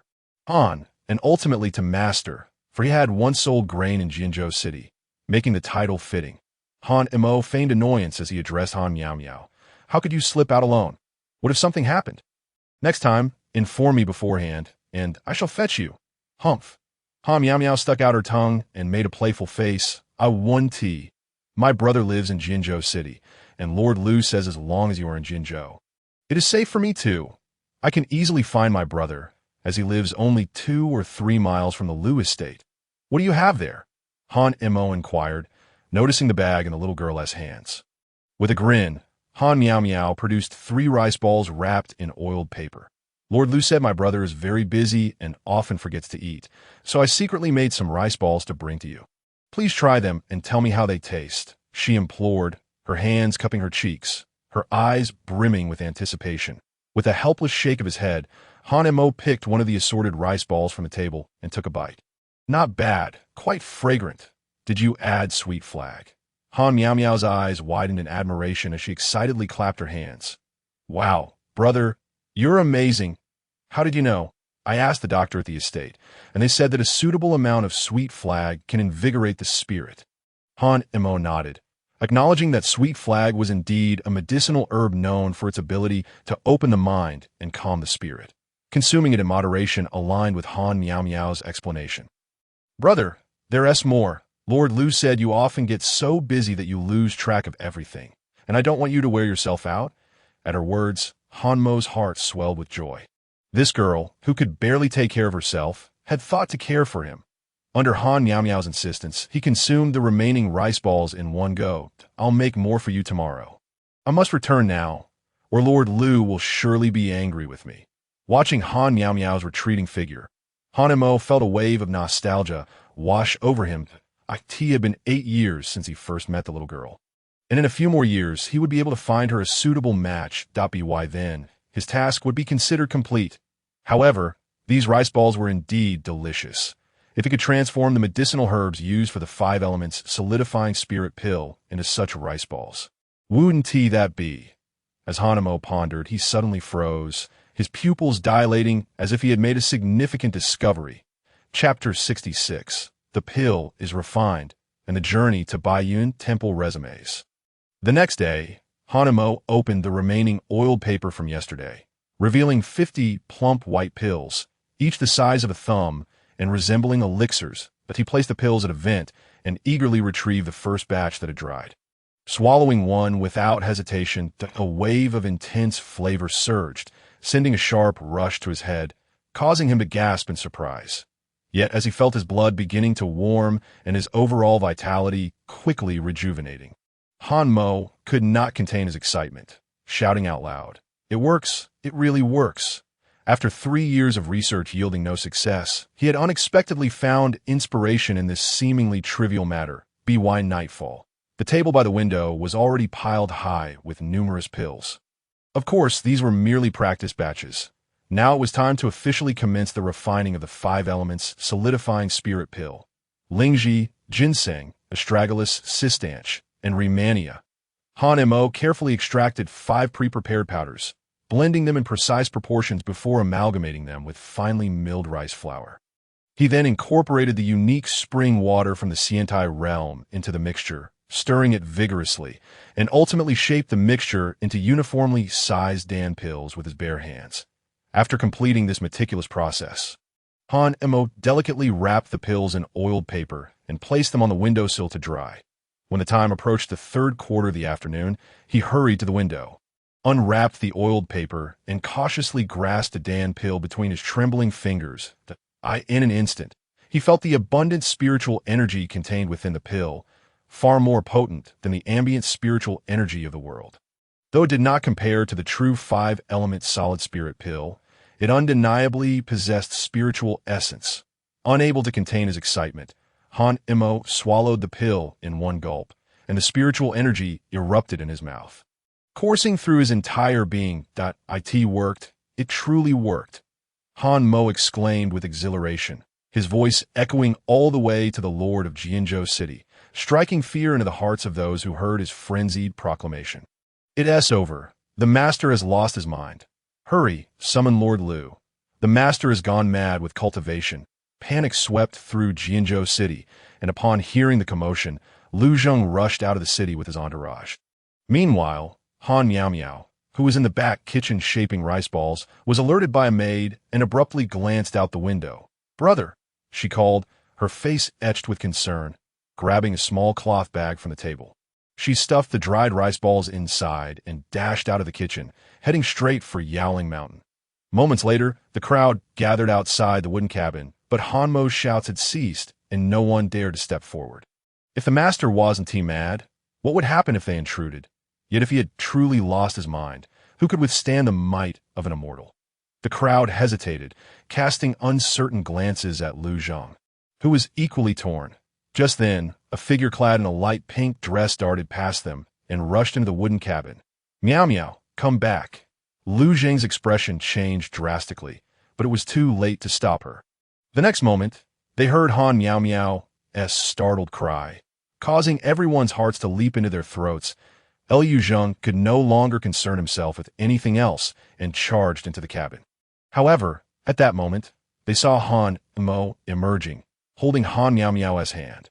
Upon seeing Han Mo unharmed, Lu Zheng breathed a sigh of relief, and the people of Jianzhou City relaxed as well. The master is not mad. "The master is safe, but why did you shout so earlier? We thought something had happened to you." Han Mo smiled faintly and waved his hand dismissively. "It's nothing. I was merely overwhelmed with joy." Upon hearing this, a flicker of astonishment crossed Lu Zheng's eyes. "Master, have you broken through to the third level of qi refinement?" He was well aware of Han Mo's predicament, having been trapped at the second level for 3 long years. If he had indeed made a breakthrough, such excitement was only natural, not a breakthrough in cultivation, but rather a significant advancement. Han Mo's gaze fell upon Han Miao Miao as he softly remarked, "Miao Miao truly is my lucky star. Without her, I might still be ensnared in my troubles." The crowd, hearing this, grew even more perplexed. How could a mere mortal assist an immortal? Did this imply that one day they too might be able to aid the master? "Sir, what do you mean by that?" "Thanks to Miao Miao, I had a sudden inspiration last night and successfully replicated the 5-element solid spirit pill. Though its effects are minimal, it still counts as a breakthrough." "Congratulations, sir. We celebrate your success." Lu Zheng clasped his hands in a bow, genuinely pleased for Han Mo. While he did not understand the significance of the 5-element solid spirit pill, he recognized its importance to Han Mo. His only concern was that one day, Jianzhou City might lack the resources to assist Han Mo, forcing him to leave. "Lord Liu, let everyone return. I prefer a tranquil environment for my cultivation." Liu Zheng promptly dismissed the crowd while he remained, his gaze filled with affection for Han Miao Miao. Over the years, he had come to regard her as his own daughter. "Brother, today there aren't too many rice balls. Only 5. Han Mo did not elaborate further, promptly devouring the rice balls, which delighted Han Miao Miao immensely. "Miao Miao, do you have any friends in the city that you play with?" Han Miao Miao looked up thoughtfully, resting her chin in her hand. "Yes, the daughter of the Liu family. Han Wei is quite good. She often brings me food. When you scold me, she even intercedes on my behalf. And there's also the daughter of the Qin family." Han Miao Miao rambled on, mostly mentioning girls. Han Mo changed his query. "Is there no young master who treats you particularly well?" Lu Zheng's eyes flickered with surprise. He understood Han Mo's implication. Miao Miao was now 13 years old, approaching the age for marriage, and it appeared that Hanemo was already considering a suitable match for her. Yet, a strange feeling stirred within him, as though his little girl was being prepared to leave him, a fatherly figure. Lu Zhang felt he had no say in the matter. But Han Miao Miao was oblivious to these thoughts, interpreting her brother's inquiries as mere concern for her well-being. The young master, Han Miao Miao pondered, pouting at yes. Brother Yishuan from the west side of the city is very kind to me. Once, when you reprimanded me with a ruler, he snatched it away and even plucked your beard while you were asleep. Han Miao Miao chuckled as she recalled the incident. Each mention of Brother Yishuan made Han Mo's expression grow more complex as he glanced at Lu Zhang, who quickly explained, the Yishuan she speaks of is the son of the Gu family. A merchant dynasty in the west side of the city. He is 2 years older than Miao Miao. 2 years older meant he was 15, an age suitable for marriage. Yet Hanemo was not inclined to let Miao Miao enter an unfamiliar household without understanding. In a few years, once Miao Miao had undergone her coming-of-age ceremony, would be the right time. By then, Gu Yishuan would be 17 or 18, capable of protecting Miao Miao, allowing Hanemo to feel more at ease if he were to depart. Moreover, Gu Yishuan would need to be thoroughly evaluated. Liu Zheng astutely noted Han Mo's curiosity about Gu Yishuan and remarked, the Gu family's enterprises are spread across Jianzhou City. They possess the means to establish connections with other regions, and they have greatly aided us in maintaining contact with Tianjing over the years. I shall pay a visit to the Gu family soon. Hearing this, Lu Zheng's heart sank. Han Mo appeared to have taken a liking to this Gu Yishuan and intended to investigate him personally. It was over. The daughter he had raised since childhood was about to be handed over. Though reluctant, what could Lu Zheng say? He could only blame himself for not fighting for Miao Miao's custody back then. However, he soon reminded himself that he was merely immortal while Han Mo was an immortal. Furthermore, Han Mo had done them a great favor in Jianzhou City, so how could he bring such a matter to Han Mo? More importantly, Miao Miao and Han Mo shared a bond. She only wished to stay by his side. By the way, there is one matter I hope the Immortal can assist with. Speak freely. Lu Zheng produced a roster detailing all the children aged 8 to 13 in Jianzhou City, all of whom were now of age for spiritual root testing. In the past, they had to wait for an Immortal to pass by to conduct such tests. But how often do Immortals appear? Delays meant that many children missed the golden opportunity for awakening their roots, resulting in a scarcity of those who could awaken. Now that Han Mo resided in Jianzhou City, Lu Zheng had contemplated this for quite some time before seeking his help. Han Mo, upon hearing the request, naturally did not refuse. Awakening spiritual roots was not a troublesome task. It merely required a spirit testing stone and the use of spiritual power to ascertain the type of root. However, as a wandering cultivator, acquiring a spirit testing stone posed some challenges, as they were typically possessed by established immortal sects. It seemed a trip to Baiyun Temple was ordered out of course. Han Mo could directly approach the Xinjiang sect, but he preferred to limit his interactions with them to avoid the risk of exposure over time. That if Gu Jing and his companions were still around, it wouldn't be an issue, as they would surely find excuses to assist him. However, they were currently away on their own adventures, and Han Mo could not guarantee that they still believed in his fabricated identity after all these years. That risk was too great. Lord Lu, gather these children. I shall take them to Baiyun Temple tonight. Ultimately, Han Mo resolved to visit Baiyun Temple. Without delay, he made the necessary arrangements and departed Jianzhou City that very evening, accompanied by the children whose names Lu Zheng had registered, heading north towards Tianyong and Fengchuan.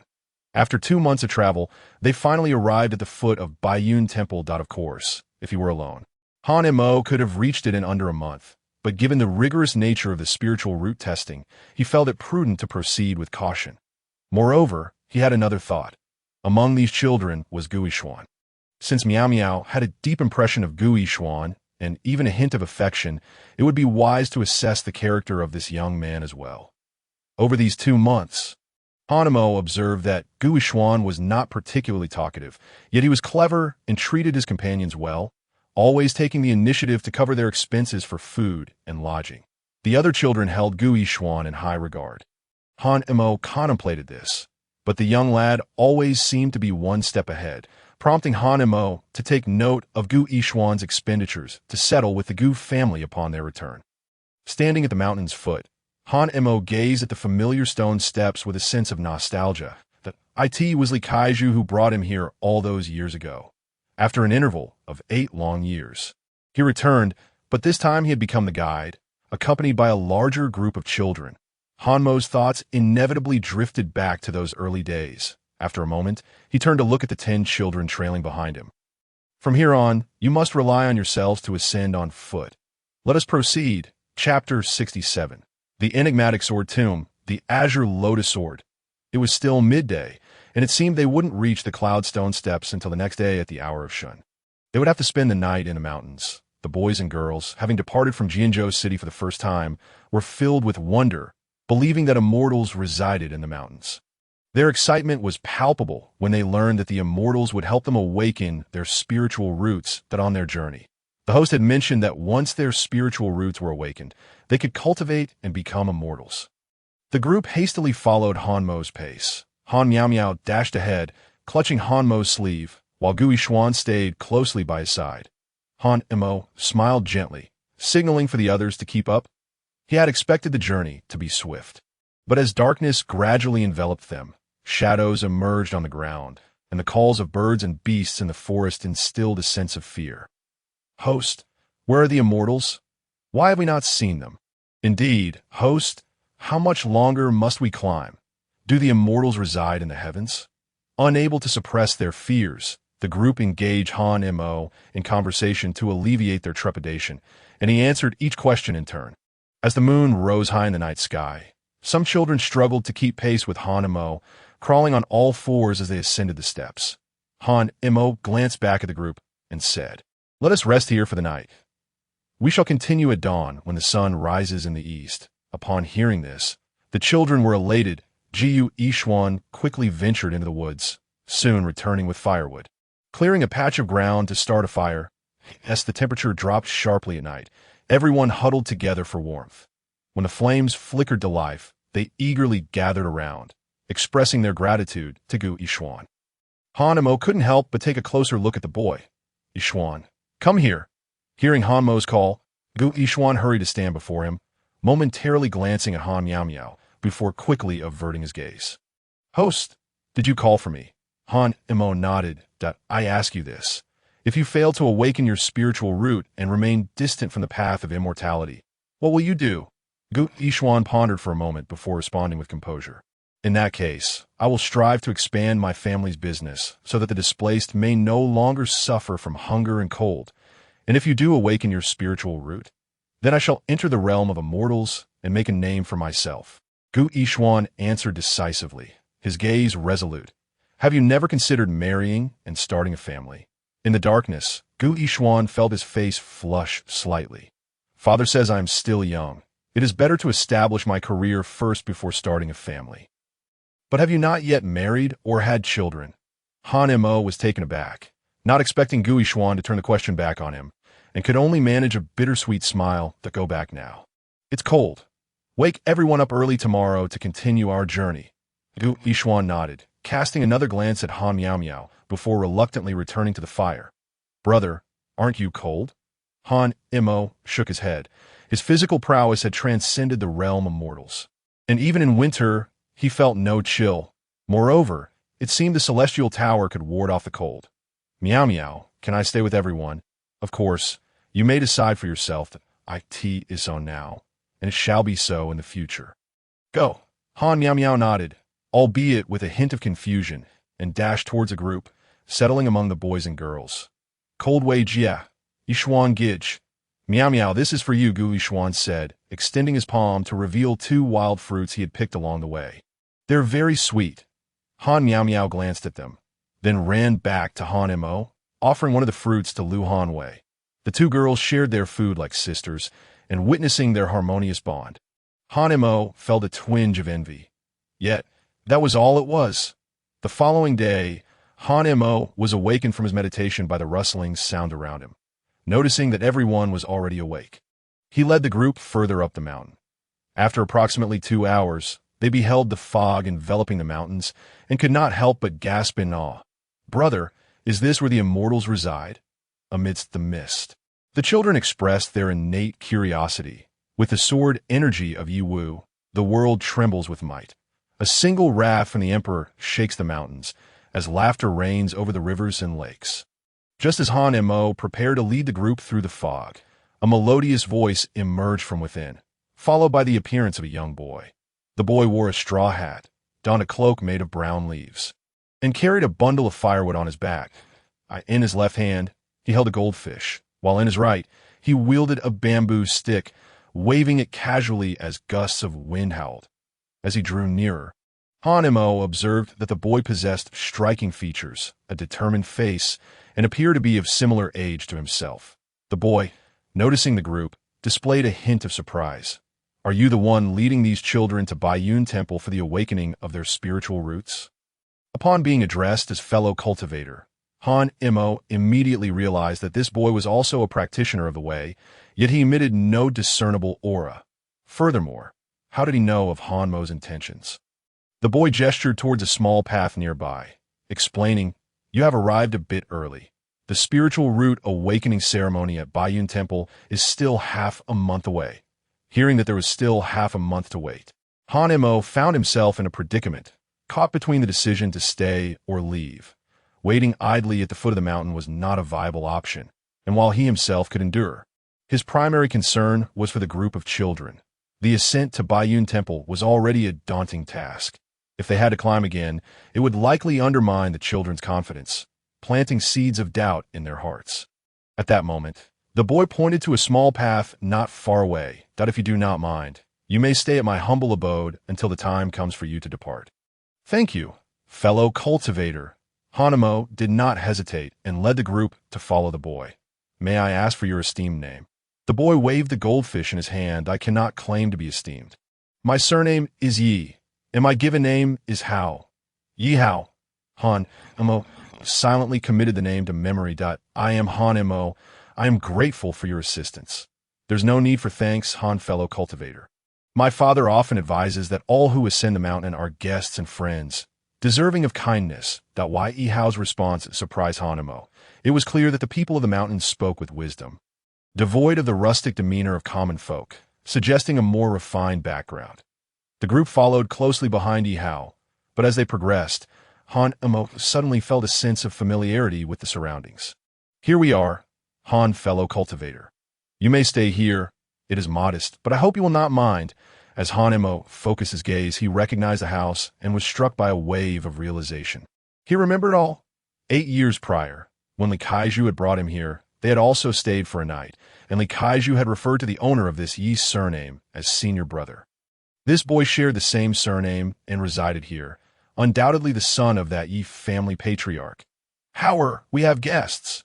Before Han Mo could inquire about the whereabouts of the Yi family patriarch, a familiar voice resonated from within the thatched cottage, and a figure emerged. None other than the Yi family patriarch, whom Han Mo had met 2 times before. Surprise flooded Han Mo's heart. After 8 years, the Yi patriarch appeared unchanged, still looking youthful. Han Mo pays respects to Uncle Yi. The Yi patriarch was momentarily taken aback, his gaze landing on Han Mo, and he gasped in astonishment before stepping forward rapidly. "You are the child that Li Shidi brought here all those years ago?" "Indeed." "Huh." The Yi patriarch clapped Han Mo on the shoulder, visibly delighted. "After 8 years, you have grown so tall." Still at the 2nd layer of Qi refining. "Soon to reach the 3rd layer." "Excellent, excellent." "Uncle Yi, you flatter me. It is merely luck." "Enough of that. Hard work is hard work, and talent is talent. Why foolish sun pales in comparison."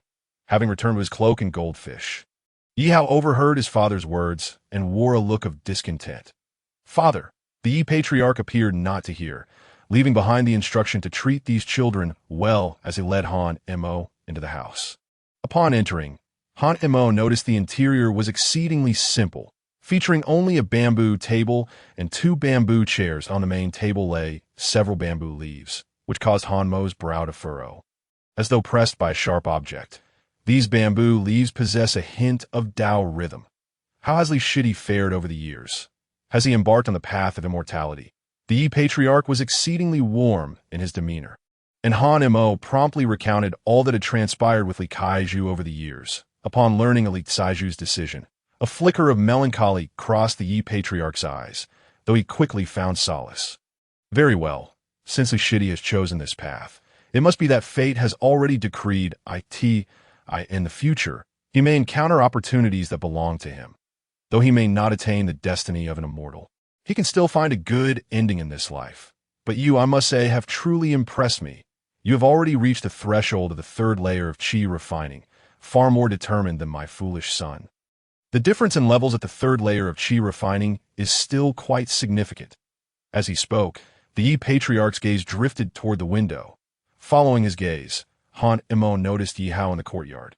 Eyes closed, meditating and attuning himself to the whispers of the wind and the rustle of the grass. Suddenly, Yi Hao opened his eyes, extending 2 fingers to catch a falling bamboo leaf. Swish! Yi Hao pointed with a single finger, and the bamboo leaves flew forth, unexpectedly cleaving through the scattered leaves that had fallen before him, piercing even the dead bamboo ahead. Upon witnessing the spectacle, the children in the yard erupted into astonished cheers. Han Mo's pupils contracted sharply, his heart filled with astonishment. Uncle Yi, Brother Ye's realm must be significantly higher than mine. He thought enviously of such a technique that transformed leaves into swords. The Yi family patriarch sipped his tea. Currently at the 5th level of chi refinement, barely touching the threshold of sword intent, yet he was excessively lazy, showing little dedication to cultivation. Hearing this, Han Mo felt a profound shock. Despite his laziness, he had achieved the 5th level of chi refinement at the same age, even brushing against sword intent, while he himself was only at the 3rd level, possessing merely a handful of skills. He had practiced the crumbling mountain palm for several years without substantial success. In comparison, he felt utterly inadequate. Brother Yi also cultivating at Baiyun Temple? He wondered. Occasionally visiting to discuss Tao with his fellow brothers was, in reality, a source of embarrassment for him. Although the words conveyed dissatisfaction towards his son, Han Mo could discern the paternal pride in the Yi Patriarch's eyes. Uncle Yi, I possess a sword of unknown material. I dare to ask you to appraise it. Upon hearing this, the Yi Patriarch set down his teacup, intrigued. Oh, let me have a look.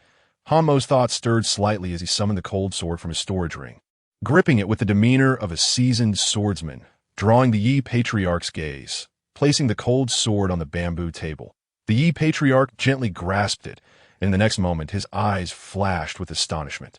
The divine sword tomb, the Qinglian sword. Wasn't this in the possession of Taoist Xianqing from the Xianyuan sect? The Yi Patriarch turned to Han Mo, his expression curious. Taking a deep breath, Han Mo replied solemnly, Taoist Xianqing has perished. I obtained this sword from him. Chapter 68. Fundamental Sword Techniques. Immediately, Han Mo recounted the entire sequence of events to the Yi Patriarch, marking the first time he had shared such details with another person, the first to know being the wealthy Li. Had it not been for the close relationship between the wealthy Li and the Yi Patriarch, Han Mo would surely have kept the truth to himself. Upon learning this, the Yi Patriarch was equally astonished. To have slain Taoist Xianqing in such a manner is truly unfathomable. In this world, there exists a predestined fate, and with Taoist Xuanqing's demise, you have acquired the Qinglian sword after a year, indicating a profound connection to it. Han Mo smiled wryly. But as a junior, I lack the skill to wield a sword. It is of no use to me. The Yi Patriarch smiled slightly, opening his palm to reveal an ancient tome marked by the passage of time. Fear not, for I possess a set of fundamental sword techniques. Once you have thoroughly absorbed these, it will not be too late to learn the methods of sword cultivation. Thank you, Uncle Yi.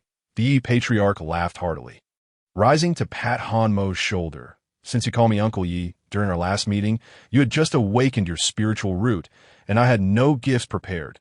Consider this foundational sword technique as a welcoming gift. Study diligently. Do not disappoint the Qinglian sword's choice. Han Mo nodded, watching the Yi Patriarch head to the yard to guide Yi Hao in his training, while he remained indoors, meticulously studying the foundational sword techniques. At first glance, Han Mo was captivated by the profound intricacies of the swordsmanship. The essence of swordsmanship lies in its peculiarity, swiftness, ingenuity, and precision, with the most commonly employed techniques including thrusting, cleaving, striking, flicking, lifting, bursting, intercepting, slashing, scraping, and pressing, among dozens of others. Complementing the sword techniques were various stances: bow stance, empty step, ding step, resting step, inserting step, sitting stance, leaping step, following step, jumping step, turning flash, and knee raised. By integrating swordsmanship with footwork, one could achieve adaptability amidst change, embodying the essence of peculiarity. Swiftness and ingenuity. As for precision, it required diligent practice and comprehensive understanding to master. Engrossed in his studies, Han Mo devoted himself to learning for 7 days, until he felt a dizzying sensation. His internal organs twisted painfully, prompting him to snap back to reality. A wave of hunger surged over him, reminiscent of past hardships, almost causing him to faint from exhaustion. Rushing to the water barrel, he gulped down several mouthfuls of water, which alleviated his thirst somewhat, but it was insufficient. He needed sustenance, as mere water would not suffice. Hastily, he retrieved some provisions from his storage ring, consuming a dozen flatbreads before finally feeling satiated. I mustn't let it come to this again. Han Mo reflected, still shaken, acknowledging that his body was considerably stronger than that of an average person, allowing him to endure for so long. Otherwise, a normal individual would have perished from hunger long ago.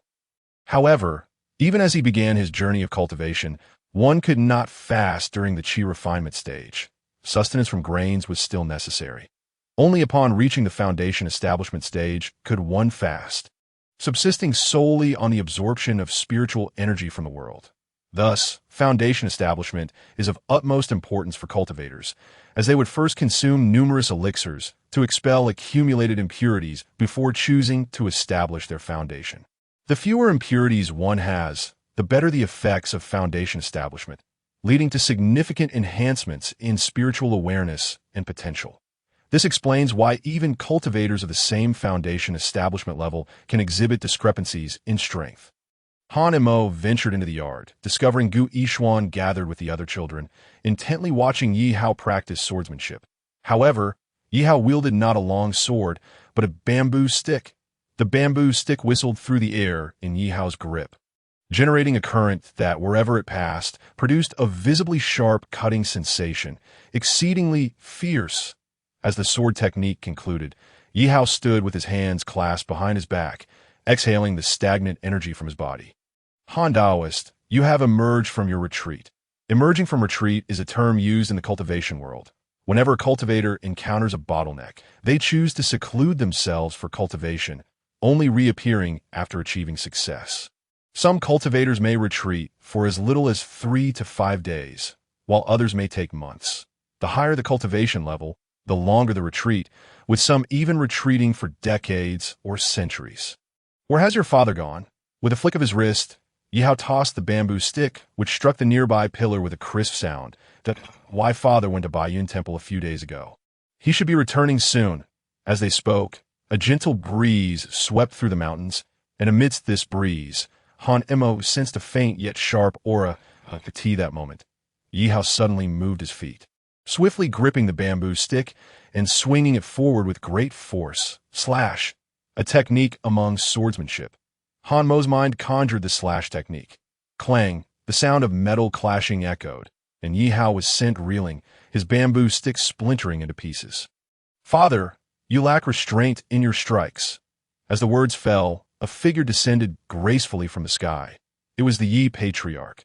The Yi Patriarch approached Han Mo, a hint of surprise flashing in his eyes. Before turning to Yi Hao with a look of anger, did I not instruct you to diligently practice your swordsmanship before I left? How have you conducted yourself? Father, I have indeed worked hard, but it seems I have hit a bottleneck in my swordsmanship and cannot progress. Foolishness. If your swordsmanship cannot progress, have you considered that it may be due to your own foundational issues? Even Han Xianzi is nearly catching up to you. The Patriarch's words immediately astonished both Han Mo and Yi Hao. Yi Hao clearly doubted this, for he felt no trace of sword energy emanating from Han Mo. Meanwhile, Han Mo was filled with confusion. He had never truly wielded a sword and had merely learned the foundational techniques once. Achieving Yihao's level seemed an insurmountable task. Uncle Yi is using this to spur Yihao's motivation. Yihao, clearly unconvinced, stepped forward defiantly. "Father, you are deceiving me. Han Daoist clearly lacks any sword energy. Dare you compare yourself with Han Xianzi?" Upon hearing this, Han Imo turned sharply to the Yi Patriarch, quickly declining. "Uncle Yi, please do not jest. I am but a novice." Though he had envisioned countless techniques in his mind while studying the foundational swordsmanship over the past few days, he had never practiced them in reality, rendering him effectively inexperienced. However, the Yi Patriarch stepped forward, placing his palm on Han Mo, and in that instant, a myriad of techniques he had visualized during his studies flooded his mind, with a slight shift of his thoughts. In the next moment, a long sword appeared in his grasp, and an overwhelming chill surged forth from Han Mo's feet. Yihao's eyes widened in disbelief as he stared at Han Mo, momentarily speechless. "Uncle Yi, what is happening?" The Yi Patriarch replied solemnly, "I have awakened your sword intent within you. Give it a try, as it will serve to test your progress over the past few days." Hearing this, Han Mo no longer hesitated. Having a mentor was far better than working alone. Under the watchful gaze of the spectators, Han Mo stepped forward slowly. Feeling a tinge of nervousness, he took a deep breath to calm himself, then closed his eyes, rapidly recalling each sword technique in his mind. Moments later, he gripped the sword hilt above his head, unleashing a powerful downward slash, devoid of any finesse, cleaving one of the fundamental sword techniques. In an instant, a chilling aura enveloped the long sword, even forming a flickering sword flower, and the next moment, a beam of icy light shot forth. Whoosh! Within 3 zhong, everything was encased in ice. "Brother, you are amazing."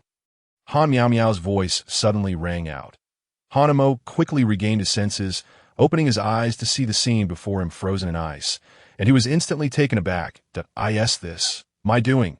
Hanamo was profoundly shaken, gazing in astonishment at the azure lotus sword in his hand. However, following this strike, an overwhelming fatigue washed over him, causing him to weaken and sink to one knee on the ground, barely supported by the azure lotus sword. "Dear nephew, remember this. When engaging in combat, unless absolutely necessary, one must not expend all their strength. It is essential to reserve a portion of your energy, allowing yourself ample time to respond to the next move. This is what is referred to as striking with 70%, leaving 30% in reserve." Han Mo nodded weakly, channeling the residual spiritual energy within him to begin his recovery. After several breaths, he finally regained the strength to stand upright. "Foolish child, did you witness that?" Yihao's face was still marked by astonishment. Han Mo's strike was merely the most fundamental sword technique, lacking any sword intent. And he hadn't even touched upon the true essence of swordsmanship. Yet the effect of this strike surpassed even his own leaf-plucking sword technique. Daoist Han possesses extraordinary talent. I am in awe. Yihao bowed respectfully, utterly convinced. Receiving praise for the first time left Han, Mo, feeling somewhat awkward and at a loss, prompting him to seek assistance from the Yi family patriarch beside him. Having observed, "Why not go practice your swordplay? Indeed, I shall not disappoint my father's expectations and will achieve great feats in the realm of swordsmanship, carving out my own path. Among peers, there exists an innate competitive spirit." Upon recognizing his own shortcomings, Yihao immediately devoted himself entirely to sword practice, undistracted by the external world. "Dear nephew, ascend the mountain. The Ling Jin awakening ceremony at Baiyun Temple has commenced ahead of schedule." Upon hearing this, Hanemo recalled Yihao's previous words, realizing that Yishu was likely at Baiyun Temple for the purpose of the Ling Jin awakening. Otherwise, such a prestigious sect would not easily alter its schedule. This realization deepened Hanmo's gratitude towards the Yi Patriarch. Consequently, he led the 10 children swiftly up the mountain, where they indeed found that the ceremony had begun early, with numerous figures already appearing among the peaks. Much like 8 years prior, it was the elders bringing their children, each face brimming with anticipation. Hanemo and his group traversed through the mist, reaching the mountain's summit, only to find the path ahead blocked. "Brother, there's no path. Master, Could it be that we've taken a wrong turn? Han Mo shook his head, asserting that there was indeed a path, albeit one that had not yet been reached. He instructed the 10 children to rest momentarily. Before long, one child spotted a stone staircase slowly descending from the sky, prompting an excited outburst that drew the attention of the others, their eyes wide with astonishment. The stones can actually fly in the sky. Master, is this the work of immortals? Han Mo was unsure, but encouraged everyone to ascend the staircase one by one, following suit to ensure no one fell. After a quarter of an hour, they beheld the appearance of a mountain gate ahead. Gazing at the familiar entrance, Han Mo felt a pang of nostalgia. It remained unchanged from years past. Even the person stationed there had not altered. Little friend Han, it is you know, I should address you as Taoist friend now. Chapter 69. The Ling Jin Awakening Ceremony. Taoist Han, it is good to see you well.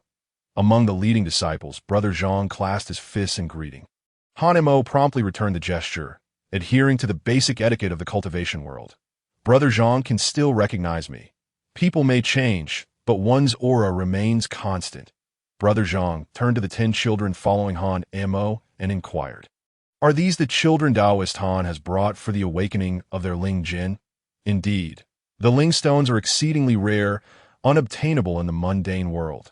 Thus, I resorted to this course of action that I hope the esteemed brothers can forgive the intrusion. Brother Zhang paid no mind to the matter, instead directing a junior disciple to guide Han Mo and the children to their accommodations at the summit of Baiyun Temple. The Jiu Yishuan and the others marveled at the floating peaks, their eyes filled with wonder. Master, will we also possess such extraordinary abilities once we become immortals? When I ascend to immortality, I too shall relocate a great mountain to my home, erect a pavilion, and cultivate a pond. Living as a recluse among the mountains, seeing the children so spirited, Han Mo couldn't bear to dampen their enthusiasm, so he merely spoke of the fundamental requirements to become a cultivator. Upon learning that one must awaken their Ling Jin to become an immortal, the children began to feel nervous. After all, without a Ling Jin, they could not ascend to immortality, and all dreams of the future would dissolve into nothingness. Once the children were settled, Han Mo contemplated visiting the venerable immortal who had once awakened his Ling Jin. Thus, he navigated through Baiyun Temple, guided by memory. The scenery at Baiyun Temple was exquisite, with water curtains cascading from above, as if the heavens had split open, allowing celestial waters to fall to the mortal realm. Upon closer inspection, Han Mo realized it wasn't heavenly water at all, but rather pure springs gushing from the mountain peaks hidden within the clouds. In these springs, Han Mo could even sense the fluctuations of the spiritual energy of heaven and earth, leaving him somewhat astonished. Not only these springs, but the mountains, stones, structures, and all things within Baiyun Temple were teeming with spiritual energy. The celestial tower at his waist began to absorb the surrounding spiritual energy as well. Naturally, Han Mo was eager to seize this fortuitous opportunity. Half an hour later, Han Mo arrived at a pavilion in the center of a lake, where an elderly man with white hair was meditating by the shore. If anticipating Han Mo's arrival, he had already arranged cloud ladders on either side of the pavilion. Han Mo ascended the ladders and soon stood behind the elder, who remained in meditation. Han Mo patiently awaited his return to consciousness. After a considerable wait, the elder opened his eyes, his voice drifting toward Han Mo. Little friend Han, have you been waiting long? Han Mo bowed respectfully. I have just arrived, senior. The elder chuckled, not exposing Han Mo's pretense, and simply said, you may return now. I am aware of your inquiries. However, what I express may not entirely reflect the truth. Only time will reveal to you what constitutes the true answer. The fates of immortals are beyond human interference. Han Mo felt a twinge of disappointment in his heart. Yet knowing that the venerable immortal had spoken, he realized that no matter how he sought the truth, he would not attain the final answer, as the elder had said. Only time would unveil the true answer. The following day, the Ling Jin awakening ceremony commenced as scheduled.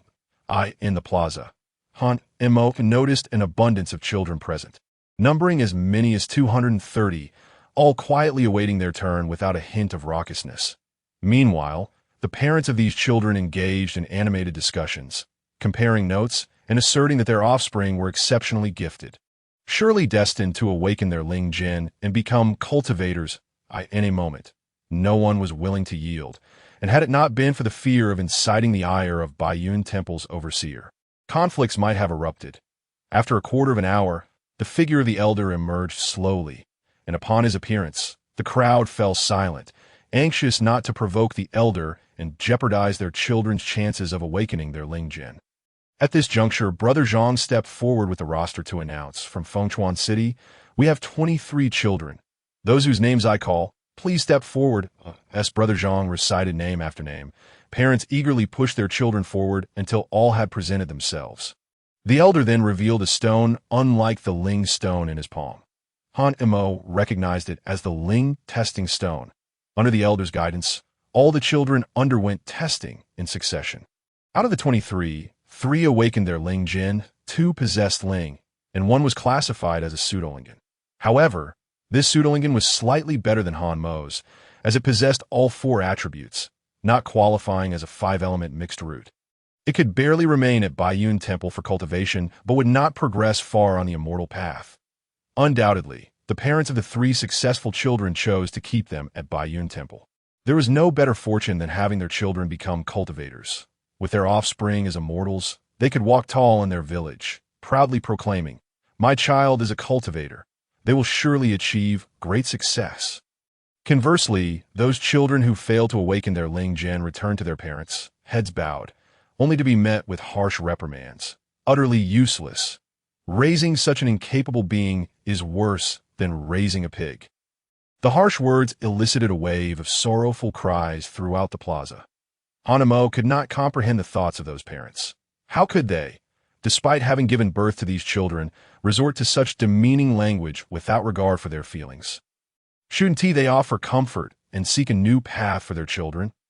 Naturally, Han Imo refrained from intervening further, instead growing anxious about his own 10 children, wondering how many of them would awaken their Ling Jin. Given that only 3 had succeeded out of more than 20 from other cities, the awakening ceremony was indeed lengthy. After over 2 hours, they had only completed the test for over 100 children from 5 cities. After a taxing session, the elder felt a tinge of fatigue, having only succeeded in awakening 6 children as Ling Jin, regrettably without a single Earth Ling finally. As the sun dipped below the horizon, Han Imo awaited the arrival of Jianzhou City. Upon hearing the names, he stepped forward with Gui Xuan and the others. The parents of the children who had failed to awaken immediately scoffed in disdain, noting the ragged attire of a youth who was clearly a tenant farmer. Bringing a group of children for their awakening, likely to have none succeed. Han Mo approached, performing respectful bows to the elder and Brother Zhang, expressing, "Thank you, esteemed elder, for your efforts, and thank you, Brother Zhang, for your hard work." The elder nodded, preparing to initiate the awakening for the 10 children, when he suddenly turned to Han Mo, a smile appearing on his face. "Little friend Han, it is your turn." Han Mo was taken aback, feeling somewhat surprised. After all, the awakening of Ling Jin was a significant matter, and he was merely at the second layer of qi refinement. Could he truly handle it? "Han Dao Yu, come forth. The awakening of the spiritual root is exceedingly simple. Once you master it, you will no longer need to endure the fatigue of travel. You'll be able to independently complete the awakening of your spiritual root." Upon hearing this, Han Imo turned his gaze towards the venerable old immortal and took the testing stone. The moment he grasped it, an indescribable sensation washed over him, peculiar and profound, and he could distinctly perceive 5 different auras emanating from the stone. Under the guidance of the old immortal, Han Imo circulated his internal spiritual energy to activate the testing stone. As it emitted a faint glow, all the parents present were taken aback, their hearts filled with trepidation. The tenant farmer they had just looked down upon turned out to be a cultivator.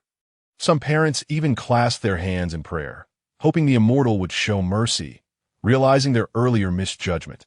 After mastering the testing stone, Brother Zhang began to call out names. The first was Lu Hanwei, who appeared somewhat anxious and glanced at Hanamo Dongjia. I am afraid. Do not fear. Do not dwell on the outcome. Regardless of the result, do not lose confidence in yourself." Lu Hanwei nodded, though somewhat perplexed. and timidly placed her palm upon the testing stone. In the next moment, the stone's originally faint glow suddenly transformed into a blinding radiance. Han Daoyu, behold, the testing stone has released two distinct beams of light, proving this child possesses two spiritual roots belonging to the earth root, and the brilliance is exceedingly intense, indicating each root is remarkably pure. As Brother Zhang spoke, he abruptly halted, his recording hand freezing, as he turned to the testing stone with an expression of unrestrained joy. An earth root. Indeed, an earth root. Master Ancestor, this child possesses an earth root, Brother Zhang exclaimed, instantly drawing the attention of all present.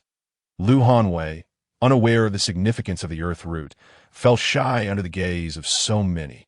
Assuming her own perceived foolishness, the old immortal maintained an impassive expression, merely nodding for Brother Zhang to record the findings. Han Mo was equally astonished, never having anticipated that Lu Hanwei would awaken an earth root. Second only to the celestial root. It could be said that Lu Hanwei's future in the path of cultivation would be extraordinarily promising, and she would undoubtedly leave her name within the annals of the cultivation world for future generations to extol. Dongjia, have I failed? Han Mo smiled gently, his voice laced with excitement. Hanwei, you have succeeded immensely. From this day forth, you shall become a cultivator. Upon hearing this, Lu Hanwei's eyes widened in disbelief, staring at Han Mo in astonishment. Really, Dongjia? Thank you. Dongjia. Following Han Mo's gesture, Lu Hanwei stood behind him, her small face radiating with excitement as she awaited her turn. Han Mo proceeded to awaken the remaining children, yet regrettably, the next 7 children failed to awaken. Only Gu Yishuan and Miao Miao remained. This made Han Mo feel a twinge of anxiety. Surely, it could not be that only Hanwei awakened her spiritual root among the 10. However, recalling that in other cities, only 2 or 3 out of over 20 had succeeded, he suddenly felt reassured. Yishuan, you may go first. Gu Yishuan nodded and boldly extended his hand to test the stone, but it showed no response. The faint glow dimming to nothing.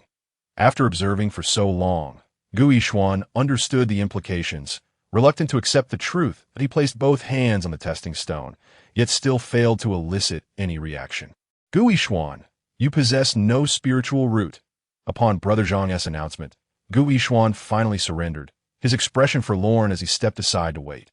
Miao Miao noticed Gu Yishuan's change and was about to offer comfort when she suddenly heard Han Mo's voice. Miao Miao, you should give it a try. Miao Miao hurriedly approached the testing stone, placing her hand upon it. 1, 2, 3. As 3 beams of light erupted forth, Miao Miao activated 3 auras. Human root. Han Mo declared the result. His expression a mixture of complexity. Miao Miao had awakened her spiritual root, and it was a human root, which would surely lead to her recruitment by Baiyun Temple. Yet Han Mo was acutely aware of the dangers within the cultivation world, and he did not wish for Miao Miao to become embroiled in it. All he desired was for her to live a peaceful life. Young Han, this child bears no blood relation to you. Yet there exists a karmic connection between you two. This is an immutable principle of the Tao. Even if you were to prevent her from participating today, she would eventually awaken her spiritual root due to this karmic connection. It cannot be obstructed. A voice echoed in Han Mo's mind. Startling him, he looked towards the old immortal, who merely nodded slightly. In that moment, Han Mo grasped the meaning behind the old immortal's words. Miao Miao, you are more capable than your brother. You will undoubtedly become an extraordinary immortal in the future. Brother Zhang closed the register and addressed the assembly. The awakening ceremony has concluded. Those who have not awakened their spiritual roots may descend the mountain. The temple has arranged carriages at the foot of the mountain to escort you home. At that moment, Gu Yishuan suddenly rushed forward, kneeling before Brother Zhang and repeatedly bowing his head. Immortal, I wish to stay. I wish to stay. Please allow me to remain and learn martial arts. Chapter 70. As centuries passed, Gu Yishuan's unexpected plea left Han Mo and the others in a state of astonishment. Yet Gu Yishuan paid no heed to others, continuing to kneel and bow fervently. Brother Zhang frowned, glancing at the old immortal. Master Ancestor, the old immortal waved his hand and spoke in a solemn tone. In all matters, One must follow the natural order. Since this child is so determined to remain in the temple, let him stay. Thank you, old immortal. Thank you, Gu Yishuan exclaimed, tears in his voice as he continued to bow. He then turned to Han Mo, kneeling before him. Dongjia, I am useless. I have failed to awaken my spiritual root. Bringing you shame, I have let down your expectations. Dongjia. Han Mo sighed and said nothing, helping Gu Yishuan to his feet. Since this is your decision, I will honor it. I will personally explain this to your family. Thank you, Dongjia. Thank you. Gu Yishuan wiped his tears, his eyes filled with gratitude. He had once envisioned becoming an immortal, yet had never contemplated what he would do after achieving that status. Now, bereft of a connection to the immortal path, he suddenly understood he could not simply return. Since he was already here, he would learn and achieve something worthwhile, so that when he eventually returned home, he would bring pride to his fellow villagers. As the awakening ceremony concluded, the parents took their children home. Some children wished to stay and learn martial arts, but their parents vehemently opposed. The expenses of martial arts training were exorbitant. Meals had to be hearty to strengthen their bodies, and additional funds were required to purchase weapons and martial arts manuals. Everywhere demanded money. They were ordinary tenants, laboring in agriculture for generations, barely saving a few coins each year. How could they afford to pursue martial arts?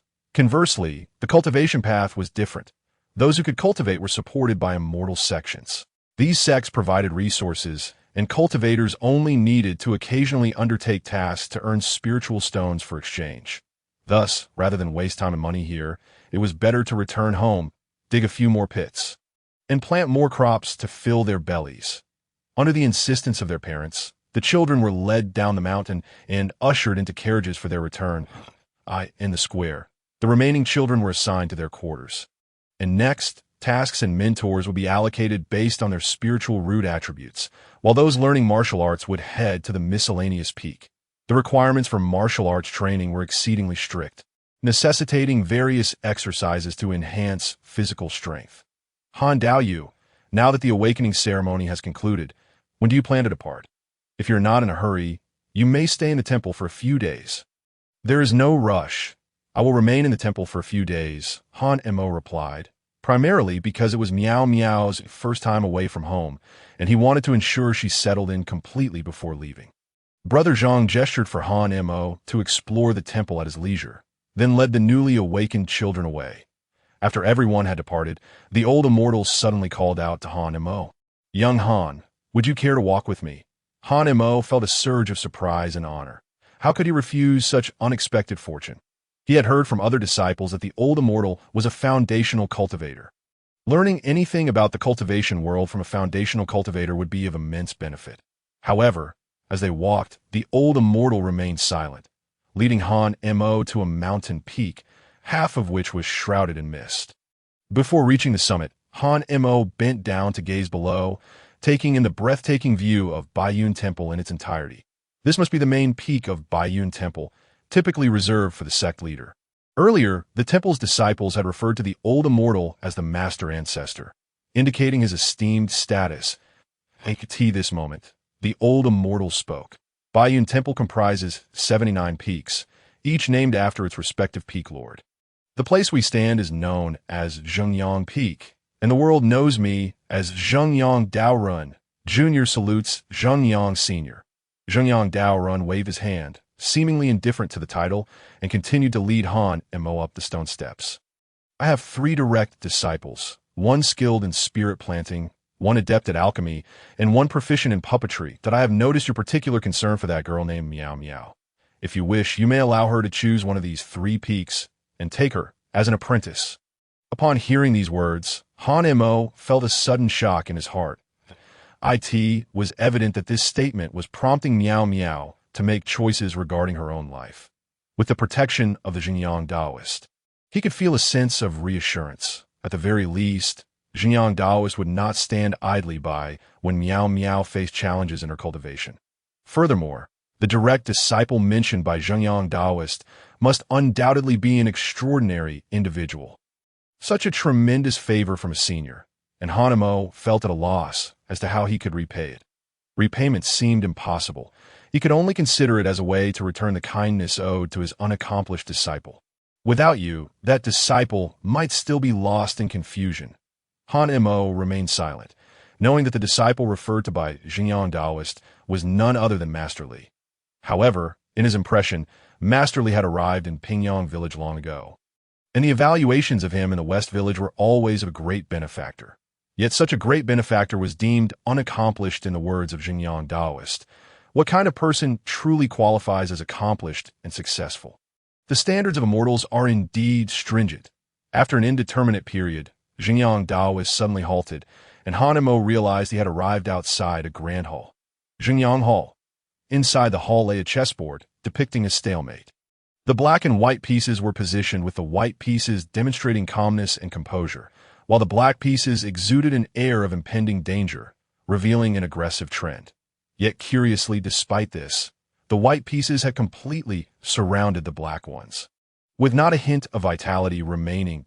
If this game were to be given to Han Xiaoyu, how would he break the situation? Han Mo could not comprehend the chess game, but from that board, he seemed to see two figures continuously placing their pieces. Noting Han Mo's silence, Xinjiang Taoist appeared to ponder something before asking, Han Xiaoyu, are you proficient in the art of chess? Would you care to play a game with this old man? Upon hearing this, Han Mo's face displayed a hint of embarrassment. I have not learned. Senior, if you do not mind, I shall return and study diligently by candlelight, and when I have mastered it, I would be honored to play a match with you. Xinjiang Taoist chuckled lightly, opened his palm, and placed a chess manual before Han Mo. Very well. Let's set a time. When the time comes, you may return to engage in a match with me. Excellent, please set a time. Senior. Xinjiang Taoist contemplated for a moment before slowly stating, I am currently at the 4th level of foundation establishment. That it seems unlikely that my cultivation will advance further in this lifetime. With perhaps 100 years remaining. Shall we set the date for 100 years from today? 100 years. Han Mo's heart jolted at once. He understood that those who cultivated immortality had lifespans far exceeding that of ordinary individuals. Yet this was also tied to their cultivation level. The higher the level, the longer the life. With his mere pseudo-spiritual root, if his cultivation progressed slowly, he would only live an additional 20 years or so compared to an ordinary person. Could he truly live to see 100? Han Mo felt uncertain. However, since he had just made a solemn promise, he resolved to accept it, even if it meant pushing through his apprehension, and thus he accepted the chess manual. Very well, 100 years from today, I shall certainly come. Xinjiang Taoist did not speak further and simply handed Han Mo a map indicating the locations of various peaks. Han Mo immediately grasped the meaning behind Xinjiang Taoist's gesture, placed the chess manual into his storage ring, and then departed from Zhengyang Peak. As Han Mo reached the foot of Zhengyang Peak, he glanced at the marked locations on the map, noting that Danyang Peak was the nearest. He thus resolved to venture there first. Approximately half an hour later, Han Mo spotted a familiar figure at the foot of the mountain. Amidst rising wisps of smoke, the figure was holding a medicinal cauldron and dumping the residue from it onto the ground. Chen Daoyu, are you a disciple of Danyang Peak? Aside from Brother Zhang, Han Mo had had the most interactions with Chun Ming, and he never expected Chun Ming to be a disciple of Danyang Peak. Han Daoyu, you have finally arrived. The ancestral master has instructed the master to await you at Danyang Hall. Chun Ming replied, preparing to lead Han Mo up Danyang Peak.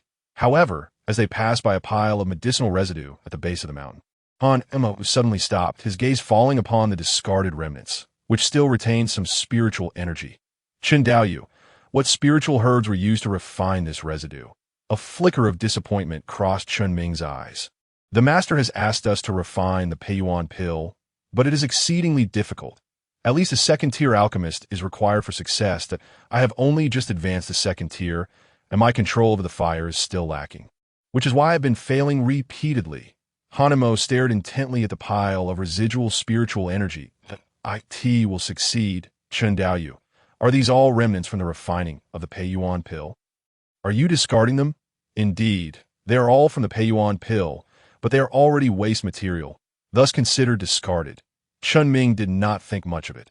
However, Han Mo felt a surge of excitement.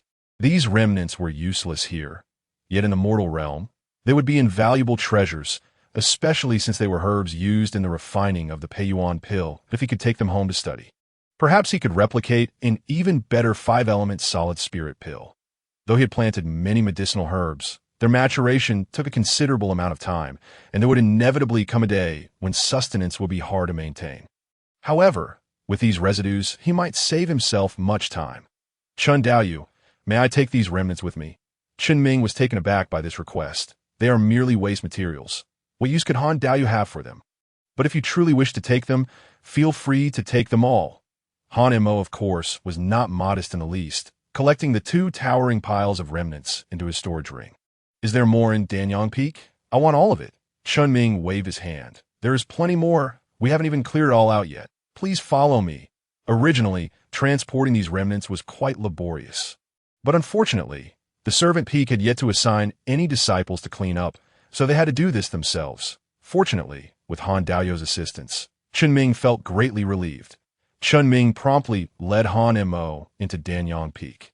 And as they stood outside the mountain gate, a rich aroma wafted towards them, refreshing Han Mo's senses. This the aroma of medicinal pills described in books. Just the scent alone makes me feel the spiritual energy rising. If I were to consume a genuine Peiyuan pill, what a treat that would be. Han Mo mused, though he dared not indulge too extravagantly, and followed Chun Ming into the alchemy hall. Han Daoyu, it is right here. These are all Peiyuan pills. Take them all.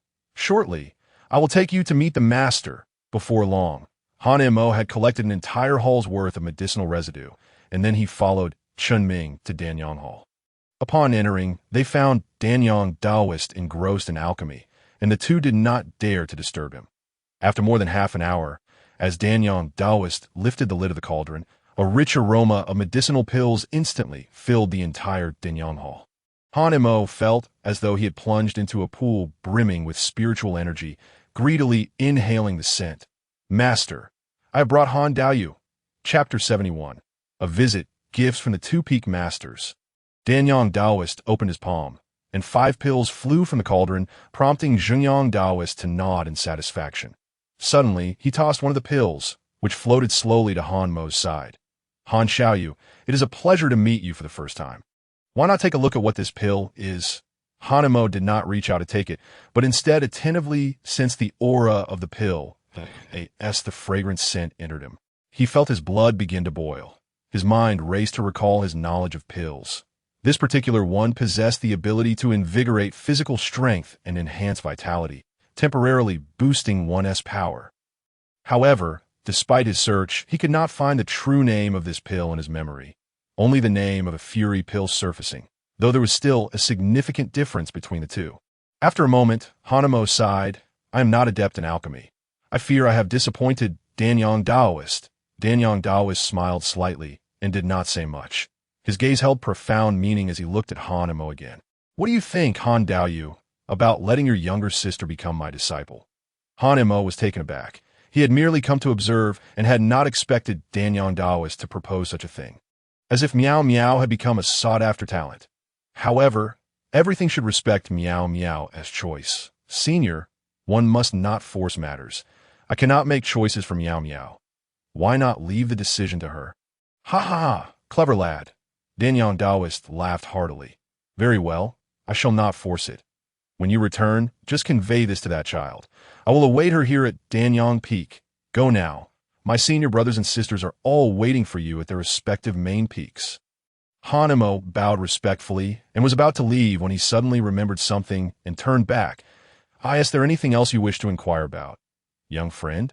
Han Mo nodded, retrieving some medicinal residue from his storage ring. And after a moment of hesitation, he asked, Senior, I have an unreasonable request. No need to say more. I already know what you are thinking. Danyang Daoist waved his hand to stop Han Mo from continuing, then added, if you truly need it, I can provide you with the medicinal residues from Danyang Peak every year from now on. Just leave a storage ring, and I will inscribe the usage methods on it. Of course, if Han Xiaoyu desires better pills, you will need to purchase them with spirit stones, and you must go to Lingji Peak. The disciples of Danyang Peak will be treated no differently. Upon hearing this, Han Mo was instantly filled with excitement and immense gratitude towards Danyang Daoist. Thank you, Senior. Your kindness and generosity shall not be forgotten. If there ever comes a day when you require my assistance, I will certainly not hesitate." After departing from Danyang Peak, Hanamo took out a map to ascertain his direction. The next destination was Lingji Peak. Approximately an hour later, as dusk began to fall, Hanamo finally arrived at Lingji Peak. Standing at the foot of the mountain, he was nearly overwhelmed by the dense spiritual energy that rushed towards him, leaving him profoundly astonished. The spiritual aura of Lingji Peak was even more potent than that of Baiyun Temple, truly deserving its reputation as a place abundant with spiritual herbs. Every flower, grass, and tree here nurtured the essence of the heavens and the earth. Even the most ordinary item taken from this place would be a treasure beyond measure. Hanemo took a deep breath and then stepped forward into Lingji Peak. Throughout his journey, Hanemo had not encountered any disciples coming or going. The entire Lingji Peak was eerily quiet, making him doubt whether he had taken a wrong turn. After a considerable time, he arrived at a field of spiritual crops, where he finally spotted a cultivator clad in a straw robe diligently tending to each spiritual herb. Upon closer inspection, he noticed that every section of the field was filled with a single type of spiritual herb, and Hanemo was left speechless. In the mundane world, one would be fortunate to find a handful of these herbs after traversing countless mountains and rivers. Yet here in the Immortal sect, they were as plentiful as grains of rice. This sudden abundance ignited a strong desire within Hanemo to join the Immortal sect. If he were to succeed, he would have an endless supply of 5-element solid spirit pills. However, he recalled that the Taoist of Danyang had mentioned that spiritual herbs needed to be purchased with spirit stones, and he possessed only one spirit stone, which he had obtained from the Immortal Tower world and had been reluctant to use. Being utterly impoverished, how could he possibly acquire more spiritual herbs? Moreover, he still had a considerable amount of money in the mundane world. Although the effects of traditional medicine were somewhat inferior, that money could sustain him for a long time. Shaking off these distracting thoughts, Hanemo stepped into the field, noticing piles of withered spiritual herbs at the edge. The disciples in the field observed Hanemo with great curiosity, initially mistaking him for a menial disciple from the Servant Peak. "Junior brother, quickly dispose of these lifeless spiritual herbs. Do not delay the harvest of the next batch." Upon hearing this, Hanemo was intrigued. Was such a task truly a good deed? Although these herbs had lost their vitality, they still contained traces of spiritual energy. To simply discard them seemed a tremendous waste. Hanmo swiftly gathered all the withered herbs into his storage ring, intending to plant them in the Immortal Tower world to see if any could be salvaged. The disciple from the Servant Peak was indeed efficient in his work. Quite commendable. It seems the Servant Peak must have recruited quite a number of disciples this time. While the others engaged in idle chatter, a graceful figure suddenly soared towards them from afar, draped in a flowing azure gown, her trailing ribbons fluttering as if she were a celestial being. The woman landed beside the field, hands on her hips, and then raised her delicate finger to sweep over the crowd, inquiring about their discussions. "The disciples from Danyang Peak have arrived. Why aren't you promptly preparing the spiritual herbs to send over? We must not delay the refining of the bloodburst pill at Danyang Peak." "At your command, Peak Master." The disciples in the field hastily crouched down to continue harvesting the mature spiritual herbs upon seeing the newcomer. I could see that moment. The woman turned to Hanemo. "Are you the Han-Mo summoned by my master?" "Junior has met with Lingxiu Taoist." Hanemo respectfully nodded. "Very well. Let Han Miao Miao come directly to my Lingji Peak. I will overlook your unauthorized taking of the spiritual herbs." Upon hearing this, Hanmo's expression changed dramatically. He immediately produced the previously taken spiritual herbs, realizing that if he forced Miao Miao to choose, it would be better to return these herbs, as he was indeed at fault for taking them without permission. "I apologize for the disturbance. I shall take my leave." Seeing Hanmo's resolute gaze and swift actions, Lingxiu Taoist was momentarily taken aback. Every person harbors a greedy heart, especially in this cultivation world. This individual is surprisingly willing to relinquish these spiritual herbs for a girl with no blood relation. Although they have lost their vitality, they still retain residual spiritual energy, which could yield some inferior elixirs if handled by a skilled alchemist. Such would greatly benefit one's cultivation. Wait, Ling Xiu Daoist called out to Han Mo, her delicate brows slightly furrowing. Why are you so stubborn, akin to the disciples of Puppet Peak? I was merely jesting. Yet you took it to heart. Alas, speaking further would be futile. Like those emotionless puppets, these spiritual herds are of no use to my Lingji Peak or Danyang Peak. So take them and go. Tell Han Miao Miao that if she wishes to see her sister, she should come directly to Lingji Peak. With that, Ling Xiu Daoist waved her sleeve, and a breeze wafted past Han Mo, carrying with it a fragrant aroma. When he looked again, she had already soared into the sky. Han Mo shook his head with a smile, collecting the herbs from the ground once more before turning to leave. The sky was darkening, and it seemed he would not be able to reach Puppet Peak tonight. At the foot of Lingji Peak, Han Mo glanced at the map and discovered that Puppet Peak was on the outskirts of Baiyun Temple. At his current pace, it would take him 2 to 3 hours to arrive, by which time it would be far too late. Furthermore, the very name Puppet Peak did not suggest a pleasant place. A girl like Miao Miao would likely not be fond of such a location. With these thoughts in mind, Han Mo stowed the map and turned to walk towards the outer areas of the 49 peaks. All disciples who had yet to be accepted into the sect were arranged to wait outside. Only after formally acknowledging their masters could they proceed to their designated peaks. Half an hour later, Han Mo returned to his quarters, only to find Han Miao Miao already fast asleep with her head resting on the table. Han Mo shook his head helplessly and draped his robe over Miao Miao. At that moment, she stirred awake, her eyes instantly reddening. Brother, can I really cultivate now? Does that mean I can never descend the mountain again, and I'll never see you? Why do you think that? Han Mo asked. Miao Miao sobbed. Today, the old Immortal came to find Miao Miao. He said that once one embarks on the path of immortality, mortals and immortals are forever separated. Brother, Miao Miao, doesn't he want to cultivate? I don't want to become an immortal. I don't want to be separated from you forever. As Miao Miao cried harder, Han Mo was at a loss for how to comfort her. He desperately wished to take Miao Miao away, to never enter the path of immortality, and to wait for a few years until she could marry and live a peaceful life. Yet, he recalled the words of Xinjiang Daoist. Even if he attempted to prevent it, one day, fate would inevitably lead Miao Miao into the immortal gate. Rather than endure a torturous wait, it would be better to let her follow the natural course of destiny now, so that she could possess the ability to protect herself in the future. Miao Miao, don't forget, your brother is not immortal. I am also an immortal. Although you cannot descend the mountain, I can come to Baiyun Temple. Upon hearing this, Miao Miao ceased her tears, her eyes glistening with hope as she looked at Han Mo. Really? Han Mo nodded. Brother does not deceive you Oh, you still remember the stone I gave you? I remember. Miao Miao has kept it with her always. Miao Miao pulled out a small stone the size of her fingertip from her shoulder bag, cool to the touch. Brother said that as long as the stone blooms, and as long as Miao Miao wishes to see you, you will appear. But all these years, the stone hasn't tea-sprouted. How could it possibly bloom? It will bloom. Brother would never lie to you. Suddenly, a violent rumbling sounded from outside the house, instantly alerting Han Mo, who grasped his Qinglian sword in his hand. However, he quickly reconsidered. This was Baiyun Temple. How could there be any danger? Even if there were danger, it would likely just be a surprise attack from Xinjiang sect, and they would not easily engage in battle, let alone sneak into Baiyun Temple at night.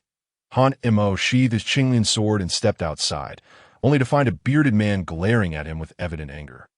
Are you a disciple of Baiyun Temple? You little brat. You made this old man wait for quite a while. My master said you would come to Puppet Peak, and I have been waiting for several hours, even until midnight, yet you never showed. The man's face betrayed no emotion, but his tone was filled with fury. Han Mo suddenly realized, so it is Wuxin Daoist. Junior did not mean to cause any offense. It is merely that the night has grown too late, and I had no choice but to forego my journey to Puppet Peak. Wuxin Daoist snorted coldly, about to speak, when Han Miao Miao suddenly pointed at him and exclaimed, Fake person! Brother, he is a fake person. A fake person. Han Mo's brows furrowed slightly as he focused intently on Wuxin Daoist, suddenly noticing that the latter's eyes were hollow and devoid of any expression, lacking the vitality that a living being should possess. Could it be that this was a puppet crafted by Wuxin Daoist? This revelation caused Han Mo to glance at Miao Miao with astonishment. Meow Meow had not yet begun her cultivation. How had she discerned this? And so quickly at that. The puppet of Wuxing Daoist suddenly burst into laughter, a grin that did not reach its eyes. Well, what a clever little girl. You saw through my disguise at a glance. You will surely surpass me in the art of puppetry. Little girl, would you like to join my puppet peak? I will personally guide your cultivation. The puppet of Wuxing Daoist extended an invitation, while Han Mo found himself in a dilemma, just as he was about to inquire about the circumstances at Puppet Peak, when two familiar auras suddenly approached from above. Hey, you lifeless puppet, you have broken the rules. Brother, what you are doing is not right. Han Mo looked up to see Danyang Daoist and Lingxiu Daoist. These two had also made their presence known to intervene. Among all the disciples who had awakened their spiritual roots, Meow Meow was not the best. In fact, she only possessed a single spiritual root, while someone like Lu Hanwei, possessing Earth's spiritual roots, had not received this kind of attention from the Peak Masters. Han Mo realized he had unwittingly incurred a significant favor from Baiyun Temple, yet he was merely a pseudo-spiritual root, a mixed five-element root. What qualifications did he have to owe such a favor to Baiyun Temple? Han Mo was utterly baffled by the situation. You lifeless puppet, my master has instructed that the three of us should compete fairly. You coming here actively seeks to disregard my master's admonition. The expressionless face of the Wuxing Daoist puppet was accompanied by a tone laden with mockery. Junior brothers and sisters, between your two peaks, the bond of righteousness leaves me, the lone puppet peak. Isolated, shouldn't you give way to your senior? Spare me that nonsense. You lifeless puppet, we can negotiate on other matters, but this one is non-negotiable. Senior brother need not look at me, for I share the same sentiment. A profound smile lingered on Danyang Daoist's face. The three engaged in a spirited debate, yet it was all in good humor, with no sign of actual conflict brewing at that moment. Han Mo suddenly interrupted their quarrel. Wait, shouldn't you first inquire about Meow Meow's wishes? The trio paused, realizing the oversight, and promptly adjusted their postures to gaze at Han Meow Meow. Little sister, I am the charming and gentle older sister next door. Follow me, and I shall personally guide your cultivation.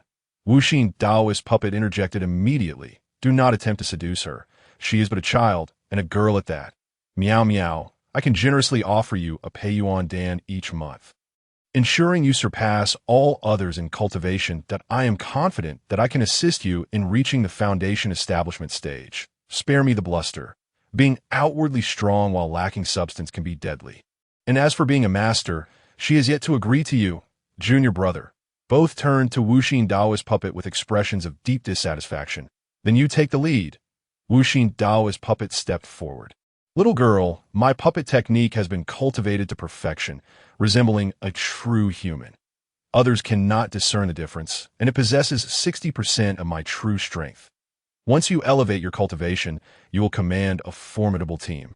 Unbeatable and unimpeded.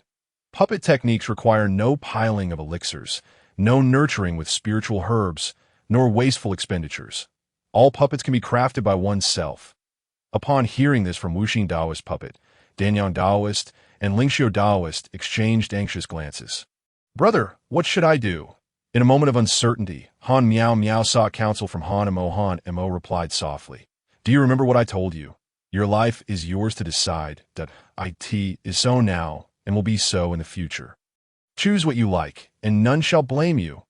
Han Meow Meow nodded timidly, then turned to the three with a tense expression. Big sister, you are very beautiful, but my brother says beauty is of no use and cannot be eaten. I fear starvation. If it weren't for my brother, I would have perished from hunger when I was very small. I shall take that as a compliment to my beauty. Lingxiu Daoist took a deep breath, forcing a strained smile to maintain her composure. Yet her gaze drifted towards Han Mo, who felt a sudden chill, pondering how the June weather had turned so cold. Then Han Meow Meow looked to Danyang Daoist and asked, Grandpa, what is a Dan? Ha, junior brother, she called you Grandpa. Ha. Lingxiu Daoist could no longer suppress her laughter, while Danyang Daoist wore a face of exasperation, though only a few years separated him from Lingxiu Daoist. Being addressed as Grandpa was an uncomfortable pill to swallow. Leaving him momentarily at a loss for words, he waved his hand in resignation. Alas, I shall concede. After all, I cannot compete with my senior sister. Senior brother, do not harbor such thoughts. You cannot outshine the senior sister either. Although Han Miao Miao did not directly refuse her senior sister, she also did not readily agree, indicating that opportunities still lingered. In contrast, the Wuxing Taoist was a rough and unrefined figure, unlikely to appeal to a young girl. The senior sister certainly had the upper hand. Old grandpa, did you truly say that puppets can resemble real people? Danyang Taoist fell silent, realizing that both the senior brother and senior sister had been called young, while he alone bore the brunt of being labeled grandpa, causing him to momentarily falter. Wuxing Taoist puppet nodded vigorously. Indeed, behold, this is my puppet. Is it not remarkably lifelike? As he spoke, Wuxing Taoist puppet moved its limbs to demonstrate. Yet Han Miao Miao did not observe the puppet's actions. Instead, she turned to Han Mo. Brother, I wish to go with the old grandpa. What? Ling Xiu Taoist and Danyang Taoist exclaimed in disbelief, and even Han Mo was taken aback. He had contemplated numerous factors, yet the puppet peak was the last thing he expected Miao Miao to choose. Upon hearing Han Miao Miao's choice, Wuxing Taoist puppet was elated, striding up to Danyang Taoist and Ling Xiu Taoist with an air of arrogance, as if the words "I told you so" were written across his face. Excellent choice, truly deserving of the little disciple I have taken under my wing. Junior brothers and sisters, my disciple has made the best choice. Would you not agree? The two exchanged exasperated glances at Wuxing Taoist puppet and took flight. Leaving him to laugh heartily, he approached Han Mo and opened his palm, revealing 3 wooden puppets before him. Little one, these are puppet wooden figures, each possessing the cultivation of a 3rd layer of qi refinement. In times of danger, you may release them to fight, but remember, they can only be used thrice. Gazing at Wuxing Taoist puppet, Han Mo felt a twinge of confusion. Why have you given me this? Senior, Wuxing Taoist puppet chuckled heartily. Having promised to take this girl as my disciple, I cannot let you leave empty-handed. If anything would happen to you, how would I explain it to this little girl? Enough of that. I must not linger on trivialities. My time as a puppet is nearly up. With that, Wuxing Taoist puppet turned to Han Miao Miao. Disciple, you and your brother should catch up. That I shall personally come to fetch you tomorrow. As the words left his mouth, Wuxing Taoist puppet suddenly began to change, vanishing before their eyes and transforming into a small wooden figure on the ground. Han Miao Miao picked up the wooden figure, holding it in her hands. That night, the two conversed until deep into the night, and eventually, exhaustion overcame Han Miao Miao, causing her to drift off to sleep. Han Mo, however, remained occupied, sending his consciousness into the realm of the Immortal Tower. Upon entering, he was immediately startled by the sight before him. Beneath the copper door of the Immortal Tower, a faint glow emanated, leading Han Mo to believe that the tower had undergone another transformation. He hurried forward, only to discover that the source of the light was, astonishingly, spirit stones. These are spirit stones, a total of 15. The spiritual energy within the spirit stones was abundant, causing Han Mo to rejoice. He had initially thought the previous spirit stones were merely remnants from earlier, but to his surprise, they were products of the Immortal Tower itself. Calculating the time, he realized it had been over a month since he last entered the Immortal Tower. And in that time, it had produced 15 spirit stones, more than enough for his cultivation. This unexpected turn of events left Han Mo exhilarated, and he quickly gathered all the spirit stones into a storage ring, then meticulously examined the tower. However, after several rounds of inspection, he found no anomalies. Han Mo pondered when the Immortal Tower had begun to produce spirit stones. It seemed the tower had started healing after his first departure from Yaoling Mountain, no longer requiring the rope for support, and subsequently underwent changes after prolonged intervals, but he speculated that the tower had absorbed some unknown substance while drawing in spiritual energy from a mine on Yaoling Mountain. This revelation filled Han Mo with an unshakable excitement. With a fervent heart, he retrieved a hoe from the copper door and began planting all the spirit herbs he had acquired that day. Though these herbs had lost their vitality, they still contained spiritual energy. Han Mo hoped that, just as the Immortal Tower could hasten the growth of grains during winter, it could also revive the lifeless spirit herbs. Even if only a few could be revived, he would be satisfied. After 2 hours, the spirit herbs he had collected filled 10 acres of land. He then looked towards the Immortal Tower, silently praying. The next day, Wuxing Daoist arrived early at the wooden house. After a heartfelt farewell from Han Miao Miao, Wuxing Daoist took her away, leaving Hanmo once again alone. It was time to depart from Baiyun Temple. But before leaving, he felt it necessary to check on that child, Gu Yixuan. Gu Yixuan had chosen to remain and learn martial arts. According to Baiyun Temple's rules, anyone studying martial arts could only reside on the servant peak and had to fulfill 5 years of service as a servant disciple before beginning their martial training. Han Mo wondered if Gu Yixuan, who had grown up in a wealthy family, could endure such hardships. He quickly made his way to the servant peak and, from a distance, spotted Gu Yixuan donning the servant disciple's attire, chopping firewood in the courtyard and neatly stacking it aside. Seeing Han Mo approach, Gu Yixuan wiped the sweat from his brow and ran over excitedly. "Master, you haven't left yet. Just came to see you." Han Mo nodded, then with a serious tone added, "Yixuan, have you thought this through? Are you truly determined to stay and learn martial arts, enduring 5 years of servant labor? If you wish to change your mind, I can speak on your behalf and take you back to Jinju City." Gu Yixuan glanced at his blistered hands, then looked up with determination shining in his eyes. "Master, I have made my decision. I will stay here to learn martial arts, fight on the battlefield in the future, earn my merits, and return victorious." "Very well. I respect your choice. Those who stay at Baiyun Temple for martial training must serve 5 years.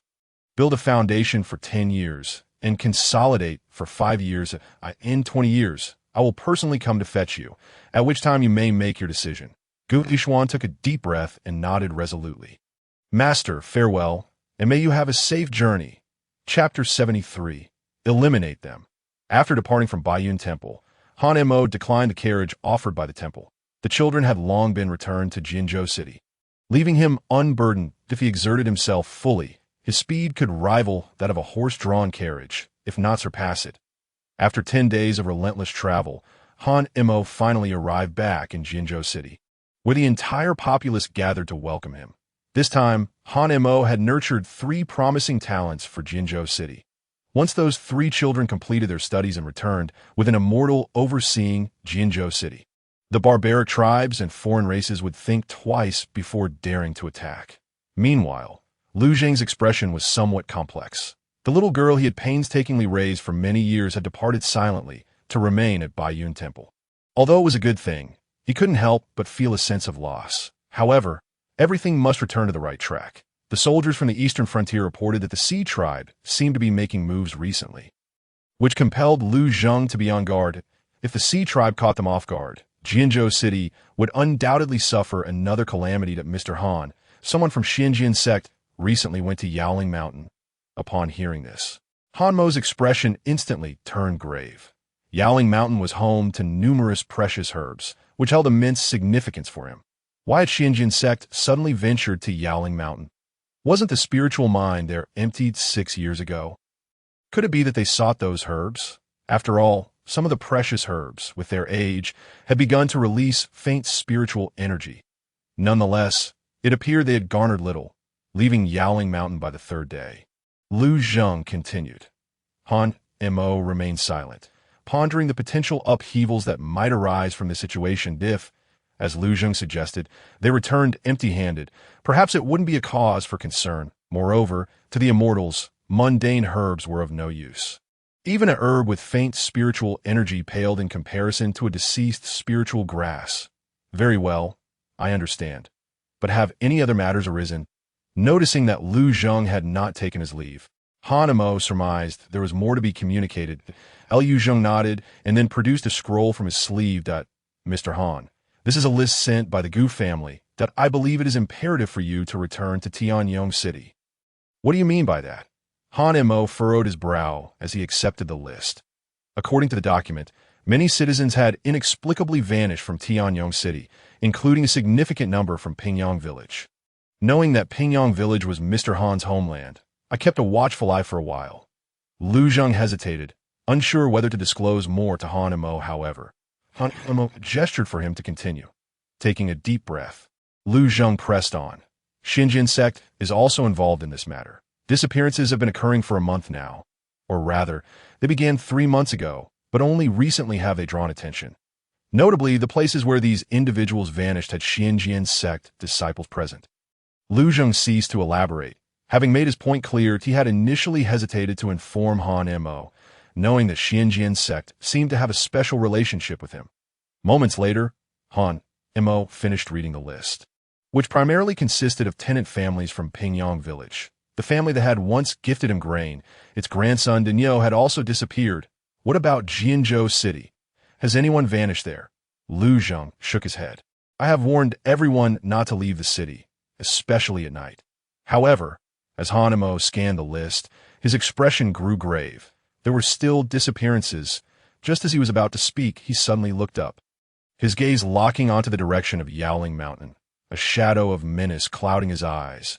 Something has happened at Yaoling Mountain.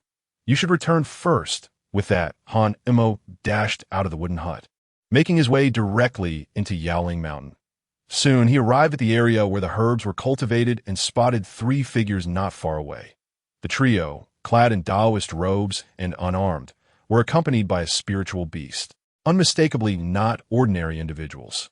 Moreover, Han Mo felt a strange familiarity with their attire. The spiritual beast crawled on the ground, its nose pressed against the earth, as if searching for something. In no time, it led the 3 into the herbal cultivation area, whereupon they beheld the herbs and erupted in joy that we've found it.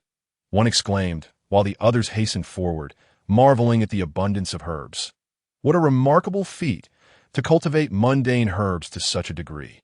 They're spiritual energy rivals that have first-grade spiritual grasses, exclaimed another. This is an unexpected windfall. Consuming these spiritually infused mundane items will enhance my Wind Thunder Beast strength. One of them patted the beast's head, gesturing forward. Wind Thunder Beast, go ahead. These are all yours. Upon receiving the command, the spiritual beast let out a growl, ready to trample the herbs into ruins. I could see that moment. Han Mo leaped forth to intercept the creature.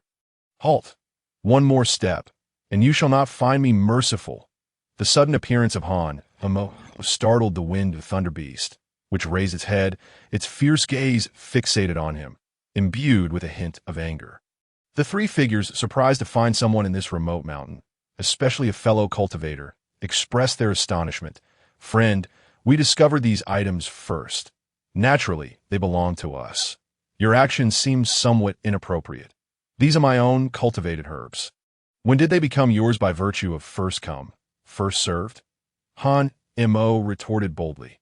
The trio, having revealed no concealed auras, were all at the 2nd level of chi refinement, while he too stood at the same level, bolstered by a puppet of the 3rd level. What was there to fear? These herbs had taken him 3 arduous years to nurture, and now they would be devoured by a beast. Han Mo could not accept this. The 3 exchanged glances, clearly skeptical of Han Mo's claims that a dignified cultivator would not willingly toil in the mundane fields. Friend, please step aside. We have already shown you courtesy. If you continue to obstruct us, do not blame us for being rude. My Wind Thunder Beast is not merely a herbivore. One of them revealed a talisman from his palm. Han Mo's pupils constricted. He recognized this talisman from the battle against the southern barbarians, wielded by the individual who had slain General Hu in an instant. This same talisman could control birds and beasts. Han Mo recalled that these individuals were likely from the beast control sect. He discreetly summoned his spiritual energy, unwilling to allow them to squander the fruits of his labor. Humph, you know not the peril you invite. Wind Thunder Beast, this person shall be your feast. With a roar, the Wind Thunder Beast lunged at Han Mo. Although Han Mo felt a twinge of apprehension at the creature's formidable size, he retaliated with a palm strike. Bang! Han Mo was thrown back, yet the Wind Thunder Beast was also sent crashing to the ground, bleeding profusely, teetering on the brink of death. Impudent wretch! How dare you injure my contracted spiritual beast? The man fumed, brandishing a talisman and charging at Han Mo, unwilling to be complacent. Han Mo immediately summoned his Qinglian sword, recalling the vivid memory of General Hu being reduced to ashes. With a resounding clash, Han Mo felt a tremendous force emanate from the Qinglian sword, staggering him back a dozen paces, while the sword itself was affixed with the talisman. In the next instant, the talisman ignited in fierce flames, prompting a change in Han Mo's expression. You refuse to heed warnings. Today, I shall reduce your broken sword to cinders. Clang. Han Mo shook the Qinglian sword, enveloping the burning talisman in a chilling aura, extinguishing the flames, leaving the sword unscathed, without even a trace of soot. The trio was momentarily stunned. This talisman could incinerate even first-level Qi refinement cultivators.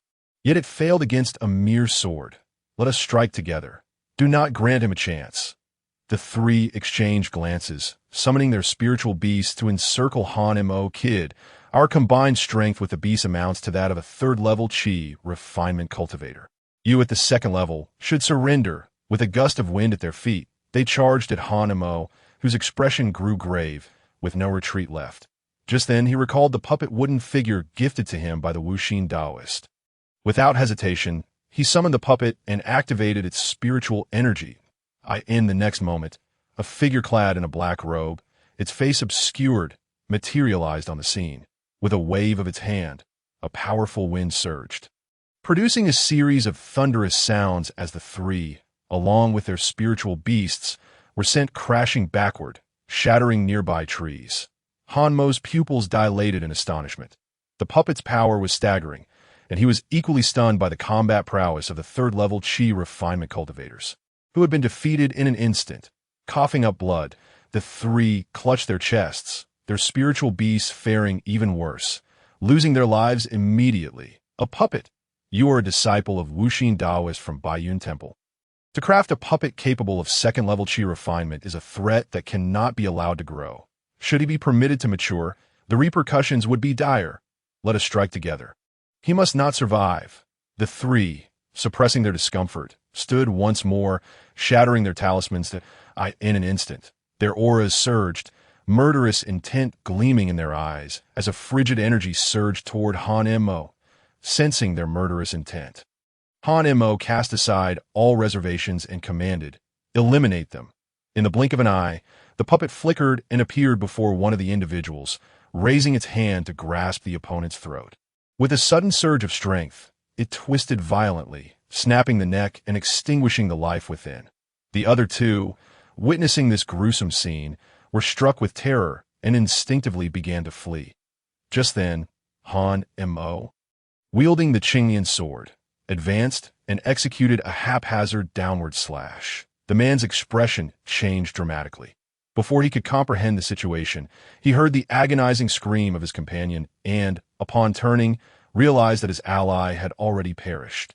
Now left alone, he knew that if he did not react swiftly, he too would meet his end today. "You have forced my hand."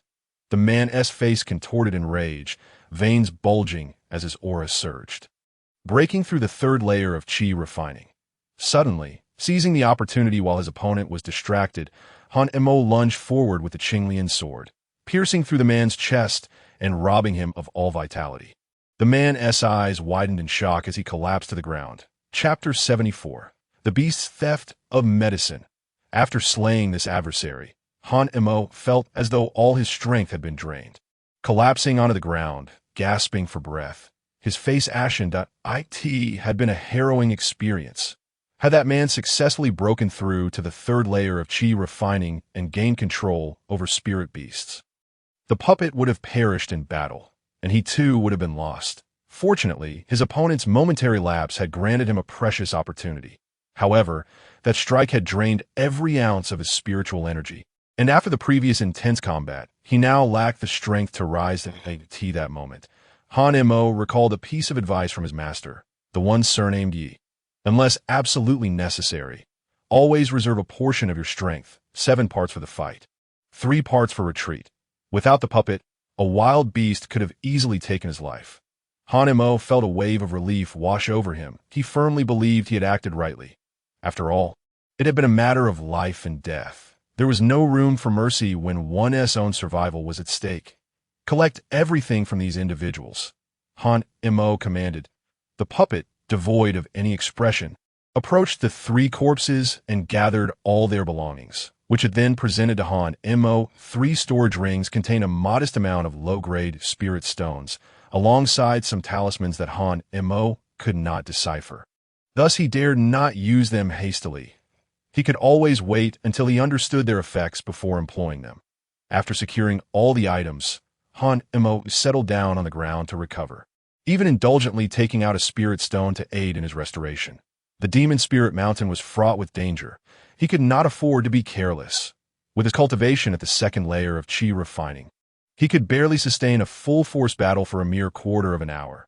This was Han Mo's first genuine encounter with a cultivator, compelling him to reassess his capabilities. The puppet could only be used 3 times, and one usage had already been expended. What would he do next? How would he ensure his survival without it? He resolved to exercise caution in the future, to remain low-key, and never again to act so recklessly. About half an hour later, Han Mo had regained some strength and hurriedly rose to address the aftermath of the battle. With a wave of his hand, mist began to coalesce above him, swiftly freezing the 3 corpses. He then employed the crumbling mountain palm to shatter the completely frozen bodies, burying them deep within the earth. With this, he hoped that no one would discover the remains of these 3 individuals. Yet, he overlooked a crucial detail. Any cultivator who joined a sect would leave behind a soul token within the sect. Should they perish, the soul token would shatter, alerting the sect to their demise. Of course, this was something Han Mo would only learn much later. Having completed this task, Han Mo approached the corpse of the spirit beast, curiosity stirring within him.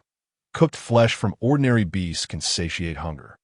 I wonder how spirit beast meat tastes. Driven by this curiosity, Han Mo stored the beast's body in his storage ring. Once certain that there were no mistakes, he meticulously examined the medicinal herbs in the ground. Fortunately, everything remained intact. Now, he had accumulated a significant amount of medicinal residue, which would nourish him for a while longer. Han Mo had previously contemplated refining a quintuple spirit solidifying pill using the herbs that nurtured the essence of heaven and earth, believing them to be rare due to their over 3 years of growth, equating to at least 400 years of age.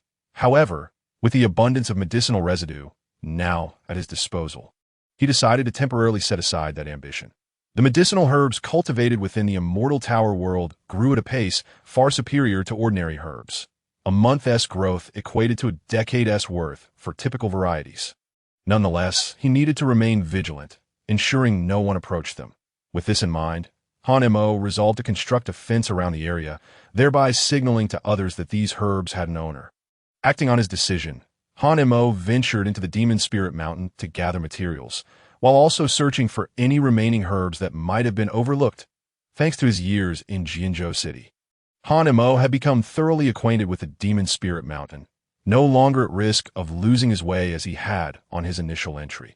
After half an hour of searching, he arrived at the mountain's opposite side. According to Lu Zheng, descending from this side and walking 100 miles would lead to Nanman. Years ago, the Nanman had crossed the Demon Spirit Mountain to reach the Central Plains, claiming Jianzhou City as their own territory, which is why it became known as Nanman. However, those lands were now fully integrated into Jianzhou City's domain. Yet Han Mo found himself perplexed. Were the Nanman truly so lacking in intelligence? Did they not realize that the Demon Spirit Mountain was a perilous zone? As these thoughts swirled in his mind, he decided not to dwell on others, but rather to focus on his own predicament. With this resolution, he gathered some binding vines, preparing to return. However, just 3 miles into his journey, he suddenly heard the roar of a beast. There were people in the Demon Spirit Mountain. Han Mo's heart raced as he cautiously approached to observe. Soon he saw that the dense forest ahead was riddled with deadly traps, with some beasts ensnared, their bellies pierced, while others had their skulls impaled by sharp spikes. The surviving beasts emitted wretched cries of agony.